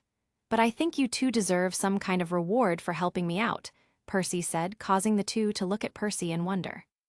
Really? Little Percy practically glowed. You don't have to, you know, Nico said as he tried to sound genuine, but Percy could see the look in his eyes. Nay, I want to. Percy then reached in and took the crown inside. It was a plain gold band with skull molded in the front. I know just what to do with you. Percy turned to Nico and put the crown on the boy's head. It was big and it slipped down till it was just above his eyebrows. There, a crow for the king of the dead. Cool, I'm the king of the dead, Nico said, touching the crown. Percy smiled and then reached in and pulled out a celestial bronze sword form inside the chest. Percy unsheathed it and found the blade still sharp and shining underneath. He then resheathed the blade and gave it to little Percy. I know you use one of the camp's spare swords, but you need one of your own. The son of Pan gladly accepted the sword. It was around 2.5 feet in length, and its tip was leaf-shaped with a very detailed and intricate crossguard that looked like 2 branches, perfect for the child of the wild. It's amazing, little Percy said in awe as he unsheathed the blade and spun it around. Do you have a name for it? What? The son of Pan looked surprised. Why should I name it? All the best swords have a name, stupid. Nico shouted, pointing a finger at little Percy. Everyone knows that. Yup, Percy nodded. My blade's name is Anaklusmos. Percy took out his pen and uncapped it, turning it into a large Greek blade. Whoa, Nico said, looking at it. That is so cool. Little Percy turned from Percy's blade to his own. He looked intently at the blade. He focused on the details of it. He looked, and suddenly a name came to his mind, Elasmophilo. Percy smiled as his brain immediately translated it for him, leaf blade. That is so unoriginal, Nico huffed, tilting his crown to the side. I would call mine something cool, like execution or bone breaker. Well, it's not your blade, it mine, Soft. Little Percy said, sticking his tongue out and blowing Nico a raspberry. Remember to only use it on the enemy, Percy warned, or Nico if he gets to irritating. Hey, Nico shouted. The two Percys chuckled at the son of Hades as he stuck his tongue out. Percy put away his blade and closed the lid on the chest, putting it back inside his inventory. Come on, guys, let's go and find something to do, Percy said as he reached out and held both their hands. Right, Nico said as he and little Percy dragged the son of Poseidon back into camp. I heard the Hermes kids were about to replace every lipstick in the Aphrodite cabin with rubber glue, little Percy said with a smile. Oh, I definitely want to see that, Percy said with a smile. Hey Percy, could you teach me that thing you did? Nico asked. Thing? What thing? You know that shadow thing, Nico explained. Yeah, that was so cool, little Percy exclaimed out loud. I'll think about it, Nico, Percy said. I think you should be able to do it, no problem. You are the son of Hades after all, it's in your blood. Maybe we could also get your sister to join up. Cool, Nico shouted as the three walked back into Camp Half-Blood with not a care in the world. Capitulo 283. Percy sat on his bed, slowly sharpening his blade. He had noticed that it had started to get dull around the edges, but it was nothing a little elbow grease couldn't fix. This was the first time Percy was actually taking care of his weapon. He didn't really realize just how much he abused it until he took it out and showed it to Nico and little Percy. Earlier that day, he had gone to Nina and got a wet stone for polishing his blade, and now here he was. Percy lifted Riptide up and looked at it. The blade's edge was sharp again. Hopefully, he would remember to take care of it next time before it got too out of hand. Ping! You have created a new skill through your actions. Maintenance, LV1, 90%. Allows you to take care of your possessions. Sword maintenance, LV1, grants a 5% bonus to your sword. Percy closed the box. At this point, he wasn't even surprised at the random skills that kept popping up. Percy then observed Riptide. Anaklusmos. Anaklusmos, or Riptide, is made out of celestial bronze. It has two forms, one as a pen and one as a sword. To release its sword form, simply take off its cap. And to make it into a pen, tap the cap on the blade. It is charmed so as to never be lost, as it always appears in the owner's pocket few moments later. It is a blade used by Hercules himself, given to him by Zoe Nightshade, the original owner.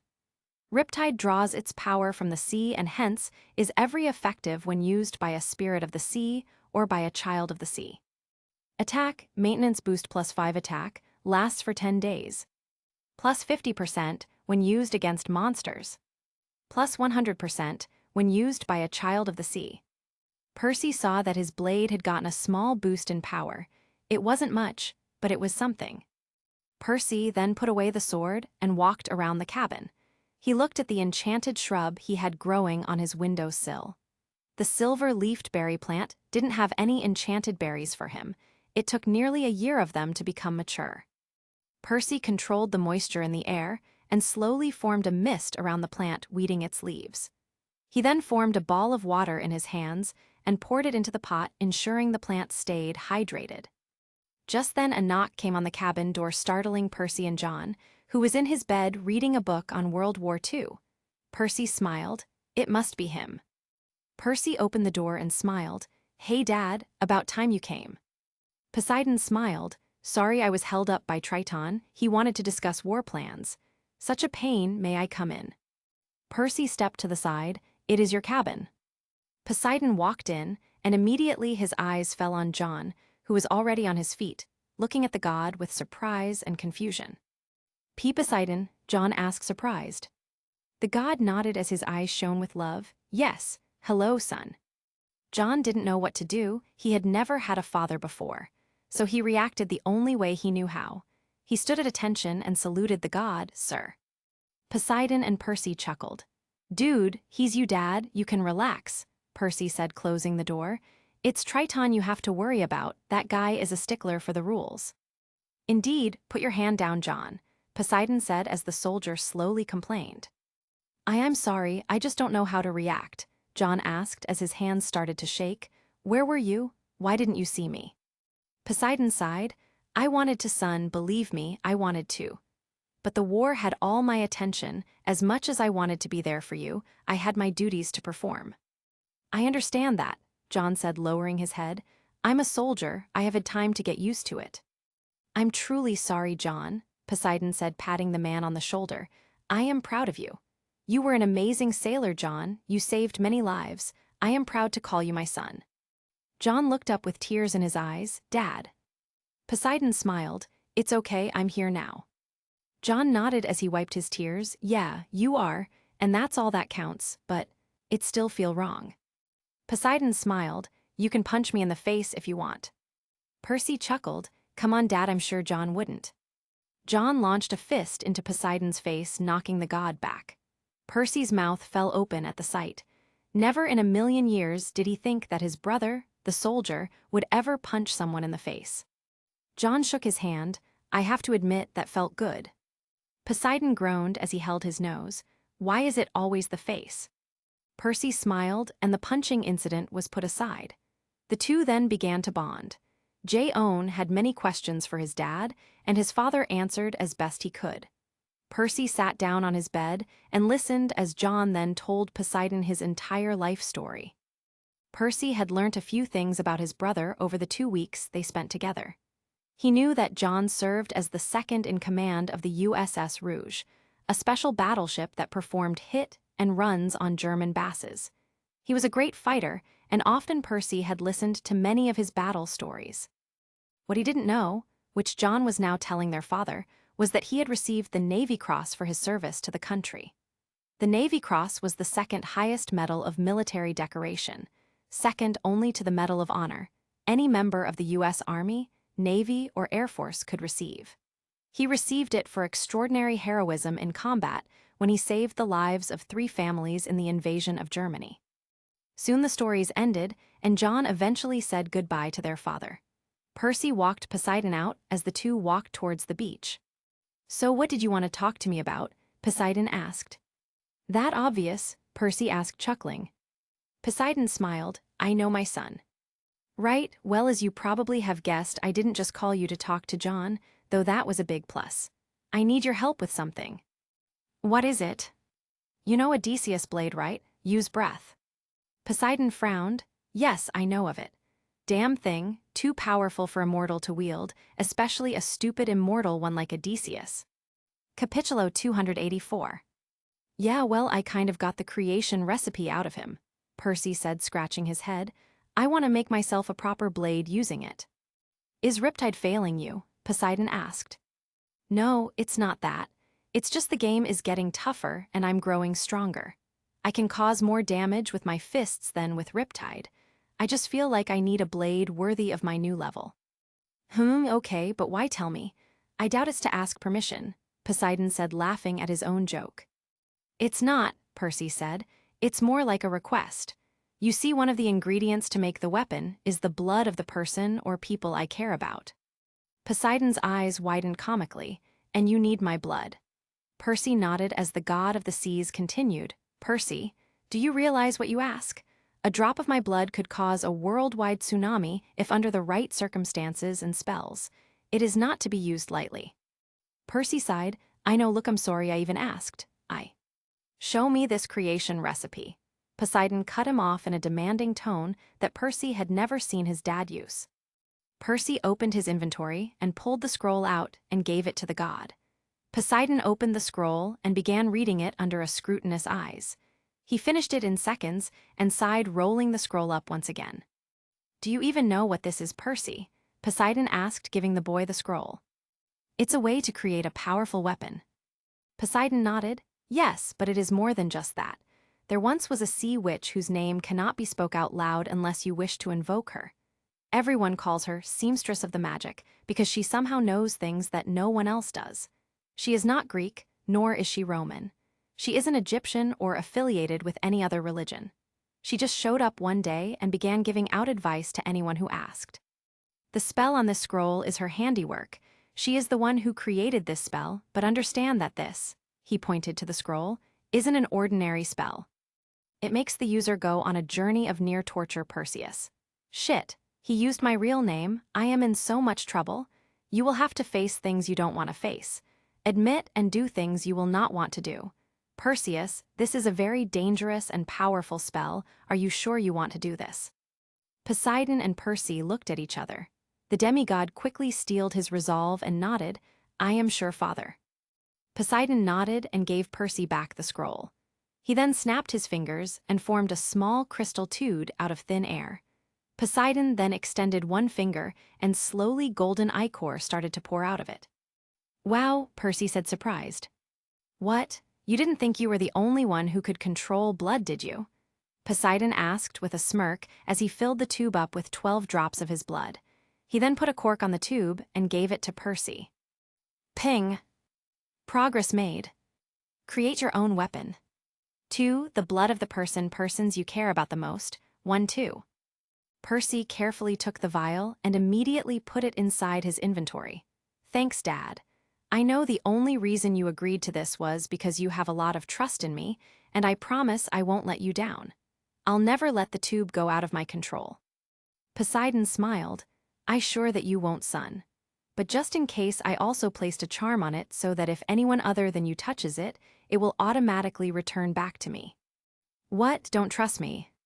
"When Odysseus is involved, I don't take anything lightly," Poseidon said as the two resumed their walk towards the beach. "What's with you and him anyway?" Percy asked. "I know that he blinded Polyphemus and all, but in all honesty, that guy was a dick." "He was spoilt, yes," Poseidon sadly admitted, "but Odysseus has a knack for always getting my children into trouble. Every single one that ever enters his accursed boat always ends up in some sort of danger." Percy shrugged. "Didn't happen to me." Poseidon narrowed his eyes. "Janango." Percy blinked. "Ah, I plead the fifth. You do realize that one day me and your mother are going to have a serious conversation with you about your reckless behavior, yes?" "Dad, come on, give me a break," Percy said, throwing his hands up. "I don't actually look for trouble, it finds me." "What about that time you went searching for Luke and ran into Argo and his Gergoses?" Capitulo 285. That was an accident. "And that time, you turned Odysseus' ship around just because you heard someone cried out for help." "1, that was Mira calling out for help, you know, your granddaughter. And 2, what was I supposed to do? Just let her die? I can't just not help someone as they ask for it." Poseidon smirked. "You have the soul of a hero, Percy, so no, I don't expect you to not save people. It's who you are, and your mother and I know this. But please, please be more careful from now on, okay?" Percy smiled as they arrived at the beach. "You know I can't make that promise, Dad." Poseidon sighed. "Well, at least I tried. Oh, and one more thing." Poseidon then suddenly swung his trident sideways, smashing into Percy, sending him into the sea. "You have entered a water body. Due to your parentage, you have gained a boost. Plus 1,000 HP. Plus 1,000 MP. All wounds are healed. All ailments cured. Water breathing ability active. Plus 1,000 HP. Plus 1,000 HP due to Necklace of Poseidon. Plus 2,000 HP. Plus 1,000 MP. Plus 1,000 MP due to Necklace of Poseidon. Plus 2,000 MP. Defense 296,176,000. Percy groaned as he pulled himself out of the water, slowly getting on his feet. "What the hell was that for?" "For fighting a great old one," Poseidon replied simply. "I had to punish you somehow." "But hitting me with the weapon that can fight titans?" Poseidon shrugged. I knew you could handle it, plus I didn't hit you that hard. You caused nearly 2,000 points of damage. I'm sure you have more, Poseidon smirked. Asshole, Percy yelled as he swiped his hand, sending a blast of ice at his father. That's my time, bye, Poseidon said as he vanished in a flash of light, just as several thick icicles implode the spot he was on. Percy grumbled as he got out of the ocean, drying himself. Stupid Poseidon, stupid Trident. You know you really should be more grateful. My dad rarely comes to see me, a voice called out. Percy looked up to see Thalia near the tree line without her jacket on. Percy could see the sweat on the girl's face and body. She had been training again. Do you ever take time off training? Percy asked as he approached Thalia. They were around the same height now. I can't afford to, Thalia said, turning her spear into a can of mace, which she then pocketed away. Not everyone can be as naturally powerful as you. You mean naturally handsome? I train for my strength. My good looks, however, is all natural, Percy joked, grinning. Thalia rolled her eyes. Boys, all the same. Percy chuckled. So had dinner. Thalia shook her head. No, I was out training again. Percy nodded. I see. Well, let's get you something to eat then. You have more food stored up? Thalia asked in wonder. Percy chuckled. Yup. Enough to last a normal person 2 years. But in my case, that will probably mean a few months at best. Thalia nodded as the two sat down in the sand. Percy opened his inventory and pulled out 2 large plates filled with buffalo wings and 3 large sweetened apple peach soft drinks. Holy shit, where did you even get all these? Thalia asked in surprise and wonder. From the Lotus Casino, they had this huge, ever-expanding buff. I really want to go back soon just for the all-you-can-eat extravaganza. Thalia raised her eyebrow. Really? You would risk your life for food? Percy shrugged as he took a bite of his buffalo wing. You would be surprised what some people would do for food. Plus, it's really good food. Thalia nodded as she dipped her wings in the sauce that was given with the platter and took a bite out of it. Damn, this is good. Percy smiled. Told you so. Thalia nodded as the two began to eat and drink in silence. Soon Thalia spoke up. So, what's your favorite food? Percy chuckled. Are you seriously trying to make small talk? Thalia huffed. Fine, don't answer. Percy smiled. Kidding. And to answer your question, it's simple. I like all food that is blue. Thalia raised an eyebrow. What do you mean? Oh, right. Well, my mom had an argument with her ex-husband, a shit stain called Gabe. He told her blue food doesn't exist and she got pissed. So she kind of just added natural blue dye or blueberries to everything in an attempt to piss him off. Thalia looked amazed. Whoa, your mom sounds awesome. Percy smiled as he laid back looking at the sea. Yeah, she is. One time during my 11th birthday party, she made everything blue. Blue cake, blue candles, blue waffles, blue soda, blue frosting, blue cookies, you name it, she had made it. Wait, why did you have waffles at your birthday party? Who doesn't like waffles? Percy asked. Thalia nodded. True. So, what about your mom? Percy asked, turning to Thalia. A shot of pain traveled through her eyes. Right, my mom. I'm sorry if I struck a nerve or something. I didn't mean to. I was just curious and... No, Thalia sighed. It's not your fault. My mom and I haven't really had the best parental-child relationship, and considering my dad and I have no relationship, that's not saying something. Percy nodded. I get it. Some demigods get 2 assholes for parents. Little Percy had both his aunt and uncle mistreat him. John's mom basically abandoned him. I suppose sucky parents are just part of the deal when it comes to demigods. Thalia snorts, and look at you. Both parents are amazing. Mom's a master cook who sounds like a caring person, and your dad actually visits you. Ongoing. This audiobook is in progress and stopped at chapter 286. Xuanhuan members can request an update in the following update request post or by sending me a message.